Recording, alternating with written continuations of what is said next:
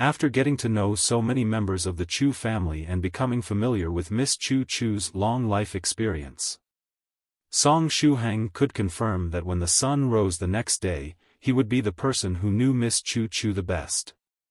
Even more than her own mother. The word real friend was really fitting in this case. Tomorrow onwards, there would be no secret between him and Miss Chu Chu. Just thinking about that seemed pretty scary. The dream continued. Chu Chu was a very self-disciplined young girl. She did not fail to live up to the Chu family's expectations. No matter how tough, she never skipped her practice, working hard every day.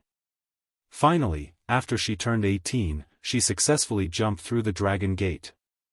The qi and blood in her body transformed from illusory to real, changing into true qi that gathered within her dantian. She thus stepped into the second stage True Master realm, becoming the youngest second stage True Master in the history of the Chu family. Song Shuhang. Wait a moment, becoming a second stage True Master is so difficult. Chu Chu had been practicing since she was young, completing her foundation when she was 7 years old, and the innate true qi within her body that came from her mother's womb did not dissipate. Under such circumstances, she still had to continuously train till the age of 18 before successfully breaking through to the second stage. Song Shuhang started counting the time he had been practicing with his fingers. This year, on June 4, 2019, he accidentally made his first body-tempering liquid. After that, he officially stepped into the world of cultivation with the help of the seniors in the 9 provinces number 1 group. And today, it was currently the wee hours of July 18, taking everything into account, he had been a cultivator for about a month and a half. If Senior White hadn't stopped his promotion yesterday, he would have already become a glorious second stage True Master. A month and a half. A month and a half. As for Miss Chu Chu, she required over 10 years worth of time to get to the second stage. Unless one compared it, they wouldn't know how shocking it was. Miss Chu Chu was a super rare genius, and someone like her hadn't appeared in the Chu family for centuries. Nevertheless, she still had to spend more than 10 years to become a second stage True Master. What was up with him taking only 1 month and a half? Did I cheat? Song Shuhang had a sudden enlightenment. Speaking of cheats, he surely cheated. But we weren't talking about small-scale cheats like the middle-rank Ghost Spirit and the Enlightenment Stone, we were talking about something far scarier. Song Shuhang himself was a living cheat. After I leave the small island, I must ask the seniors in the 9 provinces number 1 group if promoting to the second stage True Master within a month and a half is normal, Song Shuhang thought to himself. Right, the first thing I have to do when I leave the island is to send a message to Soft Feather and tell her that she mustn't open Venerable White's gift. That gift would send Soft Feather flying up into the sky with the Coiling flight feature, and additionally, getting her to land with a parachute-style landing with an incorporated bungee jumping-like joyful feeling, but for all I know, Soft Feather might even like it? I seem to remember she mentioned before that she wanted me to accompany her to bungee jump. While Song Shuhang was letting his thoughts run wild, he was still experiencing Chu Chu's life experiences. After Chu Chu got promoted to second stage True Master, she continued to practice hard, never once did she slacken. After reaching the second stage, her 5 apertures continuously produced qi and blood energy at all times, channeling it into her dantian. Thereafter, like fuel, her qi and blood energy transformed into strong and powerful true qi within her dantian.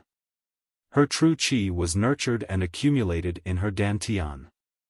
After her true qi was sufficiently accumulated, it would flow upwards, following the body's vertebrae, allowing her to open her second dantian, and then the third and fourth dantian, and so on.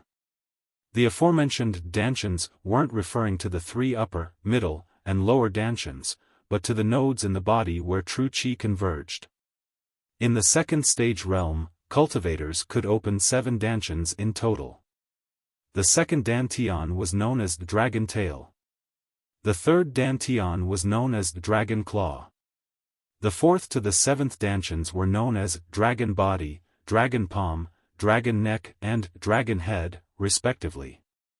Also, the 8th dantian was known as the Transforming Dragon Horn. Once the 8th dantian was opened, with the 1st dantian as the starting point and the 8th dantian as the final point, all 8 dantians would connect and form an enormous dragon made of true qi.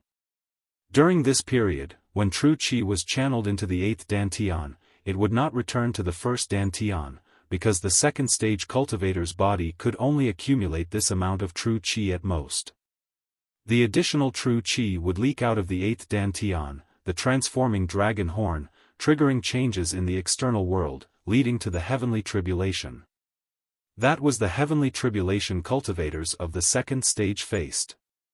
After surviving the thunder of the tribulation, the 2nd stage cultivator's body would be greatly strengthened.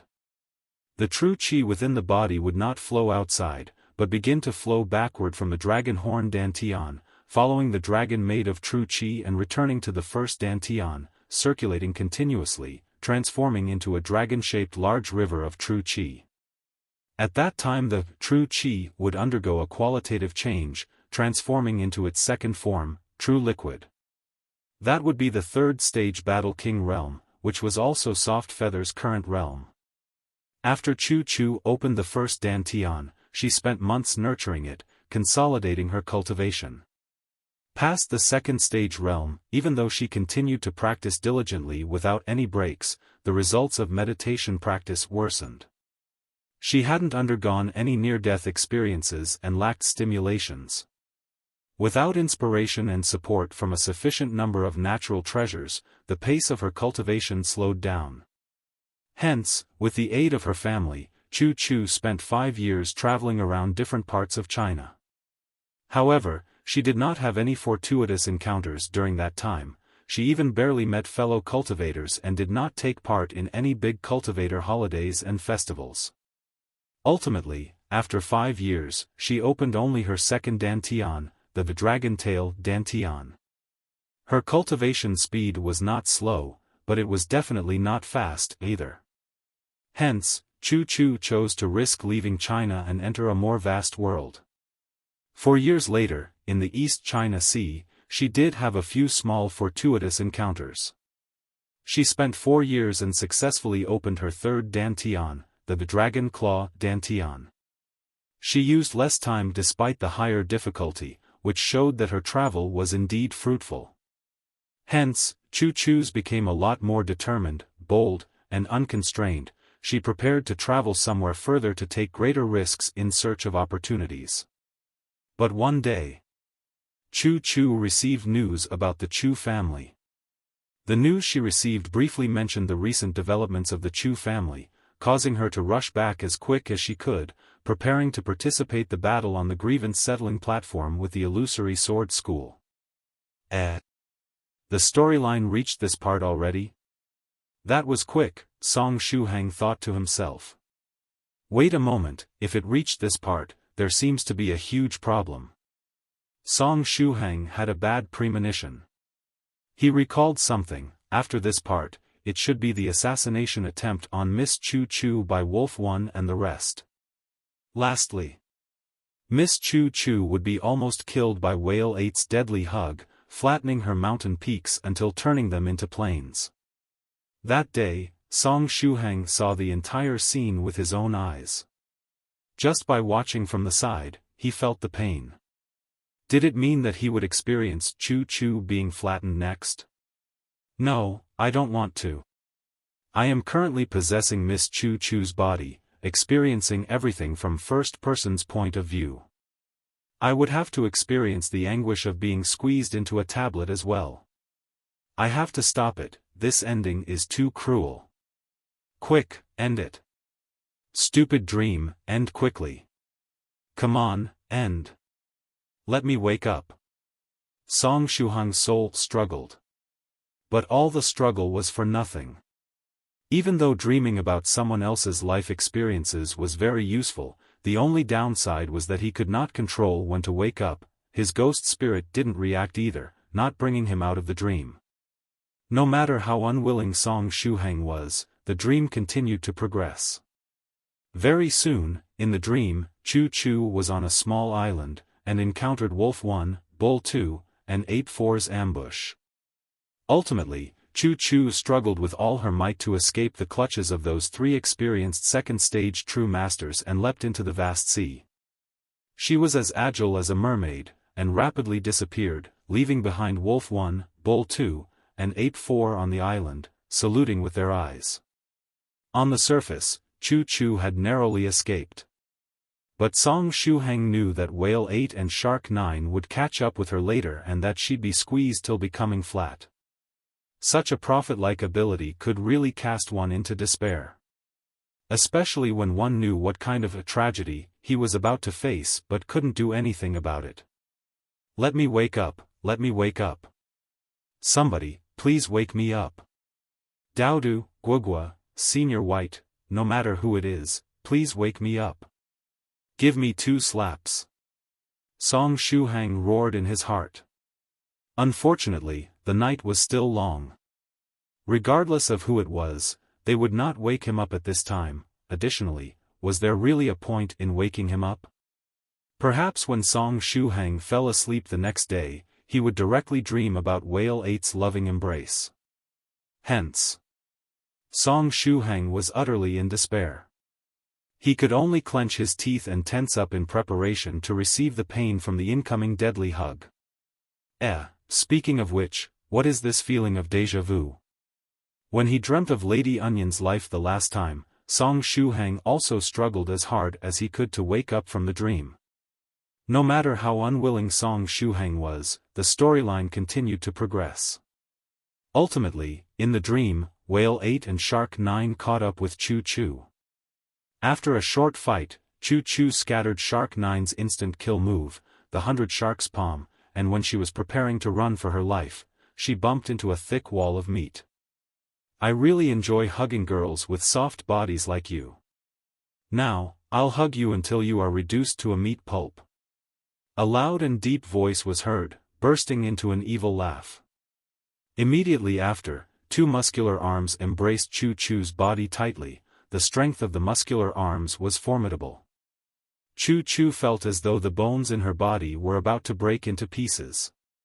Song Shuhang, who was possessing Chu Chu's body, also experienced the same intense pain, as though his ribs were about to be broken and his internal organs about to be crushed.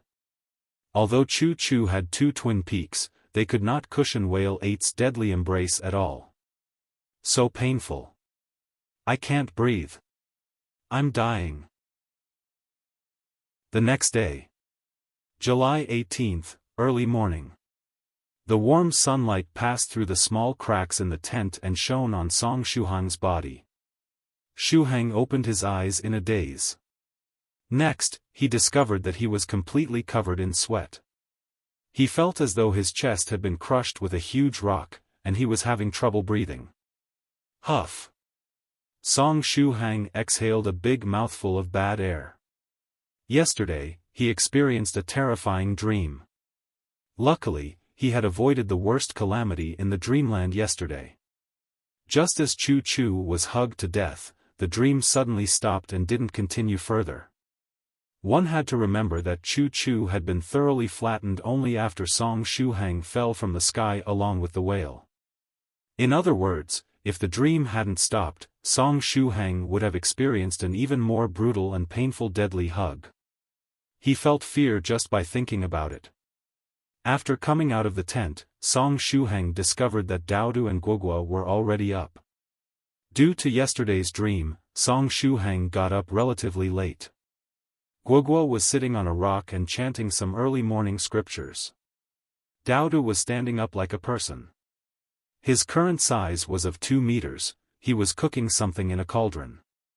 The hybrid version Ujiaojiao was currently as big as a palm and was sitting beside I'll, curiously looking at Doudou with her small eyes. It was unknown what she was thinking. The scene of a little monk, a monster dog, and a monster fish gathered together in the early morning, this seemed something out of a crazy movie. On another side, on the smooth stone, Venerable White was kneeling comfortably, fiddling with his phone. After seeing Song Shuhang, he gently smiled and said, "Shuhang, good morning." "Good morning, Senior White." "Good morning, everyone," Song Shuhang greeted everyone. "Right, there is a piece of news you might be interested in." Venerable White smiled as he clicked and swiped on the screen of his phone. Then, a ray of light flew out of the phone and projected a piece of news into the void. Just what kind of scary modifications has Venerable White done to that phone? As for the contents of the news, it was explaining how those unlucky passengers that had disappeared together with the plane met a mysterious nouveau riche on a lone island in the Pacific Ocean. According to the news, the missing flight crew members, as well as the passengers, called home to inform their relatives that they were safe and sound. Moreover, it was mentioned that a luxurious cruise ship was headed toward the Pacific Ocean and that it would bring back all the missing passengers in a month's time. Is this mysterious nouveau riche Senior 7 Lives Talisman? Song Shuhang asked. Venerable White faintly smiled and nodded. Song Shuhang secretly heaved a sigh of relief. It seemed that the teaching process on the island was proceeding smoothly. Senior 7 Lives Talisman had already made preparations for the departure of the passengers. With 7 Lives Talisman there, Song Shuhang didn't have to worry about the safety of Gao Momu and the others. As for the fact that they would return only after a month, it wasn't a problem either. After all, they were originally planning to go to a resort island to have some fun. Perhaps this island with primitive men living on it was even more interesting than that. Senior White, thanks Senior 7 Lives Talisman on my behalf. Song Shuhang said. It seemed that Senior White had no plans to let him touch the phone. Good. Venerable White nodded and quickly typed something on the keyboard. At the same time, he also added, I received another news earlier. 3 days later, the Illusory Sword School and the Chu family would fight on the Grievance Settling Platform. Since we have free time, how about going on a trip to the Chu family? If your luck is good, you might be able to enter that secret basement and get to see the paintings. We're going to the Chu family? Song Shuhang pondered for a moment and his eyes suddenly lit up. Senior White, I have an idea. I can ask Soft Feather to help me enter the secret basement. She has some connections with the Chu family, and she's currently there. Soft Feather is a guest in the Chu family? Senior White asked. Song Shuhang vigorously nodded. Yes. Therefore, we can ask her for help. Perhaps she can make use of her relationship with the Chu family to let me see those paintings. So it was like this. Venerable White nodded and said, all right. Such being the case, let's contact Soft Feather in a while. Venerable White wasn't too interested in the conflict between factions on the level of the Chu family and the Illusory Sword School.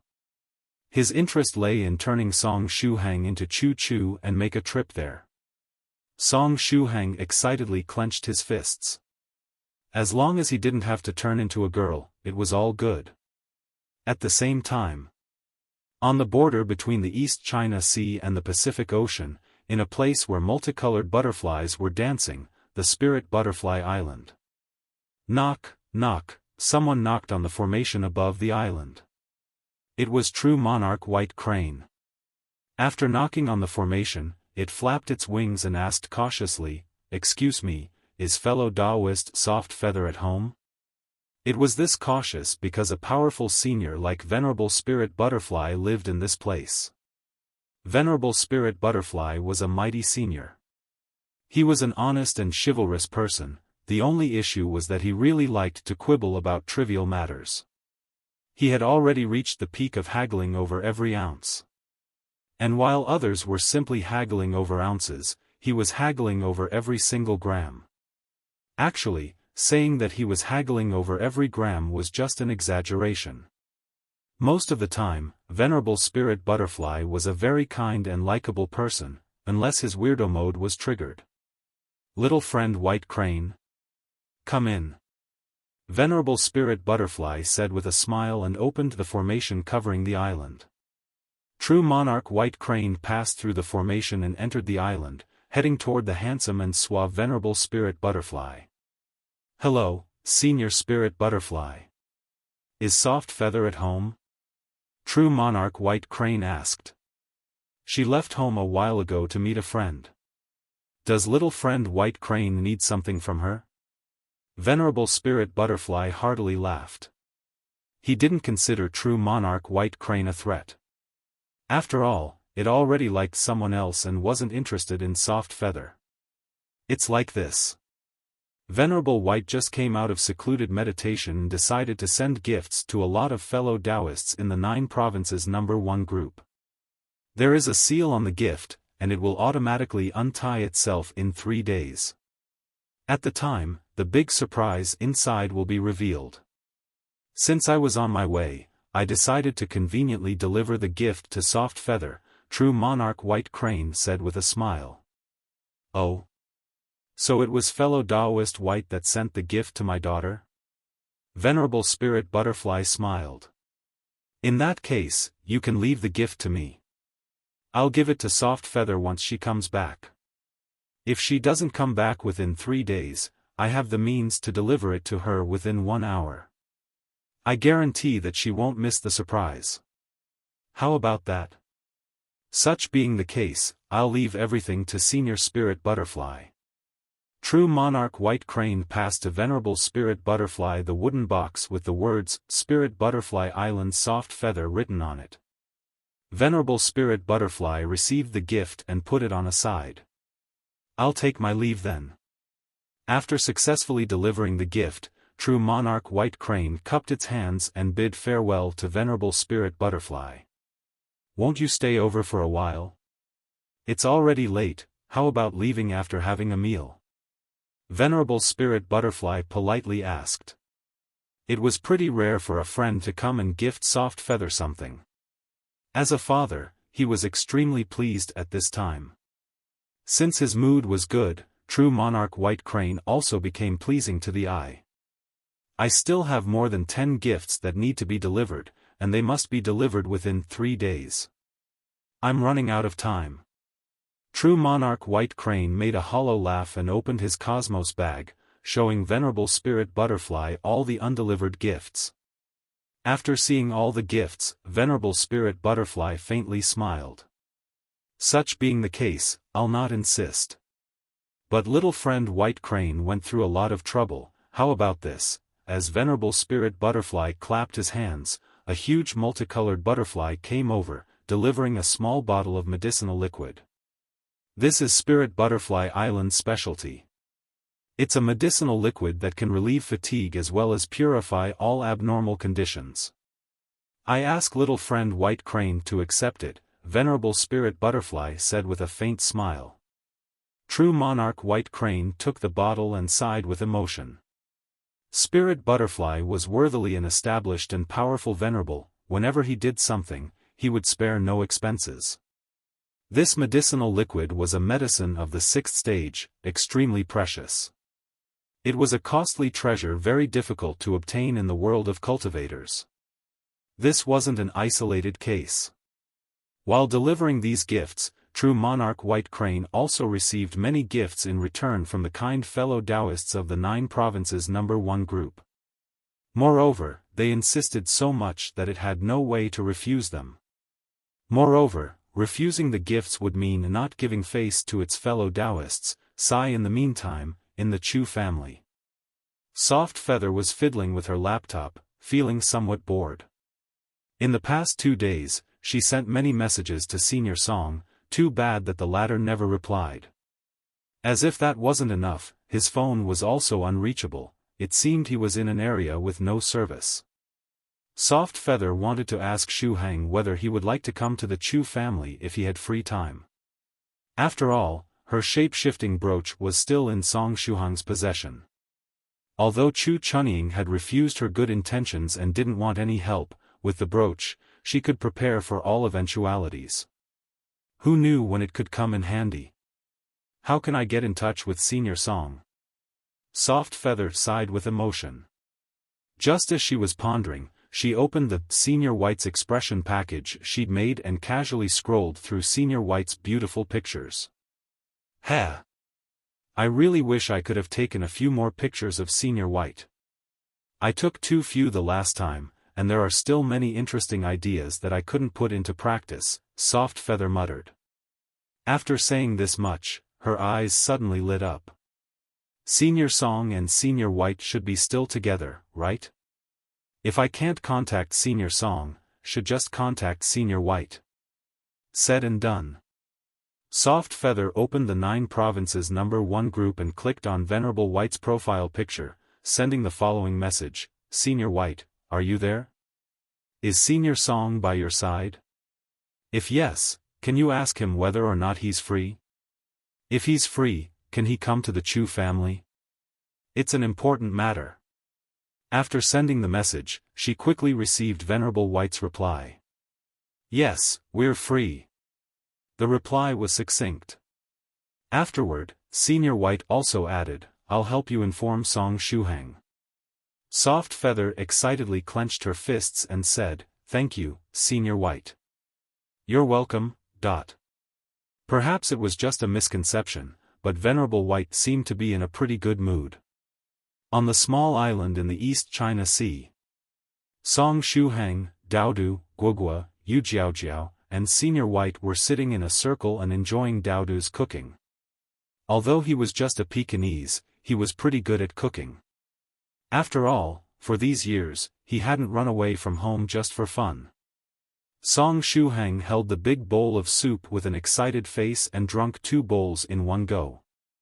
At this time, Venerable White was fiddling with his phone. Afterward, he raised his head, asking, Shuhang, Soft Feather asked if you have free time. Song Shuhang looked at Senior White in puzzlement. She asked if you could go to the Chu family in case you were free. She urgently needs your help with something, Venerable White said calmly. Song Shuhang replied, she urgently needs my help? I told her that we were free. After all, we're indeed free, Venerable White continued in a calm tone. In regards to the matter about the 33 Divine Beast sect, Venerable White had already made the necessary arrangements and only had to wait for the prey to walk into the trap.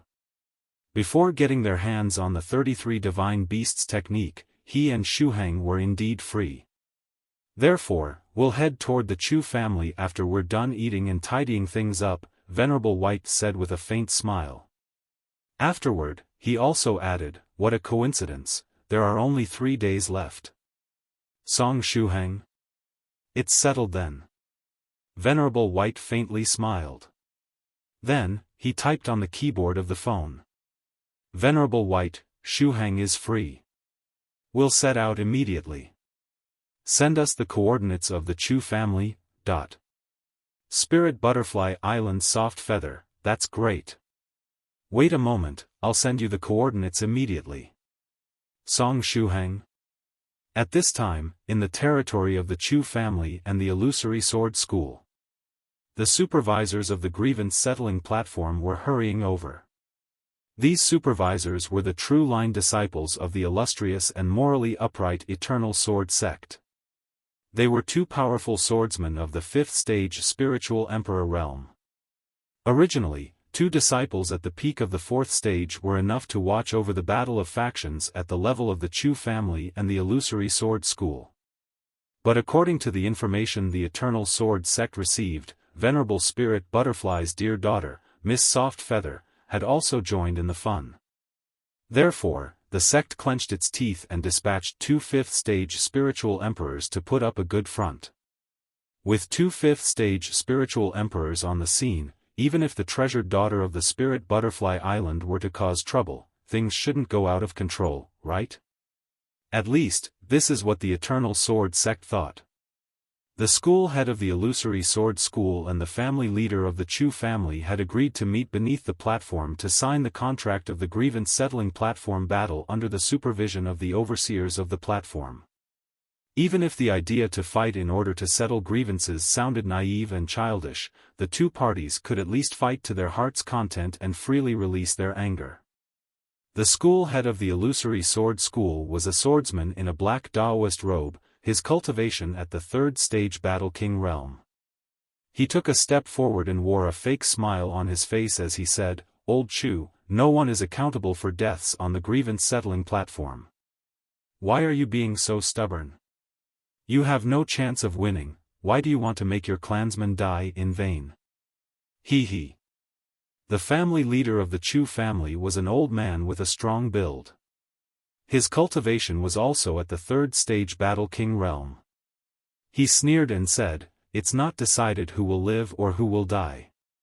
The school head of the Illusory Sword School strangely smiled and said, "We'll live, and you'll die. This is how things are fated to go. The battle starts in 3 days, I hope that the participating disciples of your family won't miss the appointment due to stage fright. It would be such a disgraceful sight if the participating members of your Chu family were too scared to show themselves," the school head of the Illusory Sword School said enigmatically. The leader of the Chu family snorted and secretly clenched his fists. "Anyway, your Chu family decided to fight us on the Grievance Settling Platform. Are you relying on that talented girl to oppose us?" The school head of the Illusory Sword School laughed and said, "Do you really think you can win just by relying on her? Or do you have another ace up your sleeve? Or perhaps, are you leaving everything to luck?" The leader of the Chu family snorted again and didn't reply. They didn't have many chances of winning the battle on the Grievance Settling Platform. But even if their chances of winning were low, they wouldn't let the Illusory Sword School have their way with them.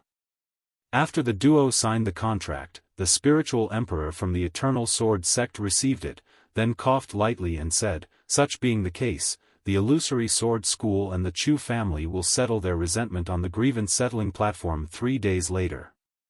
The school head of the Illusory Sword School heartily laughed and put both his hands inside the Daoist robe, returning to his own camp. The leader of the Chu family also returned to his camp. Both sides were glaring at each other. On a lone island in the East China Sea, Song Shuhang put away the tents and the other things inside his rabbit-shaped purse. But why did this size-reducing purse have the shape of a rabbit? Song Shuhang had wondered about this point several times. Next, Doudou changed into a 5 meters long monster dog and put Chu Chu on his back together with the small monk. Chu Chu asked weakly, "Where are we going?" Song Shuhang looked at her and smiled gently as he said, "We're going to the Chu family." After experiencing Chu Chu's life in the dreamland, Song Shuhang felt very close to her. He knew everything about her hobbies, life experiences, temperament, and friends.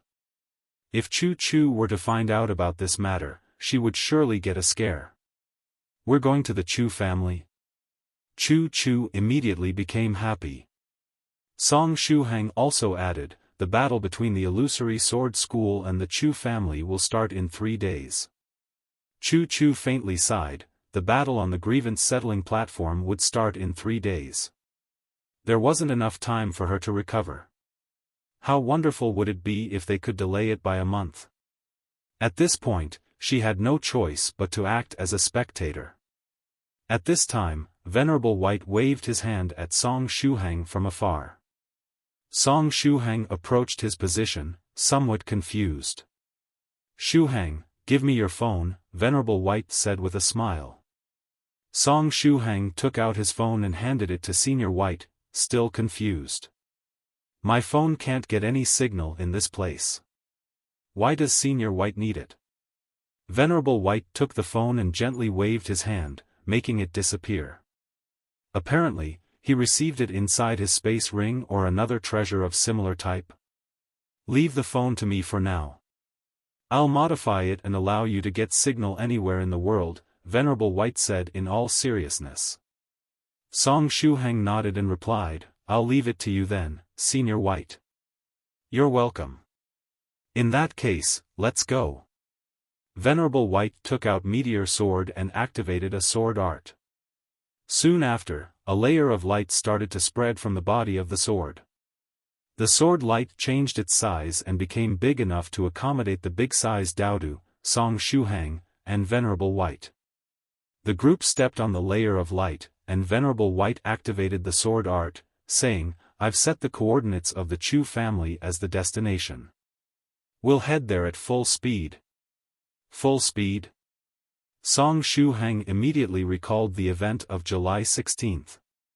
That day, Senior Copper Trigram and Senior 7 shot up in the sky with a pew. When the two Senior pewed away, their speed was fast to the point of being unstoppable. Even though he was merely a bystander, he'd felt his legs going soft. He dared to bet that that speed wasn't even close to the full speed Venerable White mentioned just now. Now then, what speed would Venerable White reach if we're to give his all? No, I can't let Venerable White head there at full speed. Senior, wait a moment. Song Shuhang resolutely suggested, there are still 3 days left until the battle on the Grievance Settling Platform. Therefore, we don't really need to hurry over there. We can head there at normal speed. With that, we can also enjoy all the beautiful sceneries we will encounter on our way there. Doudou backed Shuhang. I completely agree. Song Shuhang's suggestion is very good. I also think that senior brother Shuhang's words are reasonable, Gogo said with a serious expression on his face. After experiencing several high-speed flights on flying swords, he was somewhat traumatized by the words, full speed. Venerable White looked at Shuhang, Doudou, and Guogua, somewhat baffled. But since they asked him to lower the speed, he had no other choice. Sure. If we're to head there at normal speed, I don't really need to set the coordinates of the Chu family as the destination, Venerable White replied. On the other hand, he felt he would get somewhat bored if he were to fly at normal speed. Perfect. Song Shuhang gave the thumbs up and said, looking at China's painting-like beautiful sceneries will be a wonderful experience. Venerable White forced a smile and activated the sword art. In the next moment, meteor sword carried everyone and rose into the sky. Senior White restrained his flying speed to the limit, reaching a speed of 100 km per hour. Moreover, he made meteor sword fly at a low altitude to let everyone properly enjoy the scenery below. The flying sword carried everyone and flew over the boundless East China Sea. If one were to see the boundless sea the first time, they would find it very interesting. But after flying over it for a while, they would quickly become bored. Therefore, Venerable White's eyes started to gradually lose focus as they were flying. They kept flying until they reached mainland China. Below was a huge sign with the following words written on it, "The people of Dongding welcome you." Song Shuhang and the others regained their senses, they had finally left the sea. As they kept flying, another sign appeared, "The people of Wenzhou welcome you." Oh, they were flying above Song Shuhang's hometown.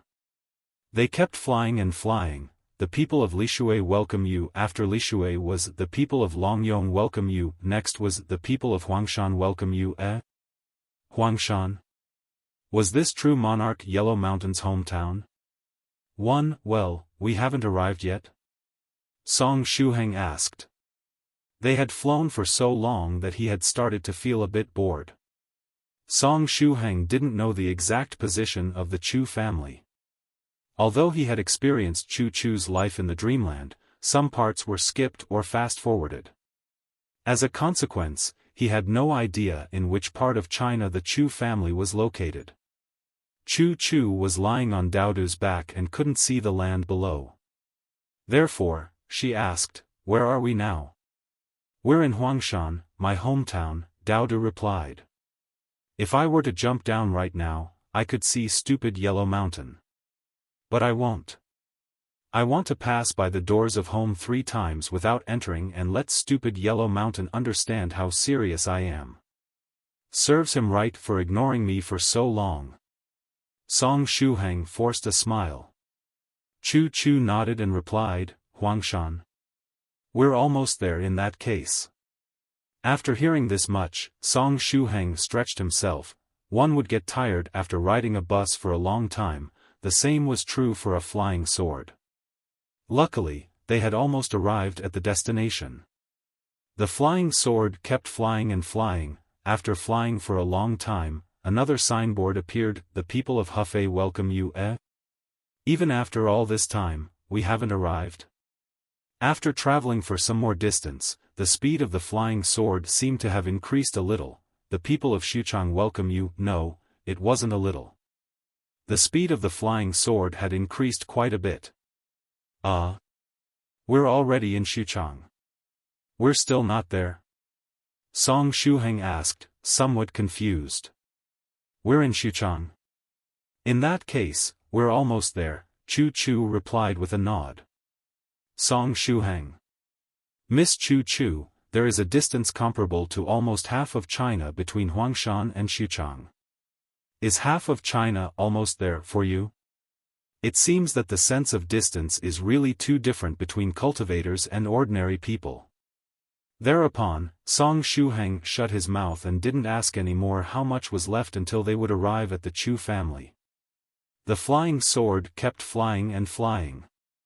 It was unknown how much time passed, but Shuhang even took a nap. After waking up, he shot a glance downwards and discovered that buildings had a different style than Chinese ones. They weren't in China anymore. Even the people below were mostly foreigners. Wait, those types of buildings are from. Soon after, Song Shuhang discovered why the style of the buildings was different, because he and the others had arrived in. The people of Moscow welcome you. Song Shuhang blinked a few times. Although he didn't remember the precise position of the Chu family, he was sure that it was somewhere in China. Therefore, he quickly said to Venerable White, who was standing in the front, Senior White, didn't we already pass our destination? In the front, Venerable White had his hands crossed behind the back and looked like a celestial being. ZZZZZZ. Is Senior White sleeping? F***ck, the driver fell asleep. Senior White, wake up. Song Shuhang called out. But Senior White didn't react at all. Usually, given Venerable White's cultivation, calling out his name would be enough to wake him up. On the contrary, it was Doudou, Guogua, and Miss Chu Chu that suddenly woke up and looked at each other, somewhat embarrassed. While Venerable White in the front. ZZZZZZ. The corner of Song Shuhang's mouth twitched. Was it possible that? He took out a small emerald green bamboo flute and blew into it. Buzz, hello. This is the place where White is closing up. I'll be out in 2 days, 15 hours, and 9 minutes, please wait patiently. Venerable White's gentle voice transmitted from the green bamboo flute. Venerable White was in secluded meditation. Senior White. Song Shuhang's eyes became wet. You could have set the right destination before going into secluded meditation. That way, Meteor Sword could have brought us to the Chu family. Song Shuhang turned his head around and said to Doudou, what now? Senior White is in secluded meditation. We don't have much choice. Let's jump down from the flying sword and head toward the Chu family first. As for Senior White, he knows the coordinates and can catch up with us once he comes out of secluded meditation, Doudou said. Next, Doudou jumped from the flying sword. In the next moment, Doudou saw the stars. His head slammed against a barrier. The protective shield was extremely durable, worthily something of the venerable rank. Doudou felt as if he had bumped into a layer of tempered steel. His head was hurting. Luckily, Guogua timely held the sickly Chu Chu, preventing her injury from worsening. Doudou returned on Meteor Sword light and, somewhat depressed, said, it's useless. Venerable White arranged a defensive barrier around the flying sword. We can't jump down. Song Shuhang. After pondering for a moment, he said, perhaps we can try to attack Senior White? If I'm not mistaken, he should be able to feel killing intent even while in secluded meditation. That should be enough to wake him up. Hee. Woof, if you want to die, go die alone and don't drag this dog with you, Doudou said disdainfully. Don't you know how scary venerables can be? What would they do if Venerable White were to unconsciously attack them after reacting to the killing intent? If he were to release 1,000,000 beams of sword chi as a counterattack, all the people on the flying sword would be instantly cut into fine, uniform pieces. In that case, what should we do? Stay on the flying sword for 2 days?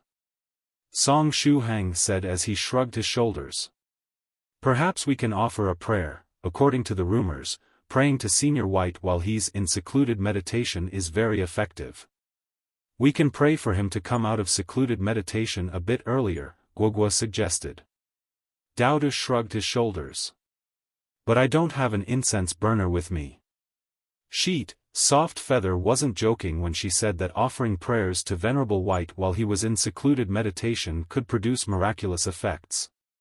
There is really such a rumor in the world of cultivators, even Doudou and Guogua know about it. As long as one sincerely believes in it, it will work. Using incense is merely a tradition, Guogua said in all seriousness. Afterward, he joined his palms together and started his prayer. Senior White, I hope you can bless Venerable White and make him come out of secluded meditation a bit earlier. Song Shuhang. This wish is so goddamn stupid. After finishing his prayers, Guogua touched his bald head. While I'm at it, shouldn't I wish for a few more things? Thereupon, Guogua continued, Senior White, give me your blessing. I hope that after Senior Brother 3 Realms brings me back, Abbot Profound Principle won't spank me until making me shit all over the place like Senior Brother Shuhang. Song Shuhang. When did I exactly spank you until making you shit all over the place? In your dreams? Should I turn your dreams into reality? After making the wish, Guogua looked all around before closing his eyes and continuing, I almost forgot. I hope that Senior White will allow Miss Chu Chu to recover a bit faster. Alright, this wish isn't too bad. Chu Chu looked at Guogua gratefully. Afterward, while no one was paying attention to her, she quietly closed her eyes and wished in her heart, I hope to step onto the Grievance Settling Platform and fight for the Chu family, defeating all the disciples of the Illusory Sword School. After making her wish, she quietly opened her eyes and looked all around. After seeing that Song Shuhang, Guogua, and Doudou weren't paying attention to her, she heaved a sigh of relief. At this moment, she felt like a petty thief. Luckily, Song Shuhang brought with him some fasting pills this time. With that, he wouldn't have to worry about starving in these 2 days. In the meantime, Venerable White's flying sword carried them along for a tour around the world. In the beginning, it was still flying in a straight line. But later, its route changed to a strange pattern. The people of the United States of America welcome you, the people of the United Arab Emirates welcome you, the people of Australia welcome you. Then, after changing direction again and again, it finally returned to the East China Sea. After returning to the East China Sea, Meteor Sword's flying pattern returned to normal. They saw once more the sign, the people of Dongding welcome you, as well as the other signs in Wenzhou, Lishui, Longyong, and finally Huangshan. Oh, we've arrived in Huangshan. Song Shuhang looked downward and yawned. Perhaps because he was weary, Song Shuhang's straightforward attribute resurfaced. Hence, he said to Doudou, Doudou, this is already the 2nd time you're passing by the doors of home without entering. I have faith in you. I think you can pass a 3rd time as well. Even the 4th or 5th time isn't out of the question. Doudou looked at Song Shuhang and gnashed his teeth. He was planning to give Shuhang a good bite as soon as they descended from the flying sword. There was no need to worry about getting rabies, Doudou's teeth were very clean. So boring, Song Shuhang muttered to himself. Right, there should be signal in this place. After all, we're flying above China. If there is signal, I should contact Soft Feather and tell her to pay attention to Venerable White's gift. Song Shuhang stretched his hand in a daze and started to look for the phone in his pocket. Where is my phone? Wait. Didn't Senior White take my phone when I got on the flying sword? Song Shuhang. Did Venerable White take precautions against me leaking information to the seniors in the 9 provinces number 1 group? Meteor Sword's speed got faster and faster, to the point that Song Shuhang saw sunrise several times in the span of a few hours. He was literally closing and opening his eyes just to see the sun rise. He tried it once more, he closed and opened his eyes. The sun followed suit and rose again. Hence he decided to keep his eyes continuously closed and afterward continuously open, but the sun kept rising again and again. He was rather tired. This trip around the world spanned across several countries. During this period of time, they nearly crashed against a fighter plane of an unknown country, almost causing an aerial disaster. Luckily, Meteor Sword was a sentient sword and promptly avoided the collision. After an unknown amount of time, Meteor Sword returned to the East China Sea. Afterward, they passed through Dongding, Wenzhou, Lishui, Longyong and finally Huangshan again. Song Shuhang turned his head around and said to Doudou, "This is already the third time you pass by the doors of home without entering.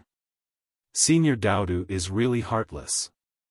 You actually passed by the doors of home 3 times and didn't enter," Guogua said to Doudou with a serious expression on his face. Doudou revealed his sharp claws and aimed at Song Shuhang and Guogua, seemingly looking for a good place to strike. Shuhang and Guogua immediately shut their mouths. Now then, how much is left until Venerable White comes out of secluded meditation? While bored, Song Shuhang started to practice the basic Buddhist fist technique and the immovable body of the Buddha in place. Qi and blood energy had filled his 5 apertures once more. He only needed Venerable White to untie the seal to break through the second stage and become a true master. Next, Doudou passed by the doors of home for the 4th time. After an unknown amount of time, Doudou had passed by the doors of home for the 9th time, and Meteor Sword speed was getting faster and faster. July 21th, in the wee hours of the morning. In the territory of the Illusory Sword and the Chu family, on the Grievance Settling Platform. The battle was about to start. At this time, the people of the Chu family and the Illusory Sword School were standing on the extremities of the platform. A tall and thin man approached the leader of the Chu family and said in a soft voice, "Family leader, Chu Chu hasn't returned yet." The family leader clenched his fists and gritted his teeth. On the other side, the school head of the Illusory Sword School had a gruesome smile on his face. Chapter 365 The start of the battle on the Grievance Settling Platform. Although it was supposed to be 3 days later, there were only 2 days and a half left before the start of the battle.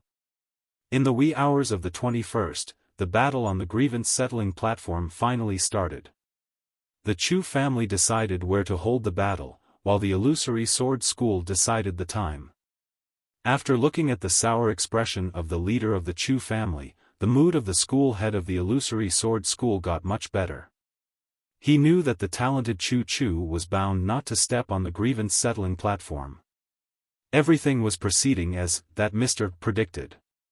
At this time, the Chu family was like a plump piece meat, just waiting to be swallowed down.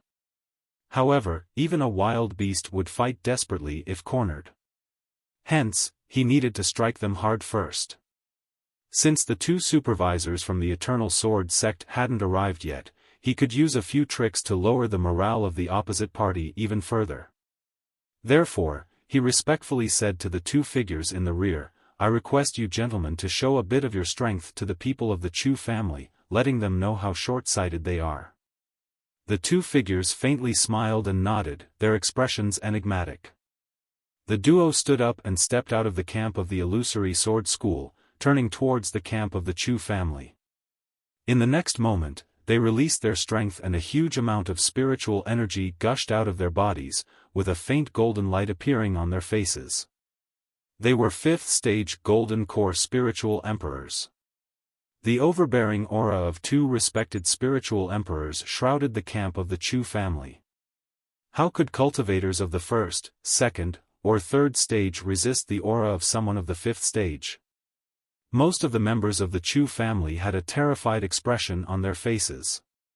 Even the face of the family leader became a little paler as he stubbornly stared at those 2 spiritual emperors. The Illusory Sword School has 2 members of the 5th stage. Impossible.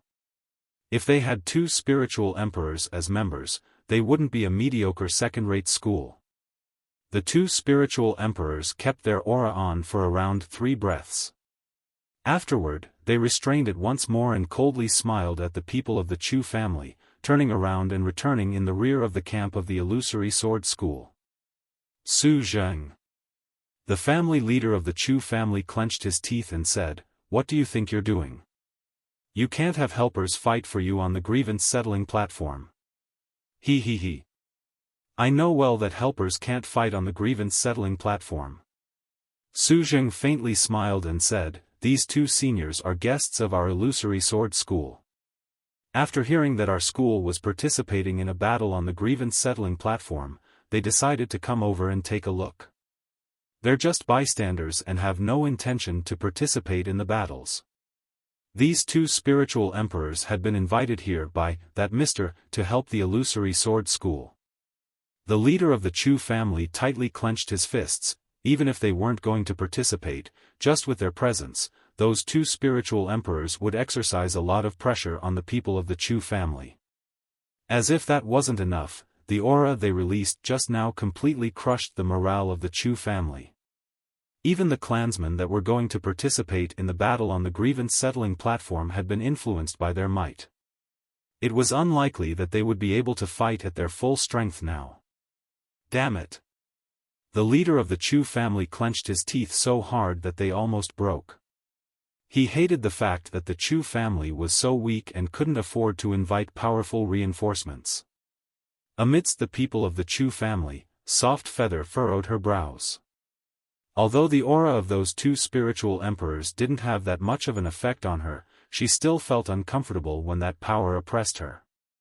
She rubbed her body, somewhat frustrated, and muttered, "Why is Senior Song not here yet?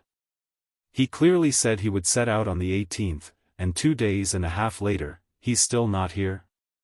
Did he get lost? In the dark?" Soft Feather's senior brother, Lu Jianyi, opened his mouth wide. "Sheet, just when I got lazy and took a nap, 2 spiritual emperors suddenly appeared and used their aura to intimidate junior sister Soft Feather? If they dare to act against Soft Feather, you know what to do, right?" Venerable Spirit Butterfly's words reverberated in Lu Jianyi's mind. "What should I do? Should I kill those 2 spiritual emperors? That's going to be troublesome." Just as he was in deep thoughts, his phone suddenly rung. After unlocking it, he discovered that it was a call from Venerable Spirit Butterfly. "Lu Jianyi. F***CK, did teacher hit a camera on my body so that he could monitor my actions? Is that why he immediately called as soon as something happened to junior sister Soft Feather?" Lu Jianyi stiffly greeted, "Hello, teacher. How are you?" "I'm good." Venerable Spirit Butterfly's voice transmitted from the other end. "Jianyi, get ready to receive an express delivery. I'll use a flying sword to send an item there in half an hour. Pass it to Soft Feather as soon as you receive it." After hearing this much, Lu Jianyi heaved a sigh of relief. "Sure, no problem. Right, how is Soft Feather doing lately? Is everything okay?" Venerable Spirit Butterfly asked. "Everything is fine. There are some minor problems, but I can take care of them," Lu Jianyi said as he clenched his teeth. Good, remember, don't slack off and immediately kill anyone who dares to harm Soft Feather. Let them know that the Spirit Butterfly Island mustn't be messed with. If you can't defeat them, give me a call. I'll rush over there in an instant," Venerable Spirit Butterfly said in a grave tone. "Teacher, I understand." Lu Jianyi clenched his teeth. After hanging up, Lu Jianyi sighed. Things were going to get busy, and he would have to separate from his beloved laziness for a while. However, his opponents were 2 spiritual emperors. What a headache. He had told everyone that he was a 4th stage innate realm. Wouldn't it give rise to suspicion if he were to suddenly kill 2 spiritual emperors? If he were to reveal his true strength, how could he keep slacking off and reap benefits from the confusion? Around 10 minutes later, 2 lights flashed on the Grievance Settling Platform. They were the two spiritual emperors of the Eternal Sword sect. Now that they were here, the battle on the Grievance Settling Platform could officially start. The battle between the Chu family and the Illusory Sword School was divided into 3 categories. Juniors below the age of 60 were going to participate in the first category. Both sides would send 3 people each that would fight a 1 versus 1 battle to decide the winner. Core members below the age of 150 were going to join in the second category. Likewise, both sides would 3 people each that would fight a 1 versus 1 battle to decide the winner. If both sides were to obtain a victory in each category and end up in a tie, they would send their strongest members to fight it out in the third and last category. The faction capable of winning 2 out of the 3 categories would be the final winner. The 3 disciples chosen by the Illusory Sword School for the first category were all at the first stage Dragon Gate realm. The jump through the Dragon Gate was a bottleneck that had blocked many cultivators of the first stage. If you were to fail the jump, your cultivation would drop by a small realm, and you would have to practice again to gather enough chi and blood to try to jump through the gate once more.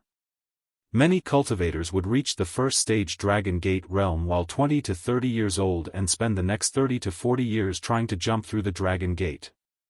The Illusory Sword School hadn't been too lucky. Amongst the disciples that were nearing the age of 60, not even one had successfully jumped through the Dragon Gate, reaching the second stage. On the other side, only 2 of the 3 disciples of the Chu family that were supposed to participate showed themselves.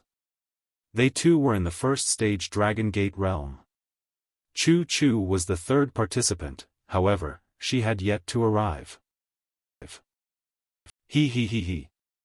Old Chu, as I told you a while ago, the battle on Grievance Settling Platform is no child's play. I hoped that the Chu family could send a couple of participants out to fight, saving some of its dignity.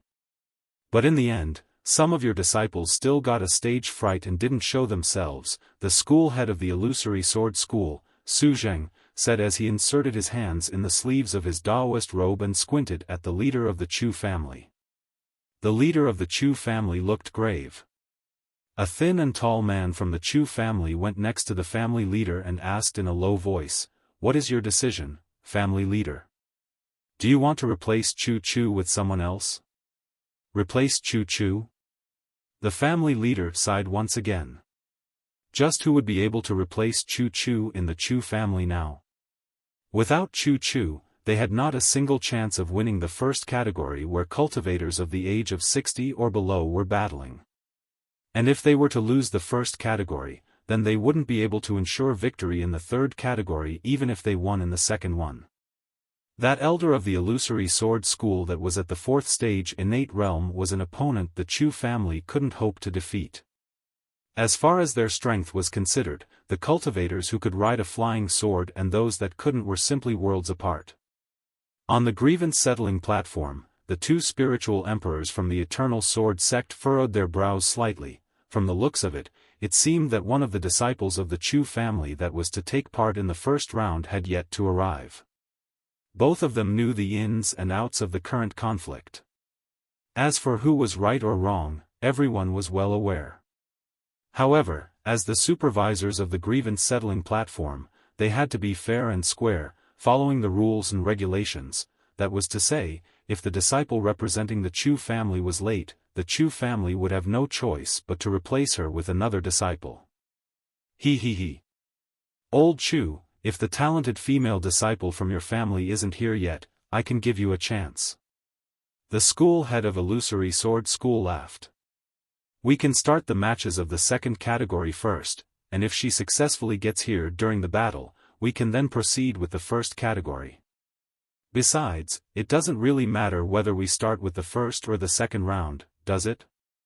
The leader of the Chu family looked at the school head of the Illusory Sword School, suspicious of his goodwill. He actually took the initiative to suggest starting with the second category first. What kind of scheme was he plotting? On the Grievance Settling Platform, the 2 supervisors exchanged glances and silently nodded. Thereafter, the spiritual emperor on the left said, "If the Chu family agrees, then there is no harm starting with the second category first." Starting with either category posed no problem. As long as the two parties of the battle on Grievance Settling Platform agreed to it, the change in order would not affect the result in any way. The leader of the Chu family furrowed his brows. Under such circumstances, it was to the Chu family's advantage if they started the battle of the second category first, but being led by the nose did not feel good at all. Especially when they did not have a single clue as to what that guy from the Illusory Sword School was plotting. But at this time, the leader of the Chu family had no other choice but to agree to it. For now, they had to concentrate and obtain victory in the second category.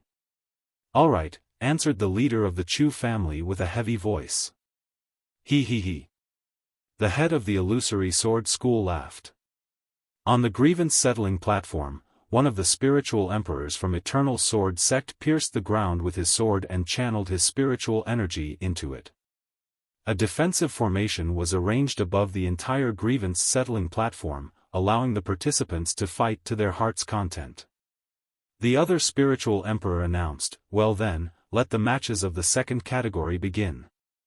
May the disciples from both sides that are participating enter the arena one after another." After finishing his sentence, the spiritual emperor from the Eternal Sword Sect glanced at the Illusory Sword School camp, paying close attention to the two unknown spiritual emperors. According to their intel, the treasured daughter of the Spirit Butterfly Island who came as a guest of the Chu family should be the only outsider present. The fifth stage guests on Illusory Sword School's side were an unexpected factor. This battle on Grievance Settling Platform was not as simple as they thought. It was a major headache. Hopefully, there wouldn't be any chaos. In the camp of the Chu family. "Chu Xiong, go into the arena in the third battle and get us a victory," said the leader of the Chu family to a figure behind, lowering his voice. That figure sat silently within the Chu family camp, dressed like a monk and with a shiny bald head. At this moment, the monk was silently reciting his scriptures, dispelling the effect created earlier by the two spiritual emperors from the Illusory Sword School, returning to his best condition before the battle. After hearing the words of the leader of the Chu family, Chu Xiong raised his head and nodded, saying, "Yes." The leader of the Chu family nodded his head. Thereafter, he said to the other two participating disciples, "Chu Tai, Chu Yong, both of you go into the arena in succession and destroy the small fries from the Illusory Sword School." "Yes." The two disciples stood up. They were both second-stage cultivators with their fifth dantian, the Dragon Palm dantian, opened. Even though there was another elder in the third-stage Battle King realm apart from the leader of the Chu family himself in their camp, he was already way past the age of 150 and hence ineligible for participation in the second category of the Grievance Settling Platform. Fortunately, the same was true for their opponent, the Illusory Sword School. Apart from the school head, Su Zheng, they had another vice school head and a protector. However, the three of them were already past the age of 150 and were unable to take part in the second category. This was advantageous to the Chu family. Under such circumstances, Chu Xiong of the Chu family, a newly promoted third-stage battle king, would definitely emerge victorious. Chu Xiong was similar to Chu Chu, he was another talented disciple. However, the nature of his talent was different from Chu Chu's. He did not have much talent when it came to sword techniques.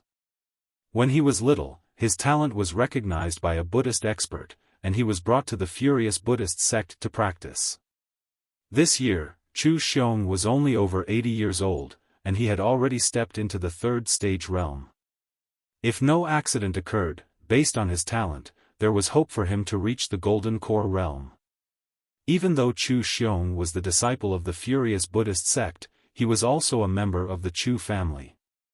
Based on the rules and regulations of the Grievance Settling Platform, he was considered as part of the Chu family camp and was naturally eligible to compete. The moment the Chu family and the Illusory Sword School decided to battle it out on the Grievance Settling Platform, both Chu Xiong and Chu Chu were chosen as the Chu family's trump cards. In the camp of the Illusory Sword School. Indeed, the Chu family has their methods.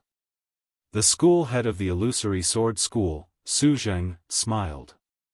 However, we have our methods too. Jian Shao, deal with those two guys from the Chu family first.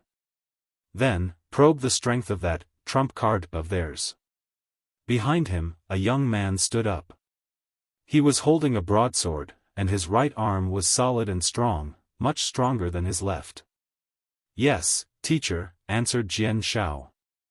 Right, don't kill any member of the Chu family yet. Shuhang laughed. Break their limbs and cripple them permanently. I understand, replied Jian Shao calmly. Thereafter, he carried his heavy broadsword and stepped onto the Grievance Settling Platform. At the same time, he started to stir the true qi in his dantian. The true qi traveled up his body and formed the faint image of a dragon behind his back, except that the true dragon was lacking a pair of horns. A cultivator of the second stage with 7 dantians opened. After condensing the horns of the dragon and opening his 8th dantian, he would be on his way to become a cultivator of the 3rd stage. The foundation of the Illusory Sword School was superior to that of the Chu family by a notch. On the Grievance Settling Platform, the 2 spiritual emperors from the Eternal Sword sect leapt up, floating midair. One of them was observing the duel on the Grievance Settling Platform. He was the judge, and if either party surrendered, he would have to immediately protect them. The other one was focusing his attention on the camp of the Illusory Sword School. If the 2 5th-stage cultivators from the Illusory Sword School dared to pull anything stupid, he would deal with them immediately. Then, an entrance opened in the defensive formation above the Grievance Settling Platform. Chu family's Chu Tai and Illusory Sword School's Jian Shao stepped onto the platform at the same time. When Chu Tai saw Jian Shao entering the arena, he furrowed his brows slightly. Jian Shao should be the strongest cultivator amongst the younger generation of the Illusory Sword School. Logically speaking, he should be fighting in the 3rd match, the match that would decide victory or defeat in the 2nd category. Why did Jian Shao get on stage first? Could it be that the Illusory Sword School assumed that Jian Shao himself could defeat all 3 cultivators from the Chu family? How arrogant! Chu Tai gritted his teeth. His condition was negatively influenced by the oppressive aura of the 2 spiritual emperors earlier, and he was unable to return to his optimal state. Additionally, he knew that he wouldn't be able to defeat Jian Shao even if he recovered. During this period of time, the Chu family and the Illusory Sword School were constantly in conflict, so Chu Tai had encountered Jian Shao once. Thus, he was aware of his might. However, even if he was no match for Jian Shao, he had to do his best to deplete the other party's energy in the first match. The battle began. Chu Tai ferociously pounced towards Jian Shao and frantically executed a set of moves he comprehended from the sword technique. Based on their different comprehension abilities, the members of the Chu family would comprehend different types of moves from the sword technique. If one's comprehension ability were bad, he would not be able to derive any sword techniques at all. However, as long as one succeeded, the resulting technique would be the one that suited that person the most. The sword technique that Chu Tai comprehended focused on speed. It was as fast as lightning. Its attacks were akin to howling wind and torrential rain. Since he knew about the difference in strength between Jian Shao and himself, he immediately employed his unique skill.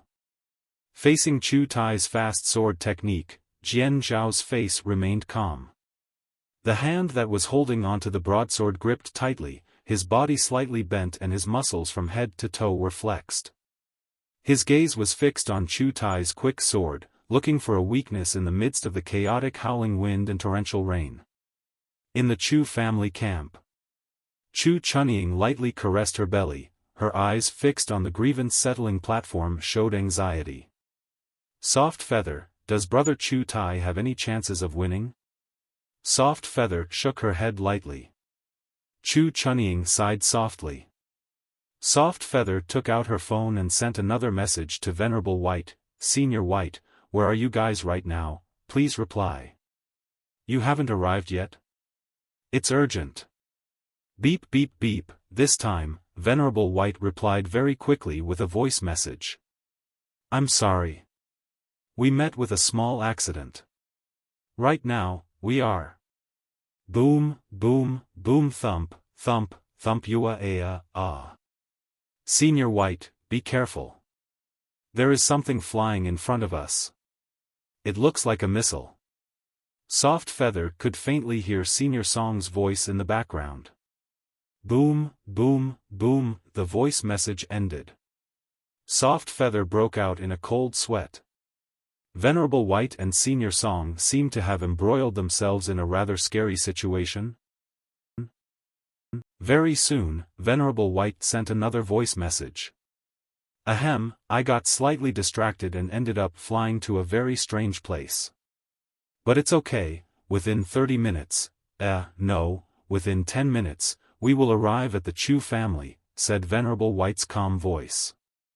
If not for the continuous boom, boom, boom in the background that were similar to those from war movies, those words would have comforted Soft Feather a lot more. Moreover, Soft Feather seemed to have faintly heard Senior Song's panting voice in this voice message. However, she was only paying attention to Venerable White's voice and the war sound effects earlier, hence she did not manage to catch what Senior Song was saying. Thus, Soft Feather played Venerable White's voice message once again out of curiosity and listened to it carefully. Indeed, it was really Senior Song's voice. It was anxious and fast. Senior White, that's a missile. It will explode, you should have seen it online before. Its might is extremely scary, this is not a souvenir, we can't bring it home. Soft Feather. Missile? Souvenir? Bring it home? Venerable White caught a missile and wanted to bring it home? Come to think of it, it does feel somewhat exciting. She had never seen one of those gadgets from close up. There was clearly quite a number of them hidden all around Spirit Butterfly Island, but her father would not allow her to approach any of them. I want to see it. I want to see a missile from close up. Hence, Soft Feather quickly sent Senior White a message. Senior White, my current coordinates have changed. The battle on Grievance Settling Platform has already started, and we are currently at the location. Senior White, please hurry, I'm sending you the coordinates. As soon as Soft Feather thought about Venerable White making an entrance with the booming missile, her eyes lit up. It definitely would be very fun. Roger that, adjusting the coordinates. Song Shuhang and I will arrive in approximately 10 minutes. Venerable White's calm voice once again echoed from the phone. Soft Feather was very content and shut her phone. Was it a good friend? Asked Chu Chunnying with a smile. Speaking of which, did she mishear? She seemed to have heard the word missile from the message Soft Feather received earlier. Yes, the very kind Senior Song and the almighty Senior White. They will arrive at the battleground in 10 minutes. I mean, they will arrive at our location, said Soft Feather happily. After Senior Song was here, she would be able to take her shape-shifting brooch back and transform into one of the disciples of the Chu family and join the matches on the Grievance Settling Platform. Just thinking about it made her feel excited.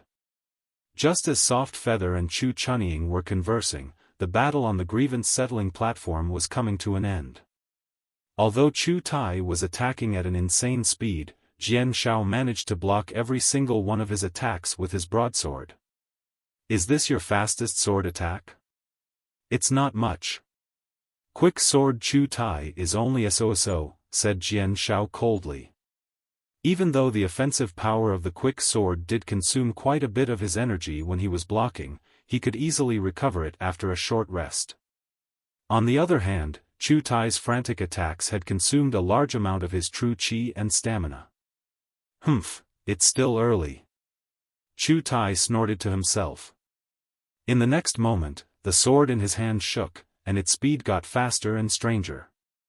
In the blink of an eye, it forced Jian Shao to continuously retreat. Blow after blow, Chu Tai's power and momentum reached the limit. Dragon God Sword Technique. Chu Tai roared loudly, releasing all his strength along with this cry. Prior to the battle, the two spiritual emperors used their power to suppress the members of the Chu family. Now, Chu Tai had used the momentum to get rid of the negative effects. Although Chu Tai shouted, "Dragon God Sword Technique," the power of his sword did not assume the shape of a dragon when attacking. The myriad afterimages of the sword changed into a rain of swords. Lastly, they assumed the shape of an enormous cage that engulfed Jian Shao. The names of sword techniques cultivators called out in battle mostly did not correspond to reality. It was only a tactic used to increase one's momentum and adjust one's condition, and at the same time, confuse the opponent. A lot of stupid names of techniques were all conceived at the last minute. For all you knew, if a cultivator shouted the name, Raging Wave's Heavenly Sword Technique, in the next moment, you might see a crescent moon-shaped slash heading toward the opponent's head instead. Momentarily, Jian Shao was surrounded by the afterimages of the sword. Unable to dodge, he could only face it head-on. However, Jian Shao, who was within the sword chi cage, maintained his composure and said, "It's over." Ding, ding, ding, ding, ding. Countless sword chi crashed against Jian Zhao's body, but his stocky right arm lit up, and his whole body was shrouded in a layer of dull flickering golden light that protected his entire body. Even if Chu Tai's countless sword chi attacks were fast and sharp, after slashing through the protective golden light with much difficulty, they only managed to leave a couple of superficial wounds on Jian Zhao's body. A second-stage cultivator could completely heal such scratches in a couple of breaths. A Buddhist body-protecting technique? The golden body of the Buddha? Chu Tai cried out in shock. Hee. Jian Shao lightly laughed and struck ruthlessly with the broadsword in his hand. Chu Tai had consumed all his energy and had yet to recover any of it. He could not dodge and got struck on his shoulder. The right hand holding the sword was cut off. In reality, even if Chu Tai had been in his peak condition, he would not have been able to avoid Jian Zhao's attack. That attack might have looked clumsy, but its speed was alarmingly fast. Chu Tai cried out in pain, repeatedly moving back as blood gushed out from his right shoulder. Below the platform, Chu Chunying similarly opened her eyes wide and asked, "The golden body of the Buddha?" "No, it's not the golden body of the Buddha. It's a special constitution that cultivators can obtain in the second stage." Jian Shao must have experienced a fortuitous encounter and managed to refine his right arm, obtaining a special constitution arm. Soft Feather furrowed her brows. A cultivator with a special constitution? Chu Chunying asked out of curiosity, wondering why she had never heard about it before. "Elder Sister Chu, I can explain it in detail after the battle on the Grievance Settling Platform ends. It's a complicated topic after all. Anyway, long story short, after a cultivator reaches the second stage, they can strengthen their body via certain means, refining it into an immortal body that can have various attributes. According to the rumors, there are more than a dozen different immortal bodies. Likewise, demonic cultivators have their demonic bodies, Buddhist cultivators their seed of Buddhahood, scholars their scholarly root, and monster cultivators their monster bodies. Moreover, they all yield different characteristics. However, it is hard to attain an immortal body. The consumption is very great, and the failure rate is more than 90%, Soft Feather briefly explained to Chu Chunying. It was unknown what methods Jian Shao used to refine his right arm into a special constitution, and it was also unknown if his right arm was actually an immortal body or a seed of Buddhahood. But his method did not look ordinary at all. There definitely would be a serious backlash. On the Grievance Settling Platform, after Jian Shao slashed off Chu Tai's right arm, he did not follow up with another attack. He merely stood still on the Grievance Settling Platform, silently staring at Chu Tai. Chu family's Chu Tai admits defeat. The leader of the Chu family surrendered on behalf of Chu Tai, and at the same time, he shot a glance at Chu Xiong behind him. Chu Tai suffered a complete defeat. But even if he lost an arm, he was still alive at least. As for the lost arm, there was hope to reattach it back. His face was deathly pale as he picked up his right arm and the sword, staggeringly jumping down from the platform. The medical cultivators of the Chu family immediately rushed toward Chu Tai. They stopped his bleeding and sealed his right arm as to avoid deterioration. The leader of the Chu family said in a grave tone, "Immediately bring Chu Tai back to the clan and try to reattach his severed arm." The nearby specialized personnel was already prepared. They got Chu Tai into the vehicle and sped up toward the clan. They were planning to reattach his severed arm through a surgery. After seeing Chu Tai off, Chu Yong deeply sighed and grasped his long sword, ready to go on stage. His strength was almost equal to that of Chu Tai. Therefore, he had next to no chance of winning against Jian Zhao. Just like Chu Tai, his objective was to consume Jian Zhao's strength and true qi as much as possible. "Senior brother Chu Yong, wait a moment. Let me go on stage first." Chu Xiong, who had his eyes closed the whole time, stopped chanting scriptures and stood up. Chu Xiong had a strong build. After standing up, he was half a head taller than all the people in the Chu family's camp. But Chu Yong looked at the family leader. "Family leader, leave it to me." Chu Xiong turned his head toward the family leader and said, "I'm in the right state of mind to go on stage." Soon after, he opened his eyes. Flames of fury were burning in them, making him resemble a wrathful Buddha. It was the reason his sect was named Furious Buddhist Sect.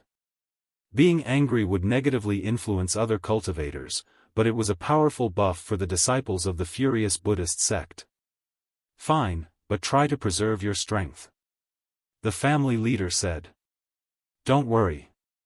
Chu Xiong slowly walked forward, and a Vajra scepter slid into his hands. The true qi inside his body was surging at each step, just like a big and wide river. While marching toward the platform, he took off his monk robe and revealed his steel-like muscles. After shedding his robe, he wrapped it around his waist. This increased his resemblance to those furious Buddhas you see in paintings even more.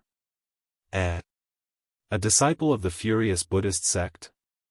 Soft Feather discerned Chu Xiong's origin with just a glance. If he was a disciple of the Furious Buddhist Sect, the winner of this match was already decided. Although it was only a middle-rank school amongst Buddhist schools, if we were to take into consideration fighting capacity alone, the disciples of the Furious Buddhist Sect were comparable to those of first-rank Buddhist schools. The angrier they were, the stronger and more fearless they would be. As soon as Chu Xiong stepped onto the stage, Jian Zhao's expression got serious. "The second match of the second category will now commence," the spiritual emperor from Eternal Sword Sect proclaimed.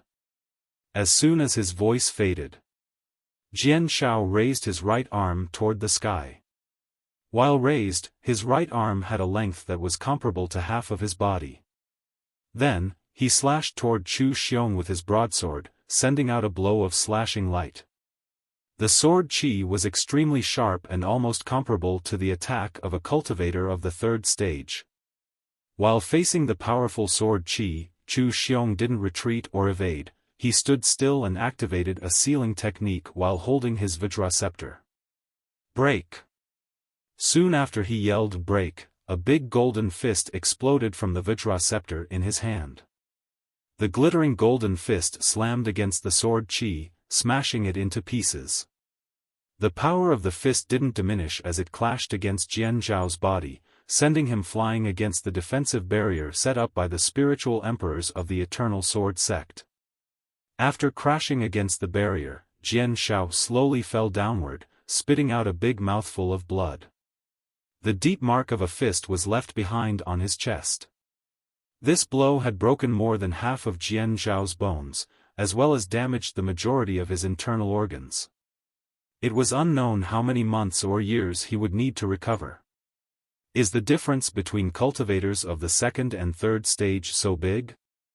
Jian Zhao looked at the towering Chu Xiong with a confused expression on his face. The difference between the two was like that of heaven and earth.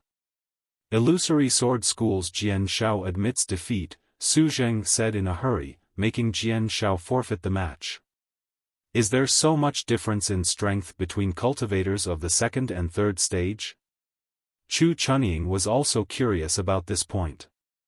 Jian Shao was a cultivator of the second stage, with 7 of his dantians open, and as Soft Feather said, he possessed that special arm too. Nonetheless, he wasn't even able to withstand a single blow from Chu Xiong. Although the difference between the two stages is quite big, it's not insurmountable. The real difference between Chu Xiong and Jian Shao lies in the techniques they practice, Soft Feather said calmly. Jian Shao was practicing the technique passed down within the Illusory Sword School. This technique was only slightly better than the ones commonly found in the Word of Cultivators. On the other hand, Chu Xiong was practicing the techniques of the Furious Buddhist school. If we were to take into consideration fighting capacity alone, they were ranked amongst the strongest. Moreover, the move he used just now was the signature move of his sect, the seal of Buddha's hand. Comparing the two was like comparing a 12-year-old boy holding a wooden sword to an adult holding a peerless treasured sword. It was clear who would win. Soft Feather shot a glance toward the people of the Illusory Sword School. How were they going to deal with someone like Chu Xiong? In the camp of the Illusory Sword School, Su Zheng wasn't shocked by this development and was as calm as before. At the same time, the 2 spiritual emperors in the rear were frequently shooting glances at the disciples of the Chu family. Although they didn't use their spiritual pressure this time, their gaze alone was enough to apply a lot of pressure to the people of the Chu family. The Illusory Sword School was taking advantage of the fact that the Chu family didn't have any powerful experts in their camp. Therefore, they were relying on their 2 spiritual emperors to gain more and more advantage. TSK. At first, I was even planning to have the Chu family last an extra match and allow them to retain some of their honor. Too bad they didn't appreciate the kindness. Su Zheng faintly smiled and shot a glance toward his back. Junior brother, go on stage and bring an end to this round. Make the Chu family despair. Hee hee. A giggle transmitted from Su Zheng's back. Soon after, a man with a foolish smile plastered on his face stood up. His smile was so bright that saliva was leaking from the corner of his mouth. This was Su Zheng's junior brother. He was 142 years old, and his strength was in the later stage of the third stage Battle King realm. He received a severe injury 40 years ago, and all outsiders thought he'd died already. However, he unexpectedly survived and turned into a carefree blockhead. That wasn't all, he even profited from the misfortune that befell him and his strength increased by a notch. In the meantime, somewhere above China's coast, a ray of light that only cultivators could see was covering thousands of kilometers in the blink of an eye. Doudou, Chu Chu, and Guogua were wrapped inside the sword light, their faces deathly pale. They weren't only scared of the terrifying speed of the flying sword, the thing beneath the sword also scared them to death. Song Shuhang called out in alarm, "Senior White, quickly throw it away. It's going to explode. It's going to explode." Beneath Meteor Sword was a 5 meters long white-colored guided missile. Its form was aerodynamic and suitable to ignore the resistance of the air. The fearful thing was that this gadget was currently active and could explode at any moment. But what was even more fearful was that Senior White was strangely eyeing the missile and had the face of someone that was ready to cause trouble. He seemed intent on disassembling it. Song Shuhang didn't know how advanced the control system of this guided missile was and if it could track how much distance the missile had traveled after its launch. If the control system was modern, the guys tracking the missile would be shocked. Their missile suddenly disappeared while flying in the sky, and if they were lucky enough to get a signal, they would discover that it had already traveled a distance comparable to 1/5 of the equator and was quickly approaching China. Perhaps the guys that launched the missile were already scared **** by this sudden development. Venerable White turned his head around and said disgruntled, "You guys are making too much noise. You'll distract me." Next, with a face full of confidence, he said, "Don't worry. With me here, it won't explode. Song Shuhang was very familiar with this confident expression of Senior White, because he had the same confident expression when he tried to reassemble the disassembled electrical equipment in the house. I'm sure the missile will explode. And we'll all die if it explodes. Senior White, please study something else.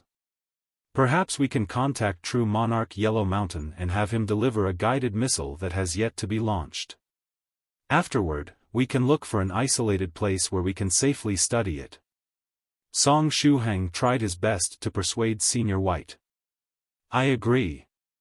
I remember that there are many interesting things buried near one of stupid Yellow Mountain's overseas immortal caves.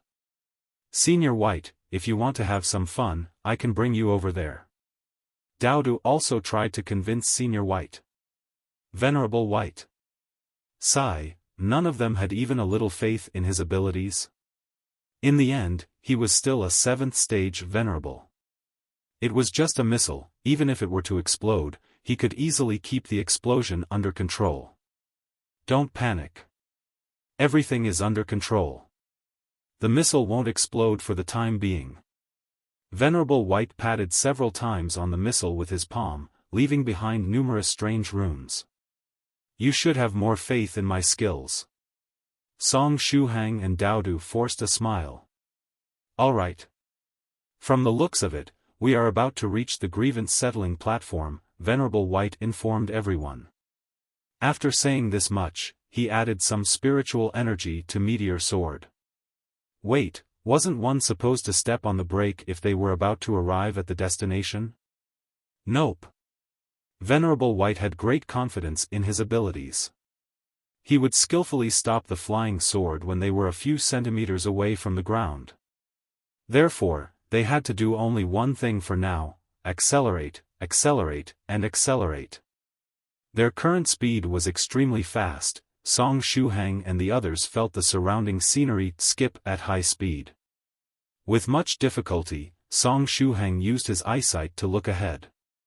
There, he saw a huge platform and 2 groups of people. They were probably the members of the Chu family and the Illusory Sword School. Get ready, I'm about to land, Venerable White said. After saying this much, Venerable White recalled another matter: the gifts he sent to the fellow Daoists from the 9 provinces number 1 group were about to activate, right? I've decided. I'll activate all the gifts after reaching the Grievance Settling Platform. Aren't people always making plans for joyous occasions nowadays? Like setting off firecrackers to congratulate someone? It wouldn't be bad having a meteor shower inaugurate the matches on the Grievance Settling Platform. It might be a bit late, but it's the thought that counts. An hour before Song Shuhang and Venerable White were about to reach the Grievance Settling Platform. On the border between China and Korea, beneath an ordinary private residence was concealed an immortal cave reserved for secluded meditation. At this time, Immortal Master Copper Trigram's disciple, Immortal Fortune Teller Iron Trigram, was hiding there.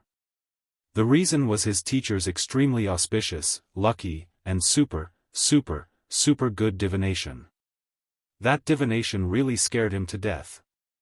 After hiding in the immortal cave, he didn't dare to take a single step out. Even true Monarch White Crane, who came to deliver the gift, had to push the box in from the crack in the door.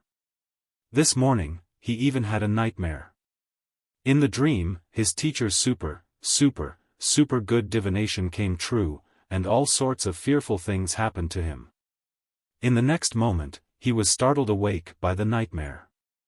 After waking up, Iron Trigram switched on his phone and placed the senior_white_bless emote on full screen.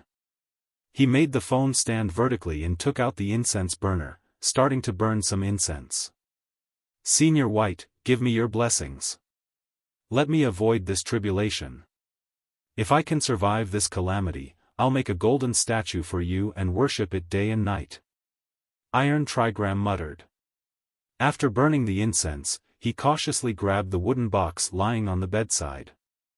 The name, Immortal Fortune Teller Iron Trigram, was written on this box. This was a gift from Venerable White, 2 days after downloading the Senior White's expression package file, Iron Trigram received this gift. He firmly believed that this box was a long-distance blessing gift from Venerable White. I must always keep this gift with me. I mustn't separate from it even for a second, Immortal fortune teller Iron Trigram thought to himself. Just as he was in deep thoughts, his phone suddenly rung. It was a call from his teacher, Immortal Master Copper Trigram. Iron Trigram's hand slightly shivered, but he still picked the call up. Teacher, hello. Is something the matter? Iron Trigram asked cautiously. He was scared that his teacher would suddenly say that he performed another divination. Sometimes, the world would kick you when you were down. Immortal Master Copper Trigram's voice transmitted from the other end. Iron Trigram, are you alright? Yes, I'm fine, Iron Trigram replied. Good then. Copper Trigram heaved a sigh of relief. Next, he added, Iron Trigram, I performed another divination today. As soon as he heard these words, Iron Trigram felt his knees going soft, and he almost fell to the ground. He took a deep breath and asked resolutely, Teacher, how was the divination? The same as before. A super good divination. Copper Trigram heaved a sigh. Is this calamity not over yet? Iron Trigram roared inwardly. However, the situation might turn for the better according to today's divination. Within this super good divination was concealed a hint of bad luck, Copper Trigram continued. After hearing this much, Iron Trigram's eyes suddenly lit up. For real? Teacher, was there really a hint of bad luck? Aren't you deceiving me? Immortal Master Copper Trigram said hoarsely, It's true. I'm not deceiving you. After saying these words, Copper Trigram felt his heart twitch. Even his beloved disciple didn't trust his divinations. It was such a tragic thing for someone that had to rely on performing divinations to make a living. But Iron Trigram was very happy at this moment. I'm saved. I'm saved. For the past few days, I used Venerable White's emote as a screensaver and burned incense daily. As expected, it was a success. After hearing these words, Immortal Copper Trigram was dumbfounded. F***ck, this brat actually downloaded the Senior White's expression package file? Does he want to die? Wait. Did he say that he burned incense daily? So, burning incense really works. The rumor about offering prayers to Venerable White to get miraculous effects was real? Teacher, I'll get going in that case. I have to prepare a few things, but don't worry, I'll surely survive this calamity. Iron Trigram said excitedly. Without even waiting for his teacher's reply, Iron Trigram hung up. Next, he started to pack his things. He was planning to change his immortal cave. This immortal cave on the border between China and Korea was ranked 5th in regards to defensive power amongst the immortal caves in his possession. The immortal cave with the strongest defensive power was located in Korea, beneath a huge mountain. I'll move to that place, waha. Today, I'll risk my life and fight against this tribulation. If I'm still alive tomorrow, I'll be in a very safe place. Iron Trigram took along the phone, as well as Venerable White's gift, and flew toward his secret immortal cave. Very soon, he reached the secret immortal cave and successfully managed to enter. But soon after, he was dumbfounded. How come there is such a mess on top of my immortal cave? What's the deal with these tunnels? Who created such big holes midway up the mountain? Did they start to mine or something? Moreover, next to the huge mountain where his immortal cave was located were many strange construction works going on. Perhaps I should go back. Iron Trigram muttered to himself. 3 minutes before Song Shuhang and Venerable White's landing, on the mysterious Spirit Butterfly Island on the border between the Pacific Ocean and the East China Sea. Venerable Spirit Butterfly put down his teacup and beckoned with his hand. A huge multicolored butterfly landed in front of him, gently flapping its big wings. Go to the 888th storehouse and bring me a flying sword. I need to send something to Jianni, Venerable Spirit Butterfly explained. The butterfly flapped its wings and quickly went toward the 888th storehouse. Venerable Spirit Butterfly faintly smiled and stretched his hand out, making a grabbing motion from afar. The wooden box with the words Spirit Butterfly Island Soft Feather written on it directly flew into his hand. Since Soft Feather has yet to return, I'll use a flying sword to send her the gift, Venerable Spirit Butterfly muttered to himself. While he was holding the gift, Venerable Spirit Butterfly's hands started to get itchy. He was curious as to what gift Fellow Daoist White sent to Soft Feather. Curiosity was a strange thing. Once you became curious about something, it was difficult to ignore it. Venerable Spirit Butterfly was a strong-willed man and could easily restrain his curiosity if he wanted to, but whenever it was something pertaining his beloved daughter, his curiosity would become particularly strong. Perhaps I should take a peek? The seal Fellow Daoist White used isn't too strong. Should I untie it a little, take a look inside, and tightly seal it again? Venerable Spirit Butterfly muttered to himself. I only want to take a peek. I won't lift the whole seal, I'll just lift a small part and see what's the content. Thereupon, Venerable Spirit Butterfly slowly stretched his hand, positioning it on top of the gift. No, I can't. This is a gift that Fellow Daoist White sent to Soft Feather. What would I do if the surprise inside were to lose its effect after I lift the seal? Venerable Spirit Butterfly gritted his teeth and stopped himself from opening the gift. I can't risk ruining my daughter's gift. Venerable Spirit Butterfly deeply sighed. However, he still wanted to know what was inside. What should he do now? Inside Fairy Lychee's immortal cave. Fairy Lychee was wearing the new silk nightgown she bought online and was currently sleeping. She recently became a 6th-stage true monarch and stabilized her realm with much difficulty. She was exhausted. Therefore, she overslept a little. The gift Venerable White delivered was calmly lying on the bedhead. In the ancient lake temple. True Monarch Ancient Lake Temple was holding a writing brush and licking his lips while quickly writing on the high-quality paper. At this time, he was using Venerable White's gift to press down the white paper he was writing on.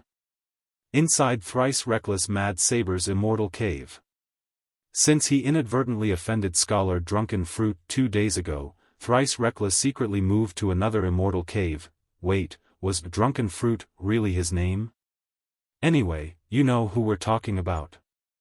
After getting offended, Scholar Drunken C said he would look for Thrice Reckless and have a good chat with him. Thrice Reckless was no fool. He knew that Scholar Drunken Heaven had ill intentions. Thereupon, he hid inside his secret immortal cave and was currently enjoying the hot spring inside. Venerable White's gift was thrown on a side together with his clothes. Life is truly wonderful. Thrice Reckless Mad Saber said. Dharma King Creation, Fairy Dongfang 6, True Monarch Fallout, and the other fellow Daoists that received Venerable White's gifts were currently bustling about in their immortal caves. All of them had placed the gifts not too far away from them. At this time, on the Grievance Settling Platform. Chu Chu called out pitifully. His opponent pressed him to the ground. At this time, that muddle-headed guy had a hideous expression on his face. After throwing Chu Chu onto the ground, he pounced toward him like a wild beast and bit his neck. Although Chu Chu had a body-protecting technique from the furious Buddhist sect, he was unable to block the bite of this beast-like man. Those sharp teeth bypassed the defense of his true chi and body, tearing away a big piece of flesh from his neck. Next, the beast-like man opened his mouth and swallowed the piece of flesh down. His strength was incredible. Although he was fighting like a madman and wasn't using any strategy, Chu Chu had no way to deal with this man. What was the real identity of this person? He. After swallowing the piece of flesh, the beastly man cupped his hands and ruthlessly smashed them against Chu Xiong's head, fracturing his skull. The leader of the Chu family tightly clenched his teeth and squeezed out a few words, "We surrender." This meant that the Chu family had lost in the second category. On the platform, Su Zheng's junior brother was in a frenzied state and seemed to have no intention to stop biting Chu Xiong. "Are you deaf?" the supervisor from the Eternal Sword sect bellowed as sword chi shot toward Su Zheng's junior brother. At last, the beastly man got away from Chu Xiong and evaded the sword chi. But in this short period of time, he left wounds on Chu Xian's face, neck, and shoulder, badly mangling him. "That bastard went too far," the people of the Chu family roared. The other supervisor from the Eternal Sword sect coldly snorted and released his sword chi as well.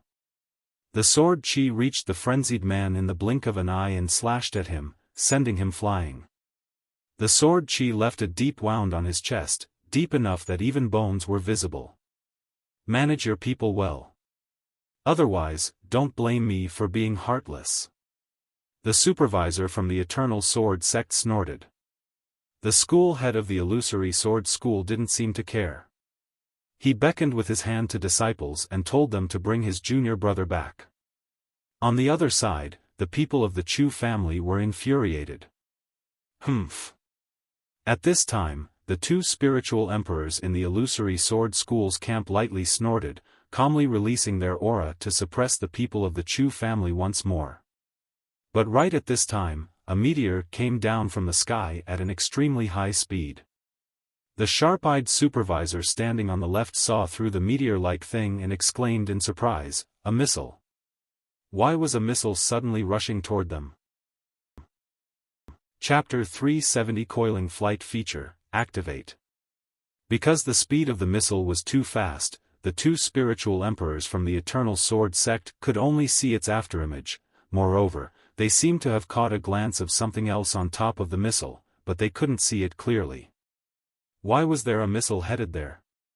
Furthermore, it had obviously locked onto the Grievance Settling Platform. Who would be so unscrupulous as to aim a missile here? Was it a conspiracy? Also, what was the grade of its warhead? If the power was too strong, there was nothing the fifth stage spiritual emperors could do except for defending themselves.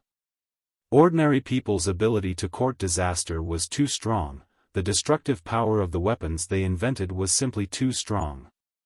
Block the missile, don't let it land. The spiritual emperor of the Eternal Sword sect maintaining the barrier could not attack in time. Hence he could only instruct his companion. The other spiritual emperor nodded. However, the moment he leapt up into the air, he was one step behind the other two people.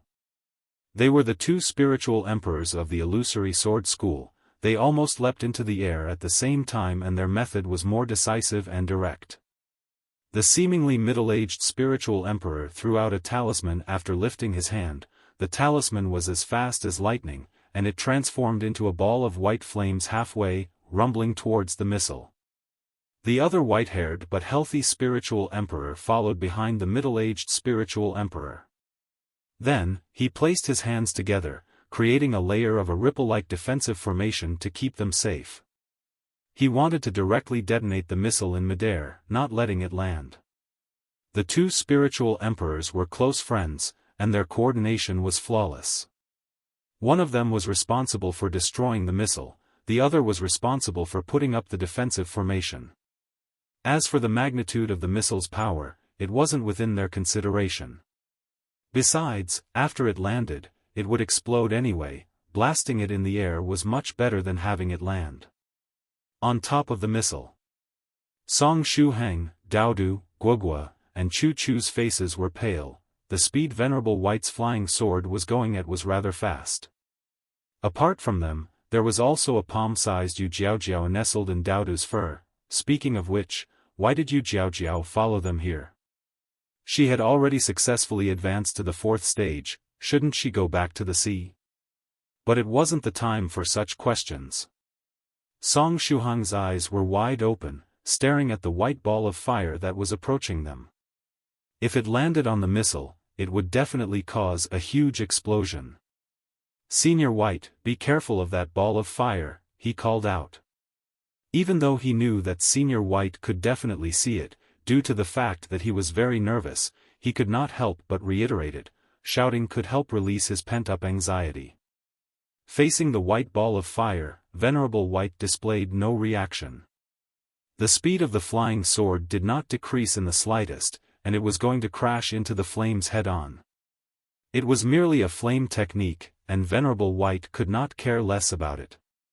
He was executing a flight technique, and there was the thick layer of a defensive formation surrounding the flying sword and the missile, as well as that overbearing sword chi. The flying sword and the white flames collided, and the ball of white flames got directly shattered to smithereens. "Sword chi? Is that a person who is riding a flying sword?" asked the middle-aged spiritual emperor of the Illusory Sword School. Similarly, the white-haired but healthy spiritual emperor responded, "Could it be that a fellow Daoist created a missile-shaped flying sword?" Along with the technological advancement, some unconventional cultivators changed the shape of their flying swords as well. Life-bound flying swords couldn't be altered carelessly, but the shape of flying swords used as means of transportation could be changed according to one's preferences. A year ago, the white-haired but healthy spiritual emperor saw a cultivator standing on top of a flying laptop, shuttling back and forth in the sky at high speed. Together with him was flying another cultivator who was standing on top of a flying keyboard. Hence, it would not be surprising if someone were to change the appearance of his flying sword into a missile. The only problem was that making it look like a missile would frighten lots of people. As he was thinking, the missile flying sword was already approaching them at a super high speed. The middle-aged spiritual emperor snorted coldly and his chi sunk within his dantian. He shouted in a low voice, "Fellow Daoist on the missile flying sword, stop the flying sword. Or else, don't blame me for taking action." His voice was akin to rolling thunder, extremely majestic and impressive. However, his speech was rather fast, and his entire sentence only took a second to utter. However, the middle-aged spiritual emperor was not done acting cool when the missile flying sword was already 10 meters away, right before his eyes. It clearly looked as though it was going to knock him out in one go. F***ck, did the speed of the missile flying sword increase? Getting hit by the missile was not a child's play. The helpless middle-aged spiritual emperor could only clench his teeth and try to evade. Next to him, the white-haired but healthy spiritual emperor also dodged. However, when he was dodging it, he calculated the trajectory of the missile flying sword in his mind and decided to exert a little bit of strength to the missile flying sword and change the area of its impact. This was the attack predicting technique. The place where the flying sword was going to land was precisely the location of the Illusory Sword School camp. Hence, the white-haired but healthy spiritual emperor wanted to push the flying sword to one side. Whoosh!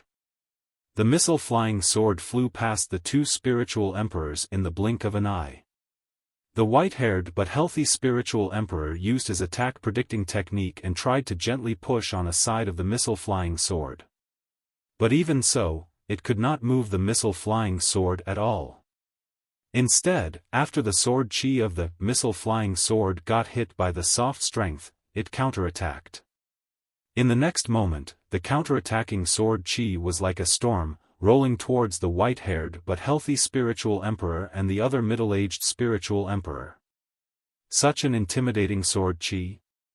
The two spiritual emperors could feel a chill go down their spines. If that storm of sword chi enveloped them, perhaps they would have to use their life-saving trump cards. They struggled to support the defensive formation and activated the defensive magical treasures on their bodies. Heavens, what is the rank of this senior cultivator on top of the missile flying sword? The white-haired but healthy spiritual emperor was alarmed. Just the power of the counterattacking sword chis was this scary. Bang, the storming sword chi struck their defensive formation. Their defensive formation was like paper, and it got torn to pieces. Just as they saw the sword chi heading towards their body, a gentle voice called out, and the scary storm of sword chi stopped immediately, an inch away from the two spiritual emperors. The strong wind that came with the sword chi deeply cut their cheeks. We survived? The two spiritual emperors swallowed their saliva. They couldn't help but look where the missile flying sword was heading to. Just what was the background of this person?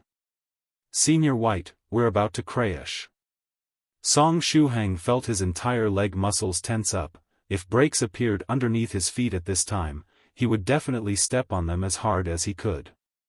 It was clearly not the first time, but he still wasn't quite able to get used to Senior White's emergency landings. At this moment, the missile flying sword was only 5 meters away from the ground. On the ground, all the people stared at the missile flying sword. At such a fast speed, if it crashed to the ground, it definitely would create a huge pit. Also, more importantly, the area below the flying sword was filled with people. The faces of disciples of the Illusory Sword School below went pale. It was not that they did not want to escape, but they had no time to make a run for it. They were not 5th stage spiritual emperors.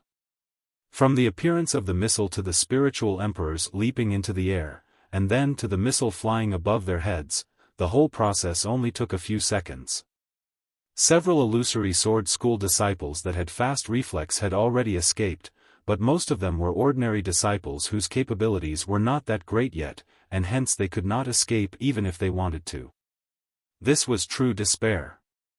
The two spiritual emperors of the Eternal Sword sect on the Grievance Settling Platform had a gloomy expression. As expected, this battle of Grievance Settling Platform became chaotic, after all. What were they going to write in their report about this battle on the Grievance Settling Platform? They couldn't possibly write that a missile flying sword suddenly landed from the sky, crushing most of the disciples from the Illusory Sword School, and since the casualties were too high, there was no way they could continue with the battle on the Grievance Settling Platform. Below the missile, there were several kinds of people. The disciples of the Illusory Sword School felt as though doomsday was coming. The members of the Chu family had bloodshot eyes and were hoping to see the disciples of the Illusory Sword School crushed to death by the missile. However, the scene of the missile landing and crushing everyone on sight did not occur. The enormous missile flying sword instantly stopped when it was commanded to. Such a sudden change made it hard for people to adapt. Just like that, the enormous missile flew a meter above the heads of the disciples of the Illusory Sword School. The legs of the disciples below, who could not escape in time, lost their strength. The faces of the people from the Chu family were filled with regret. We have arrived. On top of the missile, Venerable White showed a satisfied smile. Yeah, it was indeed more exciting when bringing a couple of other people to speed on the flying sword. He had a great time during this flight. Doudou leapt down from the missile and mumbled, "Woof woof, even today, I managed to survive." On his back, Chu Chu sat slightly upright with a joyful look on her face as well. During the journey around the earth over the past couple of days, she had substantially recovered from her injuries and was able to slightly straighten her body. After the members of the Chu family saw Chu Chu, they immediately cheered. Chu Chu. Senior Song, Senior White. Soft Feather called out after seeing them. Chu Chu waved weakly at the members of the Chu family.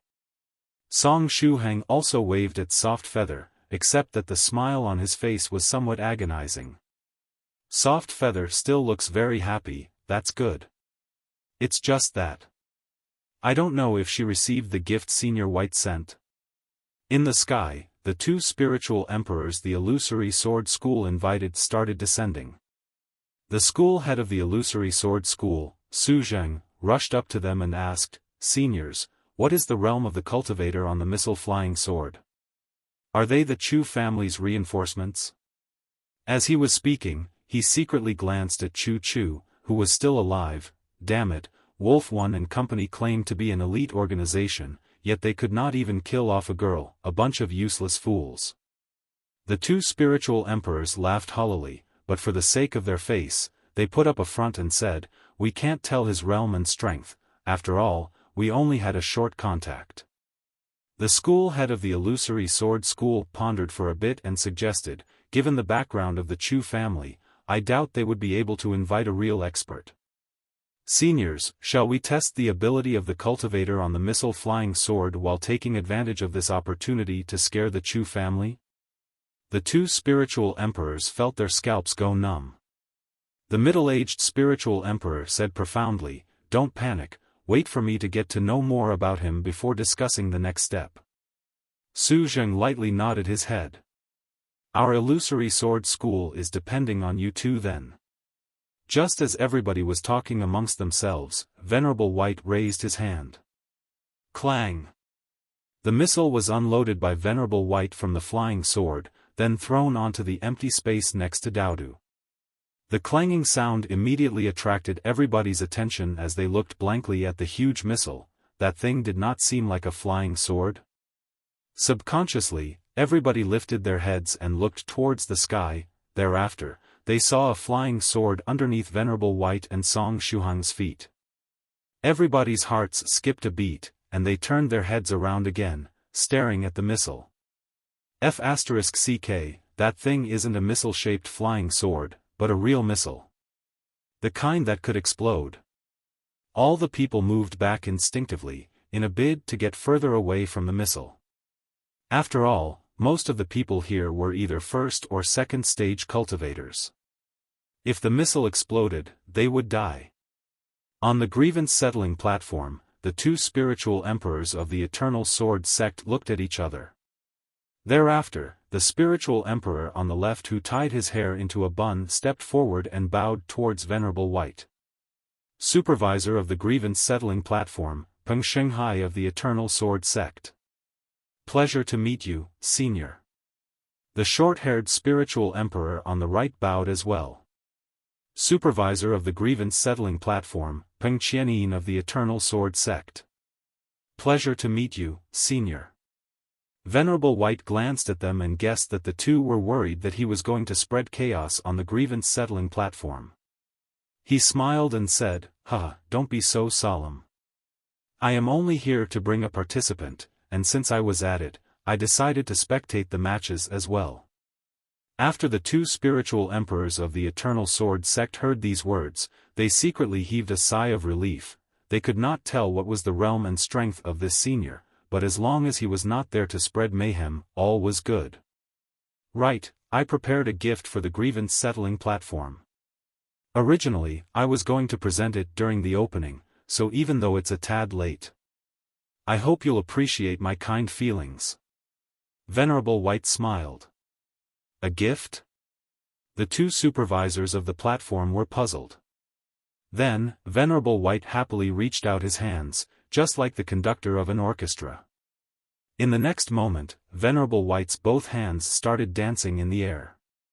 Behind him, Song Shuhang used his hands to rub his temples forcefully, worrying about what was about to start. Right now, he only hoped that the seniors in the 9 provinces number 1 group would not vent their frustration on him later. After all, he was the one who made Soft Feather send the Senior White's Expressions package file to the group. In the Ancient Lake Temple. True Monarch Ancient Lake Temple raised the sheet of high-quality paper he was writing on, admiring his handwriting with satisfaction. Good writing, good writing. The more True Monarch Ancient Lake Temple looked at his writing, the more satisfied he was. He felt that his calligraphy skills have improved. At this time, he did not realize that the gift he used as a paperweight had already quietly opened. Soundlessly, the disposable meteor sword 001 floated in midair and locked onto True Monarch Ancient Lake Temple's position. In the next moment, the disposable meteor sword swiftly inserted itself underneath the feet of True Monarch Ancient Lake Temple. True Monarch could sense something was amiss. But it was too late. The coiling flight feature of the disposable meteor sword activated. What's this thing? A flying sword? Where did it come from? Anyway, it looks somewhat familiar. Where have I seen it before? True Monarch Ancient Lake Temple muttered to himself, somewhat confused. But right at this time, the wooden sword started to emit a blinding light. Then, the coiling flight feature activated. The most efficient and fastest way to ascend to the sky, exactly what you deserve. The video recording feature also activated. In the next moment, True Monarch Ancient Lake Temple's body started to spin like a drill and shot up into the sky. Yua, Yua, Yua. True Monarch Ancient Lake Temple cried out strangely while spinning. Due to the high speed he was spinning at, a fearful hurricane formed around his body as the sword chi exploded.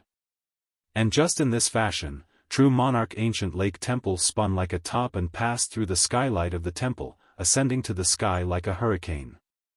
The skylight allowed him to quickly get out of the temple with his flying sword in times of need. Thanks to it, he wouldn't have to repair the ceiling of the temple later. Due to the ear-splitting sound effects and the overbearing visual effects, many disciples of the ancient lake temple were startled awake. Hey guys, look over there, what's that? Looks like the temple master. Ah. It's really the temple master. The temple master is ascending to the sky. Is he testing a new flying technique? It seems very powerful. Perhaps it's the combination of a flying technique and a sword technique? Look at that terrifying sword chi revolving around him, so cool. And his strength seems to have increased by leaps and bounds yet again. The speed of that flying technique is incredible. It's really too quick. He's already high up in the sky. The disciples made all sorts of comments. What they didn't know was that True Monarch Ancient Lake Temple was equally baffled at this time. Moreover, he finally remembered where he had seen this particular wooden flying sword. Isn't this Senior White's disposable flying sword? Inside that gift was a disposable flying sword? Is this sword trying to send me into space? Is this that big surprise? True Monarch Ancient Lake Temple had tears streaming down his face. As if that wasn't enough, he felt his head spinning. Was it because he was rotating too fast? Not quite right. The body of a sixth-stage True Monarch was more than enough to resist the power of the rotation, but Venerable White's spiritual energy was also wreaking havoc and causing a disturbance while the coiling flight feature was active. Even Ancient Lake Temple found it difficult to bear under these circumstances. At long last, the coiling flight feature brought him to the predetermined height and stopped. Phew, it finally stopped. True Monarch Ancient Lake Temple thought to himself. But he didn't even have the time to relax when the other two features of the flying sword activated. The meteor-like effect and the zigzagged flight pattern. True Monarch Ancient Lake Temple changed into a dazzling meteor and started to streak across the sky. The pattern of this meteor was rather strange though. While streaking across the sky, it would often go up and down and sway from left to right. Aaaaaaah, True Monarch Ancient Lake Temple screamed. Since it was early morning, the meteor-like effect was particularly eye-catching. The Temple Master is so incredible. A flying sword can be actually ridden in such a way. Look at that zigzagged flight pattern. The Temple Master is incredible. Temple Master, another one, another one. The unaware disciples of the ancient lake temple cheered out loud. Then, just as they were spectating the scene with excited looks, True Monarch Ancient Lake Temple streaked across the sky and headed toward a faraway place, slowly disappearing. Where did the Temple Master go? No idea. He actually flew very far away. Is he going out? Anyway, was it his scream that I heard earlier? No way, you must have misheard. Anyway, let's go back to sleep. Given his strength, it won't be a problem for him to return. Thereupon, the numerous disciples nodded one after another and returned to sleep. In the starry sky. I wish to fly in the sky together with the sun. The world is waiting for me to change it. I am not afraid to show my dreams to others. I can make them come true right here. One True Monarch Ancient Lake Temple's pitiful scream echoed in the night sky. Meanwhile, inside Thrice Reckless Mad Saber's secret immortal cave. Thrice Reckless was humming a song and enjoying the hot spring. But at this time, a figure appeared in front of him out of nowhere and without making any sound. It was a man that had the demeanor of a retired scholar, the type that had seen through the vanity of the world and retired to a peaceful life. He had retired so well that you wouldn't be able to find him even if he were standing in front of you. Fellow Daoist Thrice Reckless, I hope you've been well since our last meeting. The retired scholar faintly smiled at Thrice Reckless. Thrice Reckless Mad Saber. Sheet, although this secret immortal cave doesn't have the same defensive power as the main one, it still has hundreds of formations protecting it. This man was able to break through all those formations and I didn't even notice it. Moreover, how did he find me? Gulp. Thrice Reckless Mad Saber swallowed a mouthful of saliva and forced a smile. Fellow Daoist Scholar Sober River, nice to meet you. He. The retired scholar faintly smiled. Fellow Daoist Thrice Reckless, that's not my name. I'm sorry. Thrice Reckless Mad Saber immediately apologized and corrected himself. I remember now, it's Scholar Scattered Ash. I'm sure of it. Wrong, try again. The retired scholar took a step forward and put a hand in the hot spring. In the next moment, Thrice Reckless felt the temperature of the water rise and the aroma of what seemed to be wine come from the hot spring. Wine? That's it. His Dao name is related to wine. Thereupon, Thrice Reckless shouted, Scholar Wine Dust. I'm sure this time. Wrong again. I'll give you 2 more opportunities. The retired scholar gently smiled and said, if you still can't guess my name correctly, the water of the hot spring will catch fire. Thrice Reckless Mad Saber broke out in a cold sweat. He couldn't stop sweating even if he wanted to. Although the water of the hot spring was boiling hot, he felt as though he was in the middle of a cold winter. Scholar Tyrannical King. Yes, that must be it. Thrice Reckless Mad Saber shouted after racking his brain. Damn it, why didn't I note down his Dao name and nickname like Northern River's Loose Cultivator, sticking it in an eye-catching place? The retired scholar slightly nodded. Is it correct? Thrice Reckless Mad Saber's eyes suddenly lit up.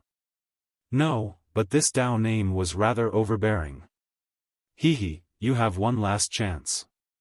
Fellow Daoist Thrice Reckless, don't waste it. The retired scholar heartily laughed and revolved his spiritual energy. The scent of wine spread in the air, and just by smelling it, Thrice Reckless felt a bit drunk. If this spring of wine were to catch fire. Damn it, what is his name? It's related to wine. It's related to wine. Yes. I remember. The first word is drunken. But what is the second? I only have one last opportunity, I can't make a mistake. Thrice Reckless Mad Saber racked his brain. Right. The second word is related to celestial bodies. It's Scholar Drunken Sun. I'm 100% sure this time. Thrice Reckless Mad Saber said full of confidence. This time, he was sure that the name was correct. He. The retired scholar made a long laugh. This time it's correct, right? Thrice Reckless asked impatiently. I'm very happy to inform you that you got it wrong again. A flame lit on the right hand of the retired scholar and suddenly approached the water of the hot spring. It's Scholar Drunken Moon. Engrave this name in your mind.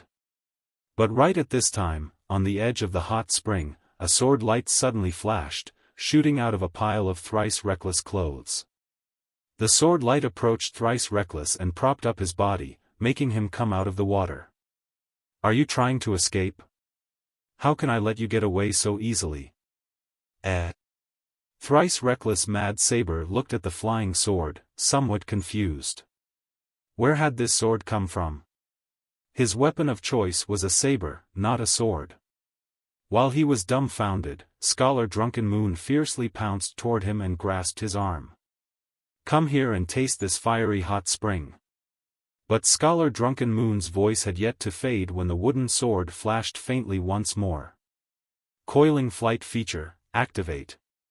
The Bladestorm-style flight feature started, and due to the sudden rotation, Scholar Drunken Moon and Thrice Reckless Mad Saber unconsciously embraced each other, starting to madly spin like drills.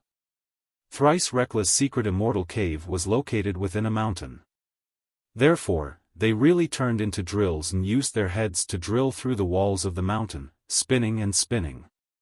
Rocks flew about and sparks scattered in all directions. Thrice Reckless regretted using such powerful formations to protect the ceiling of this immortal cave very much. Even after drilling for a while, they had yet to break through them. Buzz. After much difficulty, they were finally able to break through the formations of the secret immortal cave. Next, the duo madly spun and ascended to the sky. Scholar Drunken Moon shouted, "Thrice Reckless, stop this thing. I don't know how to stop it."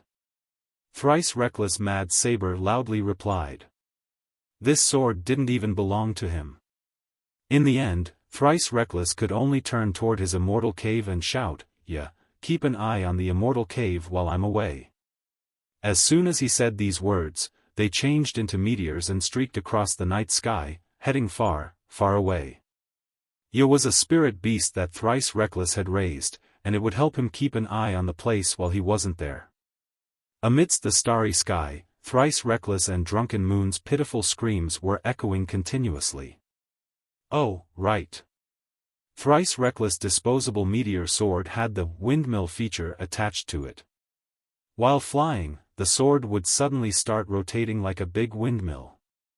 Truly a beautiful sight. While they were flying, Thrice Reckless suddenly remembered about a matter. Isn't this one of Venerable White's flying swords?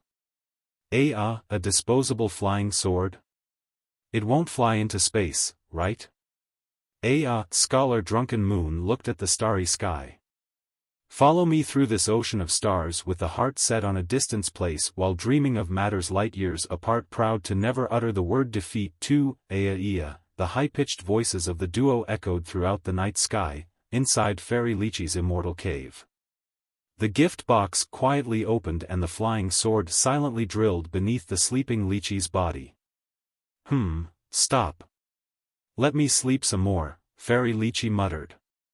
In the next moment, the coiling flight feature activated, whiz. Fairy Lychee immediately woke up, but it was too late, she had already started to spin. I want to fly past that grassland and look for my lost memories. I want to fly past those high mountains and look for yesterday's memories. 3. What's happening? Fairy Lychee turned pale with fright. No one touched the defensive formations of her immortal cave. Where did this flying sword beneath her body come from? Soon, her sight fell on that gift Venerable White sent. It had already opened. Fairy Lychee. I remember now. It's one of Venerable White's disposable flying swords. Just as she was thinking, the disposable meteor sword 001 shot upwards. Stop. Fairy Lychee's eyes teared up. Let me change my clothes at least. At this time, she was wearing a sexy silk nightgown. If she were to fly like this, everything would be exposed. Unfortunately, the disposable flying sword didn't have any intelligence and wouldn't stop just because Lychee said so. On the contrary, it started to spin even faster and made her shot upwards and bump into the ceiling of the immortal cave. Luckily for her, the formation protecting her immortal cave wasn't an old model like that of Thrice Reckless. It was a new formation that could automatically recognize its master. Just as Fairy Lychee was madly spinning, the formation opened on its own and created a tunnel for her to pass. Next, the flying sword brought Fairy Lychee high up in the sky. Fairy Lychee's flying pattern had the special, jet-propelled feature. Her speed would suddenly increase after small intervals of time. Aaaaaaah, the melodious scream of a fairy maiden echoed throughout the starry sky. On the faraway Tian mountain range, a fairy maiden with a long-sleeved dress was dancing. Her dance was beautiful and very pleasing to the eye. A young and handsome man was sitting beside this fairy maiden. He was attentively watching the fairy maiden dance, without even blinking. They were both very good-looking. Such a beautiful couple would make everyone feel envy. The name of this fairy maiden was Dongfang Weiliao, and since she was ranked 6th in order of age amongst her junior and senior sisters, she decided to use Dongfang 6 as her nickname in the 9 provinces number 1 group. The name of the male cultivator was Lu Long, and he wasn't Fairy Dongfang's lover, but just her pursuer. Just as Fairy Dongfang was gracefully dancing, a flying sword suddenly slid beneath her jade feet and brought her up in the sky. Is this a new dancing style? The male cultivator vigorously clapped his hands. When Fairy Dongfang saw Lu Long vigorously clap his hands, she smiled shyly. Is this a surprise from this blockhead? But as she was acting shy, the flying sword beneath her jade feet flashed. Coiling flight feature, activate. Aaaaaaah! Fairy Dongfang's beautiful face lost color as she started spinning and shot up into the sky. The male cultivator below, who was still clapping his hands, opened his eyes wide in shock. After a short moment, he shouted, Dongfang, in the sky. Fairy Dongfang was spinning so fast that she felt dizzy. Lu Long, stop it immediately. Otherwise, I won't forgive you. Dongfang's cry echoed from the sky. But Lu Long was in a dilemma. Stop it? Stop what? Isn't that flying sword Dongfang's? At this time, Fairy Dongfang called out once more, Aaaaaaah! Afterward, she turned into a meteor and flew far away with a whiz. Her flying sword had the infinite acceleration feature. It didn't do anything else besides continuously increasing her speed. She disappeared into the sky in the blink of an eye. Dongfang, on the Tian mountain range, Lu Long used his own flying sword and pursued the meteor at full speed. Dear, fly slowly, be careful of the thorny roses ahead, one on the border between the Pacific Ocean and the East China Sea. On the Spirit Butterfly Island. A huge butterfly flapped its wings and came over, delivering a flying sword to Venerable Spirit Butterfly. Venerable Spirit Butterfly took the sword and picked up the gift Fellow Daoist White wanted to give to Soft Feather. In the end, he chose against opening the gift. Go, fly to Lu Jiani. Venerable Spirit Butterfly activated the delivering flying sword and set Jiani's coordinates as the destination. But just as he was about to send off the flying sword, the gift suddenly opened. Venerable Spirit Butterfly.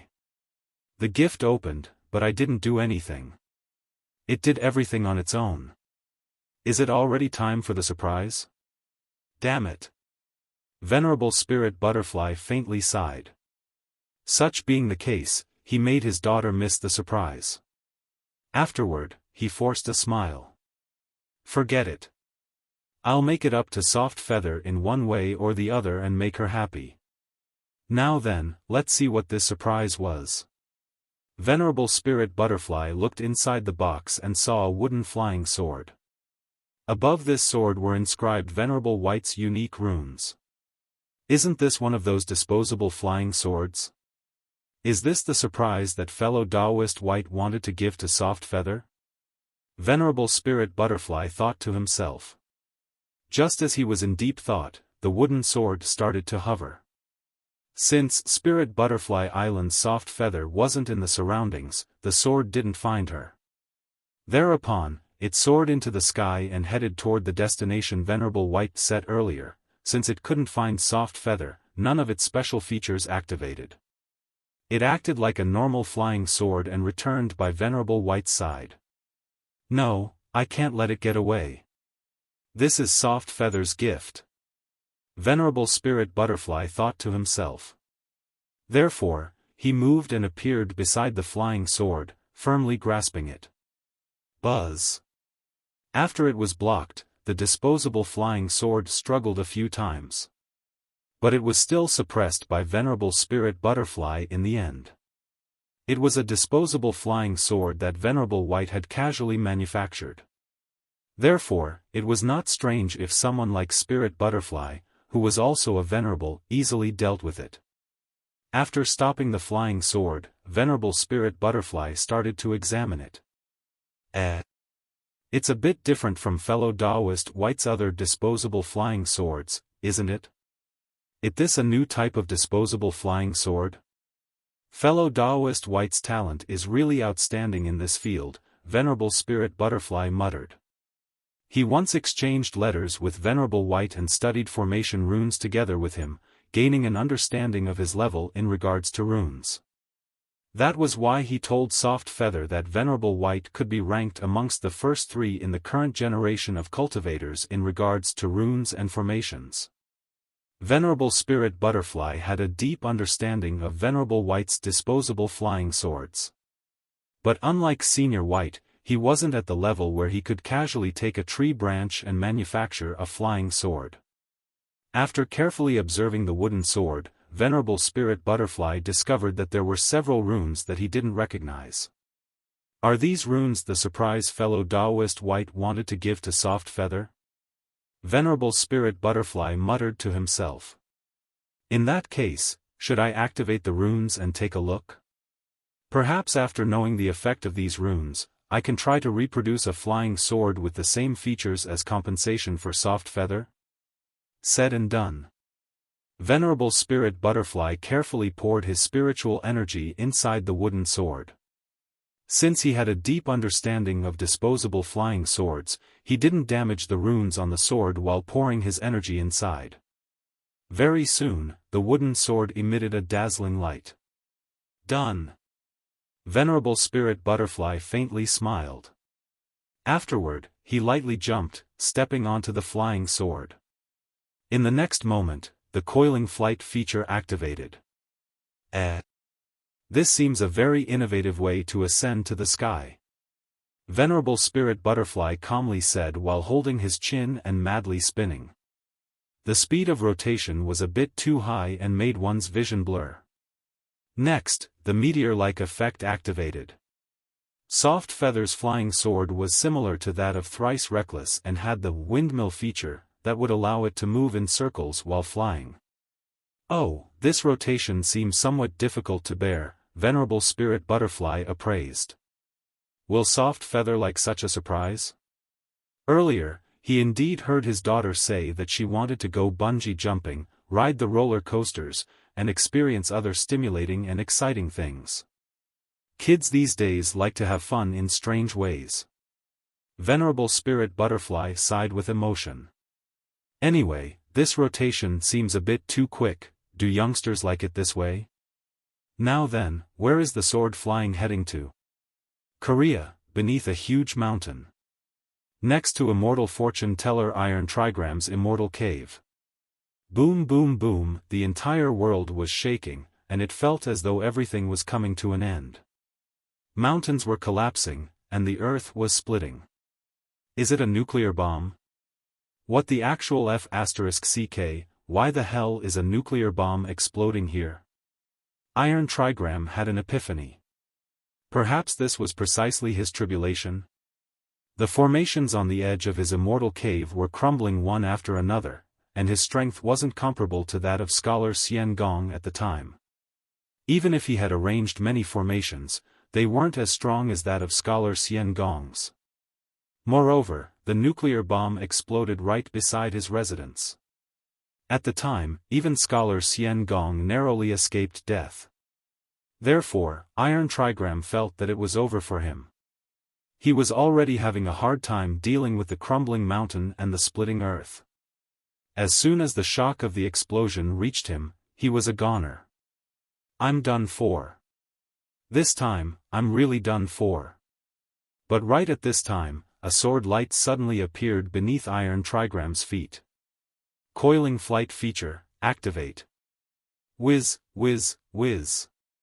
50 or so sword lights simultaneously shot toward the sky from various locations in China and the neighboring islands. These 50 sword lights coiled their way toward the sky while accompanied by all sorts of screams. Some of these voices belonged to men and women, others to males and females, and some neither to a man nor a woman. For example, True Monarch White Crane.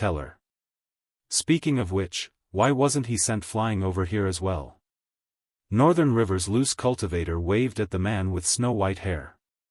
Brother Snow Wolf, you're also here. Eh, the rotation is about to start. As they were chatting, more and more fellow Daoists from the 9 provinces number 1 group started to converge in the meteor shower. The acquainted fellow Daoists forced a smile and started to greet each other. Very soon, more than 40 fellow Daoists converged in the meteor shower. There is another fellow Daoist coming over, Cave Lord Snow Wolf shouted. Then, everybody saw the gloomy expression of the newly arrived fellow Daoist. He was still holding a bowl of rice in his hands. He was having a meal when the disposable flying sword kidnapped him. It's true, Monarch Yellow Mountain. Northern River's loose cultivator exclaimed after seeing the newcomer. The newcomer was precisely the founder of the 9 provinces number 1 group, true Monarch Yellow Mountain. He seemed to have a certain prestige amongst the members of the group. As soon as he appeared, several members of the group greeted him one after another. So many of you were sent flying? True Monarch Yellow Mountain calmly looked at those present. Then, he ate a mouthful of rice and asked, now then, was everyone delivered here by Senior White's disposable flying swords? Yes, yes. Aaaaaaah, Northern River's loose cultivator replied. True Monarch Yellow Mountain continued, right, didn't you guys use Senior White's emotes as profile pictures? Then kept spamming them in the chat for the past few days? Aaaaaaah, aaaaaaah. Several fellow Daoists laughed hollowly. Originally, they all thought that the principle of the masses not getting punished by the law would apply here. Since there were so many people using his emotes, they thought that Senior White wouldn't go to each fellow Daoist's place and punish them. No one imagined that he would send a disposable flying sword to each of them and reunite everyone in one place. It seems that all the fellow Daoists that received the gift did something of the sort. That's the main reason you received that disposable flying sword in the first place. After saying this much, true Monarch Yellow Mountain deeply sighed. But why the hell did I receive one too? For the past few days, he secretly looked at the events unfolding in the group. Since he was aware of the principle of, you won't die unless you seek death, he didn't do anything reckless. He controlled himself and didn't download the Senior White's expression package, didn't use Senior White's emotes in the chat, and didn't use his emotes as avatar either. Such being the case, why did he also receive a disposable flying sword? Was it because he was the founder of the group? Or perhaps Senior White had an extra gift and conveniently sent it to him? True Monarch Yellow Mountain forgot that he also sent a picture of Senior White in the group. It happened when he asked Soft Feather, whose are those 2 hands in the picture, after posting the image of the twin-tailed Senior White. However, true Monarch Yellow Mountain wasn't blessed with a disposable flying sword because he sent that picture in the group. Senior White sent him that disposable flying sword on a whim. After reuniting all the fellow Daoists, Venerable White wanted to take advantage of the opportunity to hold the hand-guided tractor competition. Therefore, how could someone like true Monarch Yellow Mountain miss such an important occasion? And how could they easily gather the 50, 60 hand-guided tractors necessary for the competition without him? Therefore, since he was at it, Venerable White conveniently sent a gift to true Monarch Yellow Mountain. After seeing that the fellow Daoists in the front were steadily increasing in number, true Monarch White Crane took another deep breath. All of them were busy at home when the disposable flying swords kidnapped them, bringing them away. Whenever it recalled that it was itself that delivered those gifts, it became a little panicky. It's over. While flying with the windmill flight pattern, true Monarch White Crane dialed Medicine Master's phone number with its shivering hands. Yua, Yua, Yua. Dear brother Medicine Master. Can you prepare the best hospital bed you have for me? Medicine Master was busy with that memory loss problem lately and rarely got online. Therefore, he was fortunate and avoided the calamity. What? Medicine Master's confused voice transmitted from the other end. Brother White Crane, what are saying? I think I'll need a hospital bed very soon, anyway, see you soon. True Monarch White Crane resolutely hung up. Then, it spun and spun until it caught up with the other fellow Daoists. Soon, the other members of the 9 provinces number 1 group also noticed True Monarch White Crane. Hee, it's True Monarch White Crane, Northern River's loose cultivator said with a sinister smile. Hee, it's True Monarch White Crane, Cave Lord Snow Wolf reiterated. Hee, it's True Monarch White Crane, True Monarch Fallout echoed. A series of hee echoed in the sky. Inside the meteor shower, many fellow Daoists looked at True Monarch White Crane with strange smiles on their faces and hee-heed at it. True Monarch White Crane felt a huge pressure, and it took another deep breath. Perhaps I should take advantage of the chivalrous hearts of male cultivators and change into female form? After seeing that I'm in female form, they might hold back a bit? In front of the Grievance Settling Platform. All those present looked with a confused expression on their faces at Venerable White, who was now holding his hands high. They were wondering what this gift this senior cultivator was talking about was. The people in the Illusory Sword School camp were especially uneasy. The school head of the Illusory Sword School, Song Shuhang, unconsciously got closer to the 2 spiritual emperors. He was continuously trying to bolster his spirit. Nothing can go wrong. After all, we invited 2 powerful 5th stage spiritual emperors as support. 5th stage Golden Core spiritual emperors were powerhouses that would directly become elders or peak lords even inside large sects or schools. The Chu family was one of the weakest family in the world of cultivators. How was it possible for them to invite a powerful supporter that would help them keep up appearances? When he thought about this point, Song Shuhang calmed down a bit. It's here. Venerable White faintly smiled while standing on his flying sword. He saw that a meteor shower was quickly approaching the Grievance Settling Platform from a faraway place. Behind Venerable White, the corner of Song Shuhang's mouth twitched again and again. He felt that the scene where the seniors of the 9 provinces number 1 group were wailing and falling from the sky in the form of a meteor shower was simply too beautiful, he didn't even dare to imagine it. At the same time, he shot a glance at Soft Feather. She had been very lucky to escape this calamity. But he remembered that Venerable White prepared a gift for her earlier, and there was even the name, Spirit Butterfly Island Soft Feather written on it. If Soft Feather didn't receive the gift, who received it? Who was pewed toward the sky with the coiling flight feature in her stead? As though she had felt Song Shuhang's gaze, Soft Feather looked at him and smiled. Her smile was beautiful. Next, she pointed at her head with her finger and said something. After reading her lips, Song Shuhang discovered that it was, Senior Song, your shiny bald head is beautiful. It's adorable, and it really suits you. Song Shuhang. Can we not mention my bald head? Soft Feather smiled and asked the nearby Doudou, what is this gift Senior White mentioned? Doudou's voice became heavy and his eyes profound as he said, it's a meteor shower. A meteor shower? Soft Feather's eyes immediately lit up.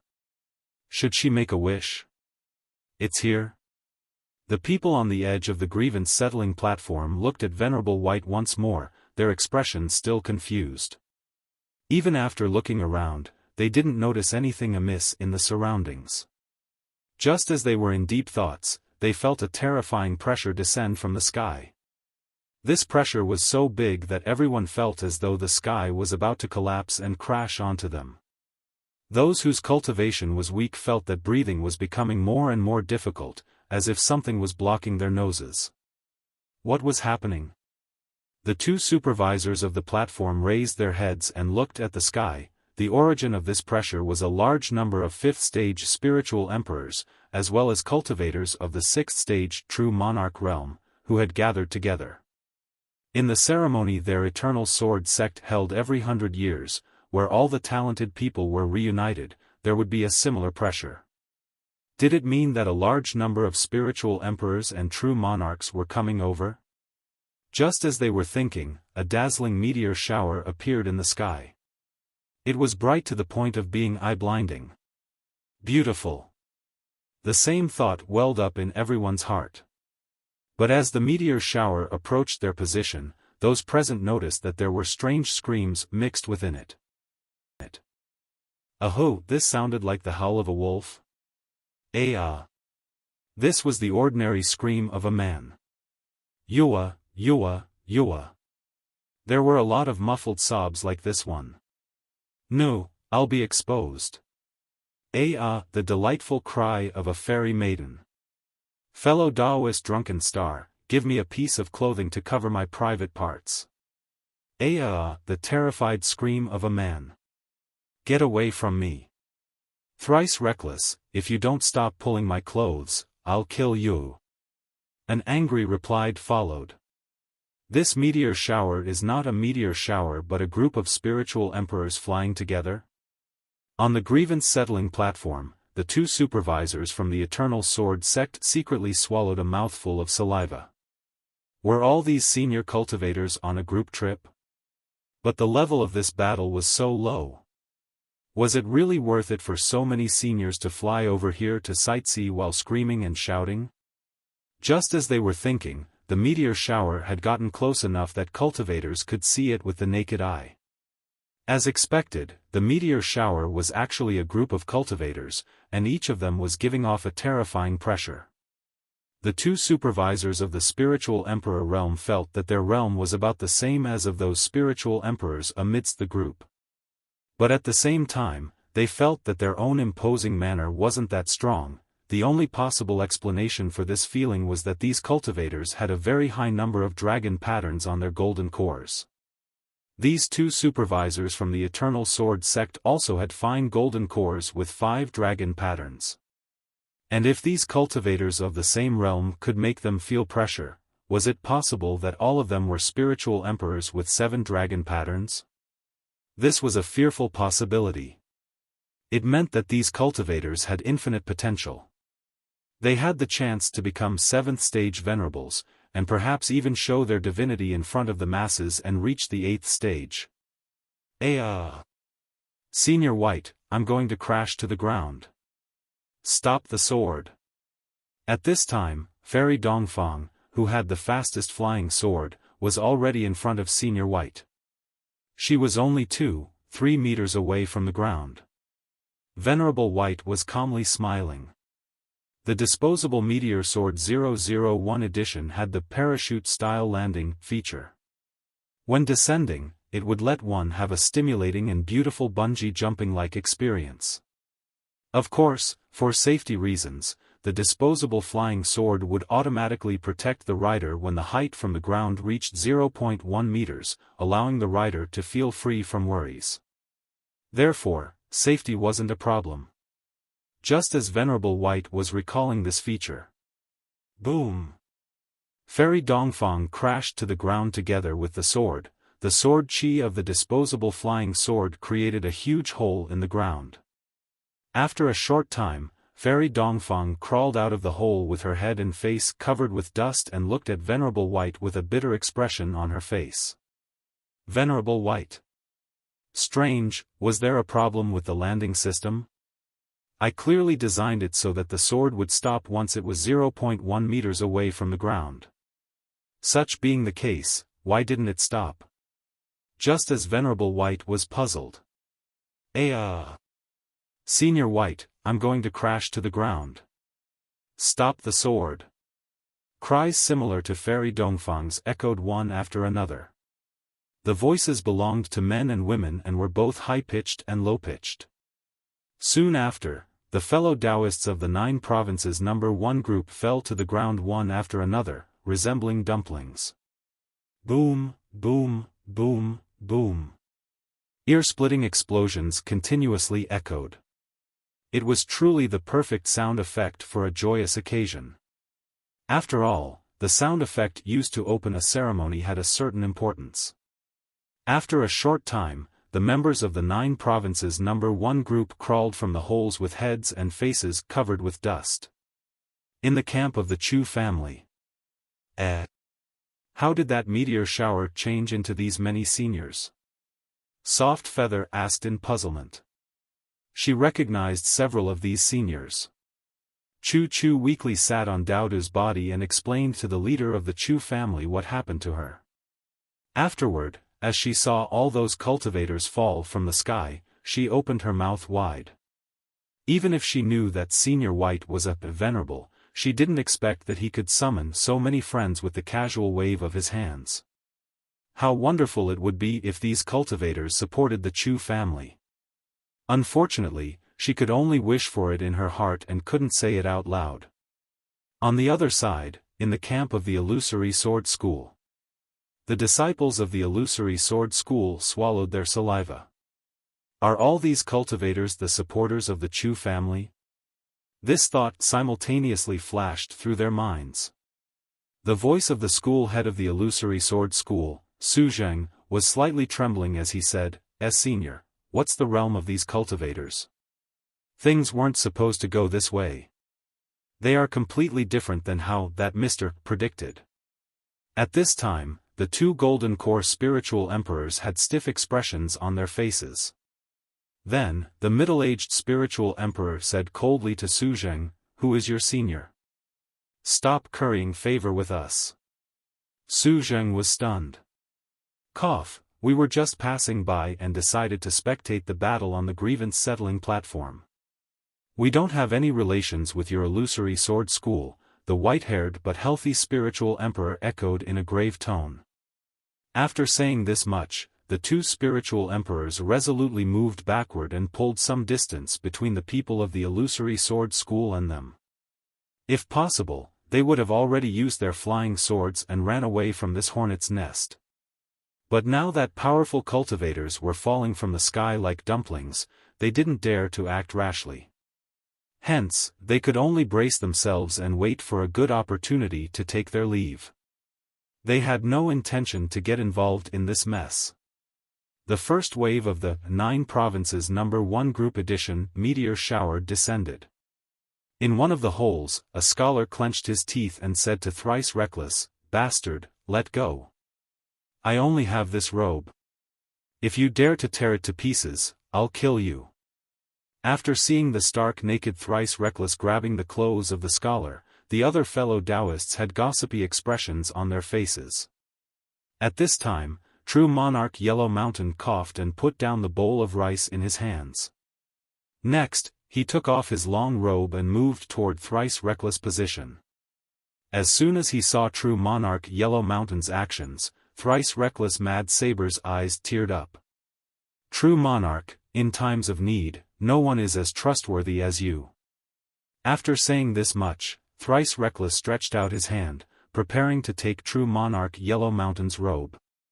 But while passing next to Thrice Reckless, True Monarch Yellow Mountain moved to a side and dodged his hand. Next, he went with large strides toward the place behind Thrice Reckless. There, Fairy Lychee was shrinking into a small ball. At this time, she was only wearing a thin silk nightgown. As long as there was a little wind, she would be completely exposed. After arriving next to her, True Monarch Yellow Mountain gently placed the robe on her shoulders, completely wrapping her body. Fairy Lychee raised her head and gently smiled at Yellow Mountain. Thrice Reckless Mad Saber stiffened. He was extremely embarrassed and didn't know whether or not he was supposed to retract his outstretched hands. After a short moment, he shouted, "True Monarch, seeing some P***SY and forgetting about friends." Indeed, stupid Yellow Mountain, seeing some P***SY and forgetting about pets. In the camp of the Chu family, Doudou followed suit and said while clenching his teeth. This damnable stupid Yellow Mountain hadn't even bothered looking at him after descending to the ground. He had eyes only for Fairy Lychee.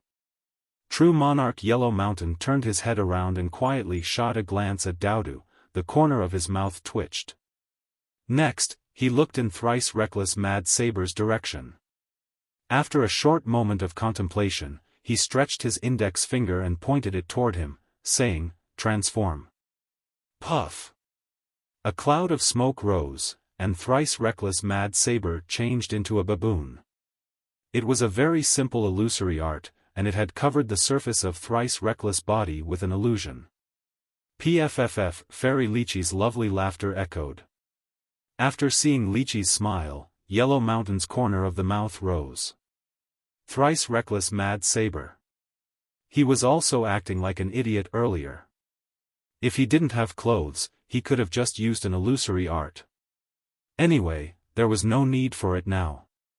Thrice reckless looked all around. He first shot a glance at the camp of the Chu family. There, he saw Doudou and Soft Feather. It seemed that this was their camp. Then, the baboon version Thrice Reckless looked at the camp of the Illusory Sword School. Since he didn't find anyone familiar, he determined that this wasn't his camp. Afterward, his gaze fell on the body of the school head of the Illusory Sword School, Chu Chu. That black robe isn't bad. Thereupon, the baboon version Thrice Reckless swaggered toward Chu Chu and said, "Fellow Daoist, can we discuss something?" Chu Chu swallowed a mouthful of saliva. He was feeling an enormous pressure right now. "Can you lend me your robe? I forgot to wear clothes when I got out of home. I hope you'll give me some face." Thrice Reckless Mad Saber stroked his hair, but in everyone else's eyes, he was just a baboon scratching its head. "Senior, I'm wearing only this robe. I'm just wearing boxer shorts beneath." Chu Chu forced a smile. "Are you not giving me face? Do you know who I am? I'm Su Clan 7. Do you really think I won't pick a fight with your school? You don't need to make inquiries to know that I, Spirit River Su Clan 7, really like challenging schools in one-to-one battles." Thrice Reckless Mad Saber said coldly. In the sky, Song Shuhang almost fell from the flying sword. "Senior Thrice Reckless, be careful and don't go too far." In the end, Chu Chu forced a smile and took off his robe, silently braving the chilly wind with only his boxer shorts on. Just as Thrice Reckless Mad Saber was posing as Su Clan 7 and forcibly borrowing the robe, the fellow Daoists from the 9 provinces, one group that had descended to the ground, greeted Senior White one after another with stiff smiles on their faces. Afterward, they forced their way through the crown and arrived beside Soft Feather and Doudou. Venerable White faintly smiled and said to Song Shuhang, "Almost everyone is here. We should also descend."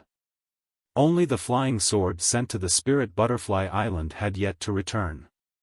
But after recalling that Venerable Spirit Butterfly was there, it was normal that it hadn't returned. Senior White and Song Shuhang descended to the ground and went toward the camp of the Chu family. All the seniors from the 9 provinces number 1 group quickly sat in a row. They had serious expressions on their faces and looked like students that were earnestly attending a lecture. Venerable White faintly smiled at them. The seniors immediately responded with bright smiles on their own, looking very cute. At this time, Chu Chu sat up with much difficulty. "Senior White, I have a request." Earlier, the family leader told her what the matters regarding the Grievance Settling Platform. The Illusory Sword School proposed to start with the 2nd category first. In the 2nd category, they had already lost 2 of the matches and had only 1 match left, where they had no chance of winning. Therefore, she needed to find a way to participate in the 1st category and win, giving the Chu family a small hope of winning the tournament. Venerable White looked at Chu Chu in puzzlement. Chu Chu slid down from Doudou's body and prostrated herself to the ground. "Senior White, do you have a technique that can allow me to burn my potential? As long as I can fight on the platform, I'm ready to pay any price. I beseech you to give me the opportunity to partake in the fight."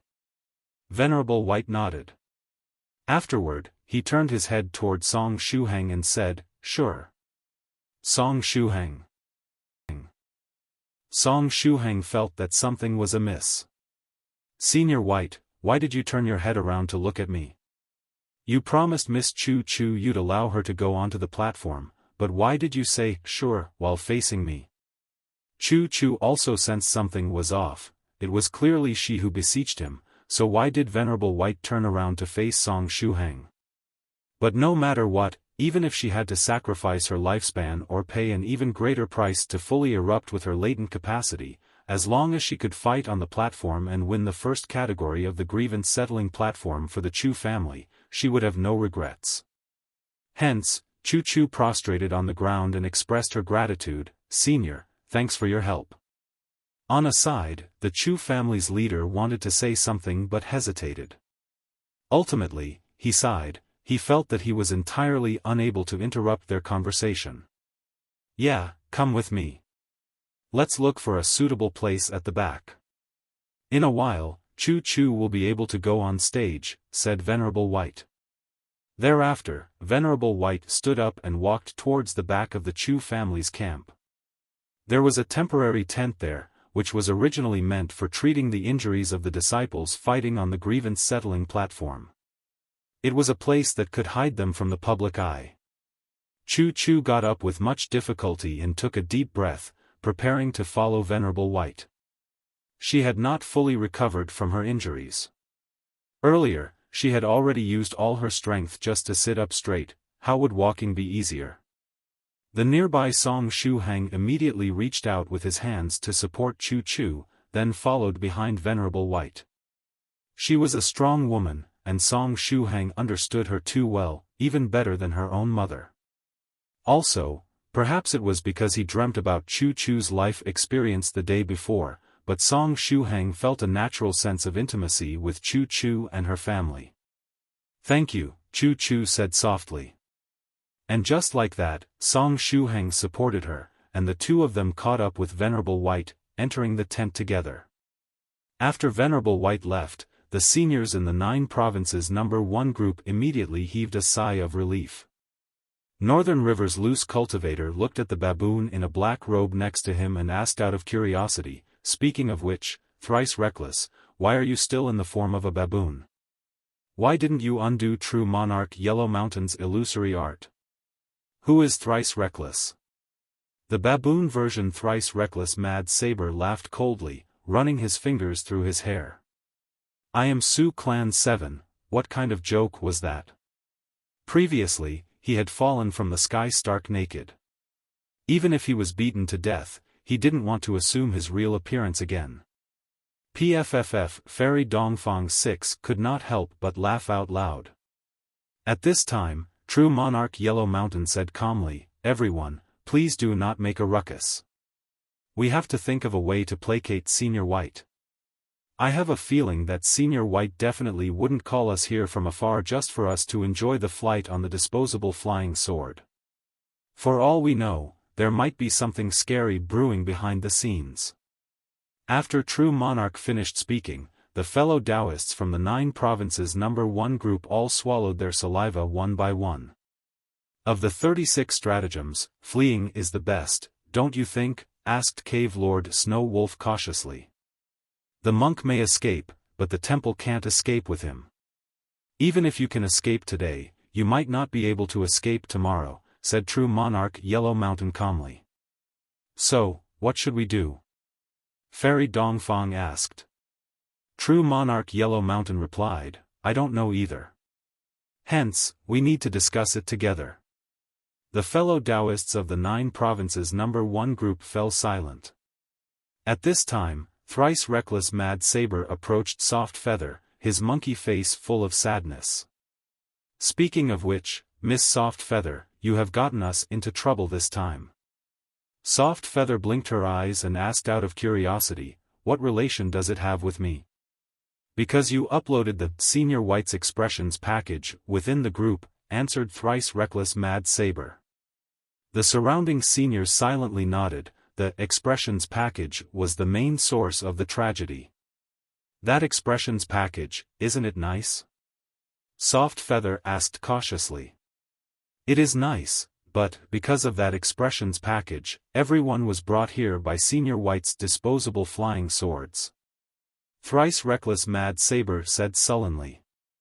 After hearing that, Soft Feather replied with another question in a curious tone, "Isn't it because you seniors courted death?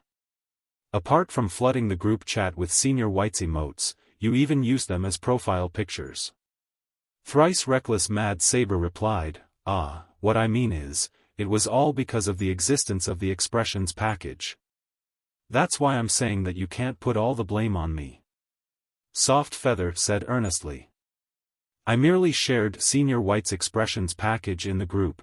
If you seniors only quietly downloaded the expressions package for your own enjoyment, there would be no problems.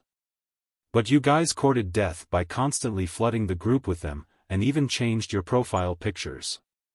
So, isn't it only logical that you would prepare yourselves to face Senior White's punishment? Senior Thrice Reckless, don't tell me you don't even have a bit of self-awareness? Thrice Reckless sensed something was amiss.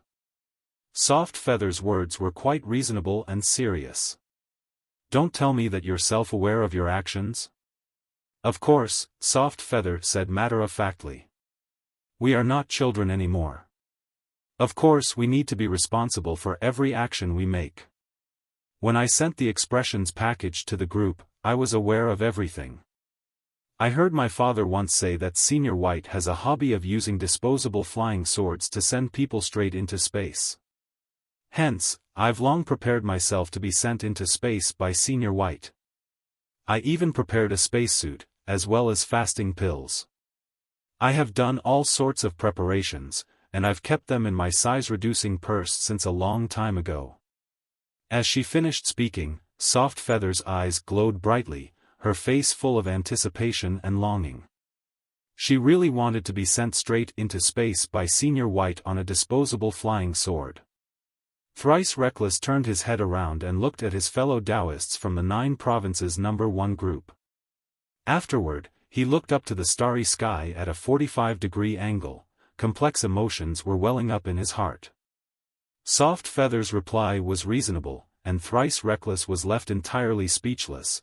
In other words, so many fellow Daoists in the 9 provinces number group shot themselves in the foot because they had little to no self-awareness? Ahem, don't get sidetracked. Right now, we should rack our brains and think about how we can cheer Senior White up. True Monarch Yellow Mountain brought everyone back to the main topic. This was the most important thing at hand. They definitely had to bring out the adorable nature of Senior White. No, they had to make Senior White happy again in order to get him to forget the Senior White's expressions package incident. At this time, Doudou said joyfully, if you want to make Senior White happy again, I have a neat trick. Woof, woof. Right now, he had the size of a small Pekingese, and there was also a palm-sized Yu Jiao Jiao riding on his back. This combination was especially cute. What kind of trick, Doudou? True Monarch Yellow Mountain asked curiously. Doudou happily replied, he, I will tell you if you call me Master 3 times, stupid Yellow Mountain. Woof. True Monarch Yellow Mountain sighed deeply. How did he raise such a stupid dog? Doudou, True Monarch Yellow Mountain said in a serious tone, the girl from the Chu family who was laying on your back is named Chu Chu, right? So what? Doudou asked in response. Doudou. True Monarch Yellow Mountain's tone became even more serious. I heard that your friend, a female cat monster in Beijing, is also called Chu Chu, correct? They only have the same name. Doudou snorted coldly. Doudou, True Monarch Yellow Mountain continued, I heard that you have an online wife, and that wife also has the 2 characters, Chu Chu, in her name? Stupid Yellow Mountain, you're spying on me? Woof. Doudou shouted with all his might. Do you still want me to continue? You stupid Pekingese with a Chu Chu complex. Do you really want me to reveal and expose your inner and darkest dirty secrets that should never see the light? True Monarch Yellow Mountain stared at Doudou with his torch-like eyes. Doudou couldn't help but shrink back. Do you know what to do next? True Monarch Yellow Mountain said coldly. Doudou pondered for a bit, then lay on the ground with zero dignity as he said, I'm sorry, Lord Yellow Mountain. I can't hear you, and your tone is not sincere. True Monarch Yellow Mountain said coldly and arrogantly. I am sorry, Lord Yellow Mountain. Woof, woof. I am Lord Yellow Mountain's little loyal Doudou. Lord is a generous man, please forgive me my past wrongdoings. Woof, woof. Doudou cried loudly. Very well. Go on and tell me the secret to make Senior White happy, said True Monarch Yellow Mountain. Song Shuhang is preparing to shoot a movie. When he mentioned it to Venerable White, the latter looked very interested, answered Doudou. At this time, Yu Jiaojiao hurriedly raised her hand and said, I know about this matter as well. I even know that there's a writer that writes interesting stuff, and we're going to kidnap him and put him into a small black room, making him write the script. When Northern River's loose cultivator heard it, he suddenly sighed with emotion and said, It's a suggestion made by little friend Song Shuhang? Hee, seems like he had a hard time over the past 2 days. That was also true. Song Shuhang was the one who started the whole Senior White's expressions package thing.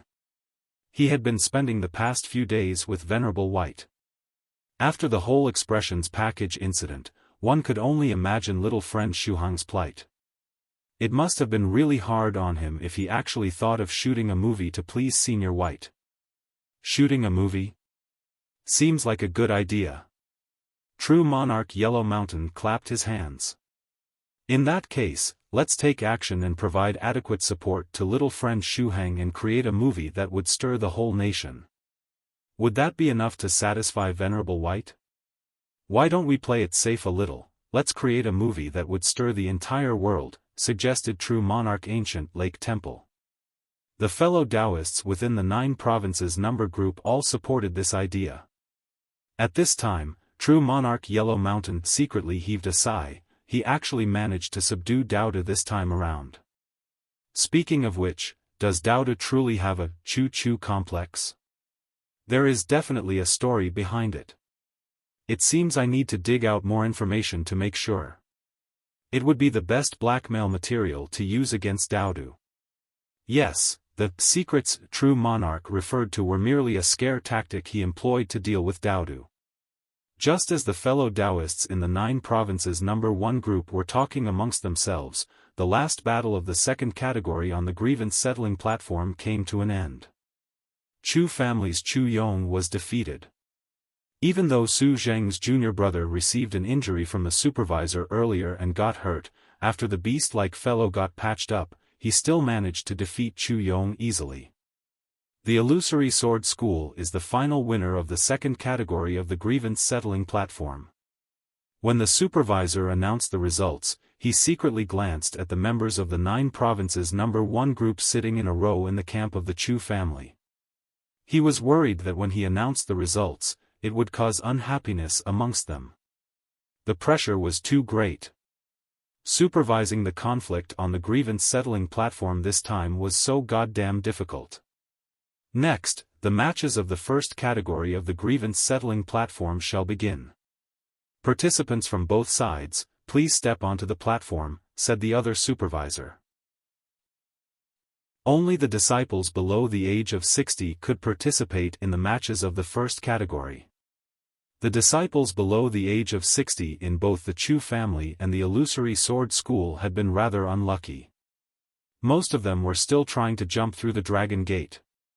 In the Illusory Sword School, one of their disciples had tried to jump through the Dragon Gate 17 times, failing each time. After failing, their realm decreased until it reached the 4th aperture nose aperture realm. Only by diligently cultivating again would they have another possibility to jump through the Dragon Gate. Even though it was just a small bottleneck, the Dragon Gate had blocked more than 6% of the cultivators. The main victims were loose cultivators or those part of small sects who lacked resources. Some people had tried to break through this bottleneck for their whole lives without success. The Chu family was rather lucky to have a genius like Chu Chu. On the other hand, the Illusory Sword School didn't have a single cultivator below the age of 60 that had reached the second stage, and all the participating disciples were at the first stage Dragon Gate realm. The first 2 disciples the Chu family sent were also at the first stage Dragon Gate realm. Since the disciples of both sides were well matched in strength, the outcome would be decided by their equipment and performance at the moment. The one with better weapons or techniques was more likely to win. The supervisor of the platform announced the start of the battle. The disciple sent on stage by the Illusory Sword School was a 3 meters tall giant that possessed some special bloodline. In comparison, the disciple of the Chu family was much less awe-inspiring. His stature was ordinary and his foundation technique solid. It was someone with experience. For the matches of the first category, the hopes of the Chu family were pinned on Chu Chu.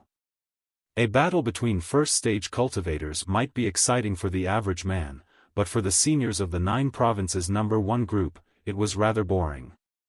The fact that the techniques of both factions were relatively low-level made them feel even more dispirited. At this time, the leader of the Chu family was pacing back and forth outside the tent in the rear.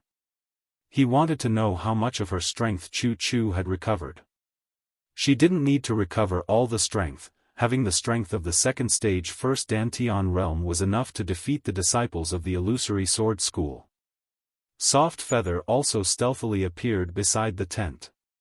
She wanted to retrieve the brooch from Song Shuhang and change into Chu Chunnying, fighting in her stead.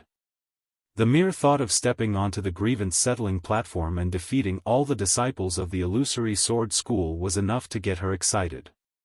But even after a while, Chu Chu, Venerable White, and Song Shuhang didn't come out of the tent. Are they not done yet?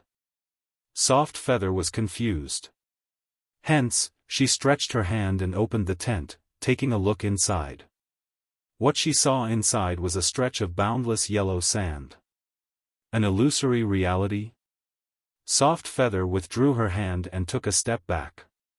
Venerable White unexpectedly used the illusory reality inside the tent. Was it so difficult to forcibly bring out Chu Chu's latent capacity? At this time, inside Venerable White's illusory reality, Venerable White didn't forcibly bring out Chu Chu's latent capacity, he merely took some of her blood and put it inside a small bottle. Afterward, he put all kinds of medicinal materials in the bottle as well. How was Venerable White planning to make Chu Chu recover her strength? Then, he took his mobile phone and dialed Medicine Master's number. Medicine Master, did someone contact you? Medicine Master's voice transmitted from the other end. Yes. The day after Purple Mist brought those test subjects over, a person tried to contact me through various fellow Daoists. They wanted to know what was the ransom for the prisoners. So, did you obtain that thing? Venerable White heartily laughed. Yes.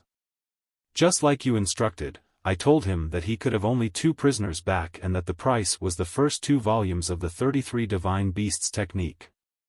After bargaining back and forth for a day, he came alone and took 3 of the prisoners with him while leaving behind the technique, Medicine Master said, and also added, Senior, do you think that the other party did something to those volumes of the technique?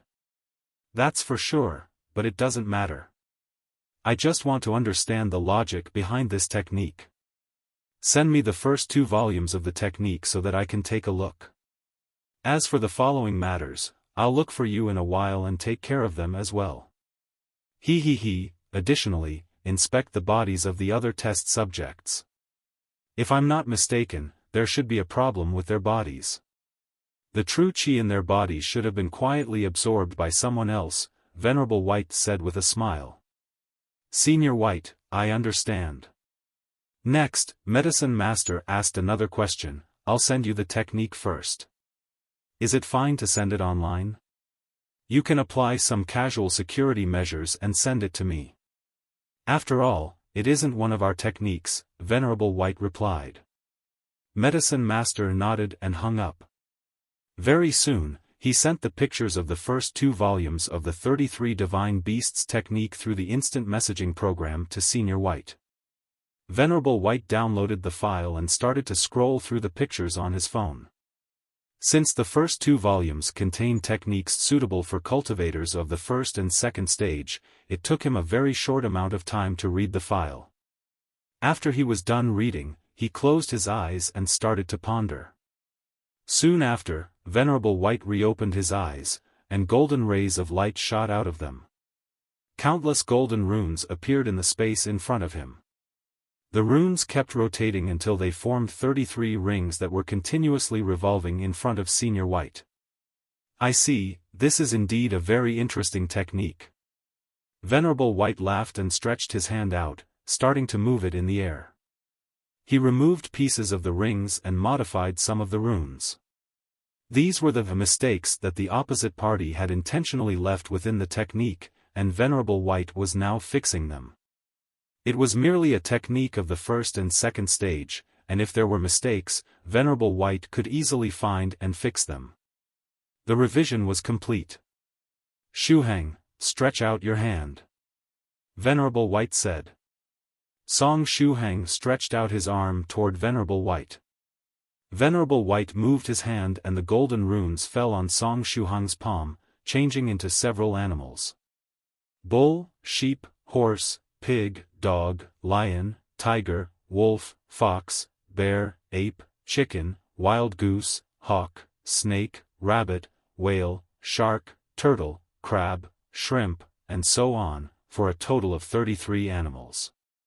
The animals floated above Song Shuhang's hand for a while before heading toward his palm. Bull, sheep, horse, pig, dog, lion, tiger, the animals orderly clashed against his palm. But when they came in contact with his skin, they changed into mist and dissipated.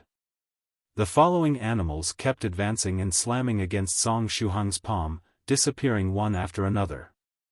Song Shuhang looked at Venerable White with a confused expression on his face, but Senior White faintly smiled at him and didn't say anything. Thereupon, according to its turn, a mini whale also bumped against Song Shuhang's palm. But unlike the others, it didn't disappear. On the other hand, it seemed as though it had come back to life and started to wag its head in complacency, spurting out some steam from the hole on top of its head.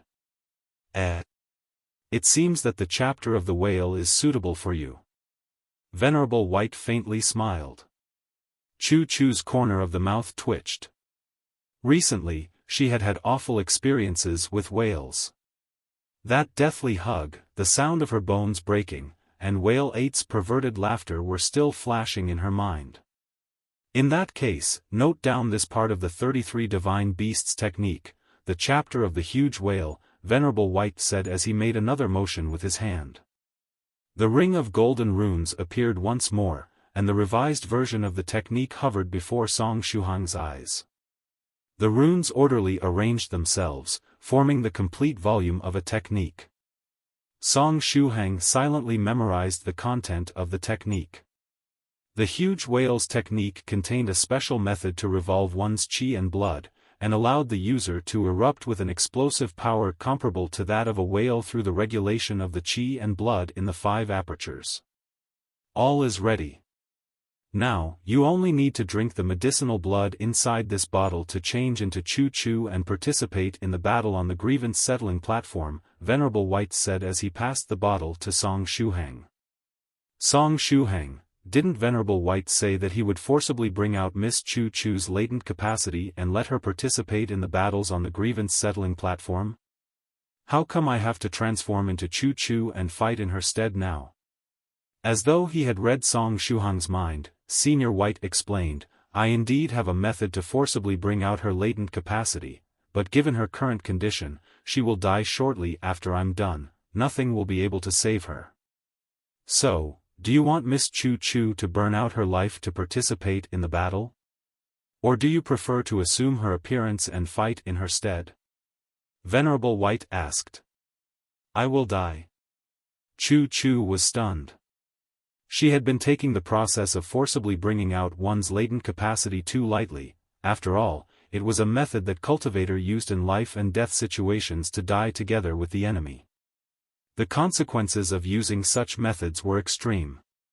Song Shuhang looked at Chu Chu and then at the serious-looking Venerable White, opening his mouth wide. 2 minutes later. The tent opened. Chu Chu's face was still slightly pale, but her steps were firm as she walked out of the tent. The power of chi and blood was surging on her body, she looked in good health. She was wearing a brand new black skirt, and a short sword was tied to her thigh. She was also carrying a long wrapped weapon on her back. Chu Chu, how are your injuries? As soon as he saw Chu Chu come out of the tent, the leader of the Chu family became happy. Chu Chu faintly smiled at the family leader but didn't reply. Meanwhile, on the Grievance Settling Platform, the gigantic disciple of the Illusory Sword School laughed complacently. Afterward, he raised high the second disciple the Chu family sent to battle and smashed him against his knee. The disciple of the Chu family was like a little chick, completely unable to revolt. After receiving the knee attack, he screamed pitifully and softly fell to the ground, not getting up again. 2 consecutive losses. The giant arrogantly laughed.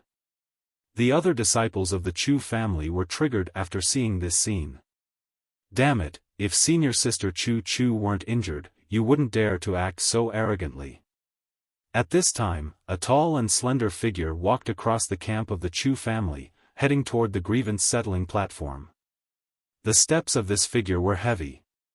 After seeing the figure, the disciples of the Chu family immediately thundered, "It's senior sister Chu Chu!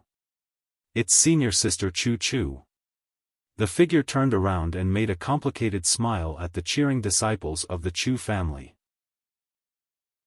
What kind of smile was that? It was gentle like water, had the compassion of a saint and a tinge of helplessness, and was resolute too. In an instant, all the disciples of the Chu family turned quiet, and amongst them, many got a heartache. It was due to their uselessness that senior sister Chu Chu had to sacrifice her latent capacity and go on stage while gravely injured. The power of imagination was very strong. It was merely a forced smile, but the disciples of the Chu family associated so many things with it. After smiling, Chu Chu kept walking and stepped onto the Grievance Settling Platform. The supervisor of the platform quietly shot a glance at her and secretly used a technique. It was likely a technique to confirm her lineage and status as Chu Chu. The light of the technique flashed on Chu Chu's body and didn't discover anything unusual. This person was indeed Chu Chu. After stepping onto the platform, Chu Chu helped up her wounded clansman and gently delivered him to the other clansmen off stage. The people off stage had prepared earlier and cautiously received the wounded man, sending him toward the tents in the rear to carry out the emergency treatment. On the Grievance Settling Platform, Chu Chu slightly raised her head and looked at the 3 meters tall giant. The giant also looked at Chu Chu, and in the next moment, an excited expression appeared on his face. Even after recovering your strength, you're only at the first stage Dragon Gate realm? Aha, your current strength isn't that of the second stage. For him, it was a pleasant surprise. For a cultivator of the first stage, someone of the second stage was almost an insurmountable existence. But after discovering that Chu Chu's current strength was still in the first stage realm, the giant could rely on his special bloodline to fight against her evenly. Perhaps he could even kill this genius from the Chu family. Chu Chu raised her head and faintly smiled at the giant, not replying. "The battle can continue," the supervisor named Peng Shenghai said in a grave tone. In the rear, where the tent was located, Soft Feather looked at the tent in puzzlement. Strange, how come Senior Song and Venerable White didn't come out? If they weren't here, from whom would she retrieve her shape-shifting brooch? She really wanted to participate in the battle on the Grievance Settling Platform. The leader of the Chu family was in deep thoughts when his expression suddenly changed. When Chu Chu came out just now, the power emanating from her body, was that of qi and blood and not of true qi? Even after forcefully bringing out her latent capacity, and temporarily suppressing her injuries, she's still at the first stage Dragon Gate realm? Such being the case, she didn't have any advantage while facing the disciples of the Illusory Sword School. Moreover, she was even injured. No, I can't let Chu Chu participate in the battle. The family leader quickly rushed toward the Grievance Settling Platform, but it was too late, the battle had already started. On the Grievance Settling Platform. "Girl, it doesn't matter if you're a genius or not, you're fated to die today," the giant said in a grave tone to bolster his spirits.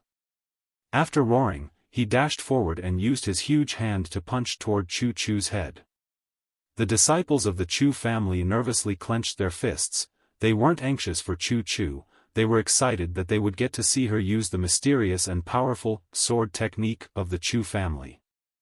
The people of the Chu family knew that Chu Chu's sword technique was outstanding. So what if her strength had slightly decreased due to her injuries? Even if they were in the same realm, that giant had no chance of defeating her as long as she had that sword technique. On the Grievance Settling Platform, Chu Chu didn't draw the short sword attached to her thigh. Instead, she assumed the typical stance of a fist technique, standing still. It seemed she was planning to take the attack of the giant head-on. Aaaaaaah! The giant madly laughed and said, "Die." Heart-piercing palm.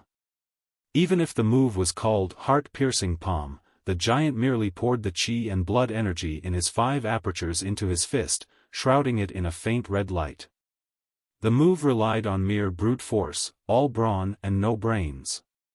In battles amongst cultivators, it was fine to listen to those scary and cool names. But if you were to take them too seriously, you might as well lose the battle. The fist of the giant ruthlessly pounded down. He possessed an extraordinary physical strength that became even scarier when used in conjunction with that violent and overbearing fist technique. Even a second-stage true master wouldn't feel too well after receiving his fist. Since this girl intended to receive his fist head-on, he would give her a good taste of his power. In the front, Chu Chu had a calm expression on her face. Next, she crisscrossed her delicate hands and prepared to take the fist of the giant head-on. Clang! When the fist bumped into Chu Chu's hands, a metallic sound echoed. It didn't seem as if a fist and a palm had bumped into each other, it felt as though 2 pieces of metal had collided. Immediately after, Chu Chu slightly lowered her hands and took advantage of this short moment to apply soft strength to counter the raging power of the giant's fist. She managed to block it. How did she do that? The giant was somewhat stunned.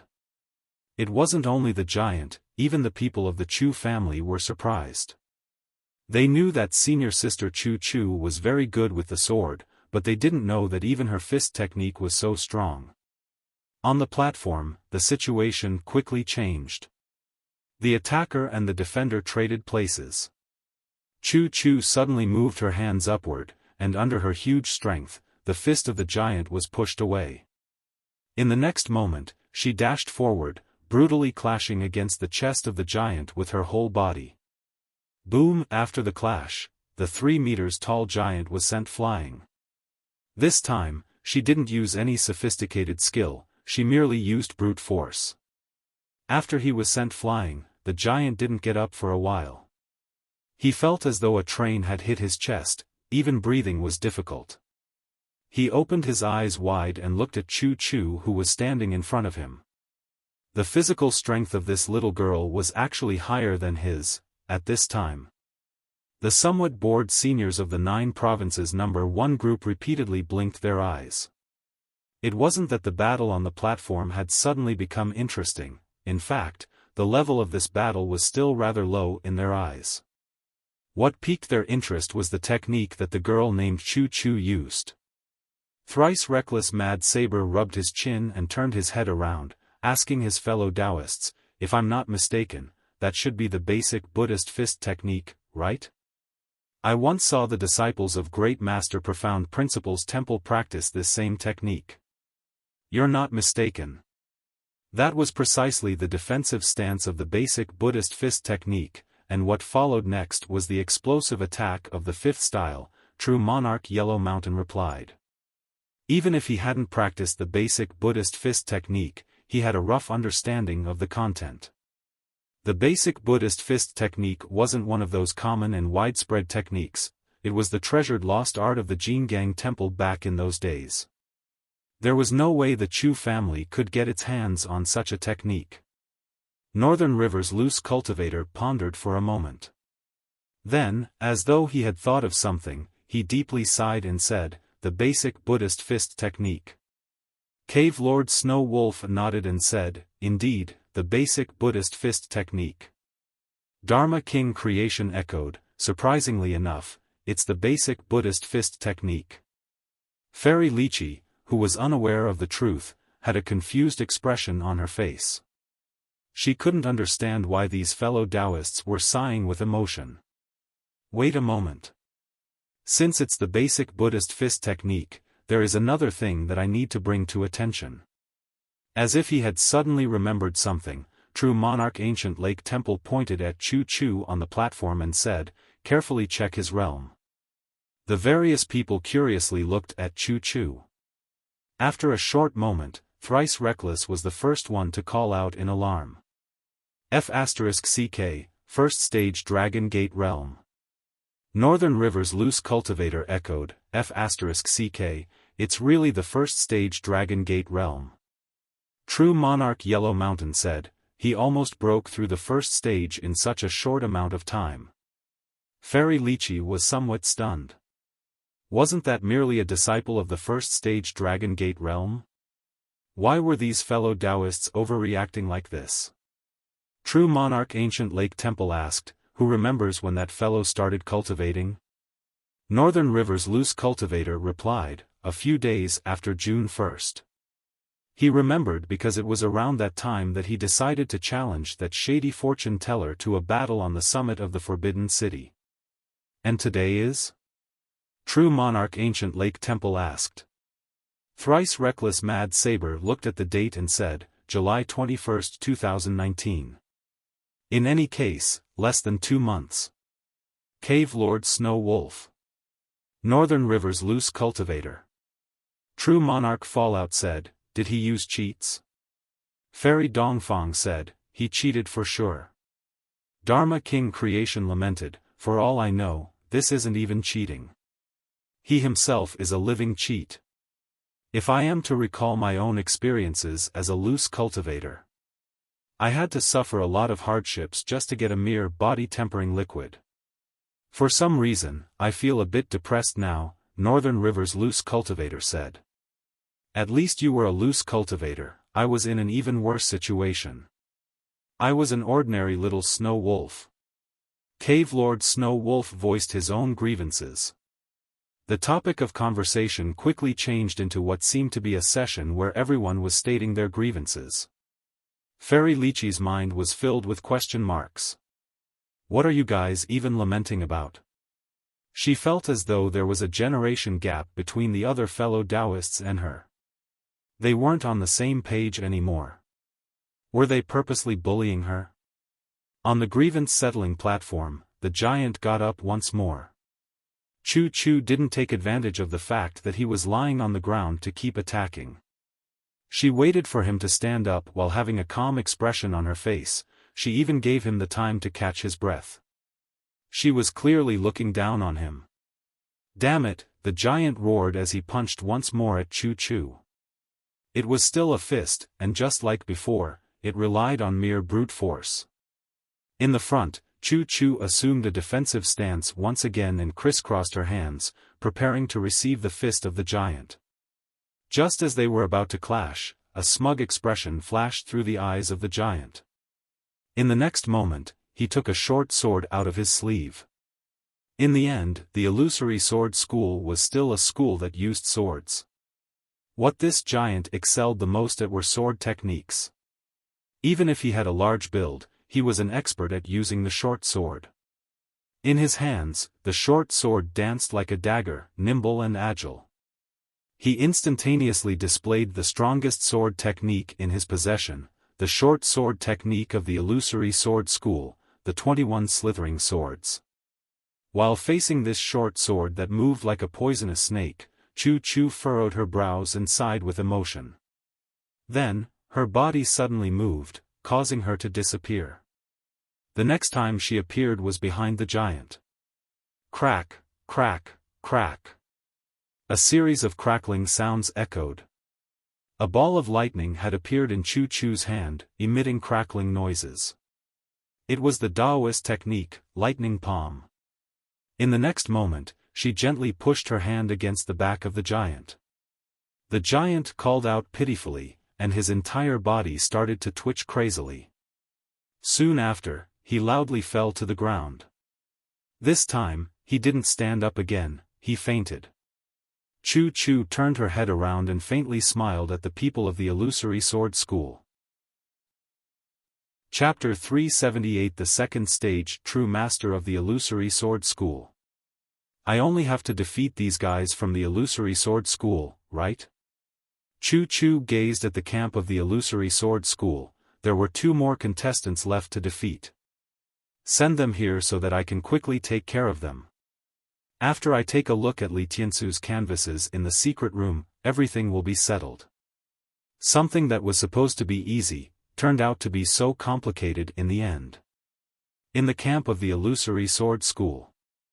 The school head Su Zheng took a deep breath. At this time, he was wearing a blue Daoist robe. It was the courtesy of a sensible disciple that gave his own robe to the school head, allowing him to cover up his embarrassment. Su Zheng felt somewhat uneasy. There was something very, very wrong with this whole situation.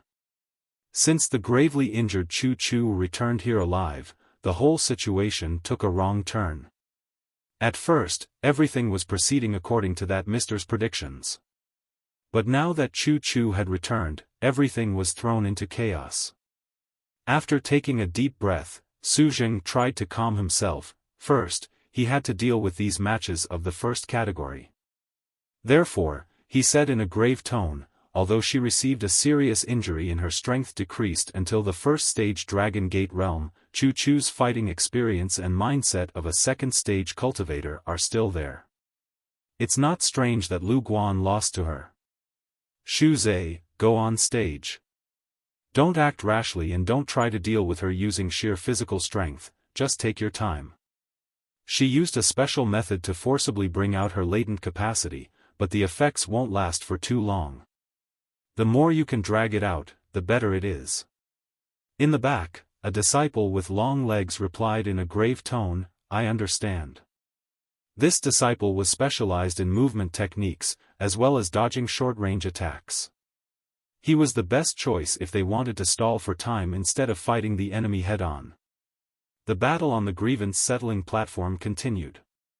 The second disciple sent by the Illusory Sword School, Shu Zhe, stepped onto the platform. In the meantime, their medical staff moved the wounded giant off stage. Illusory Sword School Shu Zhe requests Miss Chu Chu to give him some pointers.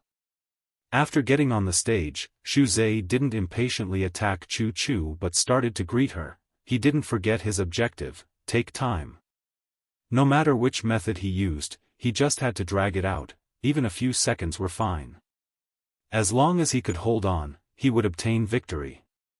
In the front, Chu Chu faintly smiled and, just as before, didn't reply. I hope Miss Chu Chu will show mercy and merely knock me out.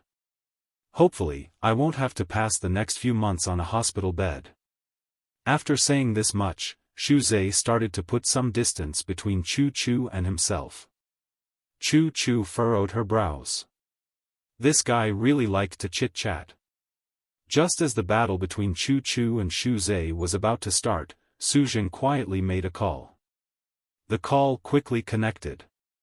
The school head Su Zheng said impatiently, Hello. Mister, something unexpected happened. A gentle sound was transmitted from the other end. Don't be afraid. I've been paying attention to the scene the whole time. Even if a few things changed, everything is still under my control. Don't get impatient and hang up the phone. Let's communicate through text messages. The gentle and earnest voice calmed Su Zheng down. Thereupon, he hung up and started to communicate with the opposite party via text messages. Beep, beep, beep. That mysterious mister quickly sent a message, let the matches on the Grievance Settling Platform run their course. The fact that Chu Chu was able to participate in the competition was out of my expectations, but we've already won a category. Therefore, nothing will happen even if you lose this one, it won't affect my plan too much. Anyway, you need to gain some time before the start of the third category. I need to take care of some matters in the meantime and draw an important person out of the Chu family. In short, you don't have to worry. Everything is under my control, and after this matter is over, the benefits you'll obtain will exceed your imagination. Mr. The Chu family managed to invite some powerful reinforcements. I fear something unexpected might happen, Su Zheng quickly replied. Those powerful cultivators sitting in a row made him feel an incredible pressure. The mysterious Mr. tried to comfort him. Those people aren't the reinforcements of the Chu family. The Chu family doesn't have that much power. You don't have to worry, everything is within my calculations. After hearing this much, Su Zheng finally calmed down. On the Grievance Settling Platform, Chu Chu furrowed her brows and looked at the playful and lively Shu Zhe. Since the start of the battle, this guy had done nothing but chit-chat and jump around like a monkey, not approaching her in the least. What was he trying to do? Seconds and minutes passed by. Chu Chu rubbed her temples. Wasn't he tired after jumping around for so long? Even the supervisors of the platform started to frown. Everyone could see that Illusory Sword School's Shu Zhe was energetically jumping around while trying to provoke Chu Chu. If she weren't to personally take action, this guy would probably jump around until the seas ran dry and the rocks crumbled. Chu Chu took a deep breath. In the next moment, roar. The thunderous roar of a lion spread in all directions from Chu Chu's mouth. The sound wave seemed to have materialized and rippled through the area. The whole Grievance Settling Platform trembled under the effects of this deafening roar. As if that wasn't enough, the sound wave was imbued with the power of the illusory sound, making it impossible for the opponent to defend against it. If not for the defensive barrier surrounding the platform, the roar of the lion would have affected many people from the camps of the two factions. On the Grievance Settling Platform, Shu Zhe, who was still happily jumping, felt as though lightning struck him. His mind became blank, and his legs lost strength, causing him to fall to the ground. Immediately after, Chu Chu took a step forward and easily knocked him out. After his spirit collapsed, Shu Zhe didn't even have the strength to defend himself. Chu Chu won. After 2 consecutive losses, the disciples of the Illusory Sword School didn't have a good complexion. On the other hand, the people of the Chu family were loudly cheering. Since they had found something interesting, the seniors of the 9 provinces number 1 group weren't as bored as before. Northern River's loose cultivator said, it's the Buddhist roaring lion's technique. Thrice reckless Mad Saber replied, if we add the fact that he already has the basic Buddhist fist technique and the true self-meditation scripture, as well as that big bald head, true Monarch Ancient Lake Temple added. It seems that little friend Shuhang has decided to become a Buddhist cultivator, true Monarch Yellow Mountain said as he pinched his chin. Such being the case, should he gift Shuhang something related to this aspect? Perhaps he could gift him a kasaya with powerful defensive abilities? Little friend Shuhang should like it a lot, right? Just as they were discussing, the last disciple of the Illusory Sword School stepped onto the Grievance Settling Platform, his expression calm. Illusory Sword School's Yi Tang. I request Miss Chu Chu to give me some pointers. This disciple was a middle-aged man with a thin stature. The robe of the Illusory Sword School draped over his shoulders seemed too big for him, it felt as though it was about to fall. Chu Chu smiled at him, because except for smiling, she couldn't do anything else. I would like to clarify something before the start of the match. I'm different from my 2 junior brothers you fought earlier. Yi Tang took a deep breath and slowly unsheathed the long sword hanging around his waist. Because I've already reached the 2nd stage True Master Realm. After saying this much, Yi Tang got serious and poured the true qi inside his dantian into the long sword. Sword qi started to surge on the blade of the sword. This 2nd stage True Master appeared out of nowhere, and even the school head of the Illusory Sword School, Su Zheng, was currently at a loss.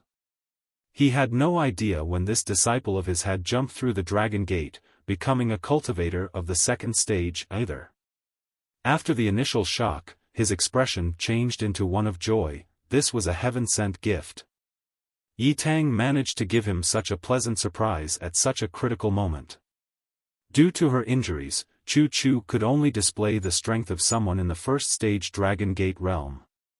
On the other hand, Yi Tang had the strength of a real second stage true master.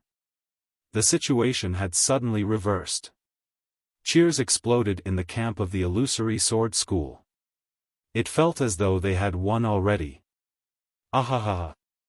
The Illusory Sword School will obtain victory in the first category as well. It's our victory, no one can snatch it away. Su Zheng had a smug smile on his face. He was so excited that he couldn't help but laugh. In the camp of the Chu family. The disciples of the Chu family tightly clenched their fists, their expression one of worry. But right at this time, Fairy Lychee, who was sitting amongst the other fellow Daoists from the 9 provinces number 1 group, raised her head and pointed her delicate hands toward the school head of the Illusory Sword School, Su Zheng, yelling, "Transform into a pig." The illusory art activated and targeted Su Zheng's body. Puff! A cloud of smoke shrouded Su Zheng's body. Soon after, the smoke disappeared, revealing Su Zheng transformed into a humanoid pig. The cheers of the Illusory Sword School immediately stopped. Su Zheng was stunned and lowered his head, looking at his palm that had now changed into pig's feet. It's finally quiet again, Fairy Lychee said coolly. Soon after that, Chu Chu stepped onto the stage. Her fellow Daoists from the 9 provinces number 1 group started to discuss strange things. The things they were talking about likely happened when she was fighting against those aboriginal deities abroad. Hence, she had no idea what they were speaking about. As if that wasn't enough, no one was willing to tell her what was going on. They were just laughing and not saying anything. Therefore, Fairy Lychee had been suppressing her anger for a quite while. That smug and sudden laughter from Su Zheng and the other people from the Illusory Sword School finally made her snap. Thus, they ended up becoming the outlet for her anger. In the camp of the Illusory Sword School, all those present were looking absent-mindedly at the pig-headed Su Zheng. They felt like laughing but didn't dare to. On the Grievance Settling Platform, the 2 supervisors also felt the corners of their mouths twitch. After shooting a glance at each other, they decided to ignore this matter. When that fairy maiden made her move earlier, they felt the aura of a true monarch come from her body. Moreover, it was something that happened outside the platform, and hence outside their jurisdiction. After all, they were the supervisors of the platform and merely had to manage what happened on the platform, nothing else. On the Grievance Settling Platform. A second stage true master? That's going to be troublesome. Song Shuhang, who was now disguised as Chu Chu, rubbed his temples. This was a major headache. He knew from experience that there was a huge disparity between cultivators of the first and second stage. It was very difficult to ward off attacks imbued with true chi and blood energy. In other words, it was like fighting someone that had a real sword with a mere wooden sword. Therefore, he could only try his best. In front of him, Yi Tang displayed the stance of a sword technique. "Miss Chu Chu, I'm going to make my move." After saying this much, he dashed forward like an unsheathed sword. In the blink of an eye, the distance between them quickly reduced, and Yi Tang used his sword to slash toward Chu Chu from a slanting angle. He was worthily a second stage true master. Even if he just broke through, his explosive speed surpassed Shuhang's full-powered virtuous man's 10,000-mile walk by a notch. Luckily, that speed was still within the range Song Shuhang could handle. While the sword was approaching, Chu Chu used her right hand to grab the wrapped weapon on her back, warding off Yi Tang's sharp sword with it. Clang! The wrapped weapon and the sword clashed against each other, sending out a metallic sound. In the next moment, the true chi on Yi Tang's sword exploded, shredding to pieces the wrapping. Inside the wrapping was a 1-meter-long treasured saber. After the attack, Yi Tang stopped in his tracks. On the other hand, Song Shuhang was forced to take 3 steps backward. A saber? Yi Tang stared at the weapon in Chu Chu's hand and furrowed his brows. Why was she holding a saber? Chu Chu was very skilled in the art of the sword, and the might of the technique she developed after comprehending the mysterious sword technique of the Chu family was incredible. Such being the case, why was she using a saber in this match? It wasn't only Yi Tang, the members of the Chu family were also dumbstruck. There was clearly something wrong with this scene. Why was senior sister Chu Chu using the saber instead of the sword? The previous scene was also somewhat strange. That set of fist techniques senior sister Chu Chu used earlier gave one a Buddhist vibe. And now, she unexpectedly took out a saber, which made even less sense. What did she experience in these past few years that her style became so twisted? On the Grievance Settling Platform, Yi Tang took a deep breath and cast his eyes down. Is she looking down on me? Yi Tang muttered to himself. Although her strength had decreased until the first stage Dragon Gate realm, Chu Chu was still looking down on him who had reached the second stage True Master realm? Or perhaps she thought that he wasn't worthy of her sword? Is she just being arrogant? Or does she have absolute faith in her skills? Yi Tang swung the sword in his hand and said gravely, Miss Chu Chu, you better take out your sword. I used only half of my strength earlier. In front of him, Chu Chu calmly smiled just as before. Take out what sword? The short sword tied to his thigh was just for show, aside from the basic stuff about swordsmanship he learned from the young man in green clothes in the illusory reality. Song Shuhang didn't know anything else about swords. I can only use the flaming saber and do my best, Song Shuhang muttered to himself. Thereupon, while smiling, Chu Chu likewise swung the saber in her hands and took several steps back, increasing the distance between the two. She wanted to gain enough time to gather the necessary chi to use the flaming saber technique. Seeing that Chu Chu seemed to have no intention of drawing her sword, Yi Tang's expression became cold. Soon after, fighting intent started to burn in his eyes. It seems you have no intention of drawing your sword. In that case, I'll force you to draw it. After saying this much, Yi Tang dashed forward once more. This time, his speed was twice as fast as before. The distance Song Shuhang had put between them was immediately pulled closer. Monolith sword technique. Yi Tang gravely shouted and released all his strength, slashing toward Chu Chu once more. Even inside the illusory sword school, the monolith sword technique was a very ordinary sword technique. In other words, it was comparable to those common and widespread techniques in the world of cultivators. But when Yi Tang used it, its momentum was like that of a mountain. Even if the sword had yet to arrive, the opponent felt as though a small mountain was weighing down on them. Upon seeing this scene, Northern River's loose cultivator faintly smiled and said, that guy has some skills. He is very adept at using that move. He must have practiced it at least 100,000 times to get such an overbearing momentum. Dharma King Creation said, it seems our little friend can't win. After all, he's still at the first stage Dragon Gate realm. Cave Lord Snow Wolf nodded and continued, the difference between cultivators of the first and second stage is too big. But if he can use things like talismans while on the platform, he might be able to turn the battle. Just as the seniors were discussing amongst themselves, Song Shuhang finished gathering his chi and made his move. He spun his wrist and used the long saber to welcome Yi Tang's blow from a weird angle.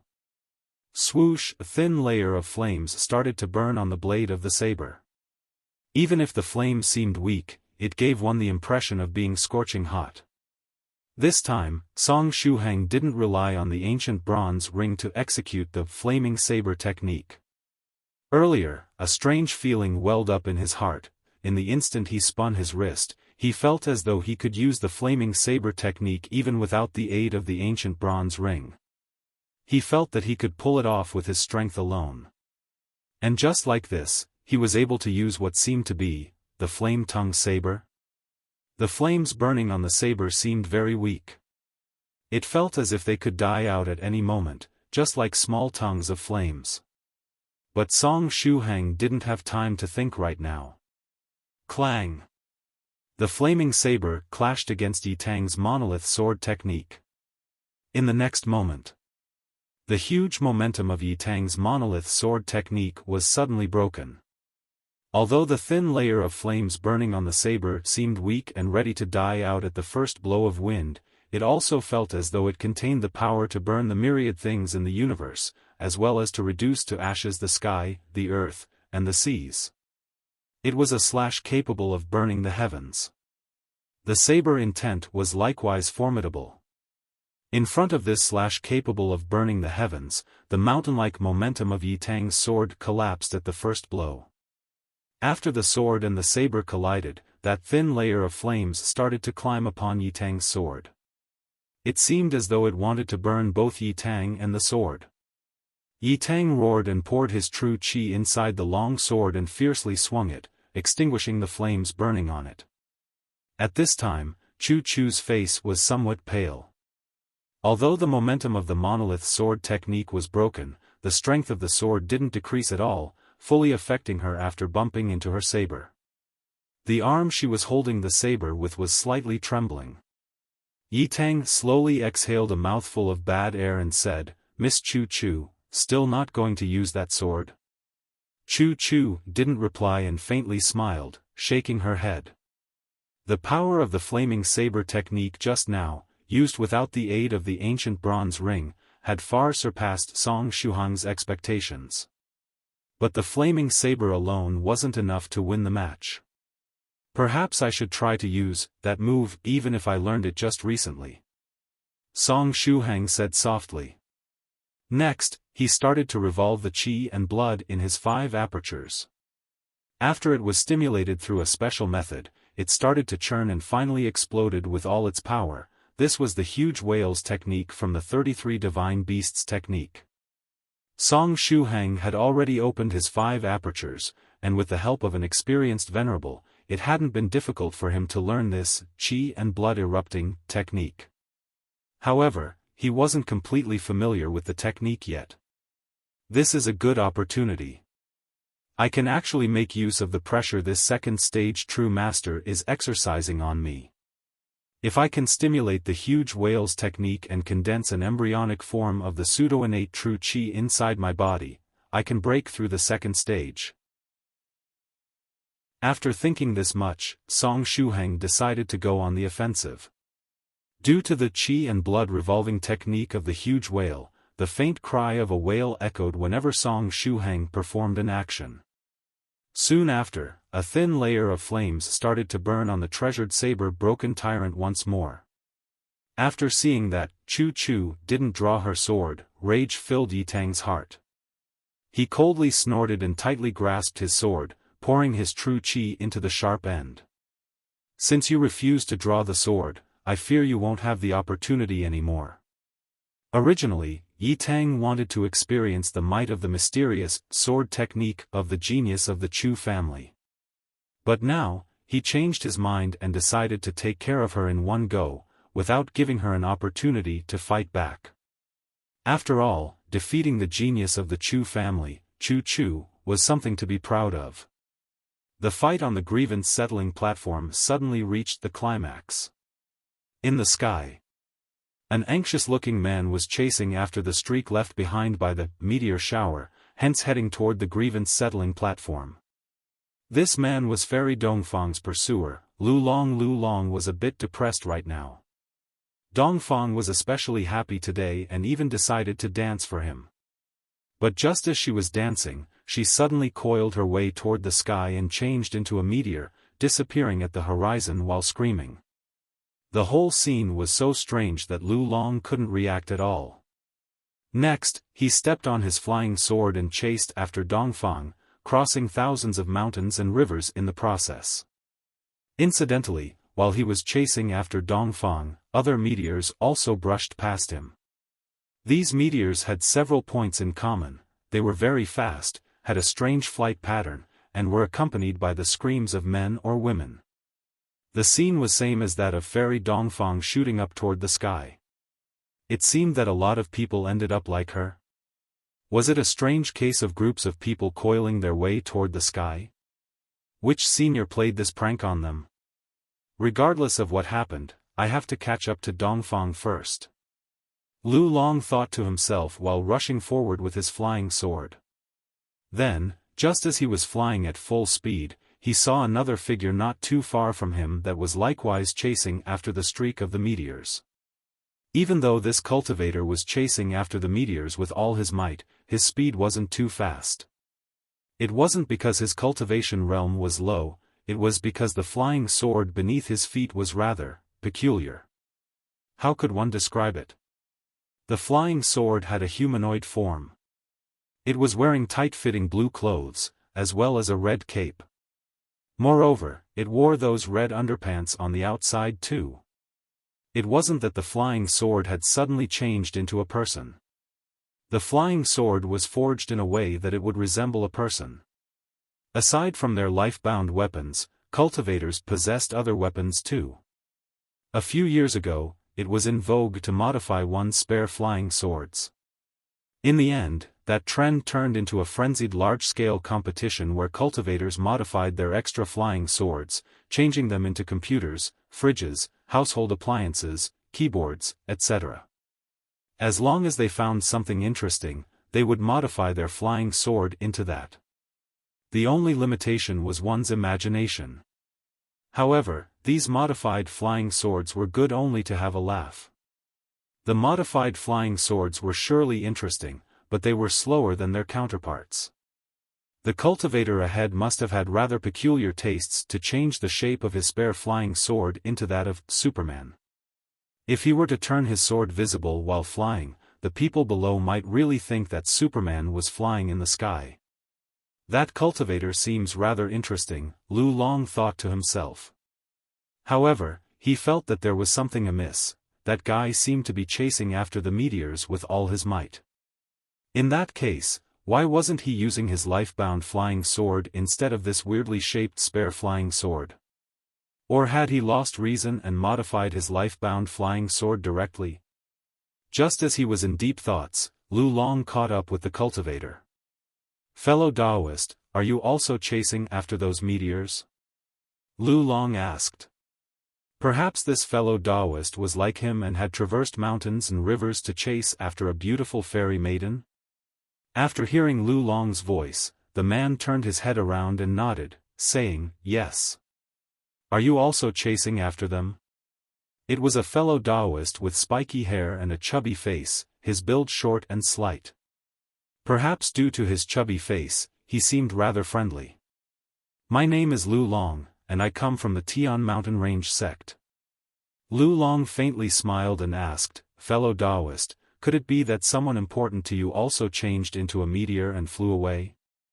Lu Long of the Tian Mountain Range sect. "I have heard so much about you, I'm honored to meet you."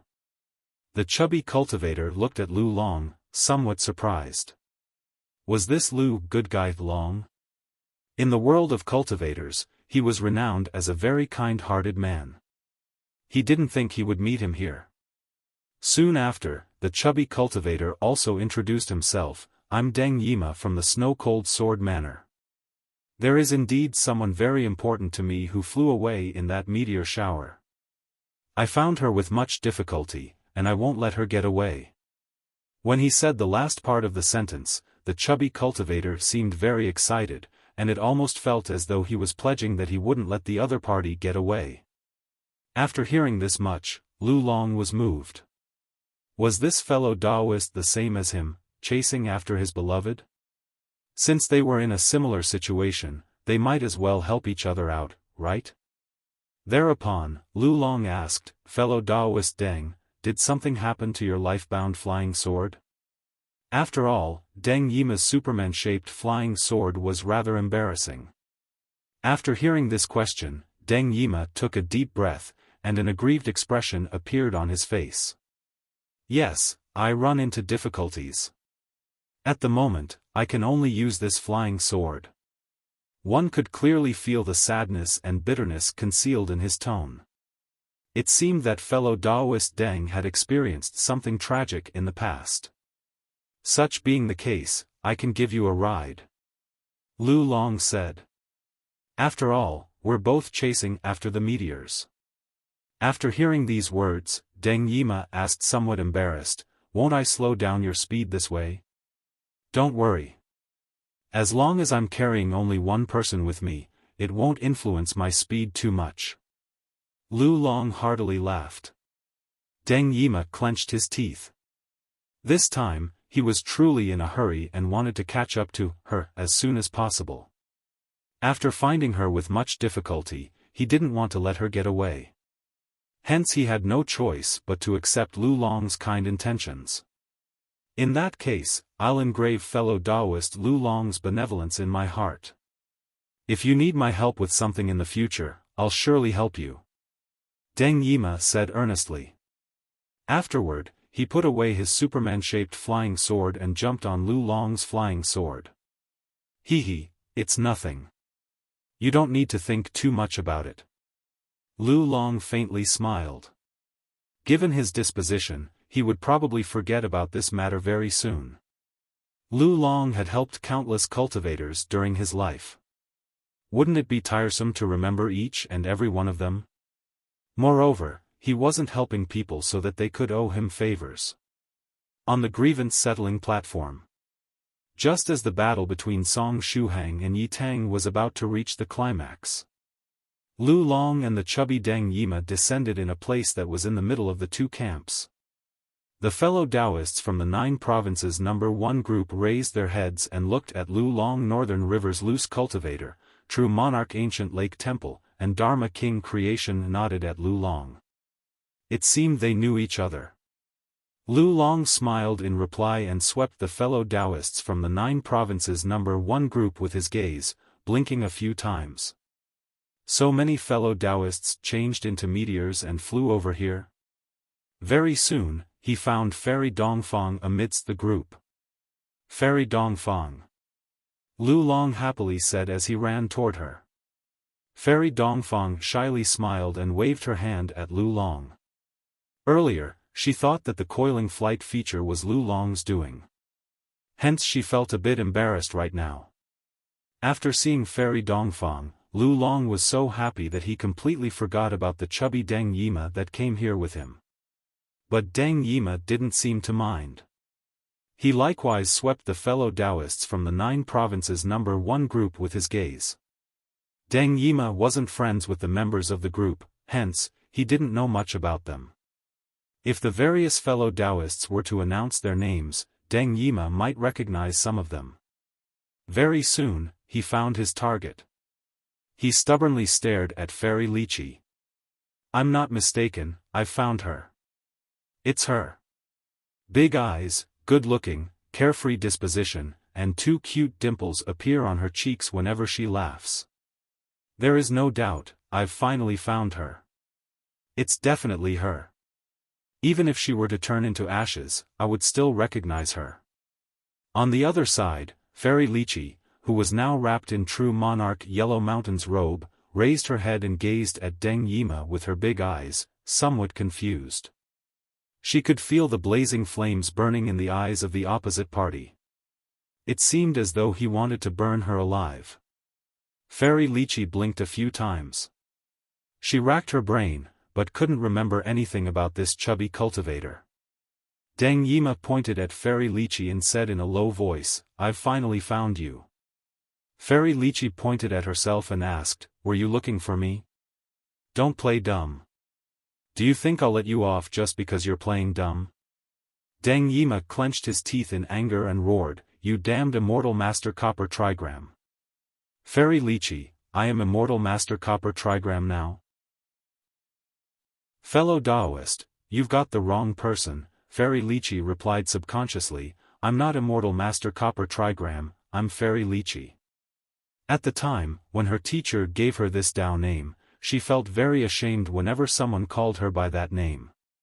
But after hearing it for a long time, she got used to it. If she was called Lychee, then so be it. At least, it was much better than her junior sister's name, Fairy Nectarine.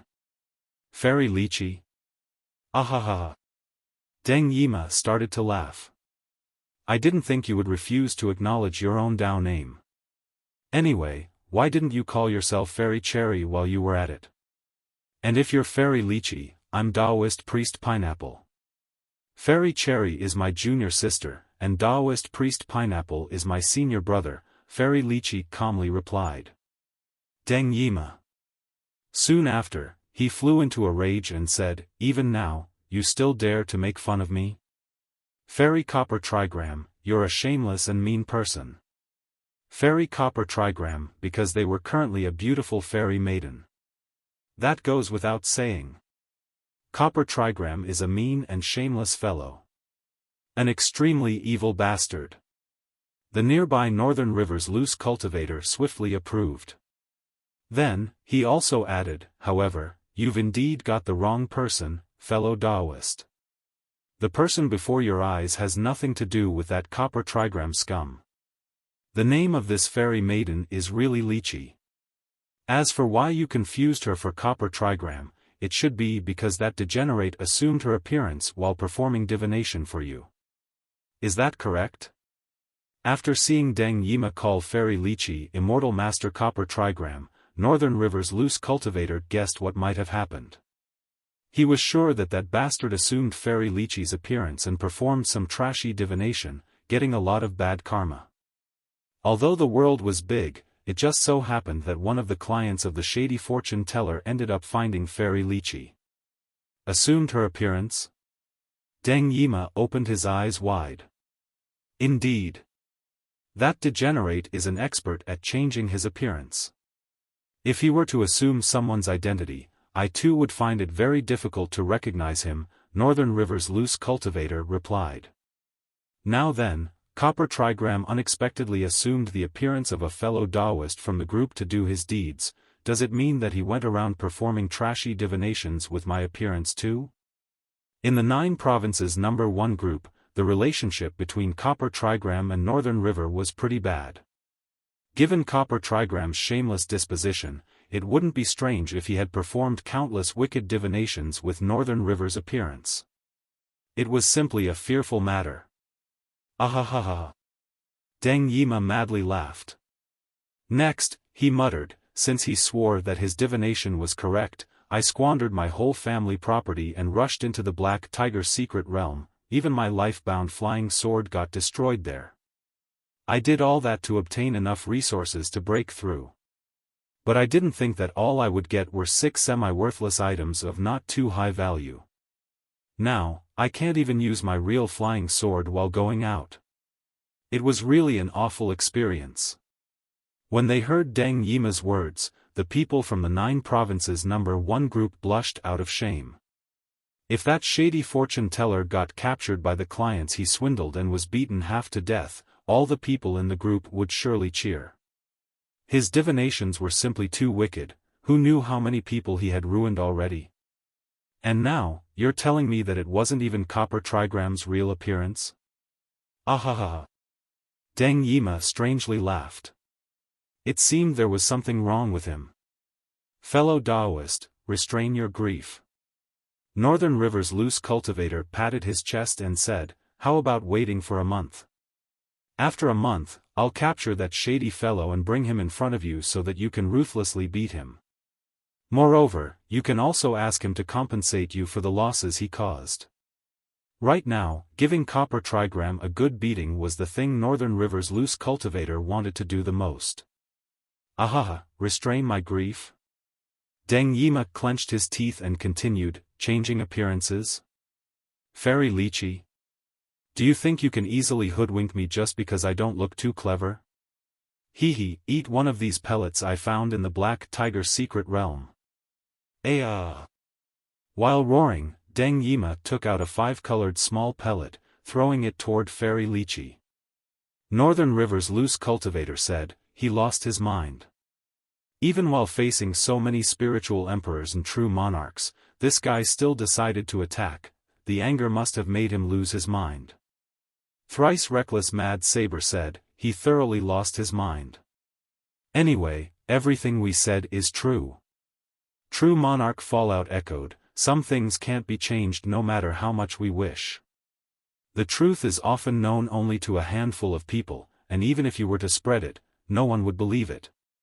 Just as they were discussing, the five-colored pellet arrived in front of Fairy Lychee. Explode! Deng Yima angrily roared. Slowing technique. This pellet was one of the treasures he found in the Black Tiger's secret realm. He found 6 pellets in total and used one of them before. When he used that pellet, all living things in an area of 10 square meters around the pellet were subjected to a powerful slowing effect. Under the effects of that terrifying slowing effect, all actions were slowed down. When he tried it on a wild beast, the beast took 5 minutes just to raise its paw. The slowing effect could last up to 10 minutes, and he could do a lot of things in that time. Speaking of which, it was rather sad. The 6 pellets had very powerful effects, but they were useless to him. He exchanged his whole family property for these 6 pellets. And to get a brand new life-bound flying sword, he was forced to complete all the assignments of the sect and save spirit stones little by little. Moreover, since he used one of those pellets earlier, there were only 5 left.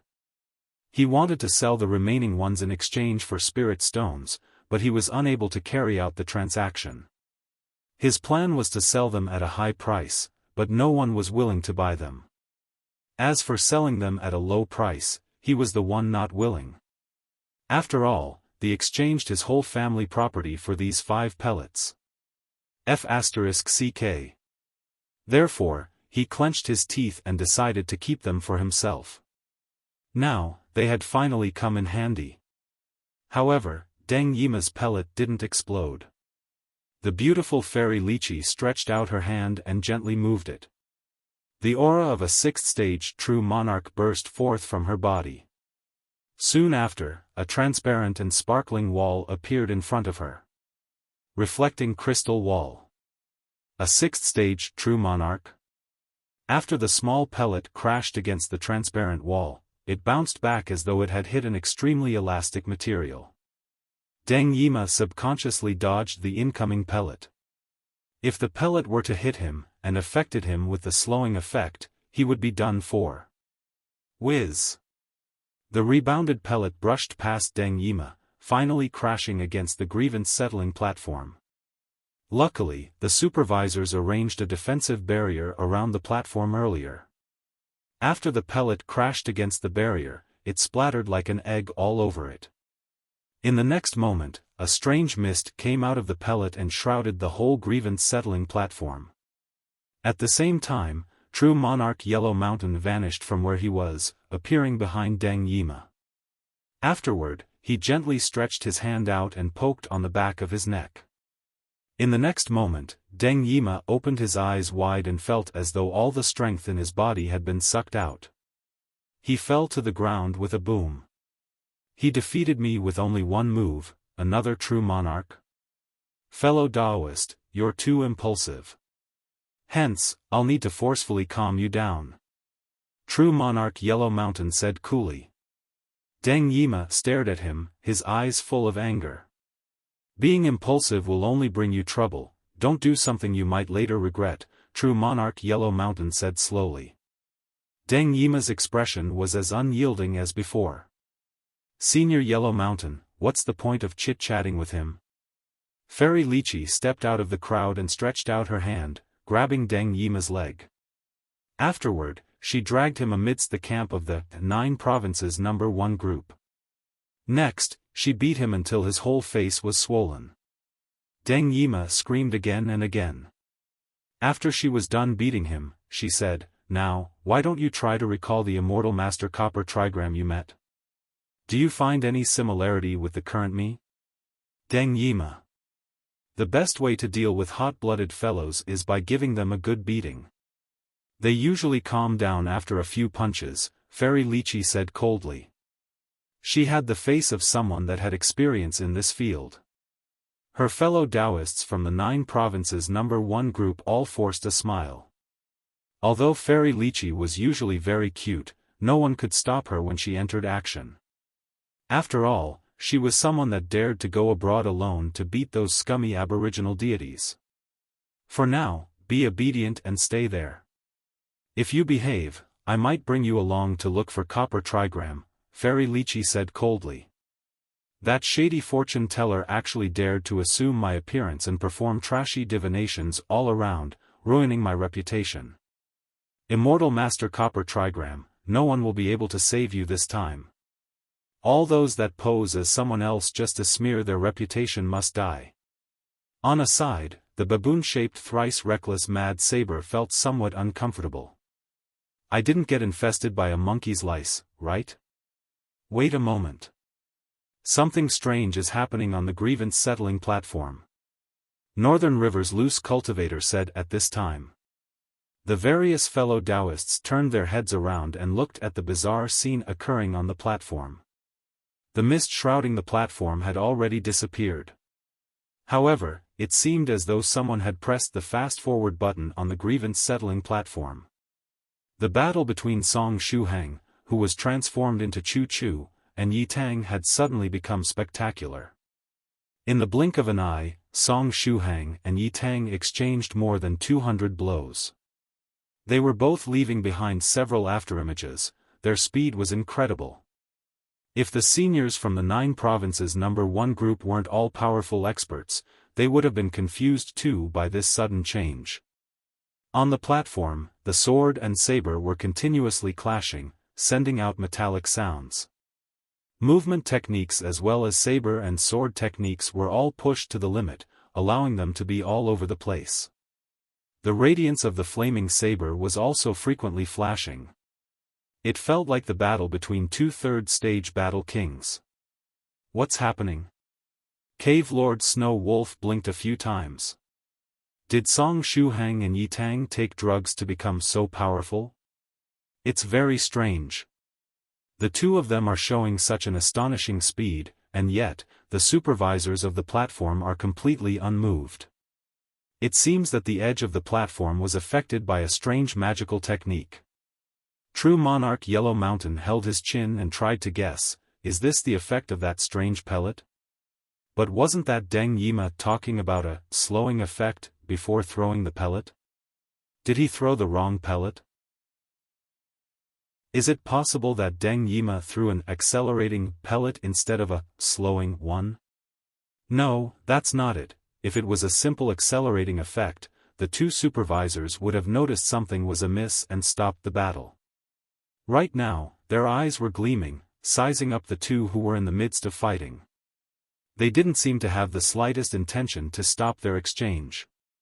It appeared that the two supervisors were also under the effects of the acceleration. On the Grievance Settling Platform, the fight between Chu Chu and Yi Tang got more and more intense. In a mere second, the sword and the saber clashed more than 40 times. Unknowingly, they had been battling for more than 6 minutes. However, both parties did not seem exhausted even after fighting so fiercely. It looked as though they were engaging in a normal battle. If it was a mere accelerating technique, they would have exhausted their strength already, True Monarch Yellow Mountain thought to himself. This scene was indeed strange. True Monarch Yellow Mountain pinched his chin and pondered.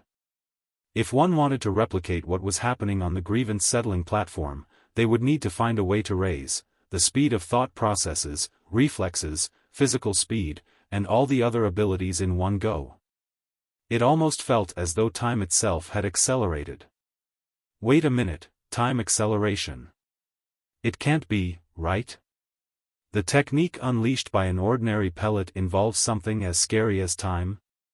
On the Grievance Settling Platform. Rolling Stone Sword. Yi Tang roared. His sword was akin to an unstoppable stone, rolling in Chu Chu's direction. During the fight, he had already used 3 different sword techniques, each one stronger than the other. On the other side, Chu Chu only had the flaming saber. After tossing and turning, all she used was that ordinary saber technique. But what made Yi Tang feel like vomiting blood was that even though she was using only that flaming saber technique, he was unable to defeat her. On the contrary, he felt that she was getting stronger and stronger as the battle progressed. Wasn't she heavily wounded and able to battle only due to stimulating her potential? In that case, Why did he feel that Chu Chu was absolutely fine and that she did not suffer any injury at all? Why was she getting more and more energetic as they continued fighting? Bang! The rolling stone sword was once again blocked by the flaming saber. Yi Tang felt the energy within his opponent's body surge. The strength and power behind her attacks only got stronger. Additionally, every time Chu Chu swung her saber, he faintly heard the cry of a whale. Was Chu Chu continuously getting stronger? In other words, was her power continuously recovering? Yi Tang clenched his teeth. He was a second-stage true master himself and yet he could not defeat Chu Chu who was in the first-stage Dragon Gate realm. Damn it, if she keeps restoring her strength, wouldn't she end up returning to the second-stage realm? By then, wouldn't I lose for real? Moreover, both parties had already fought for nearly an hour, no? I can't let this drag on, I need to get rid of her in one go. This will be the last blow. Yi Tang shouted and abruptly leapt into the sky. While jumping, he seized the opportunity to gather all his true qi. Next, he decided to execute his strongest sword technique, the mountain-cutting sword technique, which could erupt with the gathered true qi in one go. The power it possessed would be more than double his usual power. This technique also boasted a powerful penetrating effect. Even if it was blocked, the true qi would be able to penetrate the opponent's body, causing internal injuries. Without a cultivation of the second-stage realm, the opponent would be unable to block the true qi that penetrated his or her body. Mere qi and blood energy was of no use. This sword attack would decide victory or loss. At the same time, he gave Chu Chu a sidelong glance. How was she going to deal with his strongest attack? Even up to this point, she wasn't willing to draw her sword. Indeed, she wasn't. Chu Chu's hands held the treasured saber tightly, and flames started to burn on the blade of the saber once again. Perhaps because her power was gradually recovering, the flames on the saber no longer consisted in a thin and weak layer. Instead, they were raging and blazing. This time, it looked like a real, flaming saber. However, an ordinary technique like the flaming saber would definitely be unable to contend against his next blow. He would be the winner of the first category of the Grievance Settling Platform. Mountain-cutting sword technique. Yi Tang roared. This time, he proudly shouted the name of his sword technique. He attacked Chu Chu with a power capable of destroying mountains.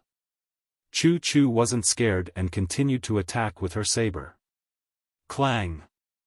The heavy and loud sound resembling that of a temple's bells resounded, traveling far into the distance. It was a lot louder than that of any of the blows they'd exchanged earlier. Ah!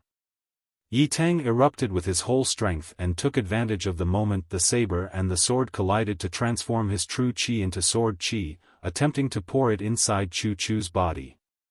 This sword qi would completely destroy her meridians, making her unable to fight.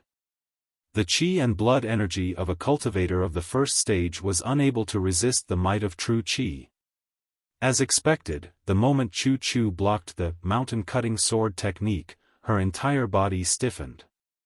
She furrowed her brows, and both her hands went numb. Thereafter, the treasured saber in her hands fell to the ground. It's over.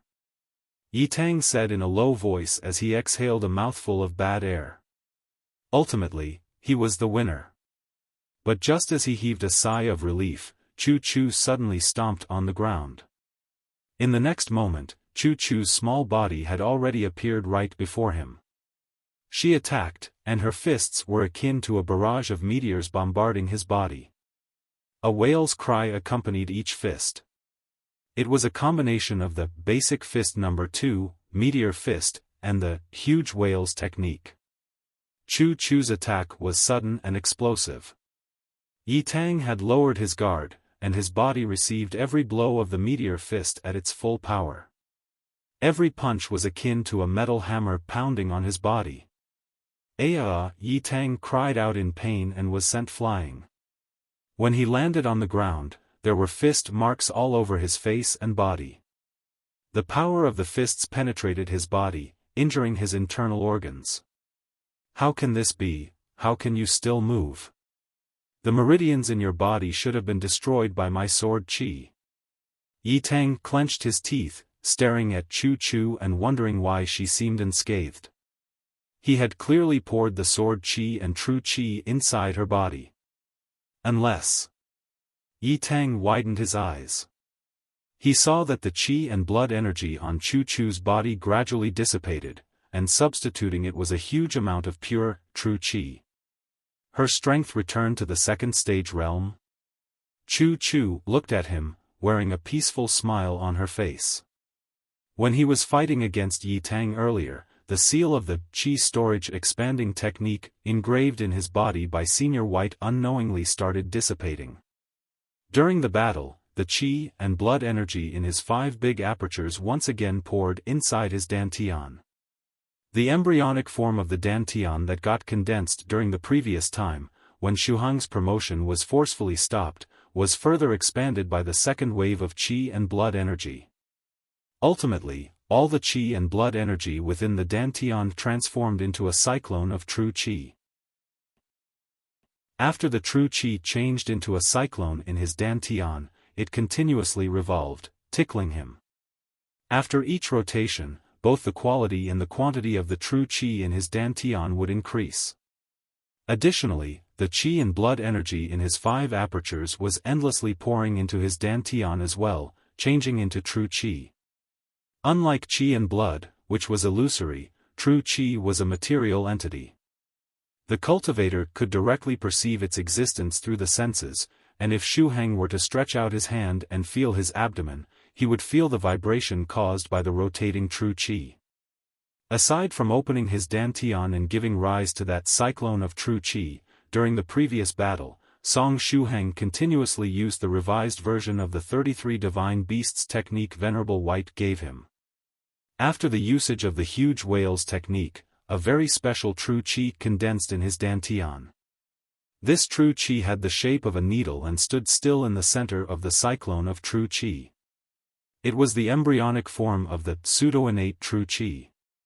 As long as Song Shuhang diligently developed it during the second stage realm, it would greatly help him until he reached the 4th stage innate realm.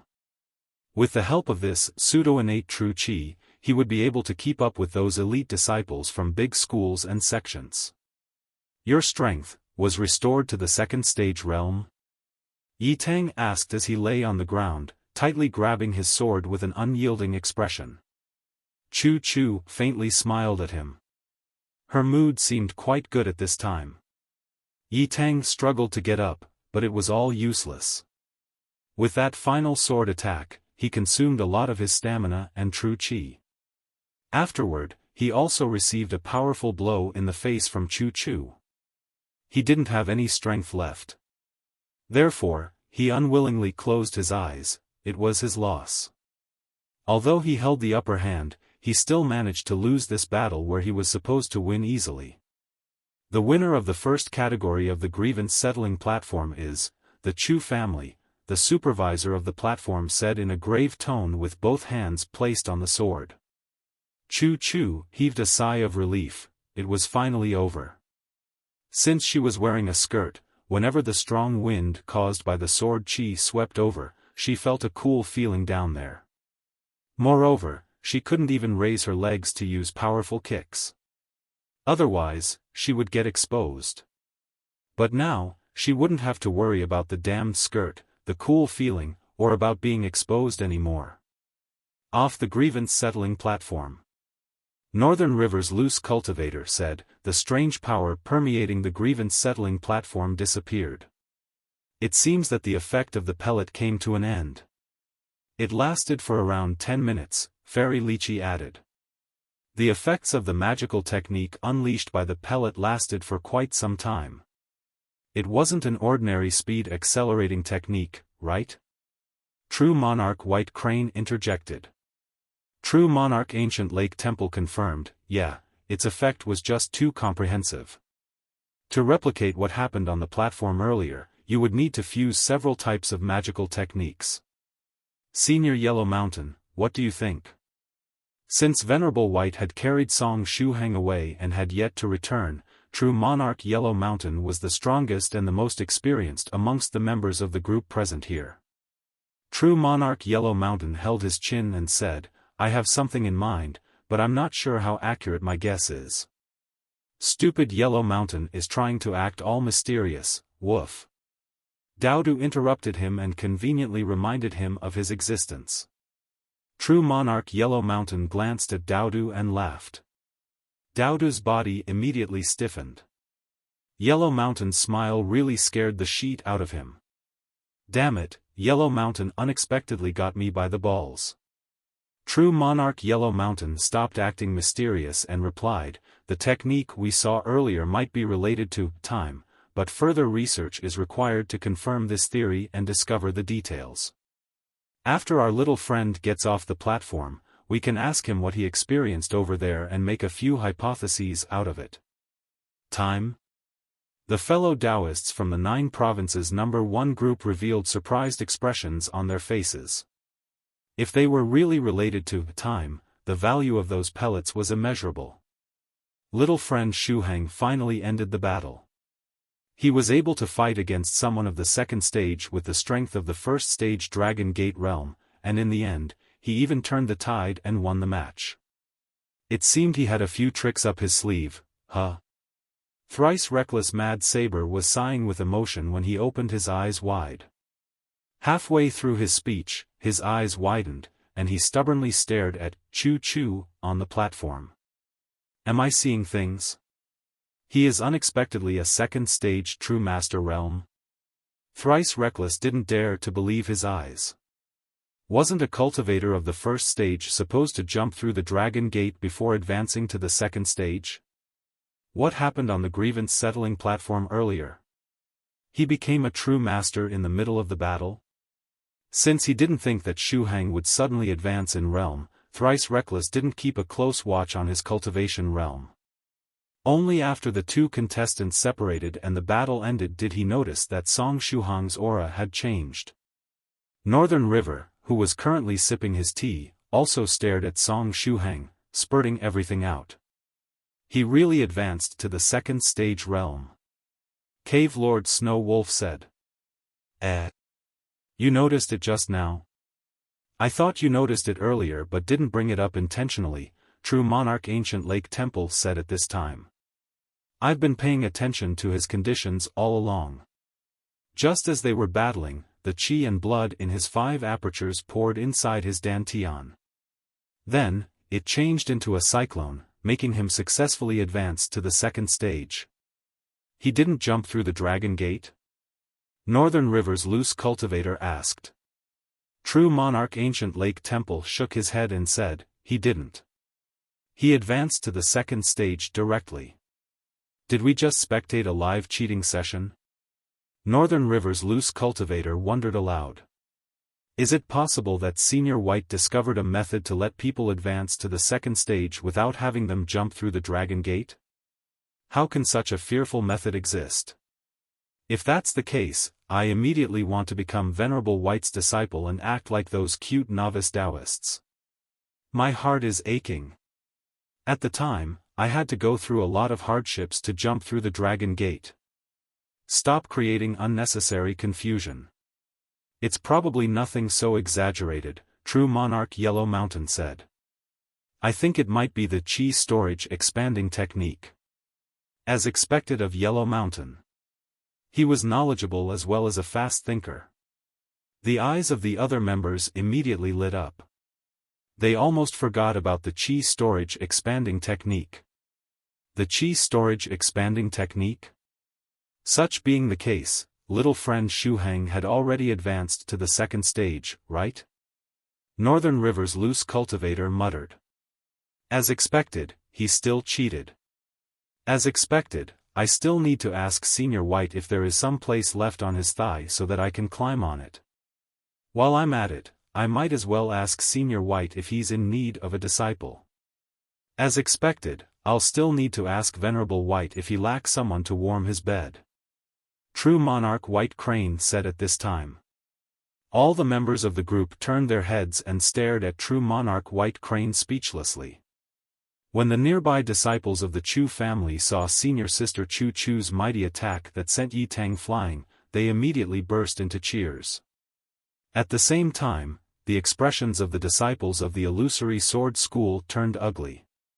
Things were changing too quickly. A moment ago, it felt as though Yi Tang was about to win. But then, the tide turned and he lost. What was wrong with these sudden changes?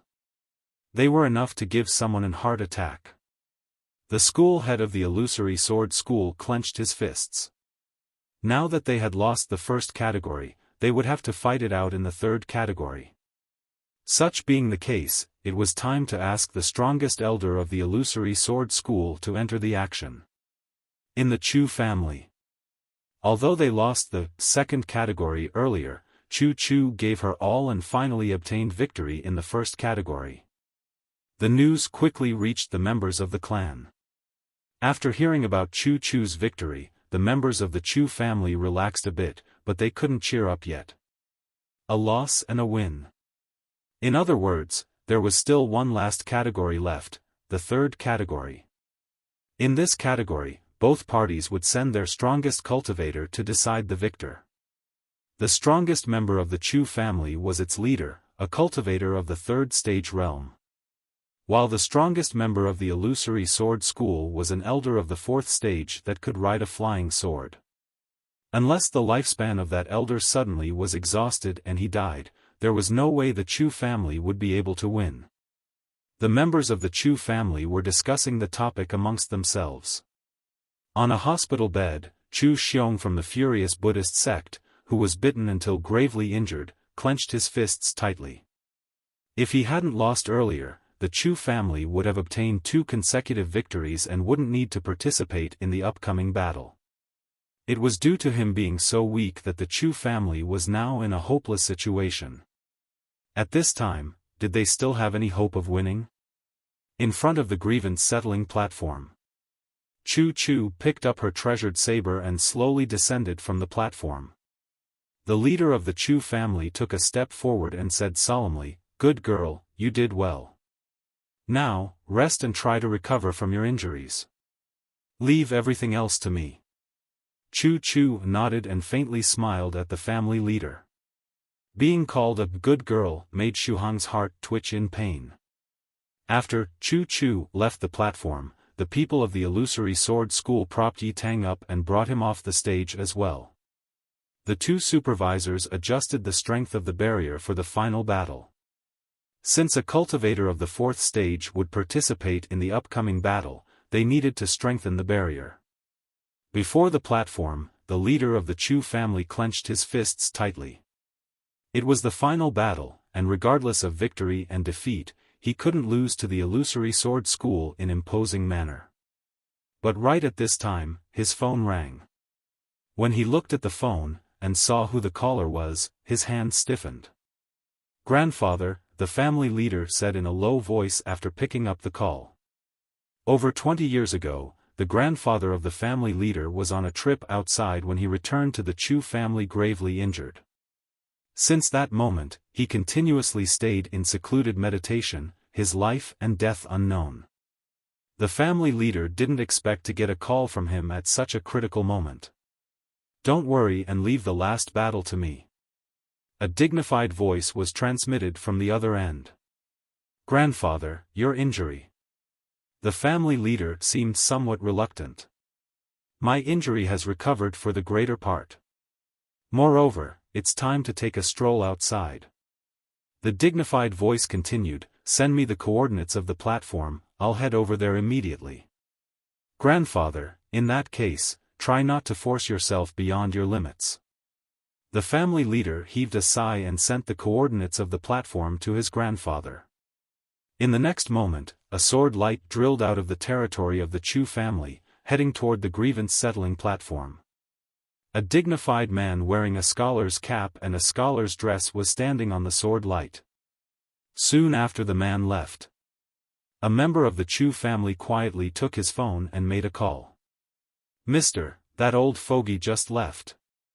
"Good, get ready to enter into action.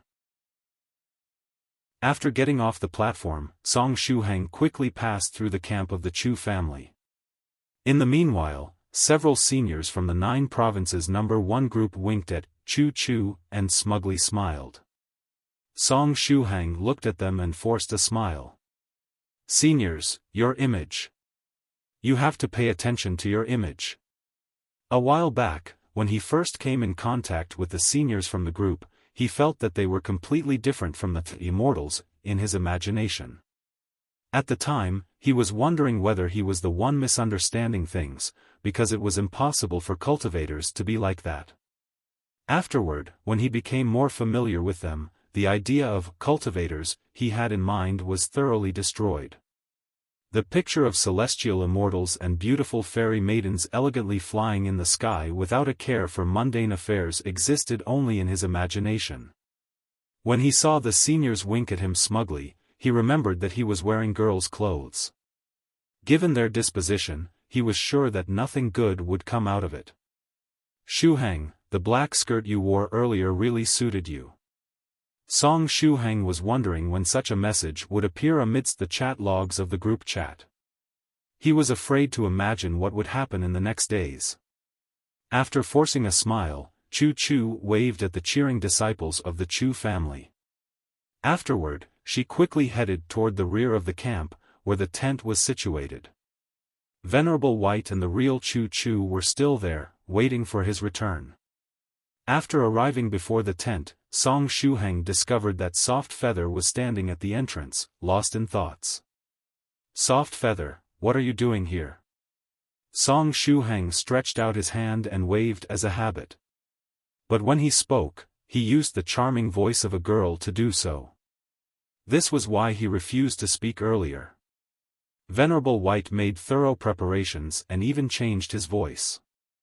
But just the thought of using a girl's voice to speak made Shuhang feel unwell. If people considered Immortal Master Copper Trigram's disguising technique high level, Song Shuhang felt that Venerable White's wasn't too far behind. Copper Trigram specialized in disguising himself because he was often chased after performing those wicked divinations, but what about Venerable White? Why was he so good at using disguising techniques? Was it an innate talent? Soft Feather turned her head around and looked at Chu Chu in puzzlement. Afterward, she said, "You're... Oh, right. You're Miss Chu Chu." Song Shuhang. After faintly sighing, in a low voice so that only Soft Feather could hear him, he said, "It's me, Song Shuhang." Iya? Soft Feather exclaimed in surprise. "Let's go inside." Song Shuhang grabbed Soft Feather's hand and entered the tent. After opening the tent, Song Shuhang saw that there was a stretch of yellow sand inside.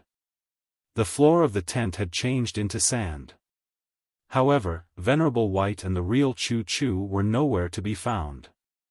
Where is Senior White? Song Shuhang looked at Soft Feather in puzzlement. Speaking of which, Soft Feather's legs were really long. Even if he was Chu Chu's carbon copy right now, he discovered that Soft Feather's legs arrived at his waist when she was standing up, their height being about the same. *CK, why the hell am I thinking about this nonsense right now?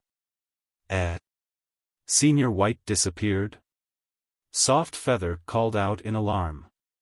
She had been waiting outside the tent for Senior White to come out this whole time. But when she peeked inside the tent, she only saw a stretch of yellow sand. Hence, she believed that Senior White activated the illusory reality and didn't enter. Senior White didn't come out of the tent? Song Shuhang asked in puzzlement. No, I've been waiting for the whole time here for Senior White and Senior Song to come out, but in the end, only Miss Chu Chu came out. By the way, Senior Song, why did you assume Chu Chu's appearance? Soon after, she blinked and her eyes suddenly lit up. Oh, I understand. Senior Song must have had my same idea. You replaced Miss Chu Chu and participated in the battle in her stead, right? Correct. Song Shuhang deeply sighed. After searching in the tent for a while, he didn't find his old clothes. How could he change into his original form if he didn't have his clothes? He absolutely didn't want to change back into his original form while wearing a black skirt. He wasn't a pervert.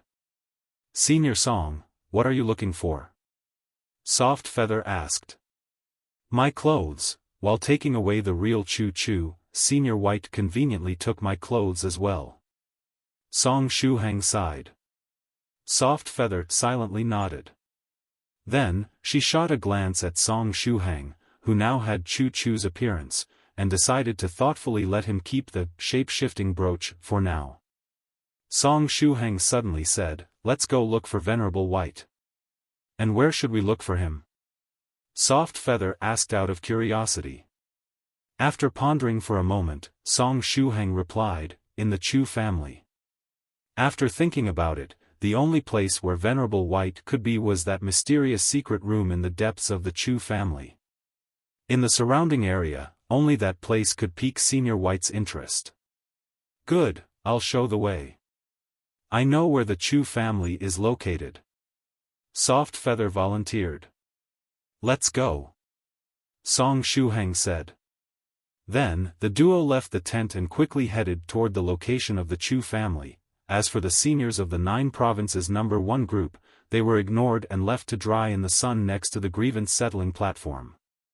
Before the Grievance Settling Platform, the 2 supervisors rearranged the strengthened barrier around the platform. The match of the last category was about to begin. At this time, a sword light rapidly approached the airspace of the Illusory Sword School's camp, descending next to Su Zheng. The man riding the sword light had white hair and lot of wrinkles on his face. It was precisely that 4th stage elder of the Illusory Sword School, Jian Yuanhai. As a cultivator of the 4th stage, Jian Yuanhai should have had a life expectancy of 550 to 600 years. However, Jian Yuanhai repeatedly used a mysterious technique to stimulate his latent capacity and obtain explosive power when he was young and roaming the world. Therefore, although he was only around 300 years, his life force was already exhausted, and he looked very old. Elder Jian, you're finally here. Su Zheng heaved a sigh of relief and calmed down as soon as he saw the elder arrive. When he saw Su Zheng's appearance, Jian Yuanhai got a scare. What was the deal with this pig-like appearance? Luckily, Su Zheng's aura was still the same. Otherwise, he would have already cut down this humanoid pig with his sword. Hence, he asked, Su Zheng, what's the deal with your appearance? Su Zheng forced a smile and explained to the elder what happened. Jian Yuanhai's complexion got more and more ugly as he listened to the story. Then, he nodded and looked at the 2 spiritual emperors that had now pulled some distance between them and the Illusory Sword School. Outsiders were outsiders. It was unlikely that they would put their life at risk for the Illusory Sword School. Next, he shot a glance at the camp of the Chu family. Oh my! Jian Yuanhui inhaled a mouthful of cold air. Those almost 50 spiritual emperors sitting in a row thoroughly shocked him. Since when had spiritual emperors become common to the point that even the Chu family could invite 50 of them to boost their morale? And amongst them, there seemed to be some people with immeasurable strength, whose level was even above to that of spiritual emperors. Jian Yuanhai felt his scalp go numb. How was the Chu family able to invite so many monsters? Had they known that the Chu family could invite so many powerful cultivators earlier, the Illusory Sword School would have never dared to pick a fight with them. Actually, it didn't even matter if these spiritual emperors had come here only for a stroll or not. After all, they had willingly come from thousands of miles away just to spectate the matches taking place on the Grievance Settling Platform. What if they had a sudden change of mood and decided to side with the Chu family, conveniently destroying a small faction like the Illusory Sword School in the process? Unfortunately, it was too late to regret. Since they had chosen this road, they could only walk it till the end. They had already thoroughly offended the Chu family, hence, they might as well secure their victory in the 3rd category. Then, as the winner of the Grievance Settling Platform, they could ask the Chu family to hand over a copy of the sword technique. At this time, they didn't dare to ask for the original version. A copy was more than enough. In the worst case, they could just change the location of their school. As long as they had the sword technique, they could try to reach the 5th stage realm. Only those that dared to brave risks would reap the benefits. After thinking this much, a firm expression appeared in Jian Yuanhai's eyes. He wanted to win the last category of the Grievance Settling Platform. Just as Jian Yuanhai was in deep thoughts, a sword light also approached the camp of the Chu family. The sword light descended next to the leader of the Chu family. After it descended, a dignified man wearing a scholar's cap and scholar's clothes stepped down from the sword. The complexion of this man was somewhat pale, as though he hadn't seen the sun for quite some time. He looked like someone that had yet to completely recover from a serious illness. Someone that can ride a flying sword? The disciples of the Chu family curiously looked at this man wearing scholar's clothes that had appeared out of nowhere. None of them recognized him. However, they felt that the facial features of this man were very similar to those of the leader of the Chu family. Was he also a person of the Chu family? If he was a member of the Chu family, he was at least a cultivator of the 4th stage since he could ride a flying sword. Grandfather. The family leader rushed toward the man. After his grandfather was seriously injured 20 years ago, it was his first time coming out of secluded meditation. Grandfather? Is this the grandfather of the family leader? As expected, he was a member of the Chu family. The people of the Chu family had again found hope. They still had an opportunity to win the last category of the Grievance Settling Platform.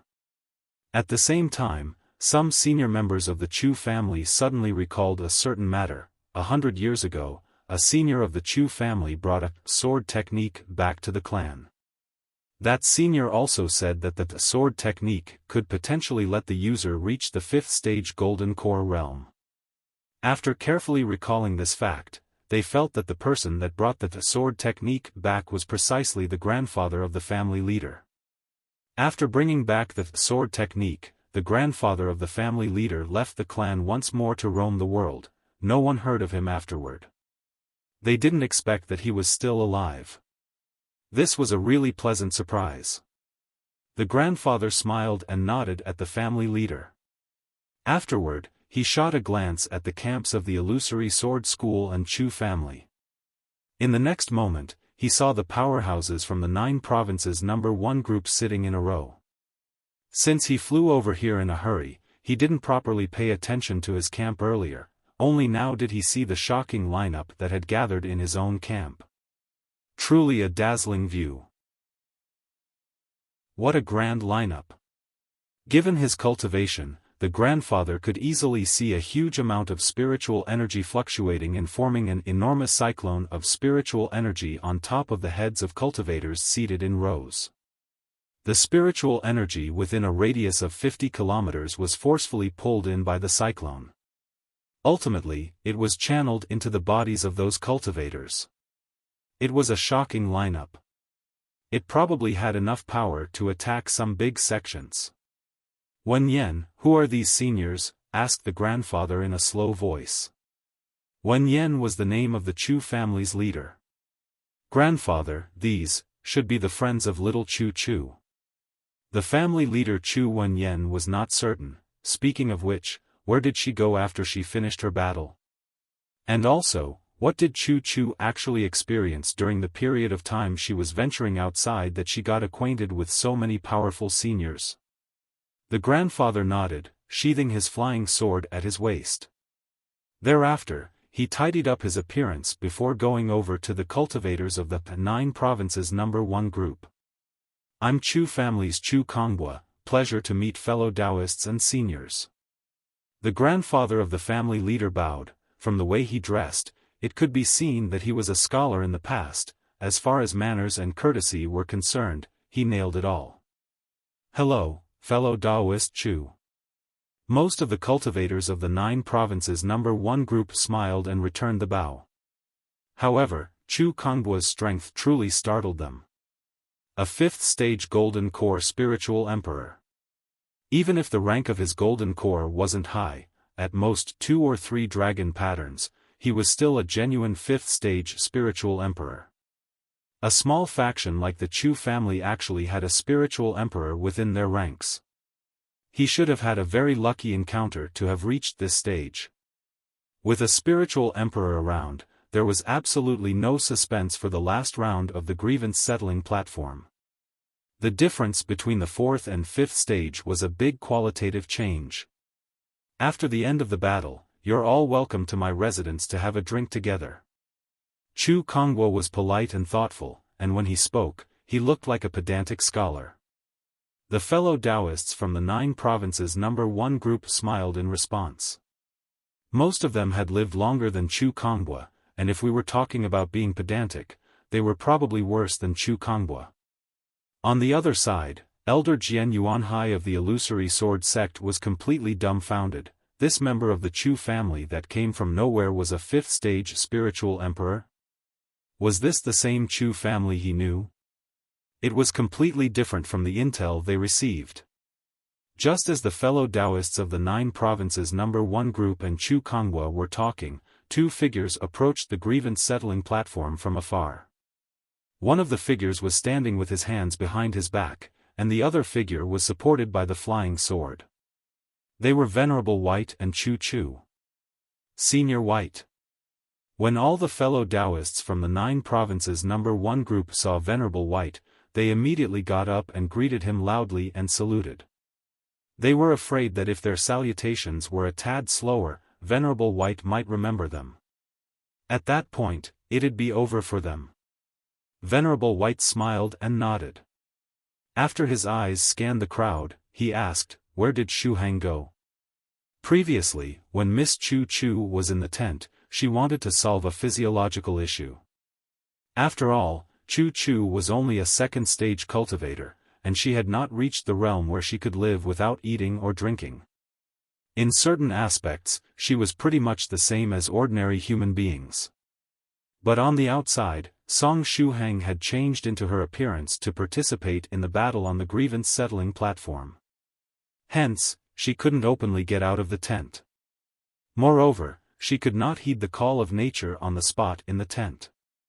At last, Venerable White used an invisible technique and secretly brought Chu Chu to a nearby location to let her take care of it. Sometimes, women were more troublesome than men. And when Venerable White brought Chu Chu back, he realized that the battle on the Grievance Settling Platform had ended and Song Shuhang was nowhere to be found. Where did Song Shuhang run off to in that short instant? At this time, Northern River's loose cultivator answered, "Senior White. After the end of the 2nd category of Grievance Settling Platform, little friend Shuhang headed toward the rear to look for you. Afterward, I saw him secretly leave with Soft Feather. I'm not sure where they disappeared to." Thrice Reckless Mad Saber immediately commented, "It's good to be young." All those present threw glances at Thrice Reckless. If Venerable Spirit Butterfly were to hear those words, Thrice Reckless would be done for. Oh. Venerable White nodded. Since he left with Soft Feather, then he didn't have to worry about Song Shuhang getting lost. After the end of this battle, he would bring Song Shuhang to the hidden room in the Chu family and settle the karma with Li Tiansu's from before. Then, this whole matter regarding the Chu family would finally come to an end. After that, Venerable planned to tell everyone that he wanted to organize a hand-guided tractor competition. As he was thinking, Venerable waved his fingers, and the flying sword landed, placing the heavily wounded Chu Chu on the ground. Chu Kongbua also looked at Venerable White. This senior sure looked very pretty, making it hard for people to move their eyes off him. Ugh, it wasn't that. He meant that the aura of this senior was practically as vast as the sky. With his cultivation level of the 5th stage, he could not even tell what the realm of this senior was. He had no idea which terrifying level his strength had reached. Chu Kongbua is honored to meet you, senior. I am extremely grateful that you took care of our descendant. Chu Kongbua made a 90-degree bow towards Senior White. Chu Chu was also quite lucky that she could actually get acquainted with such a powerful senior. Her future would definitely be better than his. Venerable White smiled at Chu Kongwa and said, "It was a slight effort, please do not stand on ceremony." After he completed his sentence, Venerable White went to the area between the Chu family and the Illusory sword sect's camps once again and reached out his hand to pull out the missile from the ground. With just one hand, the enormous and heavy missile was picked up. Next, Venerable White carried the missile back to the Chu family's camp with one hand. There was one more category left to fight on the platform, and since he was free, he wanted to disassemble the missile and learn about its internal structure. Perhaps it could give him some inspiration to create a new edition of the disposable flying sword. When the disciples of the Chu family saw the powerful senior carry the missile, they immediately swallowed their saliva. Each and every one of them subconsciously retreated a couple of steps back. The members of the 9 provinces number 1 group broke out in a cold sweat. Chu Kongwa was puzzled. Was the weapon in the senior's hand real? What was he planning to do? Just as Chu Kongwa was pondering, the supervisor on the Grievance Settling Platform called out, "The last category of Grievance Settling Platform shall begin." Illusory sword sect's Jian Yuanhai stepped onto the platform. The grandfather of the Chu family's leader, Chu Kongwa, also stepped onto the platform. This was the battle that'd decide the fate of both parties. Meanwhile, in the territory of the Chu family, without any warning, thin smoke engulfed the core region of the Chu family. In the core region, all the Chu family's disciples who inhaled the smoke fell to the ground and became unconscious. A moment later, 2 disciples holding a pearl in their mouths quietly appeared in the area. Behind them, 10 figures appeared one after another. The person leading them was a man dressed like a teacher from ancient times. He was fanning himself with a folded fan, wearing a confident smile on his face. Behind him, there were 4 servants, carrying scrolls in their hands and painting brushes on their backs. And after them, there were 5 strange men. They were rather big-sized, but they weren't the obese type. The 5 men were wearing black clothes and masks that only revealed their eyes. But this wasn't the strange part was that sharp black needles were sticking out from their headgear. Not only on their heads, but there were also black needles sticking out from the sides of their bodies. There was also a thin layer of monster chi on their bodies. "Mister, right in the front is the entrance to the hidden room. However, the key is carried by the family leader, and we were unable to get it. Additionally, there is a defensive formation set up at the entrance, so even if we had the key, we would be unable to get in," said the 2 disciples of the Chu family. "Don't worry about it, you guys did well. After this ends, both of you will have a share in glory and wealth. If you have the desire to join a stronger sect, we can help you achieve that." The mister waved his folded fan and smiled. "We don't have much time, we managed to lure that old fellow out of the Chu residence with much difficulty, so we need to use our time wisely." After his speech, Mr. stepped forward and aimed the fan towards the keyhole of the hidden room's entrance. That Mr. barely moved, but the keyhole started turning. Just like that, the door to the hidden room actually got opened. Thereafter, that Mr. opened his folding fan and lightly tapped a couple of times at the empty space in front. Just like that, the defensive formation of the hidden room quietly undid itself. Such a technique that was able to undo restrictions was not much different from the well-known penniless thief sect's technique. After undoing the secret technique, the mister said to the 2 disciples of the Chu family, "Do you want to go in with us?" The 2 disciples nodded vigorously. Inside the hidden room lay the mysterious sword technique. After this, if they depended on the powerful memory all cultivators enjoyed and managed to memorize the sword technique, their future would definitely be bright. "In that case, both of you please follow me." The mister smiled, and said to the strange 5 men decked in needles, "All of you keep a lookout nearby. If any of the Chu family members approach this area, get rid of them in an instant." "Yes," the 5 strange men answered in a muffled voice. the sound of their voices was very strange, as though they were talking underwater. The Mr. nodded. Thereafter, he brought his 4 servants and the 2 disciples of the Chu family into the hidden room. When they entered the hidden room, the corners of his lips rose. The mysterious sword technique, hee. This was not as simple as just a mysterious sword technique, there was a huge secret hidden within it. The territory of the Chu family is in the front. The corners of Soft Feather's mouth rose and she put away her phone. She had marked and saved the address of the Chu family residence on the map of her phone so there wouldn't be any hiccups or mistakes on their journey there. Song Shuhang looked ahead. The Chu family consisted of an ordinary small mountain village that was hidden deep within the mountains. When they approached the location of the Chu family, they found 2 clansmen guarding the entrance. Since Soft Feather lived in the Chu family for the past few days, the clansman knew that she was Miss Chu Chunying's friend and let her pass. As for Song Shuhang, he asked, "Fellow Daoists, did you see a senior cultivator wearing white clothes and the talented Miss Chu Chu from your family come here earlier?" The 2 guards scratched their heads in puzzlement and stared at Song Shuhang. "Senior sister Chu Chu, what are you talking about? You're indeed talented, but if you brag about it yourself, it's a bit embarrassing." Song Shuhang.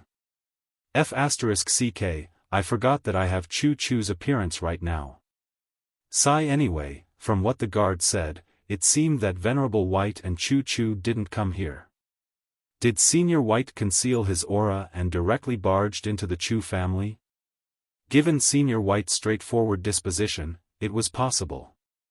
Thereupon, Song Shuhang and Soft Feather entered the territory of the Chu family together, heading toward the place Chu Chunying arranged for Soft Feather to stay. On the road, they chatted about a few matters. "Right, Soft Feather. Did you receive a gift from Senior White earlier?" Song Shuhang asked since he saw Venerable White write the words Spirit Butterfly Island Soft Feather on one of the gifts. "I didn't receive anything." Soft Feather shook her head. "Strange, Senior White clearly sent you a gift," Song Shuhang muttered. Then, he laughed and said, "It's a good thing that you didn't receive it. Otherwise, you would have turned into a meteor like the seniors of the 9 provinces No. 1 group did today, forming a meteor shower." Soft Feather quickly turned her head and stared at Song Shuhang. "Senior Song, did you just say that I was supposed to be part of that meteor shower?" "Correct. What an awful experience, by the way. Ascending to the sky with the Coiling flight feature, flying with all kinds of weird and scary patterns, not to forget that meteor-like effect, as well that landing style you saw earlier. The seniors of the 9 provinces No. 1 group made several holes in the ground before the Grievance Settling Platform due to that landing style. Moreover, I personally saw Senior 7 and Senior Copper Trigram ascend to the sky amidst blood-curdling screams," Song Shuhang said while still having a lingering fear. "Coiling flight feature, weird flying patterns, meteor-like effect, explosive landing," Soft Feather said softly. Soon after, she clenched her fists and said, "Just thinking about it, makes me feel excited." "What?" Song Shuhang thought he misheard. "Damn it, why did all the seniors receive the gift when I didn't? I also wanted to coil my way toward the sky, fly with weird patterns, and change into a meteor. I was even prepared to go into space." Soft Feather said with an aggrieved expression on her face as she poked her index fingers against each other. Song Shuhang. Originally, he thought that Soft Feather was someone relatively normal amidst the 9 provinces No. 1 group and that her train of thought was on the same wavelength of his, but he didn't expect that she was actually the most abnormal one of all. While chatting, the duo headed toward the depths of the Chu family. The residence Chu Chunying arranged for Soft Feather was precisely her own dwelling, which was situated in the inner part of the Chu family. In the meanwhile, in front of the Grievance Settling Platform, Elder Jian Yuanhai of the Illusory Sword School and Chu Konghua from the Chu family were standing in front of each other. Jian Yuanhai was holding his sword tightly while staring at Chu Konghua. His opponent seemed to be seriously injured, perhaps he still had a chance to win. Below the platform, the seniors of the 9 provinces number 1 group managed to stop Venerable White from disassembling the missile with much difficulty, promising him many things in exchange. For example, they promised they would let him visit some of their companies abroad that were manufacturing ammunition and the likes. Only then were they able to make Venerable White forget about the missile. Thereupon, since he had nothing to do, Venerable White borrowed Northern River's loose cultivator's laptop. Since he was the always online holy warrior of the 9 provinces number 1 group, Northern River still had the laptop with him when he was coiled toward the sky and brought here. After borrowing the computer, Venerable White took out what resembled a USB flash drive made of wood and inserted it into the computer. After that, Venerable White swiftly moved his fingers and started to operate the laptop. The nearby Yellow Mountain, Lychee, Doudou, and Northern River decided to take a look at the screen, curious as to what Venerable White was doing. As soon as he saw the pictures on the screen, Doudou couldn't contain himself. PFFFFF on the screen, Venerable White opened several files one after another. There was the scene of true Monarch ancient lake temple madly screaming while ascending to the sky, there were the blurred pictures of Fairy Lychee wearing nothing but a sexy nightgown, there was the scene where Fairy Dongfang was still dancing while she ascended to the sky, her expression both terrified and angry, there was the scene where Yellow Mountain was calmly holding his rice bowl while flying, as well as the scene of Cave Lord Snow Wolf bathing the small Snow Wolf, and next was the scene where he was shedding tears while spinning in the sky, the scene where Northern River's loose cultivator and nasal mucus and saliva were spurting all over, as well as the scene where true Monarch White Crane was flying with its true form revealed, since it was quickly spinning while flying, its neck had tied itself like a knot. Then, there were some pictures where a stark naked thrice reckless Mad Saber was tightly embracing Scholar Drunken XXX, unfortunately, the members of the group couldn't remember his name at the moment. The two of them were hugging each other while drilling through the ceiling of the Immortal cave. Next was the scene where thrice reckless Mad Saber was tearing the clothes of the scholar while flying the sky with the windmill flight pattern. This scene was so beautiful that it could permanently blind whoever saw it. Venerable White calmly dragged the pictures to the interface of an emote generating program, pressing the confirmation button. Afterward, he chose each person's worst pictures, where they were scared the most and tears were flowing at high speed, and put them in the GIF generating program, pressing the confirmation button again. Senior White, don't do it. Thrice reckless Mad Saber roared. Senior White, don't do it. Scholar Drunken XXX also bellowed. Senior White, don't do it. Fairy Lychee pounced toward Senior White. Senior White, don't do it. Please, stop. Don't do it, stop. Senior White, stop. This was true Monarch White Crane's scream. That picture where its neck had twisted until becoming a fried dough twist was just too embarrassing. The camp of the 9 provinces number 1 group was immediately thrown into confusion. All the members of the group pounced toward Senior White, trying to steal the laptop and stop him from what he was doing. He. Venerable White turned his head around and coldly smiled at the fellow Daoists from the 9 provinces number 1 group. They wanted to steal the laptop? In their dreams. After all, he was a 7th stage Venerable. A few seconds later, all the members of the 9 provinces number 1 group were lying on the ground like dead dogs. Venerable White pressed the confirmation button with a content expression on his face. Then, he uploaded the expression compilation of his 50 fellow Daoists in the group space of the 9 provinces number 1 group. This expression package is a bit too rough. Later, I must post on a specialized forum and have them beautify it a bit, Venerable White muttered. What? Senior White wanted to look for a specialized forum that would help him beautify the expression package. Wouldn't that mean that the expression package would spread from the group to the whole internet? They absolutely couldn't let that happen. It was too disgraceful. How could they show their faces around if the expression package were to spread in the entire world of cultivators? Senior White, you can simply let Soft Feather fix the expression package. She seems very skilled in this field. True Monarch Yellow Mountain stretched out his trembling hand and gave the thumbs up. At this time, he had no choice but to sell his teammates in order to save them. Venerable White held his chin and said, "All right, let's discuss it later." True Monarch Yellow Mountain's arm fell down weakly. "Brothers, I've done everything in my power." In the meanwhile, Song Shuhang and Soft Feather approached the core area of the Chu family. But right at this time, Soft Feather suddenly covered Song Shuhang's nose and mouth. Next, she quickly pulled him backward and retreated several meters before stopping. Soft Feather's strength was as incredible as always. Although he advanced to the second stage realm, Shuhang wasn't able to resist in the slightest and was easily pulled back. Did something happen? Song Shuhang asked with difficulty since Soft Feather was covering both his nose and mouth. There is a weird fog ahead. Even cultivators with their nose aperture open are unlikely to discover it. Not only that, even cultivators of the third stage would quickly faint after inhaling it. Luckily, my father trained me beforehand, and I'm thus very keen toward these things. Soft Feather furrowed her brows. If the daughter wanted to roam the world, a good father would train her to gain resistance against anesthetics and similar things.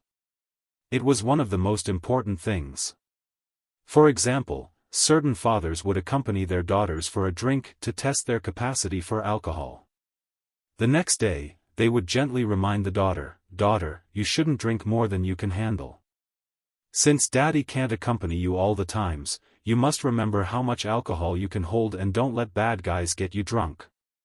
Unfortunately, many fathers tried to follow the example just to end up faintly hearing the daughter valiantly say after the third cup, "Yeah? Father, your capacity for alcohol is so bad. Boss, give me 2 more bottles of white liquor." Fog? Song Shuhang grabbed his treasured saber-broken tyrant, asking, "Can the turtle breathing technique help counter the effects of the fog?" Since it was a fog that took effect after it was inhaled, not breathing should solve the problem, right? Senior Song studied the turtle breathing technique as well? Soft Feather said, somewhat surprised. Was it possible that Senior Song was too lazy to breathe like her senior brother and hence had decided to study the turtle breathing technique? Ah, yes, it's a painful but also interesting memory. Song Shuhang recalled his trip to space from the previous time. Soon after, he stretched his hand out and drew the runes of the turtle breathing technique on his palm. And just like this, he used the turtle breathing technique both on himself and Soft Feather. Now that he was a second stage true master and could use true chi to engrave the runes, the results were much better than when he was using chi and blood energy. Moreover, it felt that turtle breathing technique could last for a lot longer. "Let's go take a look at the inner part of the Chu family," Soft Feather said impatiently. Her adventurous soul was already on fire. Soft Feather and Song Shuhang concealed their aura and quietly slid into the strange fog. Cultivators had several methods to conceal their aura, but Song Shuhang, who had just advanced to the second stage realm, had yet to study such a method. Hence, he could only use the true self-meditation scripture to restrain his mental energy as much as possible and conceal all his true chi inside the cyclone in his dantian. After taking these precautions, he was more or less able to obtain a result that was similar to those techniques. Afterward, Soft Feather took the lead and Song Shuhang closely followed behind. On their way, it felt as though they were playing hide-and-seek. They would often hide behind objects, using them as a cover, and quickly dash forward in the next moment. After getting past a rockery, Soft Feather suddenly stopped, saying in a soft voice, "Wait a moment. There is a strange aura ahead." There were traces of monster chi ahead. Song Shuhang cautiously shot a glance ahead, but he couldn't see anything due to the buildings obstructing his sight. At this time, Soft Feather took out a pair of contact lenses and handed one of them to Song Shuhang. "What's this?" Song Shuhang asked in a low voice. Soft Feather put a contact lens on her right eye and explained, "It's a magical treasure that can allow the user to ascend another story, or you to see 1,000 miles farther. After wearing these contact lenses, you can overlook the earth as though you were flying in the sky. Unless there is someone of the 5th stage or above, they won't be able to sense our presence." Song Shuhang nodded and put the other contact lens on his left eye. As soon as he wore the contact lens, the picture before his eyes completely changed. The field of vision of the left eye changed, and he was now seeing things from above, while the field of vision of the right eye remained the same as before. Song Shuhang quickly closed his right eye and only used the left one to look. There are even magical treasures such as this? Actually, Song Shuhang had already experienced this type of God's eye view through the ghost spirit before, but he had temporarily forgotten about this matter. Moreover, after he advanced to the 2nd stage, the ghost spirit also underwent a change. Right now, it was shrinking in his heart aperture and not moving in the slightest. Through the God's eye view, Song Shuhang saw that there were 5 stout and strange men standing in front of a big ancestral temple 200 meters ahead. The 5 men were wearing black clothes and masks on their faces, only their eyes were visible. Many black needles were popping out from their headgear and the rest of their bodies, making them look like hedgehogs. These 5 men were standing amidst the fog, but weren't affected by it. From their cautious appearance, it seemed they were all enemies. "Are they monsters?" Soft Feather muttered. Earlier, she sensed a faint presence of monster chi, but she couldn't tell which type of monster the opposite party was. Their strength seems to be in the 3rd stage, at most 4th. "Senior Song, I'll quickly take care of them and bring them over here. That way we can examine them and discover which monster race they belong to." Soft Feather cracked her knuckles and reached out to her size-reducing purse. In the next moment, she took a sword out of her purse. The handle of the sword was modeled after a graceful multicolored butterfly. The spiritual energy emanating from the treasure sword could be seen by the naked eye, and a glance was enough to tell that its quality was much higher than Shuhang's broken tyrant. Song Shuhang said in a low voice, "Shouldn't we determine if they are friends or foes first?" It was rather common for cultivators to raise spirit or monster beasts. For example, True Monarch Yellow Mountain was raising Doudou. Although these guys didn't seem too friendly, perhaps they were monster beasts the Chu family was raising? In that case, I'll knock them out first. If they turn out to be enemies, we'll examine them and find out which race they belong to. Soft Feather clenched her fists. Just as the duo was quietly chatting, something happened in front of the ancestral temple. One of the strange men suddenly dashed forward, and 2 seconds later, he barged into a nearby multi-storied building. Around 3 breaths later, he came out of the building while holding a disciple of the Chu family in his hands. Afterward, he casually threw him onto the ground. It was unknown whether or not he was still alive. Perhaps this disciple of the Chu family had a special constitution and woke soon after fainting. After waking up, he must have realized that there was something fishy going on and decided to sound the alarm to alert the other clansmen. But that strange man noticed his presence as soon as he took 2 steps forward. After noticing him, the man immediately barged into his dwelling and gravely injured him, stopping him from alerting his clansmen. From the looks of it, these guys were surely enemies. "We've confirmed that they are enemies," Soft Feather said. "Senior Song, let's go. There are 5 of them in total. Anyway, those guys seem to be in charge of guarding the entrance. Are sure you can deal with them?" Song Shuhang cautiously asked. The opposite party was standing still in front of the entrance of the ancestral temple, and it was clear that their objective was to steal something from in there. If he were to think about something precious the Chu family possessed, Song Shuhang would immediately recall the mysterious sword technique. 8 out of 10, the companions of these strange men went to the place the technique was located. Such being the case, they absolutely couldn't let them run away. If we're talking about the 5 men standing at the entrance, I have full confidence of defeating them, Soft Feather said self-confidently. Good. You can go ahead then, but try not to cause a commotion if possible. In the meantime, I'll notify the people of the Chu family and make them secretly surround the ancestral temple. No matter what, we can't let these guys escape, Song Shuhang said. They had to be swift and stealthy in order not to alert the enemy. If they were to cause a commotion, these guys would get more cautious, and it would become more difficult to deal with them. I understand.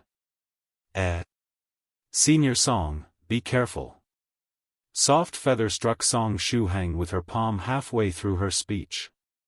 She applied a soft force to Song Shuhang and pushed him away, making him bump into the rockery behind. Boom! The dull sound of 2 objects colliding echoed. Luckily, Song Shuhang was already a cultivator of the 2nd stage and his body was strong, he didn't get hurt. At this time, several 50 centimeters long needles had appeared in the place he was originally standing in. These sharp needles didn't seem to be made of metal. They were emitting the true qi belonging to cultivators and a faint quantity of monster qi. These were the same needles sticking out of the bodies of those strange stout men. Were they discovered?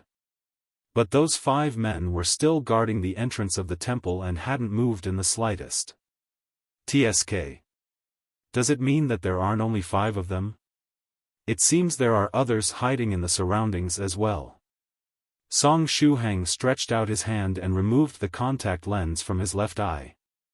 He couldn't fight properly while wearing that gadget. Soon after, he looked in the direction the needles came from.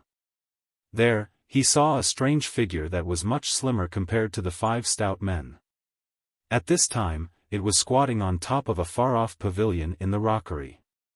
TSK, you unexpectedly managed to dodge them, the figure said in a strange voice. It felt as though it was speaking underwater. But you won't be able to dodge this time. After saying this much, the petite and strange figure aimed at Song Shuhang and Soft Feather once more, stretching out its hands. Next, around 10 black needles emerged from each of its palms. When he saw those needles, Song Shuhang felt his scalp go numb. Die, the petite and strange figure said with an evil smile on its face.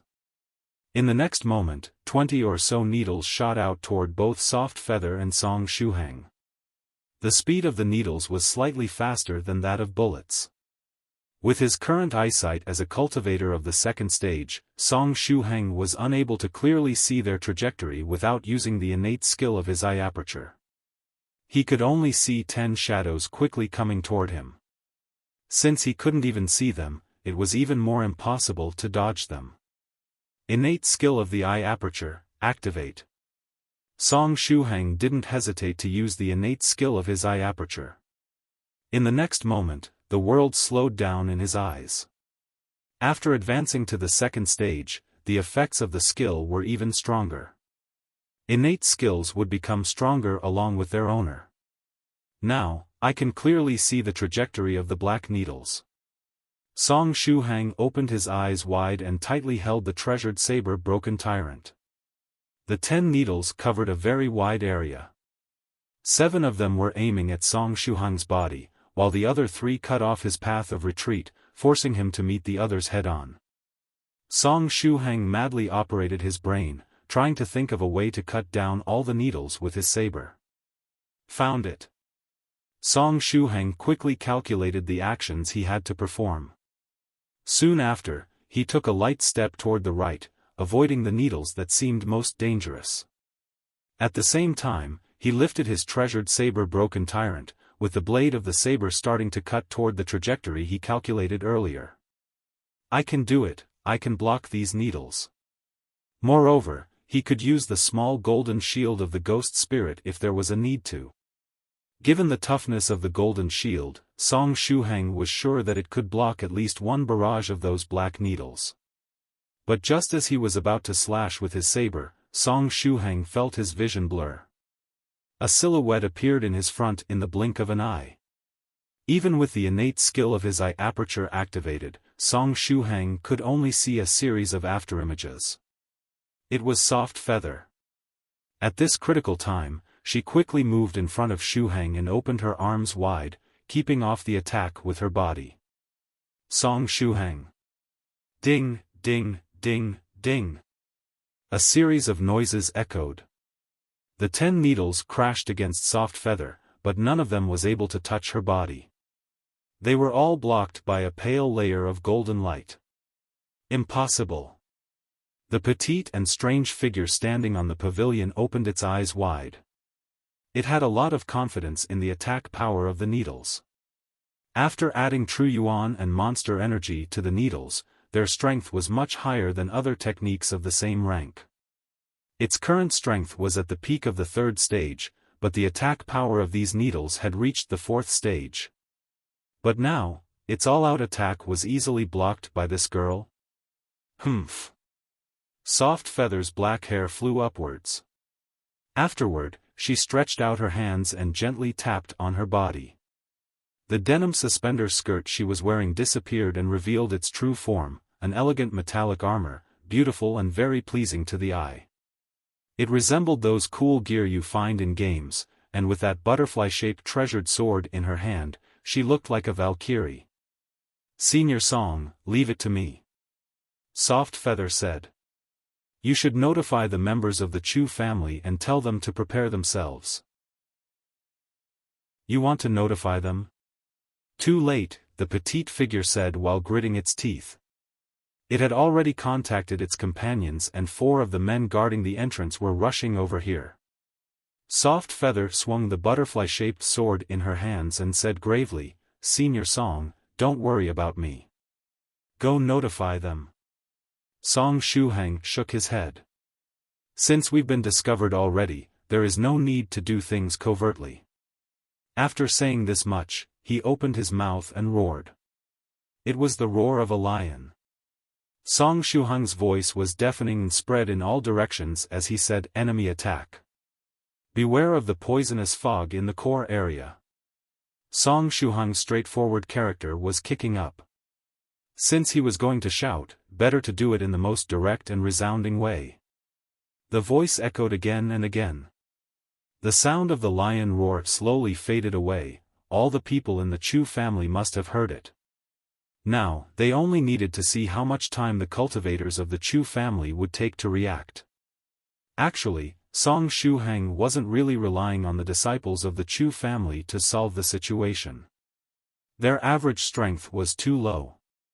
On his way here, most of the cultivators he saw were of the 1st stage, and only some of them were of the 2nd stage. Even if they came here all together, it would be very difficult to deal with those 5 men. Moreover, that strange fog was still surrounding the core area. How were the disciples of the Chu family going to deal with it if they didn't have the turtle breathing technique? Would they use gas masks? Song Shuhang's real objective was to use that roar to alert the seniors of the 9 provinces number 1 group. However, he didn't know if they would hear his voice. After all, there was a certain distance between the Chu family and the Grievance Settling Platform. UB*TCH. I'm going to kill you. The petite figure didn't expect Song Shuhang to suddenly roar. It angrily jumped down from the pavilion, and 2 black needles emerged from its palms. The needles were imbued with monster chi and true chi. It wanted to kill Shuhang. Soft Feather coldly snorted and took a step forward, blocking the path of the petite figure. "Eat my sword!" Soft Feather shouted in a lovely voice. The butterfly-shaped sword in her hand thrust forward, and the sword light divided into 10 streams that enveloped the petite figure. Her swordsmanship was exquisite and the sword light was like a net, completely enveloping the petite figure and not letting it get away. However, that petite figure didn't seem to intend to get away. It directly dashed toward the net formed by Soft Feather's sword. Round dance chop. In the next moment, it started rotating and countless needles suddenly emerged from its body, completely covered it. Since it was spinning, it changed into a ball of needles. After losing some of its needles, it was finally able to break through Soft Feather's net. No matter how strong your armor is, there are bound to be places that are not protected. I'll roll over you. The petite figure sneered and started to roll faster and faster, heading toward Soft Feather. While it was happily rolling, it didn't notice that Soft Feather was holding a talisman in her hands. Then, just as it was about to bump into her, Soft Feather calmly stretched out her hand and pasted the paper talisman on its body. As for that deathly rolling ball of needles, she completely ignored it and didn't even try to dodge. The ball kept rolling as it bumped into Soft Feather's arm. However, it was completely blocked by a layer of pale golden light. The attack was unable to break through Soft Feather's defense. At this time, the talisman was still attached to the creature's body.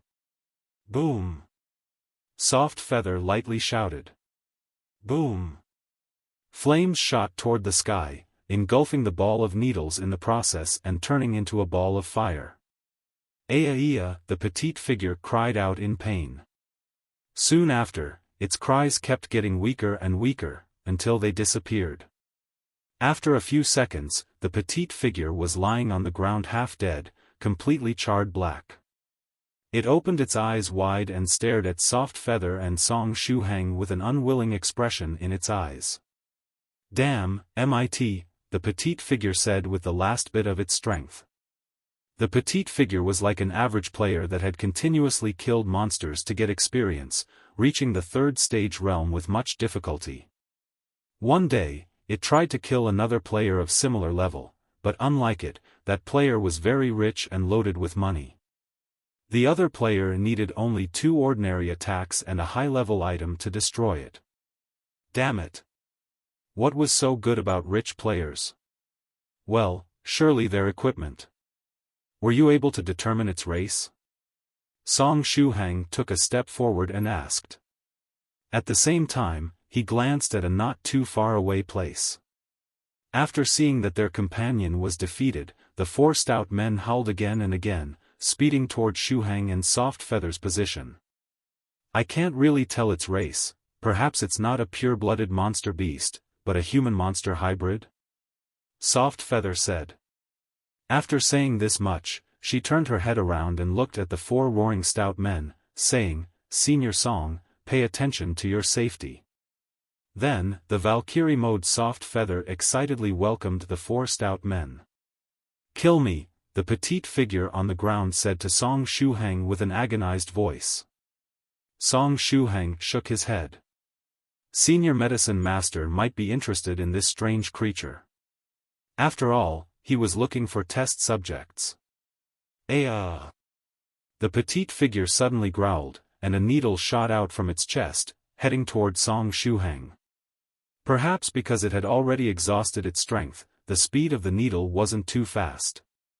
Song Shuhang subconsciously waved the treasured saber in his hands and cut the needle down.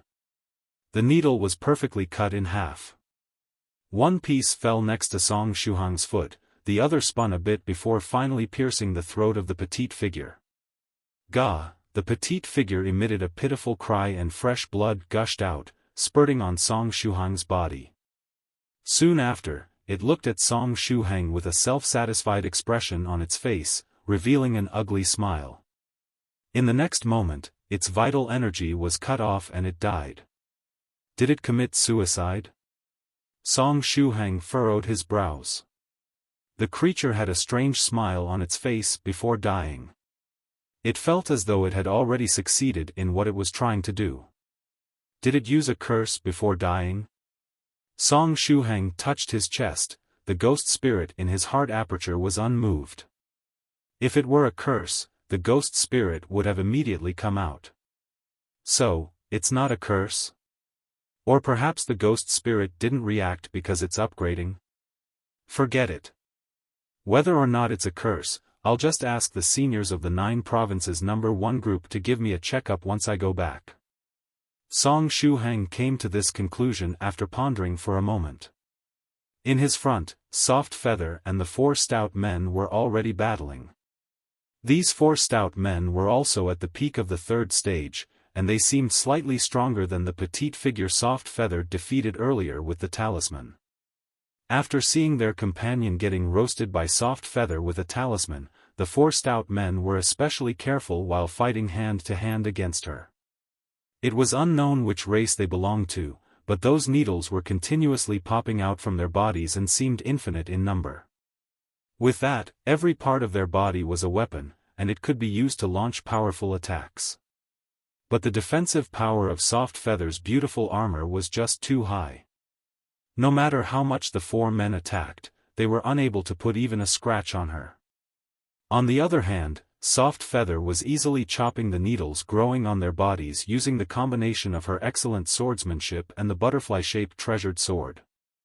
After just a few rounds, the 4 men were full of wounds. It was truly a depressing sight.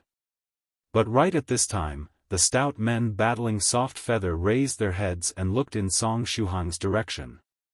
Immediately after, they saw Song Shuhang standing next to the corpse of their companion. His body dyed with the fresh blood of their friend. The 4 stout men roared like wild beasts, their eyes became bloodshot and their attacks fiercer. Companion dead, revenge, revenge. One of them tried to slip away quietly. He wanted to get past Soft Feather and attack Song Shuhang. Their attacks become stronger when they're angry. This ability is somewhat similar to bloodthirst, Soft Feather said softly. But I won't give you the opportunity to attack Senior Song. After saying this much, she used her sword light once more, firmly binding the stout man that was trying to get past her. After being tied down in place by Soft Feather, the 4 stout men restlessly roared. I'm almost done preparing, get a taste of my move. Soft Feather shouted. Soon after, she held her sword with both hands and used it to pierce the ground. Even without using talismans, she was still a cultivator at the peak of the 3rd stage that would soon face the heavenly tribulation. Her strength was outstanding. Explosion. Soft Feather didn't use any cool or intimidating pose, she merely shouted with her lovely voice. In the next moment, thousands of sword lights shot out from the ground. These sword lights were very concentrated, making it impossible for anyone to dodge them.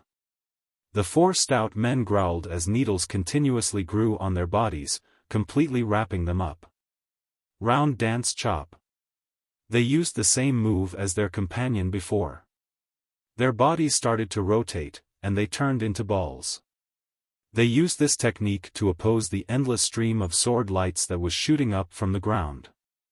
The needles and the sword lights collided, continuously cutting each other off. But the 4 stout men could produce an endless amount of needles, quickly replacing the broken ones.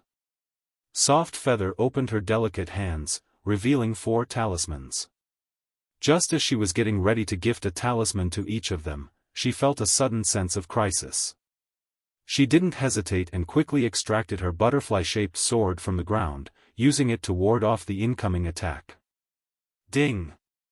A loud sound echoed, and Soft Feather was forced to retreat due to the strength of the attack. Glued to her butterfly-shaped sword was a continuously revolving silver needle. Soft Feather looked at a distant place, toward the entrance of the ancestral temple where the last stout man was standing. The person that shot the silver needle over here was precisely that man. However, he didn't merely shoot it here, he used a flying sword controlling technique to send the needle here. In other words, the remaining stout man was a cultivator of the 4th stage. As expected, one of them was a cultivator of the 4th stage realm. Soft Feather wasn't surprised. From the very start, she knew that the strength of these stout men was between the peak of the 3rd stage and the 4th stage. Moreover, she had been paying attention to the last stout man standing in front of the entrance all along. When he made his move, he used a flying sword controlling technique. As she predicted, he was an existence of the 4th stage. Ah! The sword chi on Soft Feather's butterfly-shaped sword exploded. She ruthlessly slashed, sending away that silver needle. Taking advantage of the opportunity, the 4 stout men stopped rolling and dodged Soft Feather's explosive sword chi attack. Earlier, they would have surely kept rolling toward her to crush her. But after seeing what happened to their companion, even if they had twice the courage, they wouldn't dare to roll Soft Feather to death, because it would spell their doom instead. The four stout men gasped for breath and stared at Soft Feather. At the same time, they bitterly shot a glance toward Song Shuhang's position. That butcherer was soaked with the blood of their companion. At this time, the voice of the last stout man transmitted from far away. "Leave her to me. You lot take care of that other girl in the rear. Whoever gets soaked with the blood of our companions must be chased and killed at all costs. No matter where they hide or what their strength might be, they have to be eliminated." After saying this much, he used the flying sword controlling technique to control the silver needle and attack Soft Feather with it. The other four looked at each other, their eyes bloodshot. Next, they tried to get past Soft Feather once more. They wanted to attack the Chu Chu version Song Shuhang. Whoever gets soaked with the blood of their companions must be chased and killed at all costs.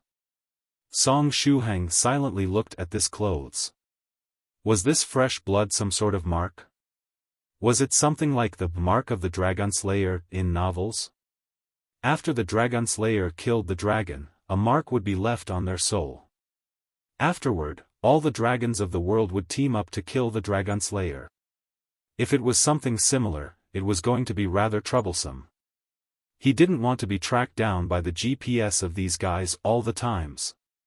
In the front, Soft Feather had a delighted expression on her face. She was having so much fun right now. Like I said earlier, none of you is allowed to deal with Senior Song without my permission. Soft Feather said in a domineering way. After that, she slashed once more with her treasured sword, making the silver needle fly away. Afterward, she grabbed the long whip hanging around her waist with her other hand. "Go!" Soft Feather lightly shouted. It felt as though the whip had intelligence.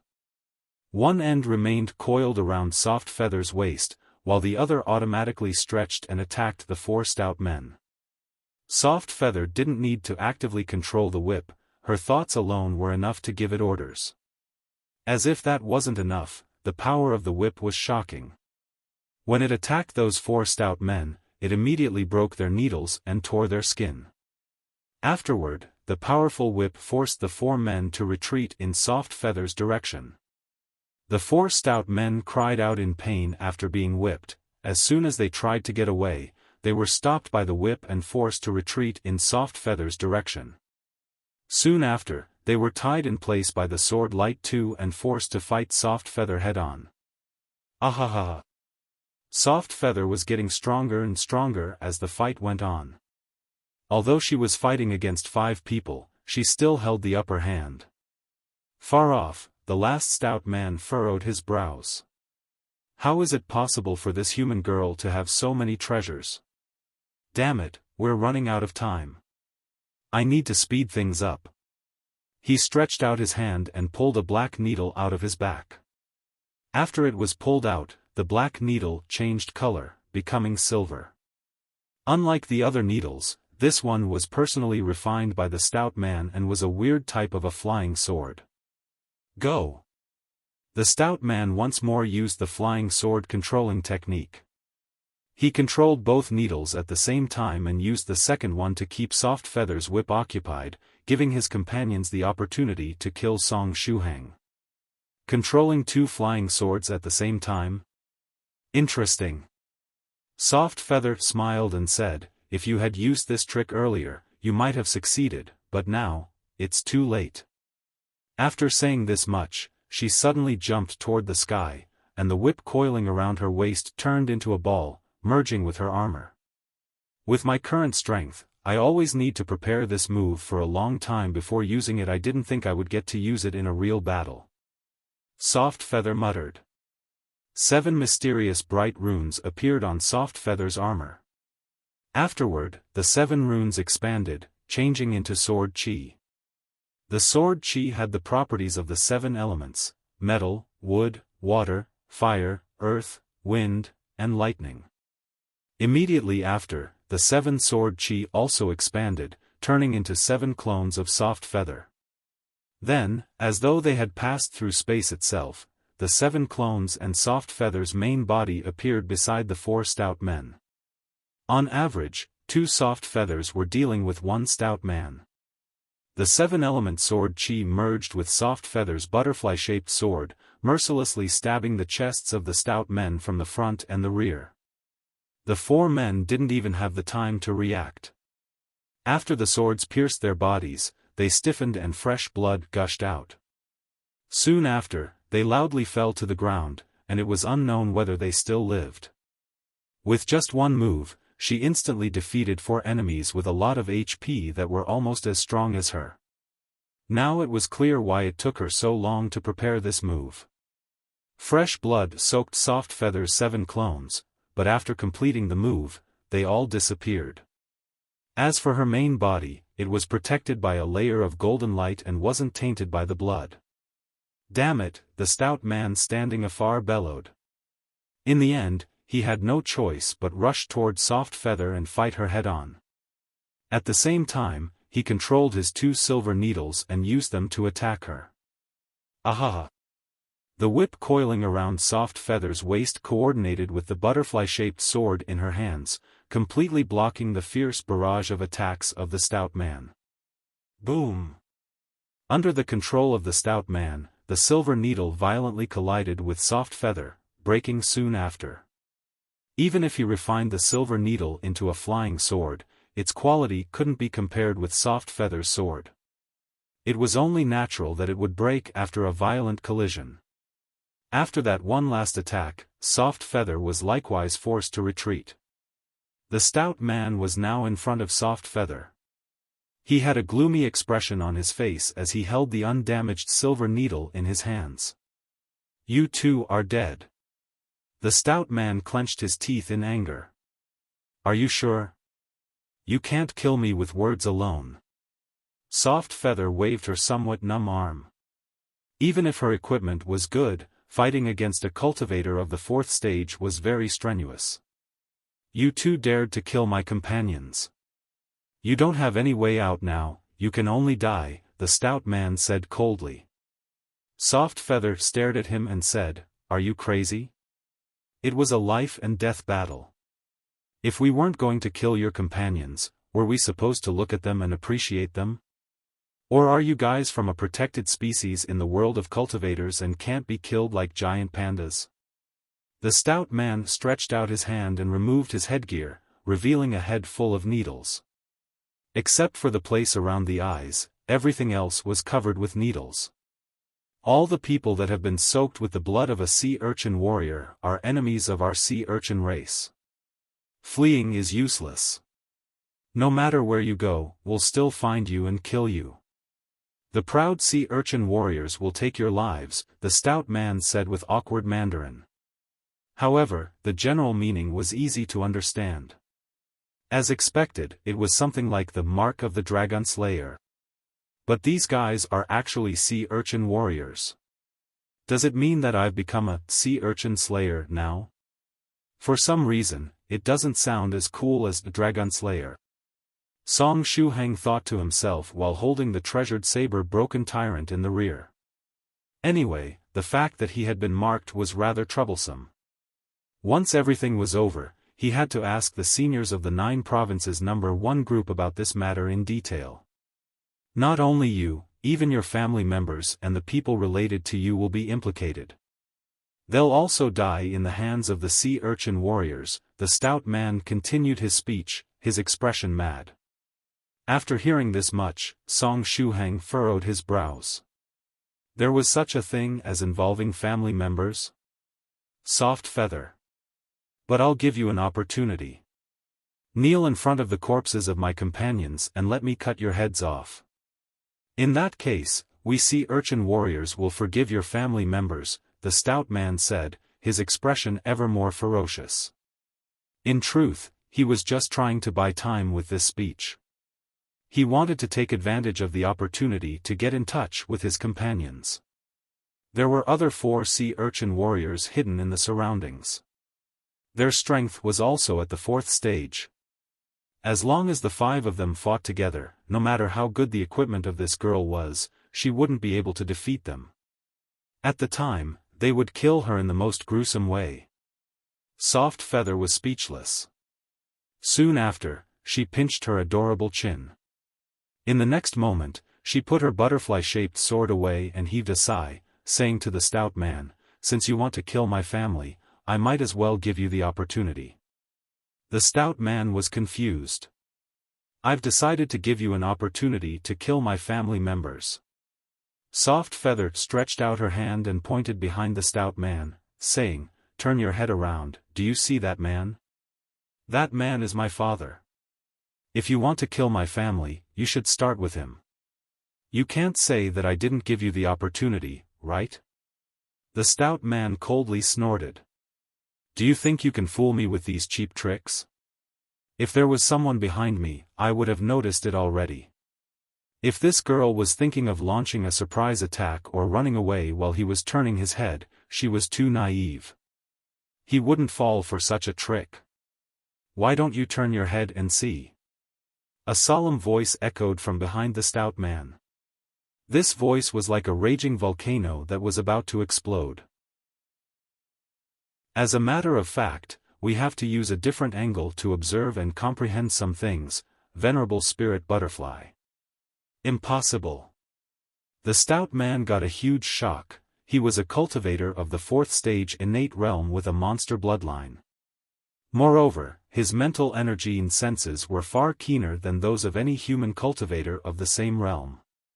But when he checked the place behind him, he felt that there was absolutely nothing there. There was simply no trace of any aura at all.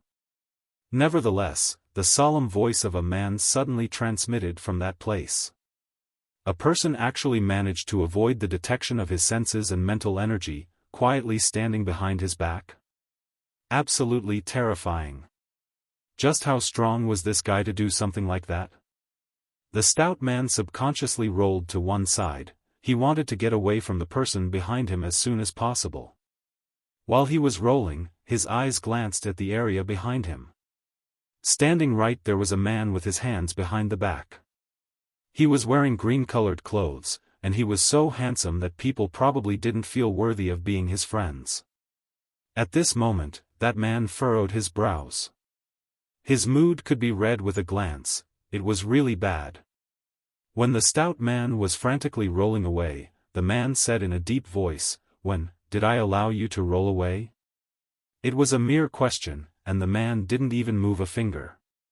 But these words of his seemed inviolable. Just as though an immobilizing spell hit him, the whole body of the stout man stopped in the rolling position where his head was below and legs on top. He was frozen in place. He could not roll forward or backward. The stout man got a scare. What was happening? Why was his body unable to move? What is happening? Quick, move, damn it. My body, you'd better start moving. The stout man shrieked in his mind. But every muscle and vein of his body seemed to be trembling in fear. Under such circumstances, his body was completely unable to cooperate with his brain. What's happening, and just what is the strength and realm of this man? One sentence, all it took for him to lose the ability to resist was one sentence. Based on how useless you are, you dare to keep saying that you want to kill my entire family? Venerable Spirit Butterfly said in a cold voice. As he was speaking, a spirit butterfly quietly appeared on Venerable's shoulder. The spirit butterfly gently flew past the stout man. Its beautiful wings were similar to a sword light, slitting the man's throat in an instant. Fresh blood splattered, painting the beautiful spirit butterfly in a bright shade of red. That spirit butterfly lightly flapped its wings, and its body immediately absorbed the fresh blood. When the bright red fused with the color of its body, it made it look even more beautiful. The gaze of the stout man gradually lost focus, and he maintained the rolling position until his death. The spirit butterfly flew back and perched itself on the Venerable Spirit Butterfly's shoulder, lightly flapping its wings. Venerable Spirit Butterfly nodded in satisfaction. Remember this aura. From today onwards, do not allow living things with such a bloodline within 500 kilometers from the Spirit Butterfly Island. In other order words, if the bloodline of a sea urchin warrior appeared within 500 kilometers from the Spirit Butterfly Island, even if the creature was passing through without any ill intentions, it would get killed off mercilessly. Venerable Spirit Butterfly had little interest in these human-monster hybrids known as sea urchin warriors, and had no desire to conduct any research on them either. Thereafter, Venerable Spirit Butterfly did not even deign to glance at the stout man's corpse. Instead, he turned his head around and looked at his daughter, Soft Feather. In the instant he turned his head around, it was as though he had swapped faces. Earlier, his expression was serious and unhappy, but now he abruptly beamed with happiness, appearing gentle and kind. He lightly called out, "Soft Feather." "Father." Soft Feather laughed, waving to him. She felt rather uneasy meeting her father like that. After all, she'd secretly snuck out from the Spirit Butterfly Island. She had placed herself into a huge box, and sent it out via express delivery, remember? A daughter who'd escaped from home, facing her father who came from thousands of miles away, such a situation would be at least somewhat awkward. "Have you played enough this time around?" Venerable Spirit Butterfly narrowed his eyes, smiling. When he smiled, Soft Feather was immediately relieved. She knew that if her father smiled like that, it meant that he wouldn't care about her running away. Hee. "Father, you're the best." Soft Feather was like a swallow returning to the nest after learning to fly. She pounced toward her father while still wearing the armor, giving him a bear hug. If not for his prowess, Venerable Spirit Butterfly would have tumbled to the ground after bumping into that heavy chunk of metal. Venerable Spirit Butterfly stretched out his hands and hugged his daughter. Then, he knocked on her helmet. "You, really?" Originally, Venerable Spirit Butterfly had attempted to compose various speeches in his head to reprimand his daughter, but when he saw her acting like a spoiled child, he could not bring himself to scold her even one bit. Thereafter, Venerable Spirit Butterfly looked at the bloodied Chu Chu, who stood not far from Soft Feather. "Soft Feather, is that a new friend of yours?" Venerable Spirit Butterfly asked. Soft Feather laughed and said, "Nah, that's Senior Song, I previously told you about him. Little friend Song Shuhang." Venerable Spirit Butterfly looked at Song Shuhang once again. This young lady wearing a black skirt was that little friend Song Shuhang, who was added to the 9 Provinces number 1 group by accident. Strange, he remembered that the Song Shuhang mentioned by his fellow Daoists in the 9 Provinces number 1 group was a man. Venerable Spirit Butterfly knew that he did not have dementia, and he definitely remembered that Song Shuhang was a man. But what was up with this young lady wearing a black skirt? Venerable looked at Song Shuhang once again from head to toe, scrutinizing him. Wait a moment, wasn't that one of the gadgets he made for Soft Feather earlier, the shape-shifting brooch? That small brooch had the ability to change one's appearance. Soft Feather was very fond of it when she was little. But recently, a highly skilled fellow Daoist used a formation to strengthen the illusory power of the shape-shifting brooch. Hence, Venerable Spirit Butterfly was unable to see through the illusion created by the brooch at first glance. Interesting. Light flashed within Venerable Spirit Butterfly's eyes. Soon after, he easily saw through the guise created by the shape-shifting brooch and saw Song Shuhang's real appearance. It was a young man that was approximately 180 centimeters tall, with decent facial features and an eye-catching, shiny bald head. On the whole, he looked rather fine and kind. But what caused Venerable's mouth to twitch was that Song Shuhang was wearing a short black skirt and stockings, with a short sword tied to his thigh. A pervert who likes cross-dressing. Venerable Spirit Butterfly immediately gave little friend Song Shuhang a striking label in his mind. He'd never thought that Song Shuhang, the object of the unanimous praises sung by the fellow Daoists in the group, would turn out to be someone with a fetish for cross-dressing. "Hello, Senior Spirit Butterfly." Song Shuhang learned the way the 9 provinces #1 senior saluted and used it to greet Venerable Spirit Butterfly respectfully. When he was lurking in the chat a few months ago, he discovered that Soft Feather's father was a forthright and kind senior. However, while Venerable Spirit Butterfly was a good man, he liked to nitpick about small details. He might argue with you over some hardly noticeable matter for half a day. Hence, when he was having an exchange with Senior Spirit Butterfly, he needed to pay close attention to his every movement. He couldn't be like Senior Thrice Reckless, continuously causing trouble in front of Senior Spirit Butterfly. Aside from that, Song Shuhang bitterly laughed after speaking. That was because Venerable White changed his voice with a spell. The moment he opened his mouth, what came out was Miss Chu Chu's sweet voice. The corner of Venerable Spirit Butterfly's mouth twitched. "Hello, little friend Song Shuhang." Forget about cross-dressing, he even changed his voice. Even though the fellow Daoists in the 9 provinces #1 sang praises of little friend Song Shuhang, and the fellow Daoists who met him personally also sang praises of him, right now, Venerable Spirit Butterfly felt that little friend Shuhang was not quite normal. Was it really good for his own daughter to be friends with this guy who had a cross-dressing fetish? Venerable Spirit Butterfly couldn't help but worry for his daughter.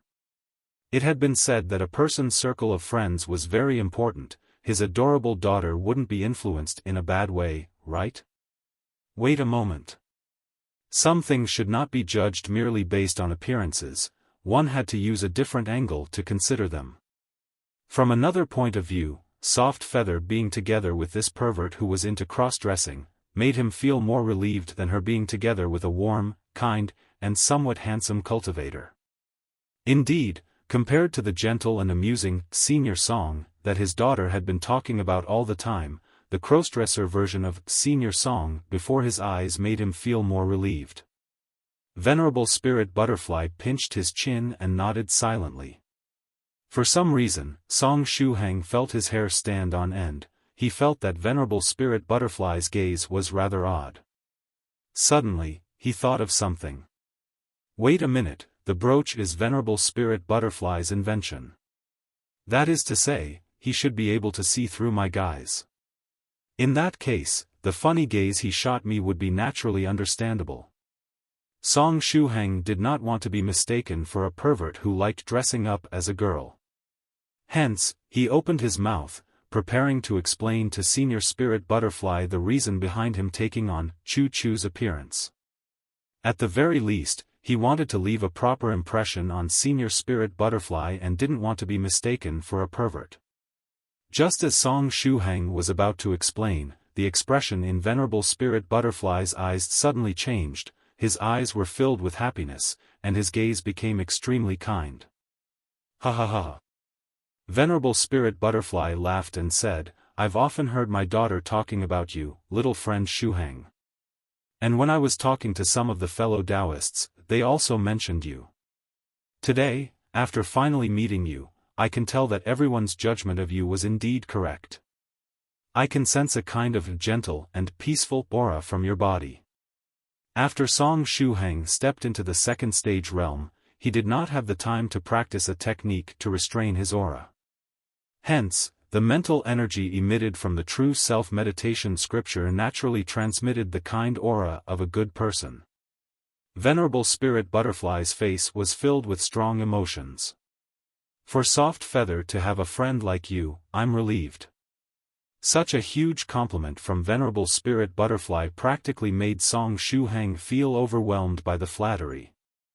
On a side, Soft Feather looked curiously at her own father. Her sharp sixth sense told her that her father might have gone crazy at this time.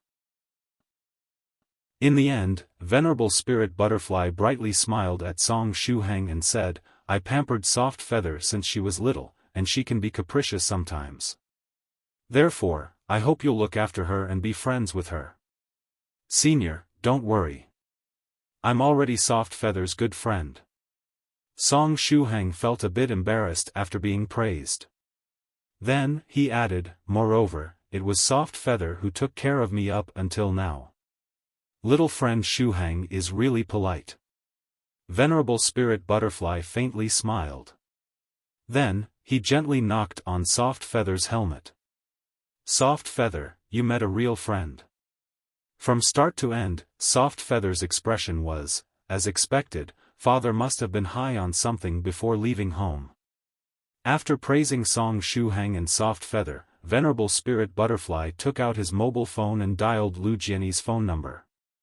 That sluggard wasn't even on the scene while Soft Feather was fighting against that sea urchin warrior of the 4th stage. Where did he run off to take a nap? As expected, I shouldn't have left the duty to guard Soft Feather to that lazybones. Venerable Spirit Butterfly's expression was cold. If Lu Jianyi couldn't give him a proper explanation, he could forget about slacking off for the next 100 years.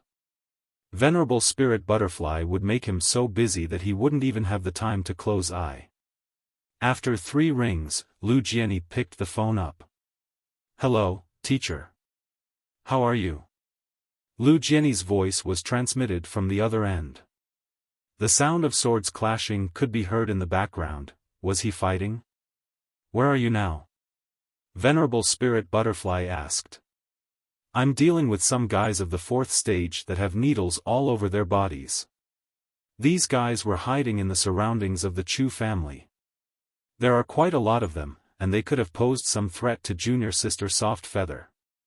After saying this much, he also added, Teacher, did you call because you wanted to know about junior sister Soft Feather's current situation? She barged into the Chu family together with little friend Song Shuhang. I've already inspected the place, and there was only a spiky fellow of the 4th stage as well as other 5 guys of the 3rd stage. They cannot pose any danger to junior sister Soft Feather.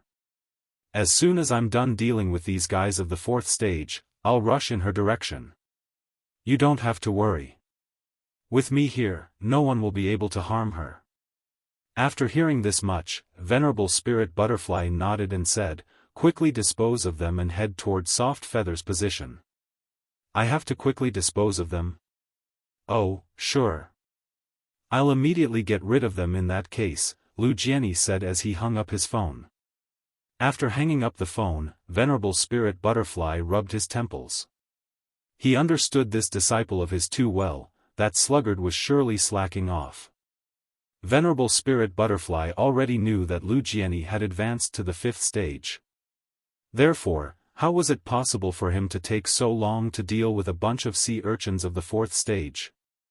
At this time, close to the Chu family, Lu Jianyi was lying on a large bed, floating in the air. This was Lu Jianyi's 2nd flying sword which had been modified into a large bed.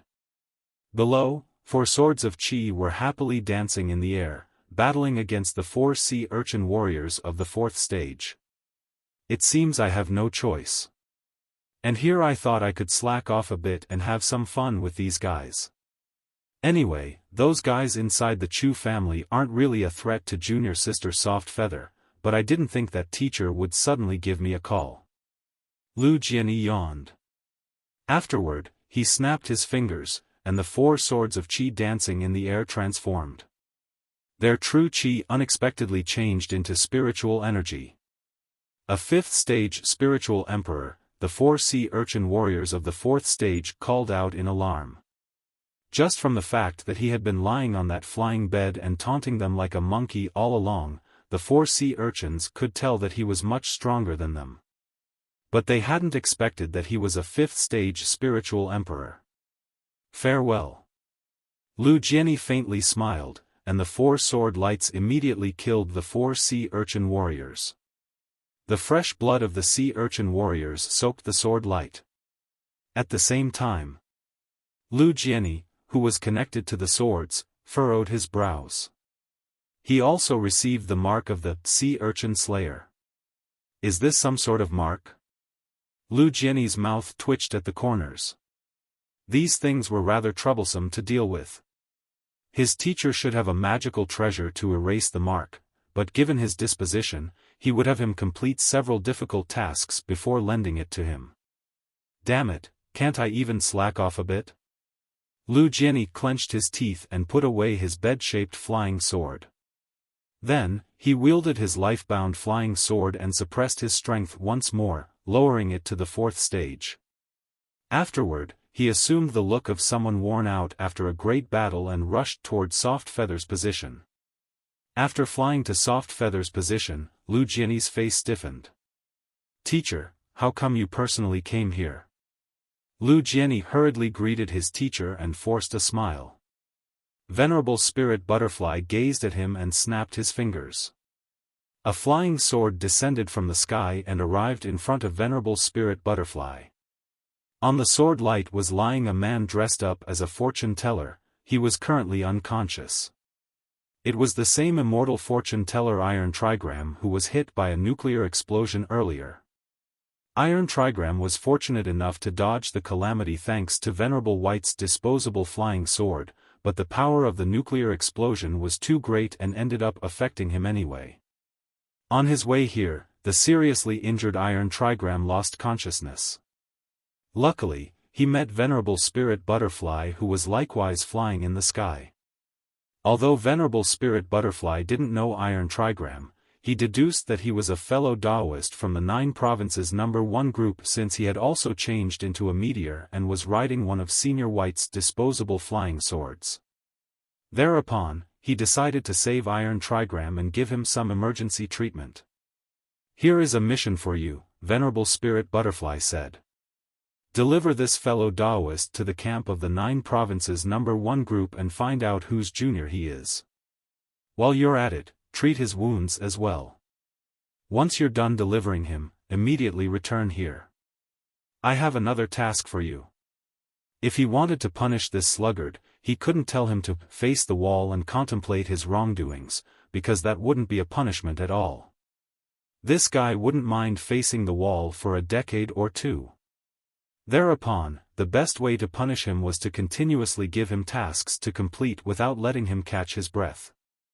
After hearing this much, Lu Jianyi immediately became happy. He really liked these tasks where he had to deliver people. While delivering Iron Trigram to that place, he would have the time to slack off on his bed-shaped flying sword. He would even be able to bathe in the sun, such a good feeling. But right at this time, Venerable Spirit Butterfly added, "You have 3 minutes, hurry up." Lu Jianyi felt like crying. After sending off Jianyi, Venerable Spirit Butterfly looked at Soft Feather. "Is this matter related to the Chu family over?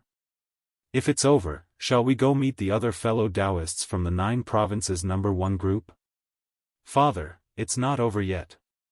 Soft Feather pointed at the ancestral temple. "There should be a secret room in there. The sea urchins just now were only guarding the entrance, they should still have other companions inside." Venerable Spirit Butterfly furrowed his brows. "Fine. Let's take a look then," Venerable Spirit Butterfly said. He wasn't too interested in this matter. After all, the secret room of such a small family was unlikely to contain something that could interest him. But after seeing Soft Feather's beaming face, he decided to head toward the secret room immediately. In the periphery of the Chu family. After hearing Song Shuhang's roar, the clansmen of the Chu family rushed toward the core area, but that strange fog was too hard to deal with.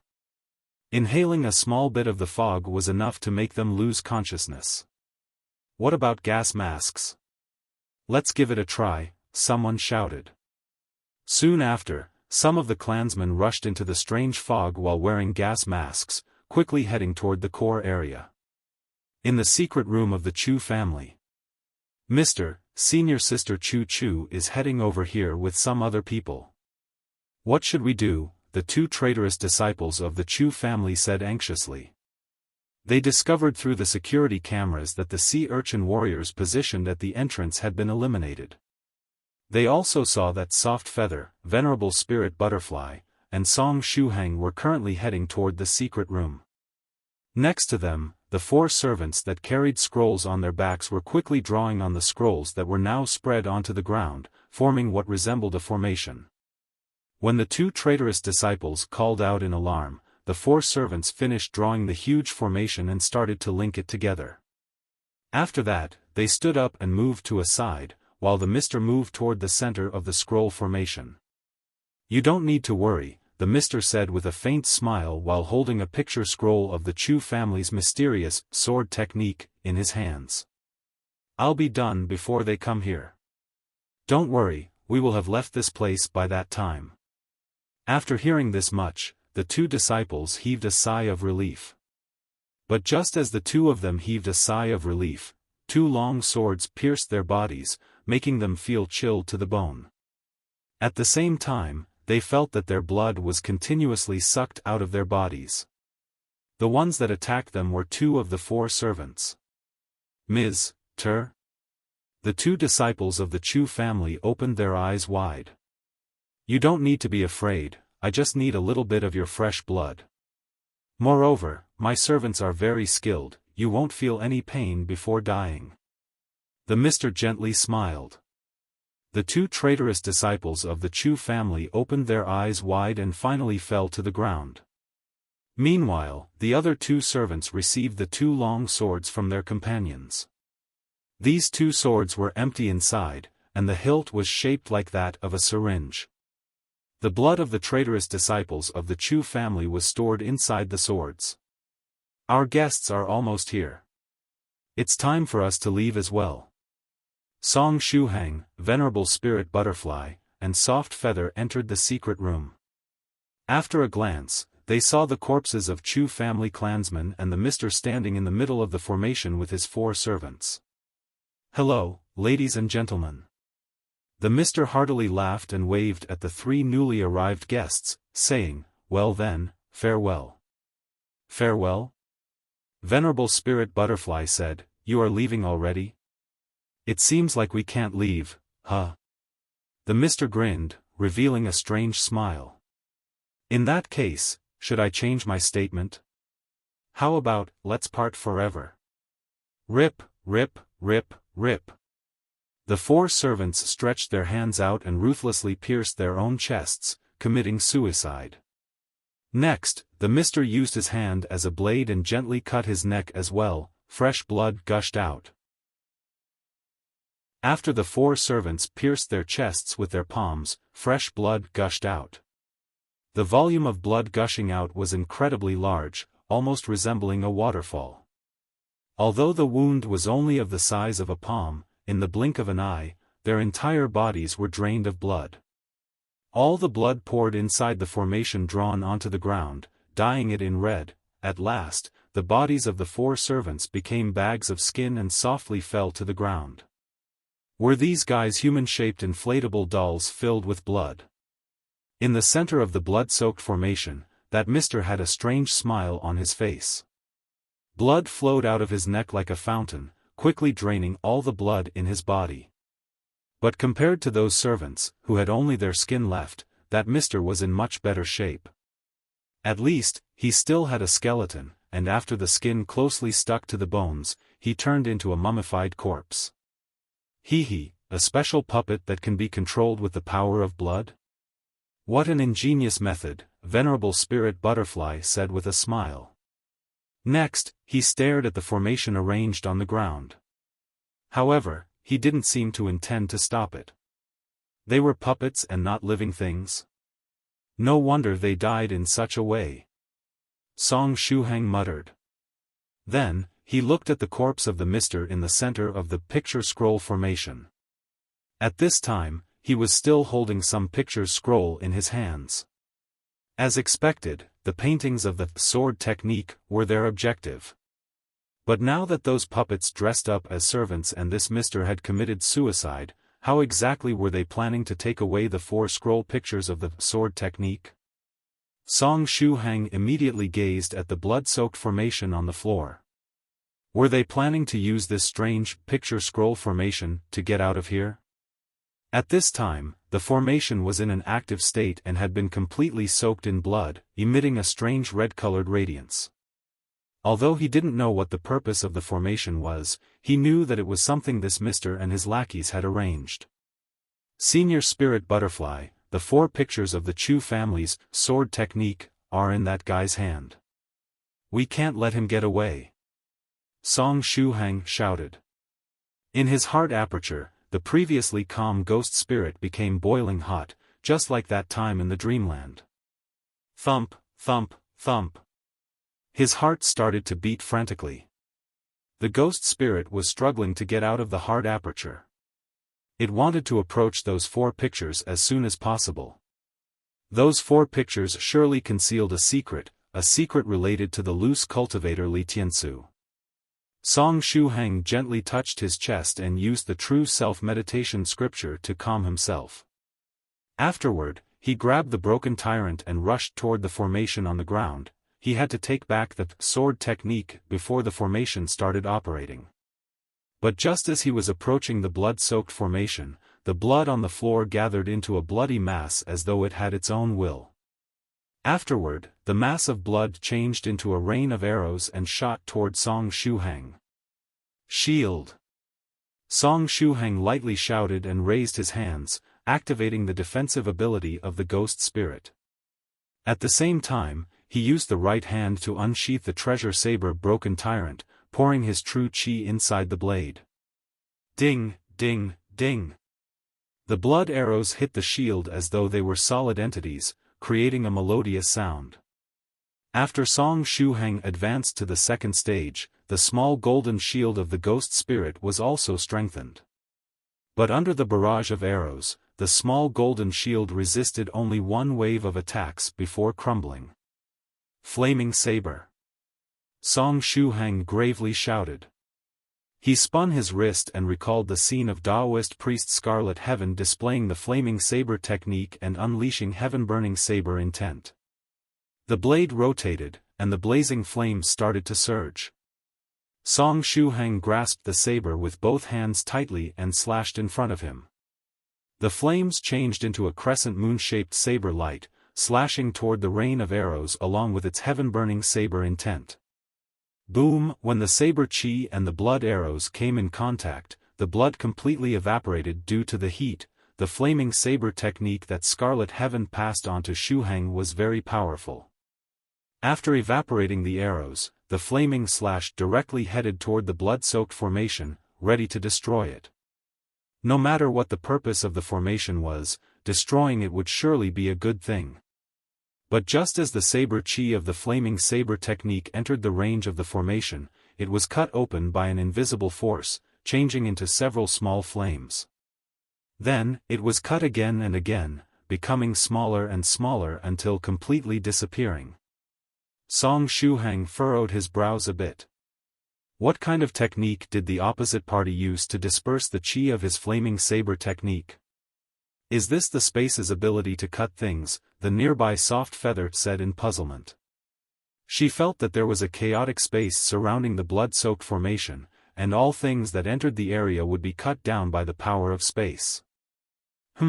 It's indeed the power of space. Little friend Shuhang, don't be impatient. After all, good things only come to those who wait. Venerable Spirit Butterfly smiled and added, this is a teleportation technique, and the surrounding, rending space is generated right before the start of the technique due to the connection between the main world and the area surrounding the formation breaking off. The broken connection gives birth to a chaotic space that can act as a layer of defense when the teleportation starts. Anyway, I didn't expect that I would get to see the power of space here. It's really surprising. The power of space was something that only 9th stage tribulation transcenders could use. But the opposite party wasn't a 9th stage tribulation transcender, his strength was merely in the 4th stage realm. Therefore, what kind of treasure or secret technique did he use to arrange a teleportation technique? Venerable Spirit Butterfly was really curious.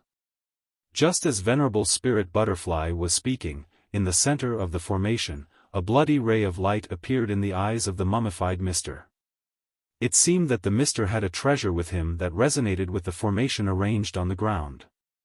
It was precisely by relying on this treasure that he was able to arrange this space formation. The mummified Mr. slightly raised his head and strangely laughed. He, that senior over there seems really knowledgeable. Aaaaaaah. Venerable Spirit Butterfly heartily laughed. Are you done playing dead? Since the star-shifting formation already started, I'm currently inside the absolute defense it generated. There is no need for me feign death anymore. The Mr. faintly smiled and continued, such being the case, ladies and gentlemen, as well as newly arrived disciples of the Chu family, it's time to part ways for real this time. As soon as he said those words, 6 disciples of the Chu family barged inside the room while wearing gas masks. Bastard! You dare to rob our family's sword technique, an impulsive disciple roared and rushed toward the formation. Song Shuhang quickly stretched out his hand and stopped the disciple. Don't go over there. Chaotic space surrounded the star-shifting formation, and even the chi of the flaming saber technique was cut into pieces. This disciple would become minced meat if we're to get too close to the formation. Senior Sister Chu Chu? The disciple looked at Song Shuhang in puzzlement. That's a space formation, and all the surrounding area has become a mass of chaotic space. If you run over there, you'll die, Song Shuhang quickly explained. What should we do then? Can we only helplessly watch as they steal the sword technique of our family? Those disciples wearing gas masks said in a depressed tone. Don't be impatient. Good things only come to those who wait, Song Shuhang said with an enigmatic expression on his face. Then, he glanced at Venerable Spirit Butterfly who had his hands crossed behind the back.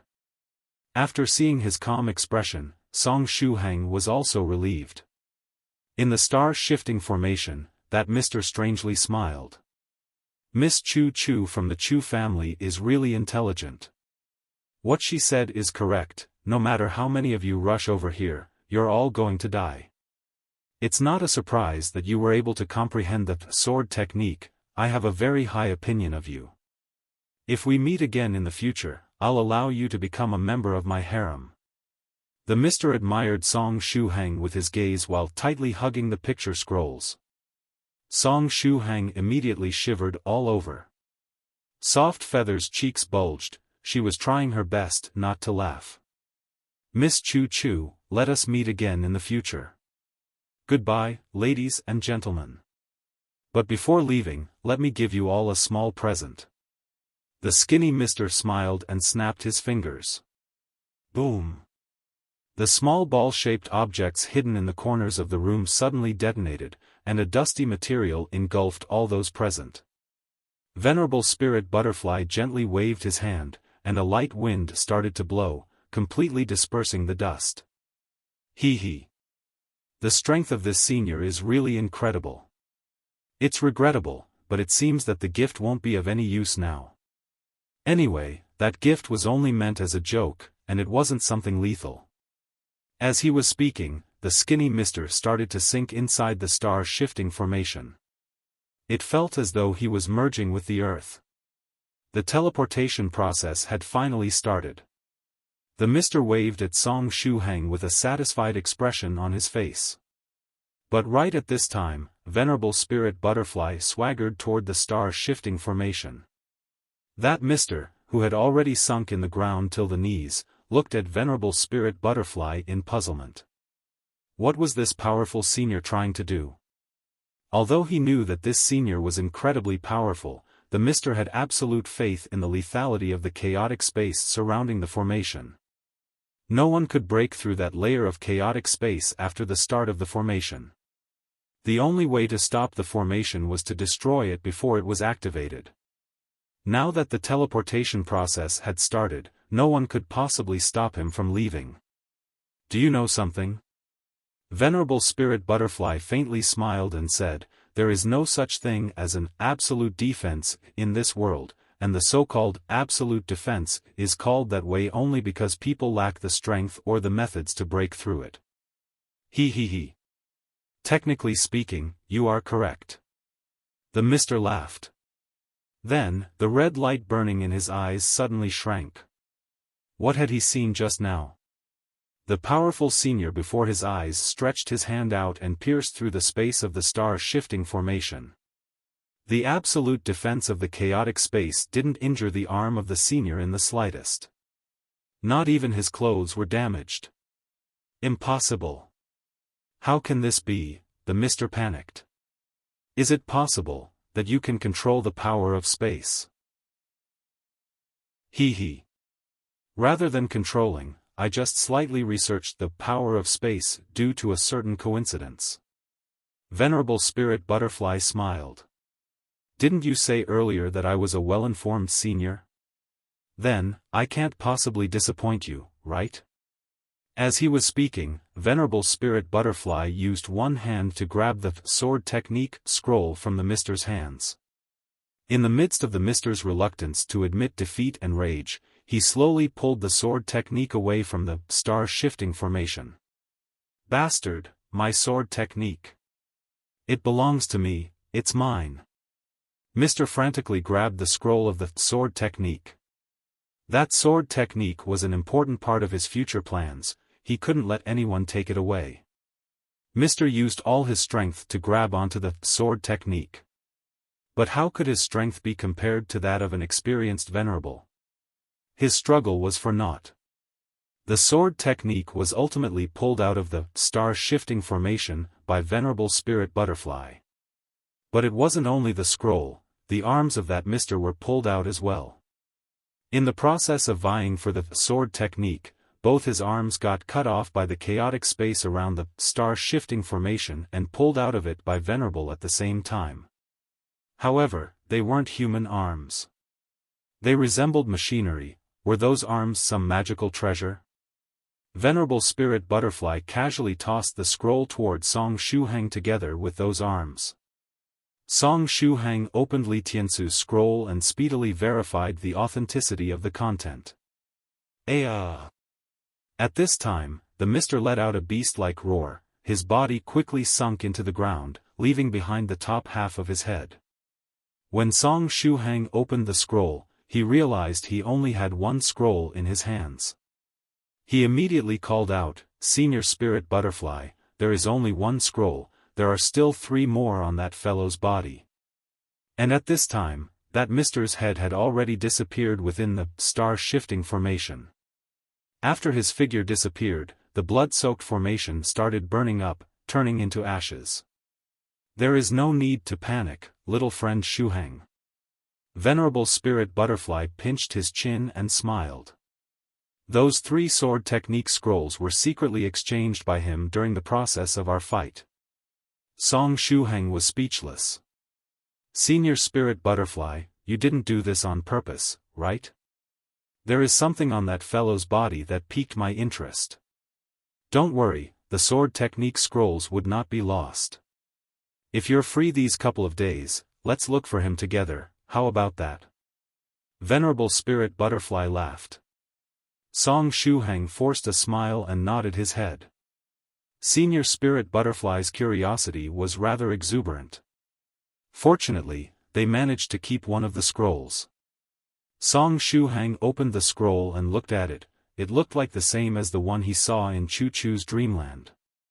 However, be it because it was not a complete set, or because there was only one scroll, the ghost spirit in Song Shuhang's heart aperture was very calm and quiet, displaying completely no reaction towards the scroll. Song Shuhang scrutinized it all over. He really couldn't see the secret hidden within the scroll. Ultimately, he could only drop it. He rolled up the scroll before securing it to his back properly. At this time, the 6 disciples of the Chu family asked, "Senior Sister Chu Chu, what do we do about the other 3 scrolls?" "There is no need to panic. In the next few days, this senior and I will definitely get it back," answered Song Shuhang. Perhaps his current appearance was very popular amongst the disciples of the Chu family. After his assurance, the disciples quietened down. Venerable Spirit Butterfly looked at the blood-stained ground and said, "Let's leave this place." Venerable Spirit Butterfly turned around and left the hidden room. Song Shuhang and Soft Feather followed close behind. Following behind them were the 6 disciples of the Chu family. Before the 6 disciples of the Chu family left, they brought out the 2 corpses of the traitors. As for the skins of the 4 servants, they were left behind untouched in the hidden room. When they were leaving, a lot of disciples of the Chu family that were wearing gas masks appeared. They were on their way to the hidden room.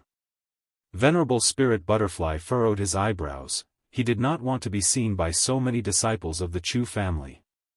Little friend Shuhang, I'll leave first to meet with the fellow Daoists of 9 provinces number 1 group. I will let you handle all these disciples of the Chu family. Venerable Spirit Butterfly smiled at Song Shuhang.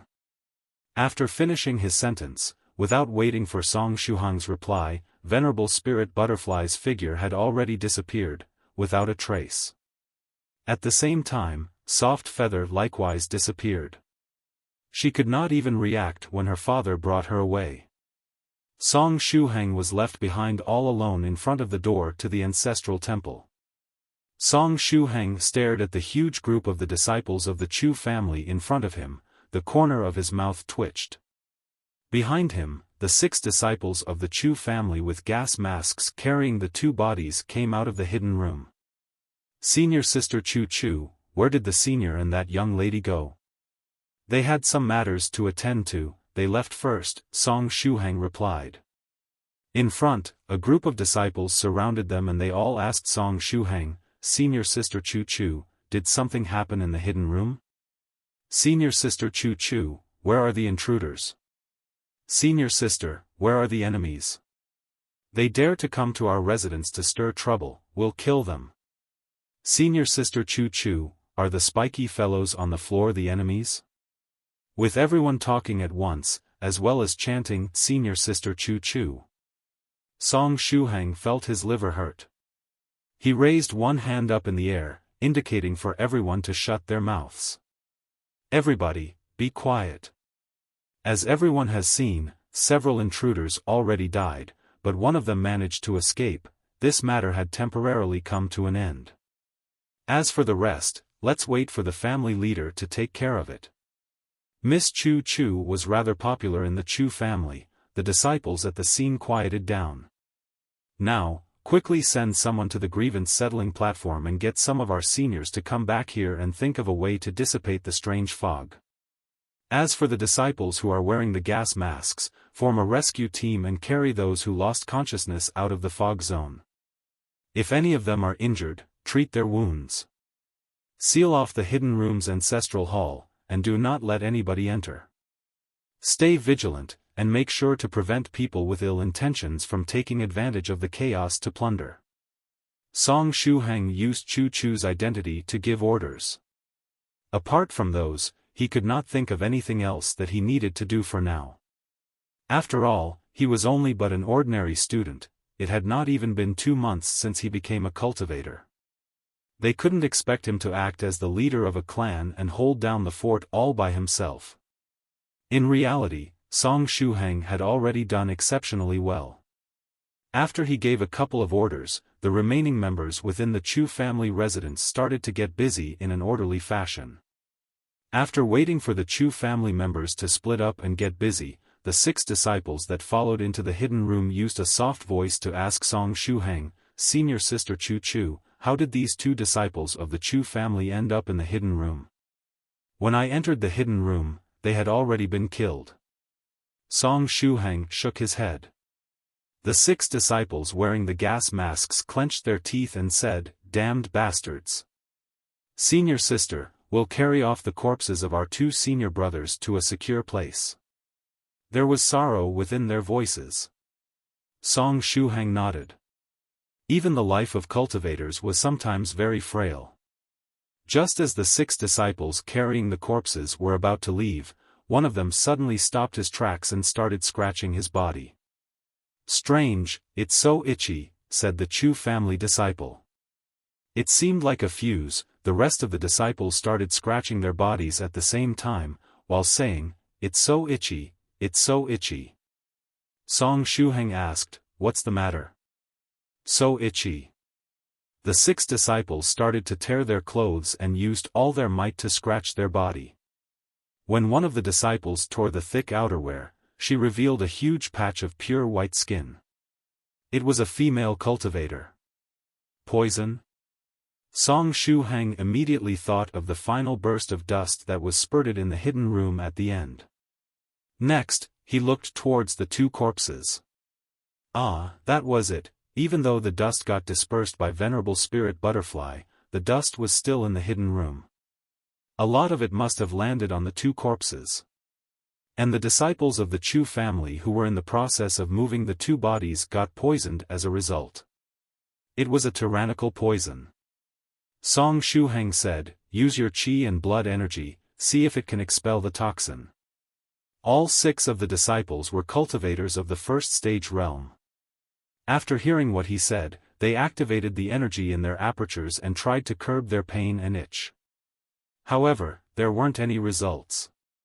When they used their qi and blood energy, it made their bodies even more in pain and itch instead. Tolerate it, do not scratch. Place the corpses at one side, don't let anyone else come in contact with the two corpses, Song Shuhang called out. The disciples immediately understood and hurriedly placed the two corpses of their comrades at the side. "You guys scatter around and do not move heedlessly," Song Shuhang said to the 6 disciples. After finishing his sentence, he carefully stepped ahead and approached one of them. At this time, if the 6 shook their bodies because of the itch, the dust particles would definitely land on his body. After he took a step forward, he went in front of one of the disciples and reached out his finger and pressed onto his wrist, maintaining some space between his finger and the wrist to prevent actual skin contact. Thereafter, Song Shuhang used the true qi in his dantian and carefully channeled it into that disciple's body. The true qi in his body, which came from practicing the Buddhist techniques, basic Buddhist fist technique and true self-meditation scripture, had a restraining effect on poisons. However, it was his first time channeling his true qi into another cultivator's body. Hence, he was still unfamiliar with the process. When the true qi followed the wrist and got channeled into that disciple's body, Song Shuhang could feel his vision becoming clear. He felt that he could see the condition of the other party via the true qi as it advanced. Such an odd feeling. Song Shuhang faintly felt as though he had realized something. The true qi circulated one round around the disciple's body. Even though the poison did not get expelled from his body, it was subdued by the true qi, helping the disciple suppress the feeling of pain and itch. It was good that it was effective. Later, he would ask the 9 provinces number 1 group seniors to find out more about what the poison was, and find a solution to deal with it. Song Shuhang heaved a sigh of relief in his mind. Thereafter, he said to that disciple, "Don't worry, even though I've just suppressed the itch, later I'll." He initially wanted to say that he would look for a few seniors to deal with the poison in his body. But at this time, that disciple hesitated for a bit. Then, his eyes suddenly lit up, and he opened his mouth out of habit and sang, because of you, the green grass smells even better, 1. Song Shuhang. All the cultivators he recently met had a rather eccentric personality. Why couldn't he just meet slightly normal cultivators? For example, the ones that had high integrity and bearing and didn't care in the slightest about worldly affairs. Hee. The Chu family cultivator who had a brain fade just now made a hollow laugh. Song Shuhang sighed and used the same method on the other disciples, temporarily suppressing the effects of the poison. Next, he told them to defend the entrance of the secret room. Since it was better for them not to get in touch with other people, it was wise to have them stay here and defend the entrance while he was out looking for help to cure their poison. After settling the matter, Song Shuhang put the scroll on his back and headed toward the Grievance Settling Platform.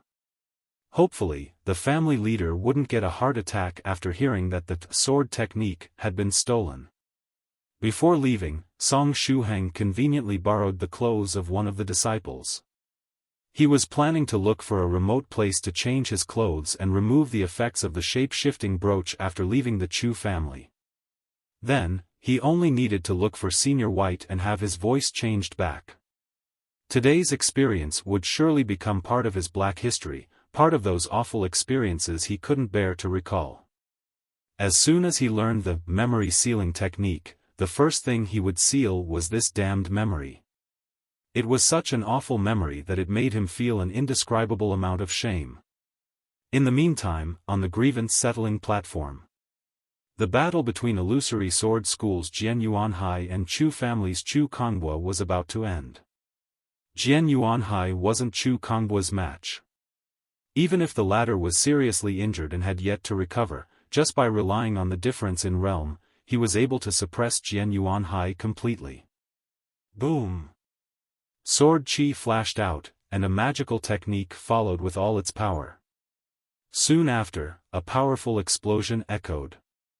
Jian Yuanhai was sent flying by the attack. His face was deathly pale, and the right arm holding the sword was blown to pieces by Chu Konghua's sword chi, making it impossible to heal it. Even his flying sword was broken in half due to the technique Chu Konghua unleashed in the next moment. After losing his dominant arm, Jian Yuanhai's fighting capacity greatly diminished. He became one of the weakest cultivators amongst the fourth stage realm. "You lost," Chu Konghua said in a grave tone. Jian Yuanhai fiercely coughed, spitting out a mouthful of blood. He didn't merely lose his right arm, he even suffered several internal injuries. Unless he got his hands on a miraculous medicine, it was unlikely that he would get past this year's winter. "I admit defeat." Jian Yuanhai deeply sighed. As soon as he said those words, he who did not have much left to live became even older. It felt as though he could die at any moment. At this time, disciples of the Illusory Sword School had unsightly expressions on their faces, while the disciples of the Chu family were loudly cheering and shouting, letting out all their pent-up feelings. The supervisor of the Grievance Settling Platform, Eternal Sword Sex Peng Shenghai, declared, "The winner of the third category of the Grievance Settling Platform is the Chu family." Although the general level of this session of the Grievance Settling Platform wasn't too high, the two supervisors from the Eternal Sword sect felt physically and emotionally exhausted after completing their task. Luckily, the Eternal Sword sect dispatched two fifth-stage spiritual emperors to oversee the matches. Two cultivators of the fourth-stage innate realm wouldn't have been able to deal with today's session. Who would have thought that the Chu family would suddenly produce an old ancestor of the fifth-stage Golden Core realm? Moreover, they didn't expect that the Chu family could successfully invite so many powerful cultivators at once. After announcing the end of the match, the duty of the two supervisors had finally come to an end. Soon after, the other supervisor, Peng Qianin, said, "According to the rules of this round of the Grievance Settling Platform, the Chu family can put forward its terms to the Illusory Sword School." After hearing these words, Jian Yuanhai really felt his heart twitch. Originally, he was planning to defeat the Chu family on the Grievance Settling Platform and have them hand over their sword technique. He didn't expect that it would be his Illusory Sword School that would lose. Moreover, it lost thoroughly. Given the disposition of the Chu family, they would likely ask the Illusory Sword School to move away from his stretch of land. Afterward, they would occupy the former territory of the Illusory Sword School and take over the spiritual land they used to cultivate. Jian Yuanhai investigated the Chu family earlier, and from what he learned, the leader of the Chu family intended to put forward this request after the battle on the Grievance Settling Platform. Would the Illusory Sword School have to leave the founding place of their sect where they had stayed for hundreds of years?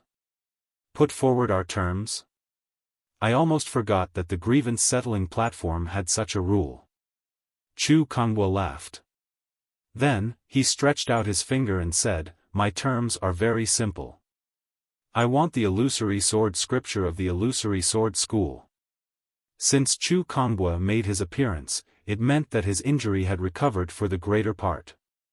With his strength of the fifth stage realm, he wasn't afraid of the Illusory Sword School.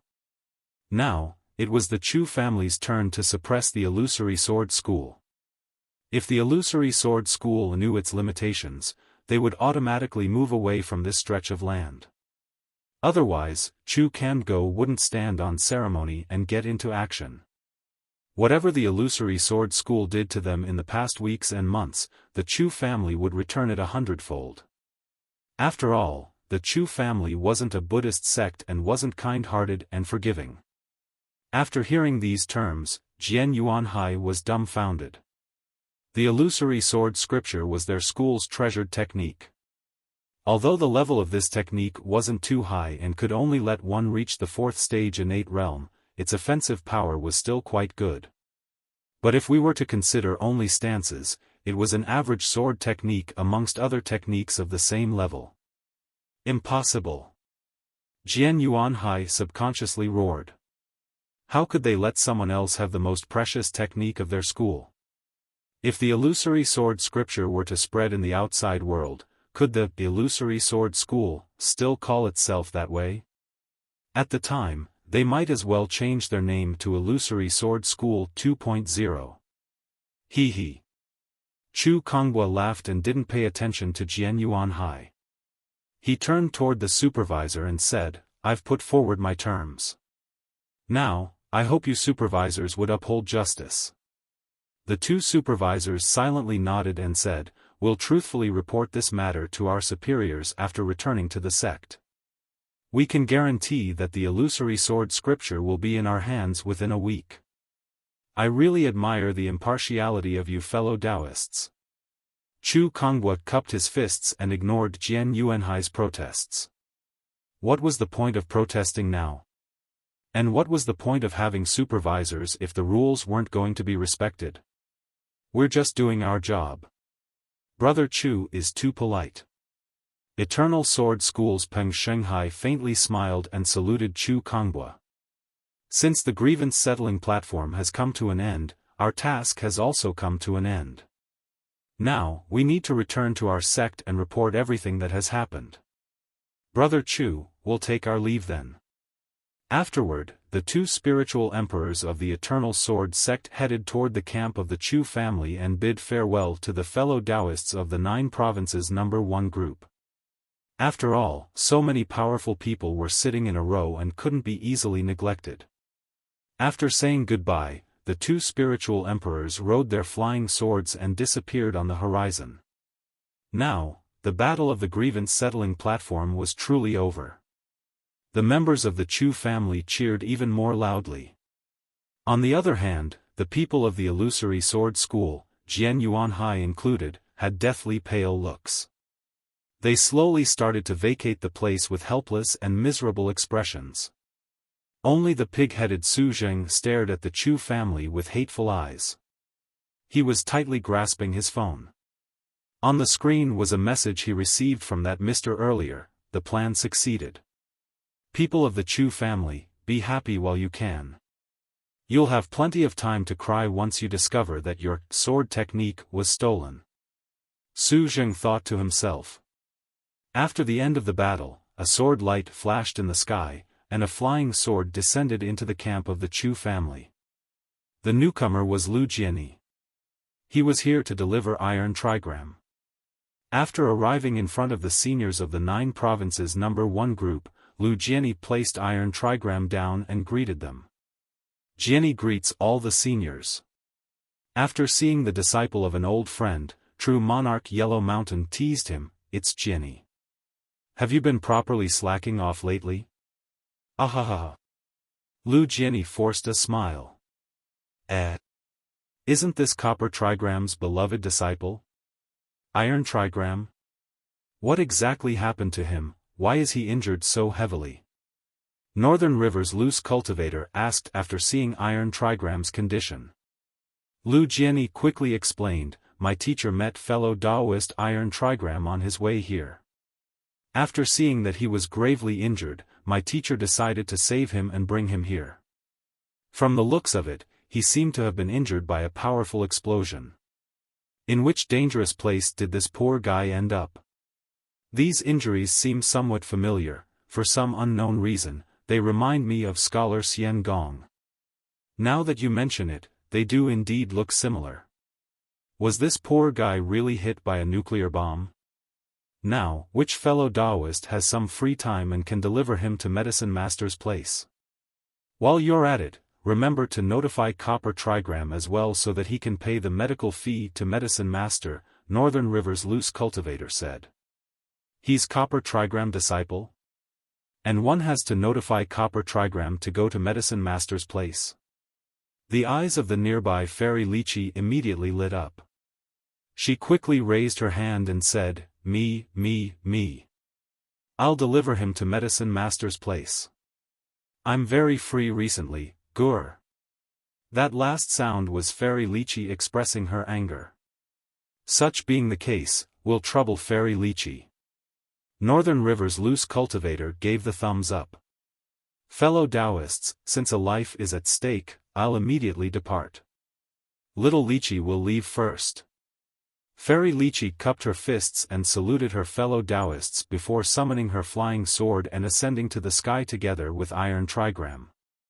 On her way, Fairy Lychee quickly took out True Monarch Yellow Mountain's phone. She currently didn't have her phone with her, so she borrowed Yellow Mountain's.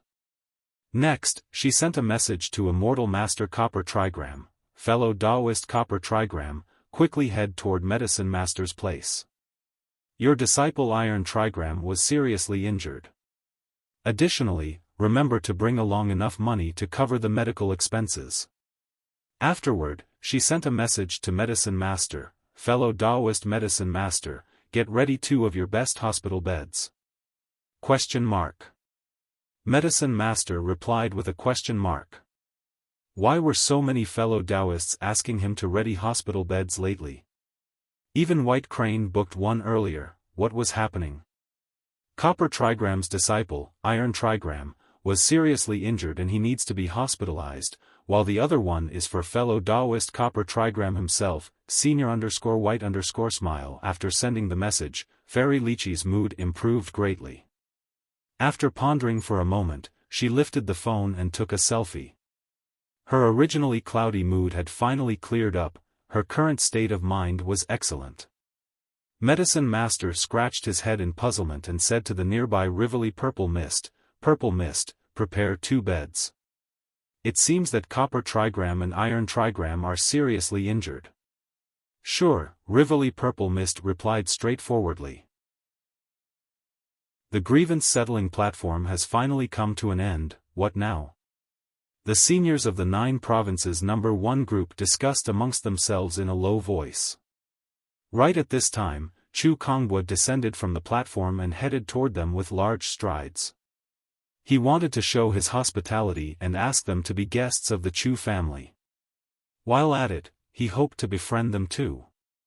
On the other hand, Lu Jianyi shot a glance at the evacuating people of the Illusory Sword School.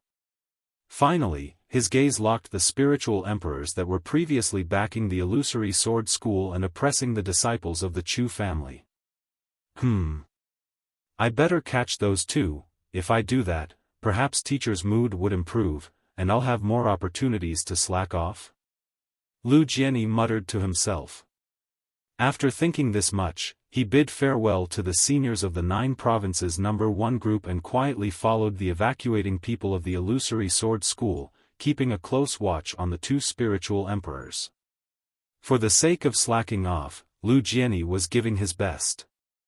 Just as Lu Jianyi was closely following the 2 spiritual emperors, 2 figures quietly appeared behind him. They were Venerable Spirit Butterfly and Soft Feather. Although Venerable Spirit Butterfly knew that Lu Jianyi had already reached the 5th stage realm, he still felt somewhat uneasy when he decided to secretly follow those 2 spiritual emperors. Thereupon, Venerable Spirit Butterfly and Soft Feather likewise followed behind Lu Jianyi. Teachers were always like this. On one side, they wanted their disciples to find opportunities to improve themselves, on the other side, they were afraid that they would end up in a dangerous situation that was too much to handle.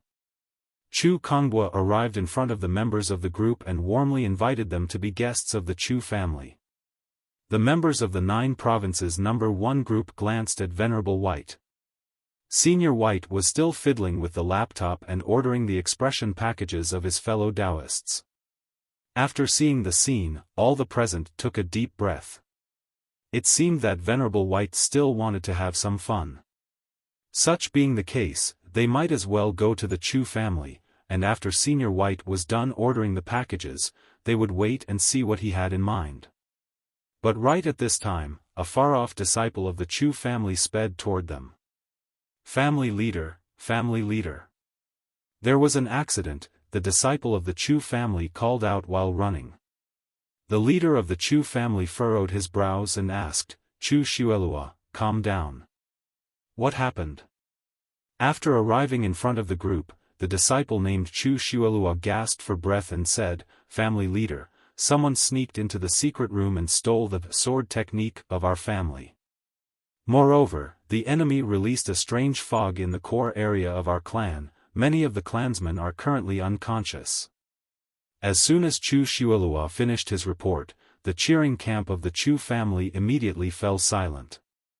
Someone barged into the Chu family and stole the sword technique? The leader of the Chu family hurriedly asked, Where are those guys now? Many of them were killed by senior sister Chu Chu and her friends, but one of them managed to get away with the sword technique. While speaking, Chu Chuelua saw the real Chu Chu sitting next to Venerable White. Chu Chuelua opened his eyes wide and said, Senior sister Chu Chu, how come you're here already? The real Chu Chu beckoned with her hand and said, I'll explain later. What is the current situation in the family? Although confused, Chu Chuelua kept explaining, Before I came here, the clansmen already mobilized. They treated those affected by the strange fog and sent a few people to guard the entrance to the secret room. Afterward, I was entrusted to come here and notify the family leader and the others. After hearing this much, Chu Kango said to the family leader, Wen Yen, bring the other clansmen back and take a look at the situation. I'll follow in a while. Chu Wen Yen nodded and said goodbye to the seniors of the 9 provinces number 1 group, swiftly returning to the Chu family with the majority of the clansmen. Chu Kongwa forced a smile and said to the members of the group, Originally, I was planning to invite you to the Chu family to show you my hospitality, but I didn't expect that there would be a sudden accident. True Monarch Yellow Mountain faintly smiled and said, Fellow Daoist Chu, no one can predict unexpected matters. You should take care of the matters related to your family first. As for us, we'll stay in the surrounding for a while, and we can visit you later. At the time, I hope you won't complain that we're too noisy. Aaaaaaah, of course not. I'll leave Chu Chu, Chunying, and several other disciples behind to show you the way. After I'm done settling this matter, I'll ask you to give me another opportunity to show you my hospitality, Chu Kongwa said after cupping his hands. The other members of the group smiled and bid him farewell. Chu Kongwa operated his flying sword and quickly headed toward the territory of the Chu family. What should we do now that we're unable to go to the Chu family? Northern River's loose cultivator said. They couldn't just sit there and stare at the sky, right? But right at this time, Venerable White spoke, I want to hold a competition. ? The members of the group turned their heads around and looked at Venerable White curiously. From what I remember, the flying sword competition that is held every 10 years should be about to start, right? Venerable White pressed the enter key on the laptop, uploading all the source material regarding the expression packages of his fellow Daoists in the group space. Then, he closed the laptop and looked at the members of the group. The flying sword competition? Yeah, it should be about time. Senior White, are you planning to preside over this session of the flying sword competition? True Monarch Yellow Mountain asked out of curiosity. Venerable White's eyes beamed. No. After all, there isn't a category of the flying sword competition that I can participate in. Therefore, I decided to create a new event altogether. If Venerable White were wearing glasses at this time and were to push them up, reflecting the incoming rays of the sun, the scene would have been even more perfect. Northern River's loose cultivator asked out of curiosity, a new event? Is it also related to flying swords? No, it's not related to flying swords, Venerable White calmly said, I was planning to hold a hand-guided tractor competition. Silence fell. An awkward silence. In an area of 100 square meters, even the sound of a pin dropping would be audible. Senior White, wait a moment. I think my ears had problems and I didn't hear correctly. What type of competition is that? Thrice reckless Mad Saber cleaned his ears and asked. A hand-guided tractor competition. Venerable White pronounced every word clearly. Afterward, he also added, that vehicle with 4 wheels and an open-topped container attached behind. PFFF, Miss Chu Chu couldn't help but laugh. Miss Chu Chu was the type of person that would laugh at the smallest thing. She immediately imagined the seniors before her eyes, Daoist priests, great masters, fairy maidens, swordsmen, fortune tellers, sabresmen, driving hand-guided tractors. Afterward, she imaged them picking up the crank and inserting it into the engine of the tractor, spinning it again and again to start it up. That scene was simply too amusing. After starting the tractors, black smoke would rise toward the sky. The seniors would finally sit on the vehicles, shaking along with them as they were speeding along the road, competing against each other. I need to stop, my chest hurts. I forgot that I'm still seriously injured, laughing too much would open up my wounds again. So painful, but I can't stop laughing. I'll really get an internal injury. All the members of the group were dumbfounded. They even cleaned their ears, hoping that they had misheard. When they imaged themselves driving hand-guided tractors, they were unsure how to describe the scene properly. But that wasn't the main problem. The main problem was that Venerable White wanted to hold the competition together with the flying sword competition that was held every 10 years. Each time, a myriad of cultivators would reunite to either participate or spectate the flying sword competition. There were simply too many people to count. Such being the case, the fellow Daoists of the 9 provinces number 1 group were too ashamed of driving hand-guided tractors in front of everyone. At the time, this matter regarding the hand-guided tractor competition would spread in the entire world of cultivators through the mouths of the spectators. No, no, no, no. They absolutely couldn't let Venerable White hold this hand-guided tractor competition. They had to think of the perfect excuse to stop him. Senior White, hand-guided tractors are too slow, and they can reach a speed of 20 to 30 kilometers per hour at most. Can we change the vehicle and pick something not as boring? For example, sports cars? Northern River's loose cultivator was worthily the always online holy warrior of the 9 provinces number 1 group. He found a good excuse and immediately took the lead, launching his offensive against Venerable White. That's why I'm not going to hold a normal hand-guided tractor competition, Venerable White said calmly. All the hand-guided tractors would be modified. Be it either through magical techniques, runes, formations, or mechanical improvements, all methods to improve their speed and resistance are allowed. As long as the vehicle remains a hand-guided tractor, everything is allowed. Therefore, speed is not a problem. Northern River's loose cultivator minus 1000 HP, KO'd. Thrice reckless Mad Saber followed right after and said, Senior White, hand-guided tractors can only run on land. This competition isn't going to be as interesting as normal flying sword competitions. You don't need to worry about this point either. I've already thought of a solution. Venerable White stretched his hand out and pointed toward a distant place. Driving only on land is indeed rather boring. Therefore, we should give the tractors the ability to run on the surface of the water. At the time, we'll choose a location near the sea. Only the first half of the competition will be on land, and one portion will be held on the surface of the sea. We can consider even more exciting patterns if you wish. Anyway, I'm sure that it will be rather fun to drive on the surface of the sea and cleave through waves and wind. Thrice reckless Mad Saber minus 1000 HP, KO'd. Next, true Monarch White Crane stood up.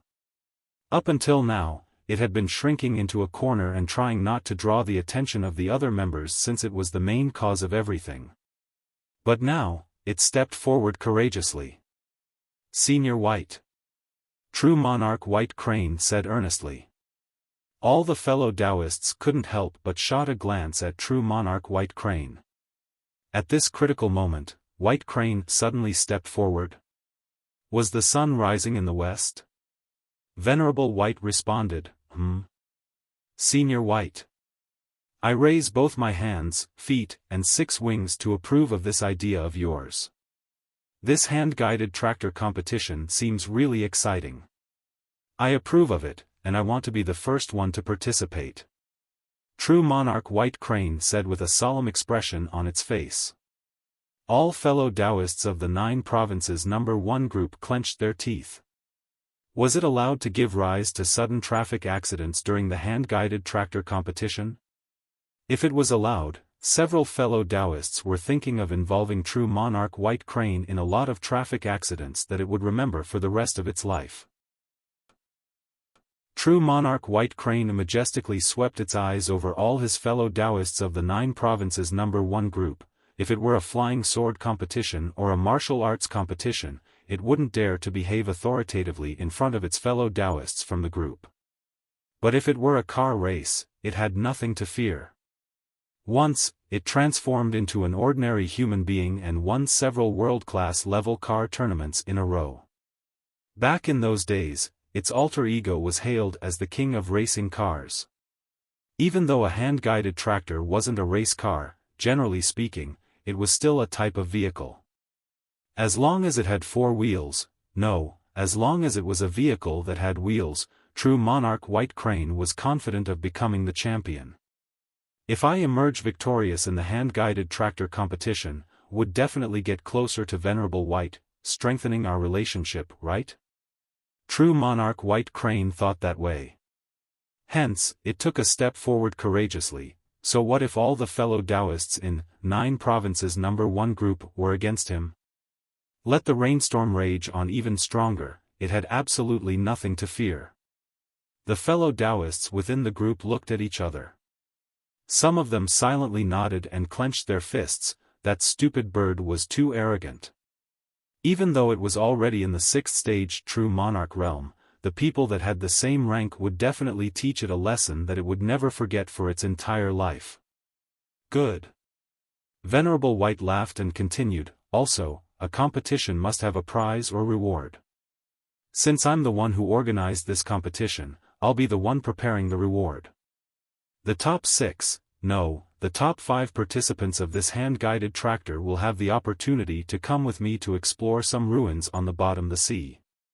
Originally, Venerable White wanted to bring 6 fellow Daoists to enter the ruins, but one of the slots was given to True Monarch White Crane in advance as remuneration for helping him settle the issue of Instructor Lee Jr. ending up in the west. Ruins? True Monarch Yellow Mountain asked out of curiosity. Senior White, what kind of ruins? They're ruins with a long history, seemingly artifacts belonging to the previous era.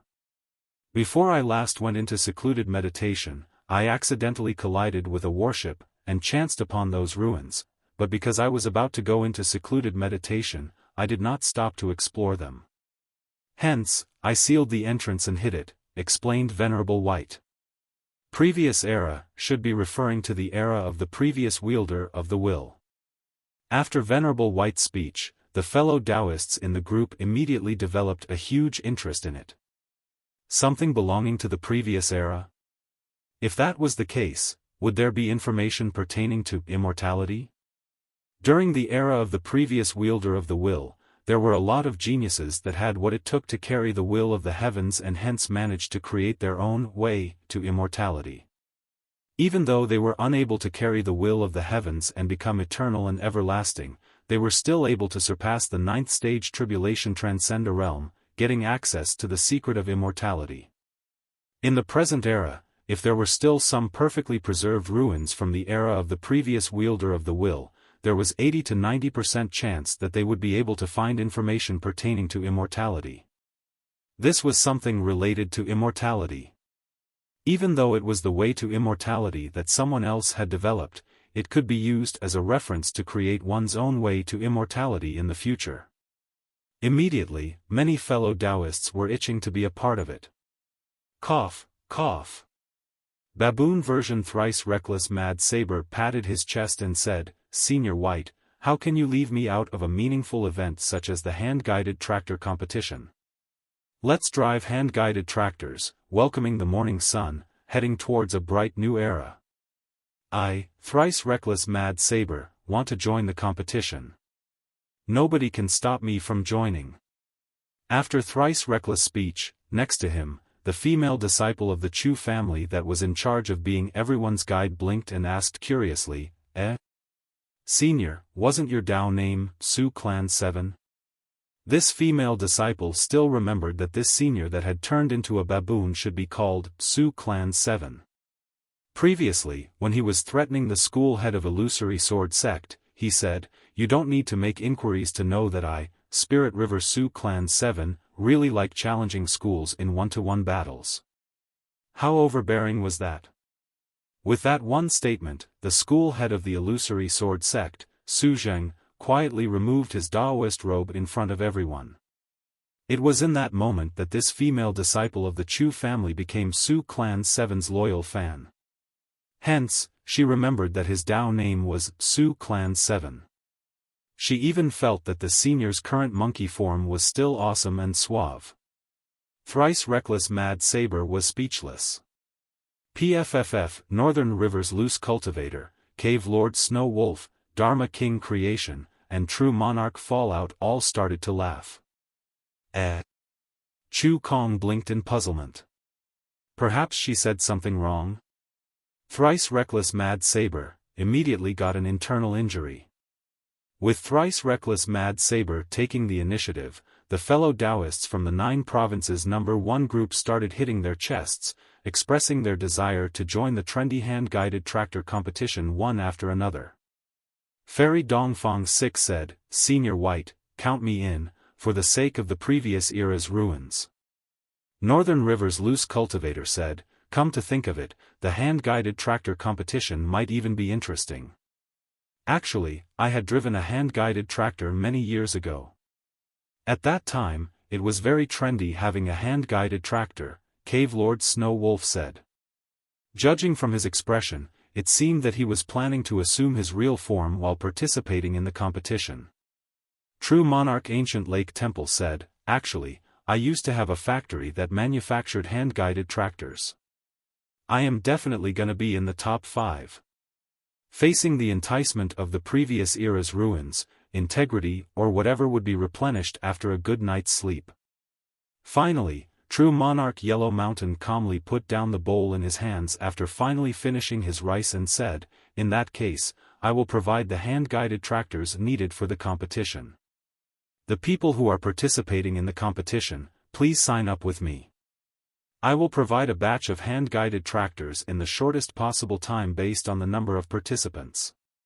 True Monarch Yellow Mountain would never tell the fellow Daoists in the group that when Venerable White expressed his intention to learn driving, he sent him a hand-guided tractor, hehehe. In that case, it's delightfully decided, the fellow Daoists in the group started to register their names. After adding up the number of participants, True Monarch Yellow Mountain thought of something and asked, "Right, did little friend Shuhang come back? Is there something you need from him, True Monarch?" asked Northern River's Loose Cultivator. "Yeah, it's about time to give him a big gift." As True Monarch Yellow Mountain spoke, he grabbed little Doudou. Doudou shouted, "What do you want, stupid Yellow Mountain?" "Time for you to go home," said True Monarch Yellow Mountain. "I don't want to. If I go home after you ordered me to, where's my pride?" Doudou said in an aloof manner. "At the very least, you need to personally cross 1,000 mountains and waters and use all your power to look for me, then bring me back. This is the most basic sincerity. Do you know sincerity?" True Monarch Yellow Mountain laughed. "Don't throw tantrums, you've played outside long enough. Don't bother little friend Song Shuhang anymore. It's time to go back home." I don't want to. I still want to shoot a movie with Song Shuhang. I am the main lead's Pekingese. I want to become a superstar. I definitely don't want to go back." Doudou waved his claws and shouted with all his might. "This time, you have no say in it."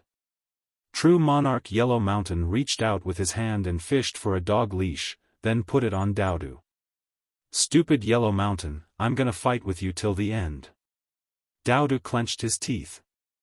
"I suggest you quickly remove my dog leash, or else don't blame me for being rude." I am going to sing the stupid Yellow Mountain's song. True Monarch Yellow Mountain was speechless. Before Doudou could open his mouth to sing, Yellow Mountain hurriedly snapped his fingers. Thereafter, the dog collar's function got activated. A ray of light flashed.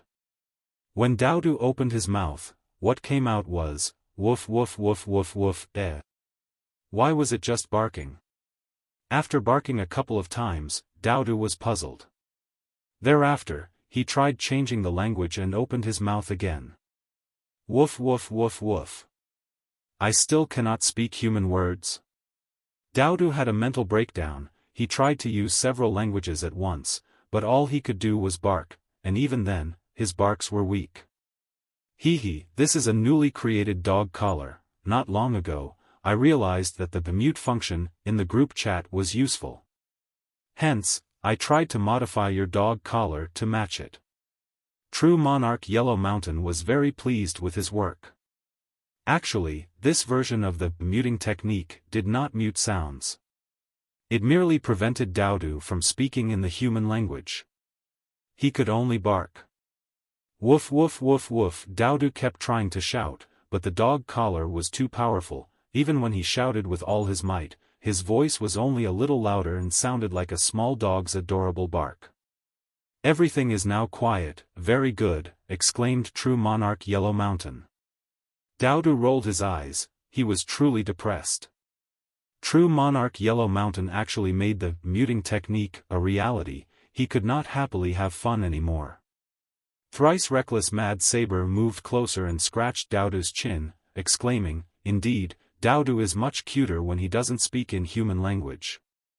Howl! Doudou leapt and pounced on Thrice Reckless Mad Saber's head, then opened his mouth wide and bit his head. Then, either blood or saliva started to flow down Thrice Reckless' forehead. Thrice Reckless Mad Saber was speechless.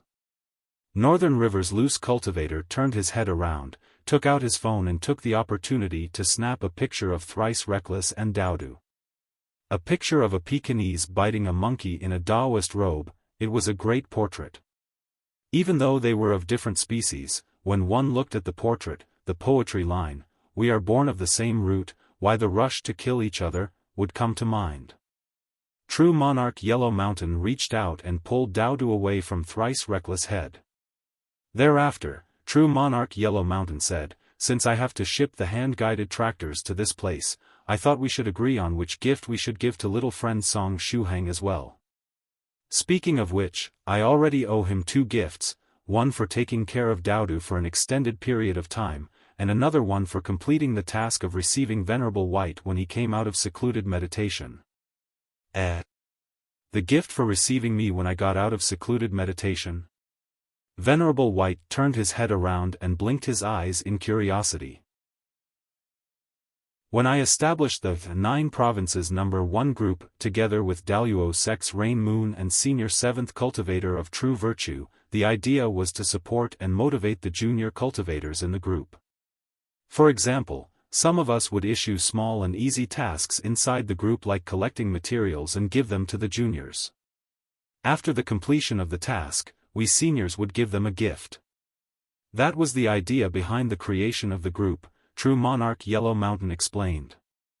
Oh. Venerable White nodded and said, "Such being the case, I'll personally give a gift to little friend Song Shuhang for receiving me after I came out of secluded meditation." Northern River's loose cultivator quickly said, "This is inappropriate. If Senior White wants to give little friend Song Shuhang an additional gift, that's fine. As for our gift, we agreed earlier that we would give little friend Shuhang one. It can be said that we're giving him this gift in the capacity of seniors."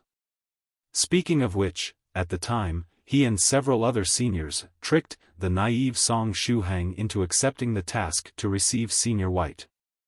While they were tricking him, they promised him all sorts of benefits. If they didn't give him a gift now, wouldn't they be laughed at by the younger generation? Venerable White nodded and said, "In that case, I'll leave it to you." Thereupon, the seniors of the 9 Provinces number 1 group started to discuss as to what they should gift to Song Shuhang.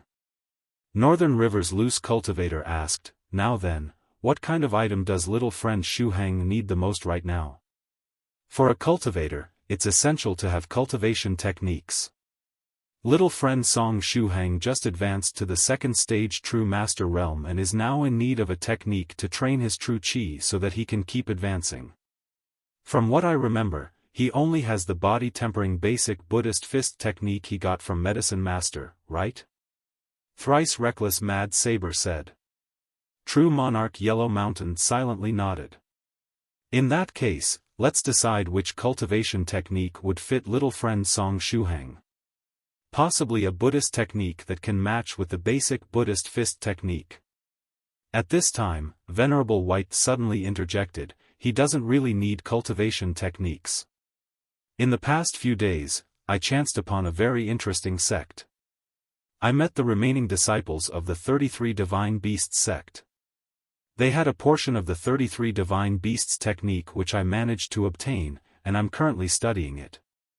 When the time comes, I'll conveniently teach it to little friend Song Shuhang. Northern River's loose cultivator's eyes suddenly lit up as he asked, the 33 Divine Beasts technique? Is it that legendary technique that can allow the user to condense pseudo-innate true chi inside their body? If it's really that technique, it's very fitting for little friend Song Shuhang. After all, he missed the best period to practice. Venerable White faintly smiled and nodded. Such being the case, we don't need to worry about cultivation techniques, True Monarch Yellow Mountain said with a nod. It was really a pity though, he felt that little friend Song Shuhang was really suited for Buddhist techniques. Now then, what suitable gift can we give to little friend Song Shuhang?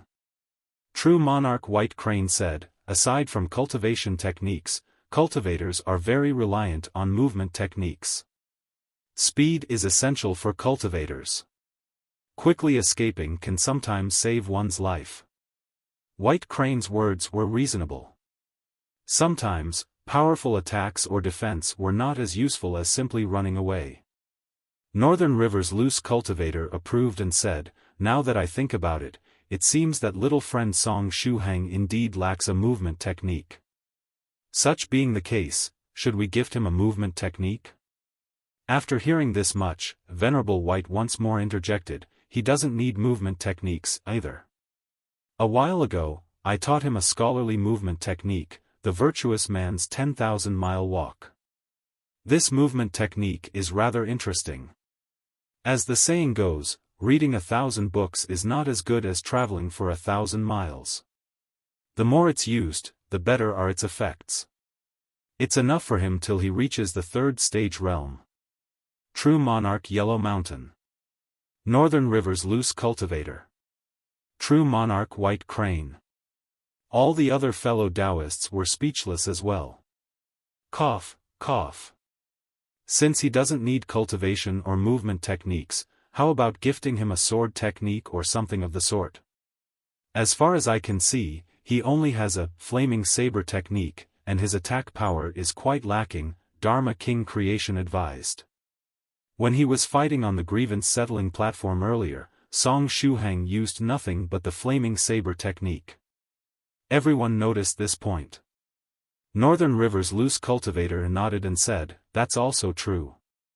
Although I felt that his flaming saber was a bit special, it's not a bad idea to give him an additional offensive technique. After hearing this much, Venerable White interjected again, sword techniques and the likes are also useless. Some time ago, the corpse of the loose cultivator Li Tiansu crashed next to little friend Song Shuhang, forming some karma with him. This karma is also related to the Chu family. After this karma is settled, he should be able to obtain a fine sword technique.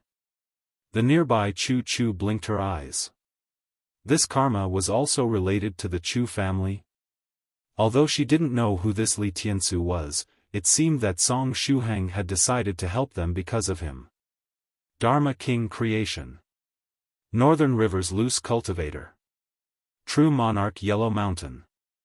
All the other fellow Daoists were speechless as well.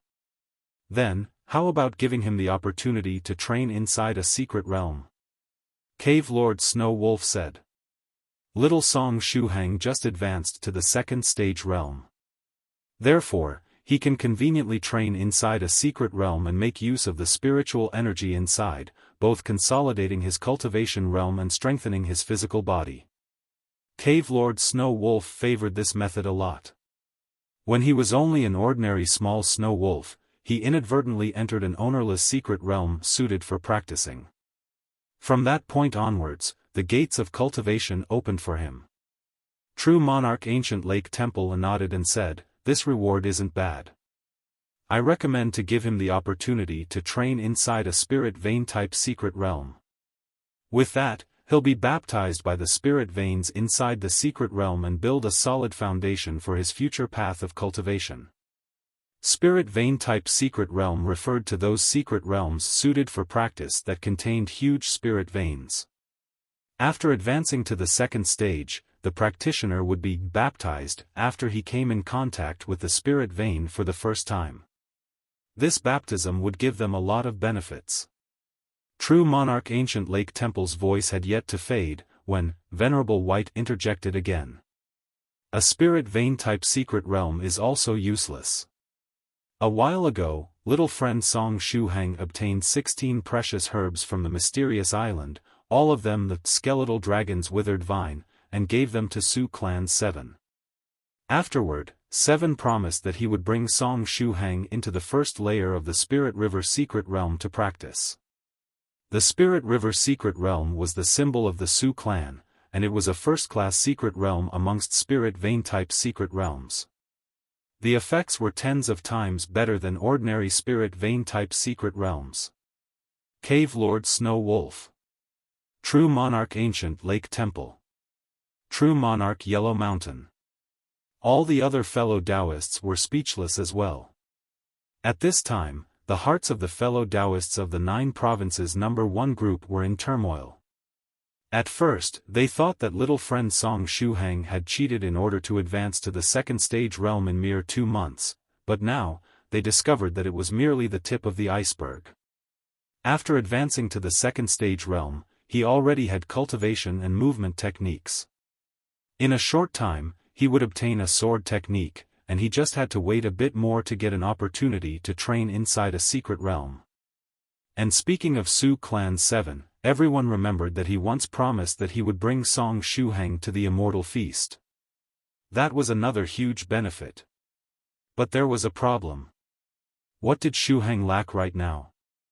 It seemed like he didn't lack anything right now. What were these seniors supposed to gift him? Was it possible that they could only give him money, spirit stones, as a gift? That would be quite lame. True Monarch Fallout proposed, then, let's settle for the second best choice. How about something like talismans or magical treasures? If used well, these items can almost give a second life to cultivators. After True Monarch Fallout made his proposition, everyone looked at Venerable White. It was an instinctive reaction. They refused to believe that he didn't need talismans or magical treasures either. After pondering for a moment, Venerable White said, "I'm not too sure about talismans, but it seems that little friend Song Shuhang has a blood god crystal in his hands and is planning to carry out a transaction with Fellow Daoist 7 Lives Talisman, and since we're talking about 7 Lives Talisman, it's pretty likely that he would use talismans to trade, right? Aside from that, little friend Song Shuhang also helped him with the matter of the natives on the island. He mentioned that he would give Shuhang a gift for that too. As for magical treasures, Shuhang has a pendant that can allow him to increase his speed, an ancient bronze ring with some good effects, and a treasure saber. Right, not too long ago, he managed to lead a branch leader of the Limitless Demon sect toward us. Later, we captured him and left him to Fellow Daoist 7. 7 took several magical treasures from the body of that branch leader and gave them to Song Shuhang. From what I remember, there was a small flying sword, a flight-type magical treasure, and a few spirit stones of different ranks. True Monarch Yellow Mountain said, "I unexpectedly forgot about Fellow Daoist 7 Lives Talisman." Thrice Reckless Mad Saber said, "I remember that he obtained that crystal when Fellow Daoist 7 destroyed the Moon Saber sect." Tsk, tisk. All the other fellow Daoists were speechless. In other words, little friend Song Shuhang didn't need talismans, magical treasures, flying swords, and flying sabers, either. In the end, was he even lacking something? For some reason, they didn't know where to start to deal with this situation. They felt that little friend Song Shuhang would turn from an air gun into a cannon after entering the second stage. If that's the case, I can only think of medicinal pills. After all, they're something everyone can use. Since he just entered the second stage, he would need a large number of medicinal pills to recover true qi and strengthen his cultivation base. Cave Lord Snow Wolf said. After he finished speaking, everyone turned their heads toward Venerable White. Venerable White hadn't already prepared the medicinal pills that Song Shuhang would need while in the second stage realm, right? Right? As soon as the words Song Shuhang and medicinal pills were brought up, the members of the 9 provinces number 1 group immediately thought of Medicine Master. However, Medicine Master was unaware that Song Shuhang had advanced to the second stage, and it was hence impossible that he had prepared medicinal pills of the second stage rank for him. Moreover, he was one of the people that had guided Song Shuhang back then and rewarded him with the basic Buddhist fist technique and the true self-meditation scripture. He didn't really need to give him another gift. Venerable White remembered that Song Shuhang had been practicing the fire-controlling art for a while.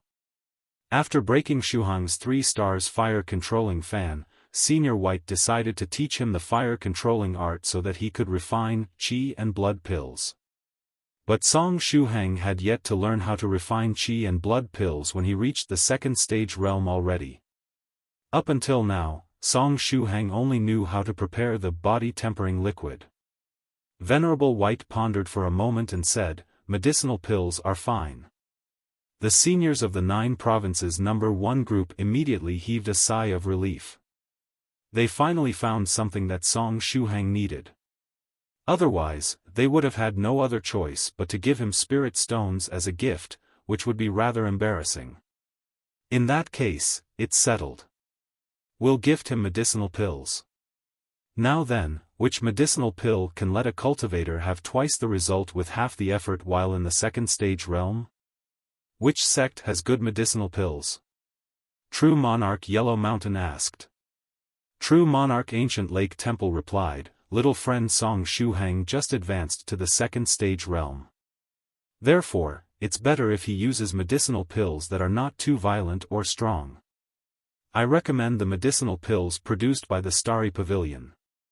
Their Starry True Qi refining pills are quite good. The newly promoted disciples of the second stage of my sect also use those medicinal pills. Moreover, the Starry Pavilion is continuously improving these medicinal pills, and their Starry True Qi refining pill has already reached the 6S edition.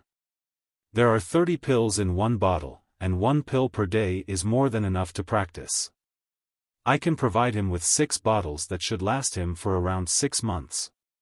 True Monarch Yellow Mountain nodded and said, "The Starry True Qi refining pill 6S edition isn't bad. Next, we need medicinal pills that can help him recover true qi in the midst of a battle. Which sect has good medicinal pills of this type?" Northern River's Loose Cultivator replied, "I know about a good medicinal powder with that effect, the Snow Lake True Qi powder of the Snow Lake sect. After taking this medicinal powder, the user would feel a chill and recover a great amount of true qi at the same time. Moreover, it has next to no side effects. It can be taken at intervals of half an hour, which is very short. The only downside is that it has to be mixed with water before the use, and it's not too convenient to drink it in the middle of the battle. The Snow Lake True Qi powder has also been improved and should be already at the 7th edition." Thrice Reckless Mad Saber evilly smiled and said, "That isn't really a problem. If it's not convenient to drink it during the battle, one can directly hold it in the mouth and swallow it when they're short of true qi. This is the method I used back in the days. In that case, we can just give little friend Song Shuhang a dual-type medicine to recover true qi. One in the form of powder, the Snow Lake True Qi powder 7th edition, and the other in the form of a pill. With that, he can prepare for all eventualities, True Monarch Yellow Mountain said with a smile.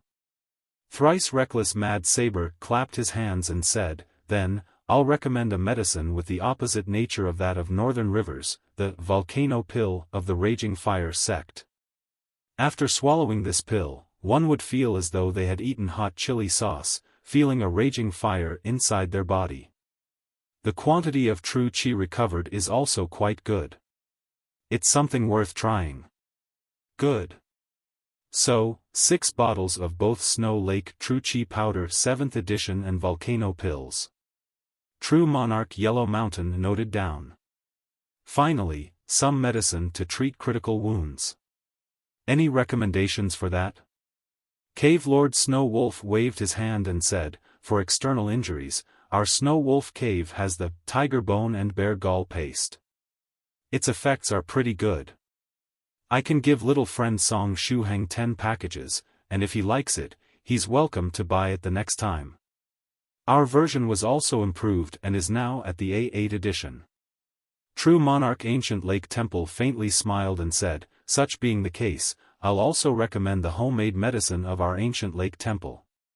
Our temple is a Daoist sect of the righteous path, and the gentle Dao pill we produce is a mild-tempered medicinal liquid with almost no side effects.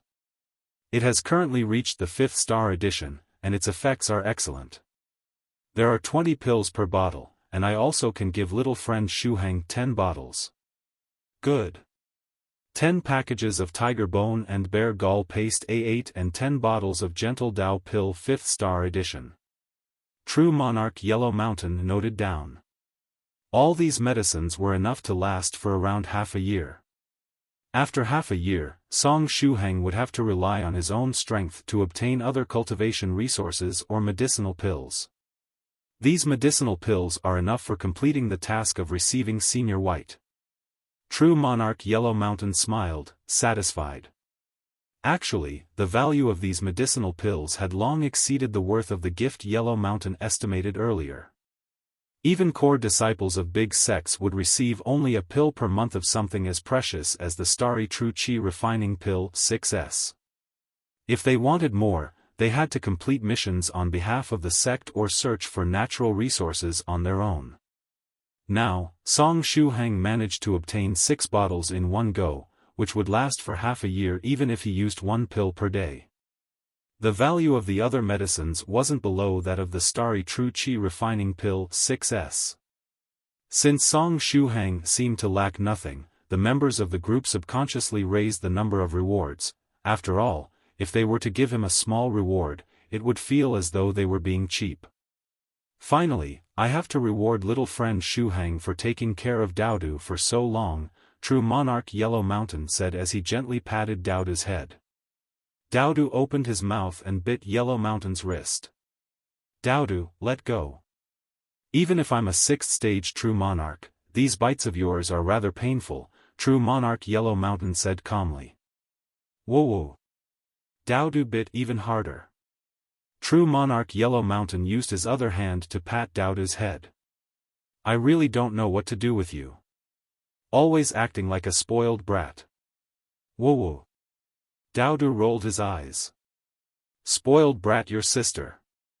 If I could open my mouth and sing the song of the stupid Yellow Mountain, it would make you go crazy. Damn it. Wait until I can speak again, I'll make a recording of the song of the stupid Yellow Mountain. Afterward, if Yellow Mountain dares to mute me again, I'll simply play the recorded version. Northern River's loose cultivator heartily laughed and said, True Monarch, have you already thought of a good gift? Now that even medicine pills were taken care of, what was Yellow Mountain going to gift to Song Shuhang? I already have an idea as to what to gift him, True Monarch Yellow Mountain said calmly. I was thinking of gifting him body-protecting clothes. For cultivators, magical treasures, magical clothes, and flying swords, or other weapons, were the 3 most important things. Song Shuhang already had magical treasures and flying swords, but it seemed he lacked magical clothes. True Monarch Yellow Mountain was truly shrewd. Earlier, he didn't mention magical clothes on purpose. All the fellow Daoists turned their heads around and asked Venerable White, Senior White, does little friend Song Shuhang have magical robes or the likes? Venerable White pondered for a moment and finally shook his head. It seemed Shuhang didn't have magical clothes. Northern River's loose cultivator continued and asked, True Monarch, have you already found suitable clothes? True Monarch Yellow Mountain nodded and said, Yes, I have a set of pretty good magical clothes in mind. Originally, I was uncertain whether to gift him magical clothes or a magical staff. But after knowing that he already had a flying sword and a flying saber, I can only gift him magical clothes. The picture of a beautiful emerald green kasaya resurfaced in his mind. It was a defensive kasaya of the second stage rank manufactured with the emerald green silk of a spirit beast. It was waterproof, fireproof, and arms-proof. After putting it on, even without activating its defensive powers, it could block the bullets of small firearms. If you were to activate its defense, even a rain of bullets wouldn't pose a problem. It was a very suitable equipment for Song Shuhang. True Monarch Yellow Mountain clapped his hands and said, It's settled then. Everyone has half a day to gather the necessary medicinal pills. Afterward, I'll send someone to pick them up and send them here together with the tractors for the competition and the kasaya. The members of the group took out their phones one after another and called their disciples or other members of the sect. If they had medicinal pills, they would bring them out. If they didn't, they would buy them. Venerable White rested his chin in his hand as he looked at his busy fellow Daoists. Senior White was somewhat worried. All that had to be gifted was now gifted. If he wanted to gift something to Shuhang, what could he gift him? Weapons, treasures, clothes, medicines, cultivation and movement techniques, practicing inside a secret realm. Aside from all that, what else was there to gift? A partner, money, and an immortal cave. Was it possible that he had to find Song Shuhang a girlfriend or gift him an immortal cave where he could practice? But finding a girlfriend wasn't easy, let alone an immortal cave where he could practice. Song Shuhang's strength was still low, he couldn't protect the immortal cave even if he obtained one. If he weren't to keep his eyes open and someone were to snatch it, it may give rise to unnecessary problems. Whatever, it was better to let things run their course. He would surely find something to gift him. At this time, Song Shuhang had encountered some problems on his way back to the Grievance Settling Platform. A guy wearing a black Daoist robe and a body full of needles was blocking his road. How come I chanced upon a sea urchin warrior even though I already left the territory of the Chu family? Boy, I can sense the blood of my brothers on your body. You killed my companions, right? The spiky guy coldly gazed at Song Shuhang and said, You're dead. You don't have any way out now, you can only die. Song Shuhang. From the looks of it, it seemed that this sea urchin warrior had followed the mark of the urchin slayer on his body to find him. Hmph. All the people that have been soaked with the blood of a sea urchin warrior are enemies of our sea urchin race. Fleeing is useless. No matter where you go, we'll still find you and kill you. Not only you, even your family members and the people related to you will be implicated. They'll also die in the hands of the sea urchin warriors, the sea urchin warrior said in a grave tone, his expression ruthless. Although it seemed he was mourning the loss of his companions, the sea urchin warrior was actually reciting these lines from memory. These lines were taken from the manual of the sea urchin warrior. After reciting from memory the long line, the sea urchin warrior gasped for breath and continued, But if you obediently let me. Song Shuhang suddenly shouted, But if you obediently let me cut your head off, we sea urchin warriors will forgive your family members. The sea urchin warrior was shocked. You actually stole my lines. It was quite strange though. The sea urchin before Song Shuhang's eyes had a cold expression on his face and seemed extremely aggrieved and angry while speaking. But after only a glance, Song Shuhang could tell that he was reciting from memory. It was a conclusion he had reached by relying on his rich life experiences. Song Shuhang felt that he might have met someone in his forgotten memories that was acting like this, reading in all seriousness a pre-prepared draft or simply reciting lines from memory. Therefore, he was able to make the current judgment based on the knowledge acquired back then. You actually stole my lines. You damned sissy, the sea urchin warrior bellowed.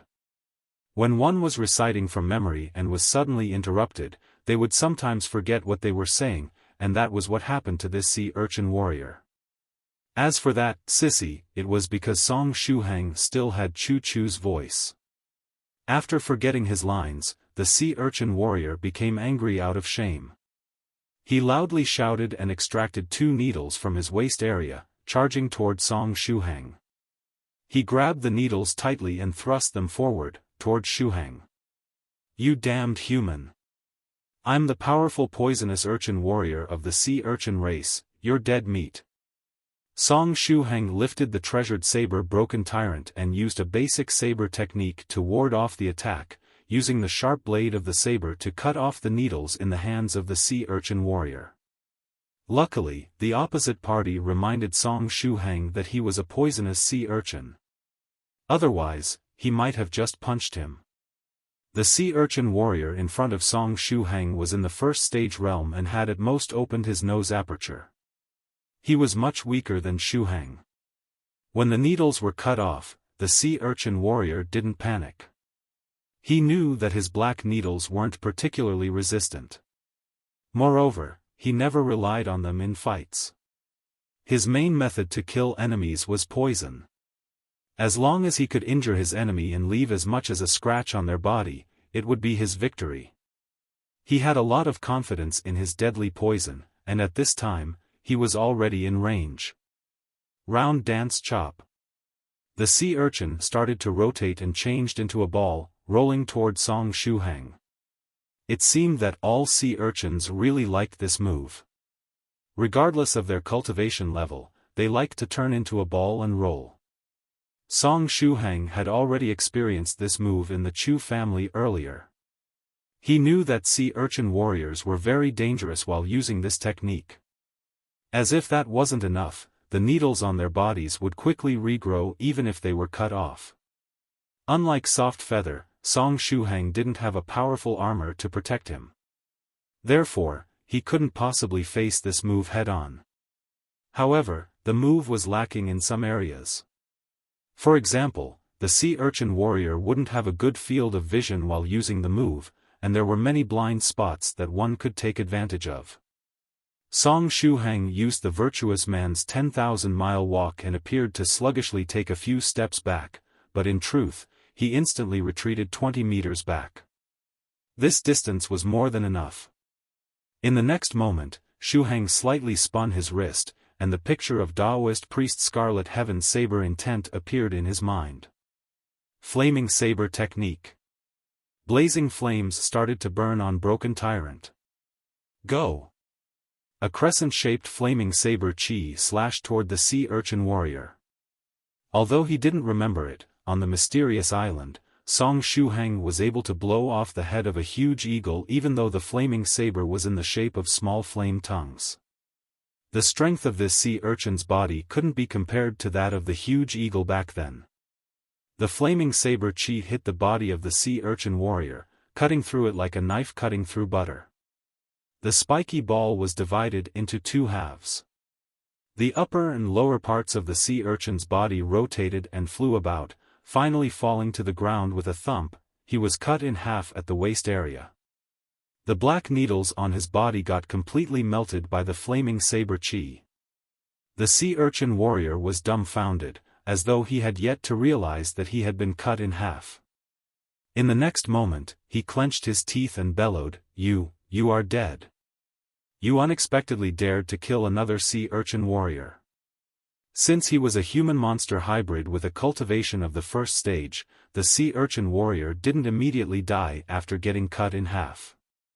Thereupon, he stretched out his hand and pointed his finger at Song Shuhang while bellowing. For some reason, it felt as though he was reciting from memory this part too.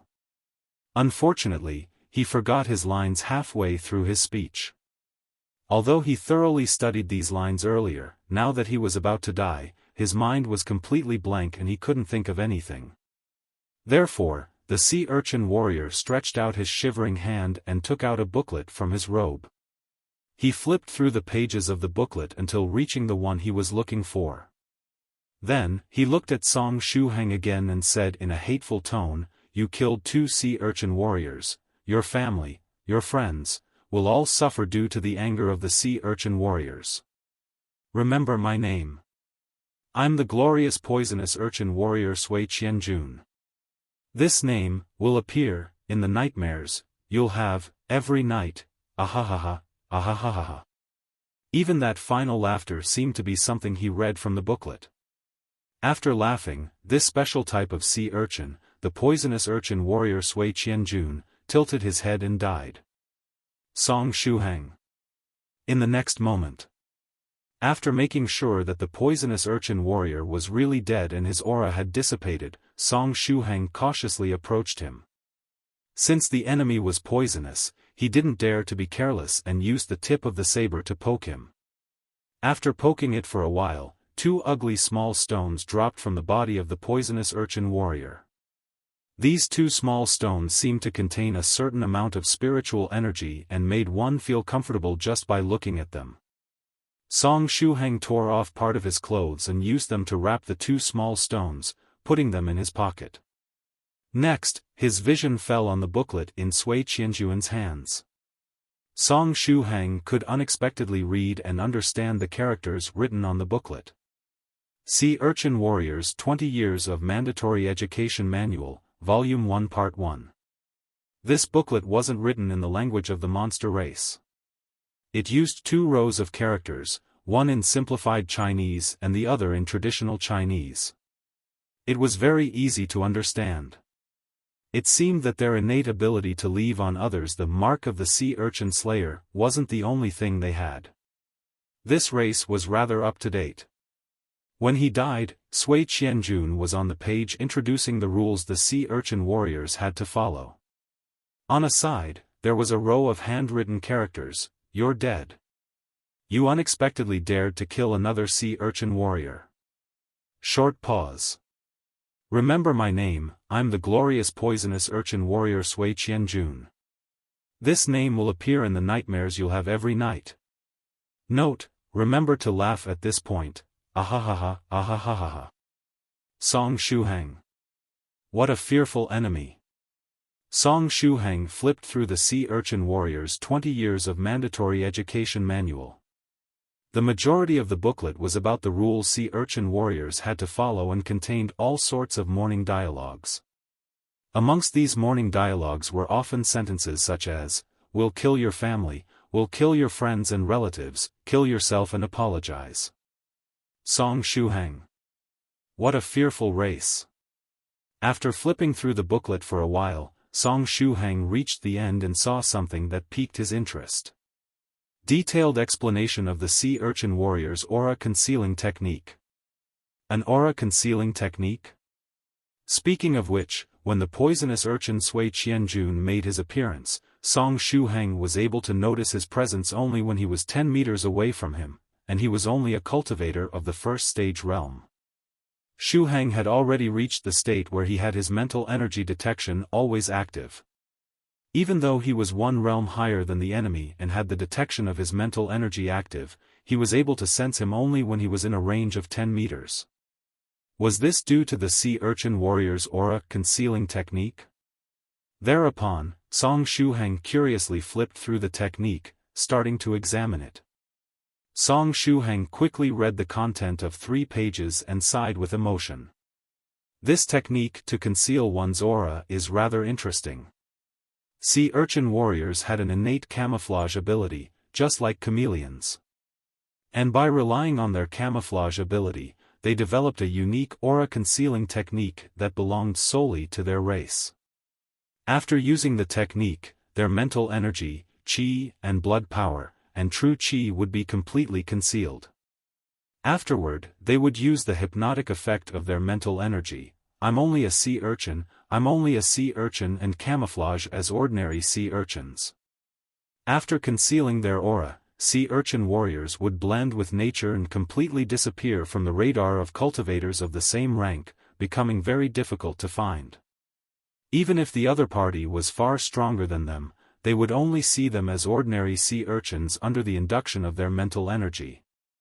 The effects of this aura concealing technique were better than ordinary aura concealing techniques. Luckily, the poisonous urchin warrior Sui Qianjun didn't train this technique to perfection, otherwise, even if he were to get into a range of 10 meters from Shuhang, he would only think that an ordinary sea urchin was approaching him. Wait. There is something wrong with this situation. If he were to notice that a sea urchin was approaching him, he would get somewhat vigilant, right? Let's think about it. If a sea urchin were to get out of a nearby grove and approach you, you would find the scene rather strange, wouldn't you? After all, it's not like they were in the middle of the ocean. This aura concealing technique was good only if used in the middle of the water. This sea urchin warrior's aura concealing technique doesn't seem too difficult to use. Although it seems to require a high control of mental energy, I have the true self-meditation scripture, and I can be ranked in the upper middle tier amongst cultivators of the same realm in regards to mental energy control. The mental energy requirements shouldn't be a problem. The only problem is that I don't have an innate camouflage ability like sea urchin warriors. Song Shuhang said. It was very unfortunate. It was a rather good aura concealing technique, and he just happened to lack one. Forget it. I'll ask the seniors of the 9 provinces number 1 group whether there are some missions for me to complete. After all, I've reached the second stage realm now, and I should be able to complete some. After completing the missions, he was planning to ask for an aura concealing technique as a reward. Just as he was in deep thoughts, Song Shuhang suddenly thought of something. Next, he grasped the brooch on his chest, the same brooch that gave birth to all those embarrassing memories earlier. Song Shuhang's imagination started to run wild. What would happen if he were to use the shape-shifting brooch together with the sea urchin warrior's aura concealing technique? Perhaps he could complete the technique and make it work? Should I give it a try? It's not like I have anything to lose. Aura concealing techniques were different from cultivation techniques, and one wouldn't suffer from negative effects if he were to misuse them. After thinking this much, Song Shuhang decided to give it a try. He operated his mental energy according to the instructions of the sea urchin warrior's aura concealing technique and restrained his true chi. The final step consisted in using the innate camouflage ability of sea urchin warriors to complete the process. Therefore, Song Shuhang thought of completing this step by relying on the shape-shifting brooch. But just as he was about to complete the final step, Song Shuhang suddenly thought of something. Wait a moment. Wouldn't it be a little stupid to turn into a sea urchin? After all, I'm not in the middle of the ocean, and changing into a sea urchin would look rather strange. Since I'm on land, instead of a sea urchin, I might as well turn into a caterpillar or something of the sort. Just as this thought flashed through his mind, strange changes took place. Wait a moment. It was just a random thought. I don't really want to turn into a caterpillar. I want to turn into a butterfly. Well, if that's too much, I can settle for a chicken. Even changing into Doudou is better than turning into a caterpillar. But it was too late. The sea urchin warrior's aura concealing technique, Song Shuhang edition, activated. In the next moment, Song Shuhang turned into an ugly caterpillar. Naturally, this was just an illusion. His real body didn't change in the slightest. He just appeared as a caterpillar in the eyes of others. When the altered version of the sea urchin warrior's aura concealing technique was activated, Song Shuhang's aura disappeared, and all his true chi was firmly locked inside his dantian, not leaking out in the slightest. Now then, in which form would he appear if someone else were to sweep him with their mental energy? In the shape of a caterpillar, or in that of a sea urchin? Did I succeed for real? Song Shuhang forced a smile. I can't waste time, I need to quickly change back. Moreover, I wonder if the battle on the Grievance Settling Platform has come to an end. It would be rather troublesome if Senior White and the others had already left, Song Shuhang muttered to himself. Just as he was about to remove his camouflage, several figures quickly closed in from a distant place. Under the detection of his mental energy, he discovered that 6 sea urchins were quickly bouncing toward his position. More sea urchin warriors are coming over here. Did they come here by following the mark of the urchin slayer? Just as he was in deep thoughts, the 6 sea urchin warriors arrived at the site where the battle took place. They were all in the second stage realm, and the level of their true chi seemed higher than Shuhang's by a notch. Very soon, they saw their dead companion, the poisonous urchin warrior Sui Qianjun. Damn it! One of our companions was killed, a stout sea urchin warrior said as he clenched his teeth. Another sea urchin warrior approached Sui Qianjun's corpse and examined it. Afterward, he said in a grave tone, his blood is still hot, the murderer can't be too far. Find him through the mark of vengeance. We must tear him to shreds. As soon as the word vengeance was brought up, the remaining sea urchin warriors roared like wild beasts, their eyes bloodshot. To them, vengeance was one of the most important things in life. It was something engraved in the depths of their souls, revenge, revenge. When in vengeance mode, sea urchin warriors would lose their mind. No matter how strong the enemy was, as long as they induced the mark of vengeance, they wouldn't be afraid and would immediately enter into action. It was quite the miracle that a race like theirs had managed to survive up until now. Song Shuhang quietly retreated inside the nearby grove. This mark of vengeance they mentioned earlier should be the mark of the sea urchin slayer, right? It just happened that he had a similar mark on his body. If those 6 sea urchin warriors of the second stage were to discover him, it wouldn't be wise to fight them head-on. Therefore, he had to quickly run toward the Grievance Settling Platform. With his virtuous man's 10,000-mile walk, he should be able to put some distance between these sea urchin warriors and himself. As long as he could reach the Grievance Settling Platform, and the seniors of the 9 provinces number 1 group were still there, Song Shuhang had nothing to fear. I've induced the mark, said one of the sea urchin warriors in a grave tone. All the sea urchin warriors looked toward the grove. Then, they saw a small and adorable caterpillar quickly crawling toward the depths of the grove. A caterpillar? It seems that the caterpillar was soaked by mistake in the blood of our dead companion. Something of the sort happens in the sea too. The fresh blood that spurts out of our brave sea urchin warriors at the point of death carries the mark of vengeance. Sometimes, aside from soaking the murderer, it also soaks small fishes that are merely passing by. The stout sea urchin warrior continued, damn it, it seems that the real culprit already got away. They shouldn't have gone too far. I'll try to expand the induction range of the mark. Found it. Someone carrying the mark of vengeance is flying in the sky and heading toward the Illusory Sword School, the sea urchin specialized in sensing things shouted. If they're flying in the sky, they should be a cultivator of the 4th stage, right? Moreover, they're heading toward the Illusory Sword School?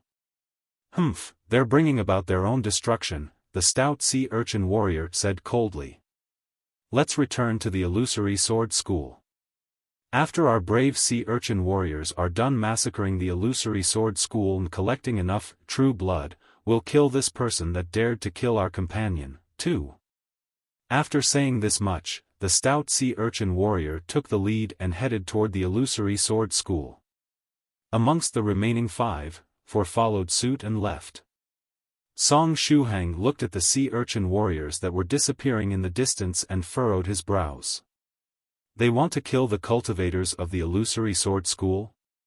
Aren't the cultivators of the Illusory Sword School allied with these sea urchin warriors? At first, Song Shuhang thought that the Illusory Sword School had drawn out the Chu family with the excuse of the Grievance Settling Platform. That way, the sea urchin warriors and that mister could easily sneak inside the Chu family and do their thing. At the time, he thought that the 2 sides were allied. But now, the sea urchin warriors wanted to kill the people of the Illusory Sword School. Does it mean that they weren't allied? Or is there some sort of internal strife? In any case, I must first return to the Grievance Settling Platform and converge with Senior White and the others, Song Shuhang thought to himself. At this time, while the other sea urchin warriors left, the last one moved toward Song Shuhang with large strides. Hmph. Even if you're a caterpillar that got carelessly soaked in the blood of our companion, as long as you have the mark of vengeance on your body, you're not allowed to continue living in this world, the sea urchin warrior said with a fierce look on his face. Therefore, accept the punishment of us sea urchin warriors. If you want to blame someone, you can only blame yourself for being an ordinary caterpillar that got soaked in the blood of our companion. Being weak is also a sin. After saying these pre-prepared lines, the sea urchin warrior squatted in front of Song Shuhang and stretched his hand, trying to crush Song Shuhang's toe with his finger. The illusory art was active, and what looked like to be a caterpillar was in truth Song Shuhang's toe. Anyway, how cruel. They didn't want to let off even a small and adorable caterpillar. Poke.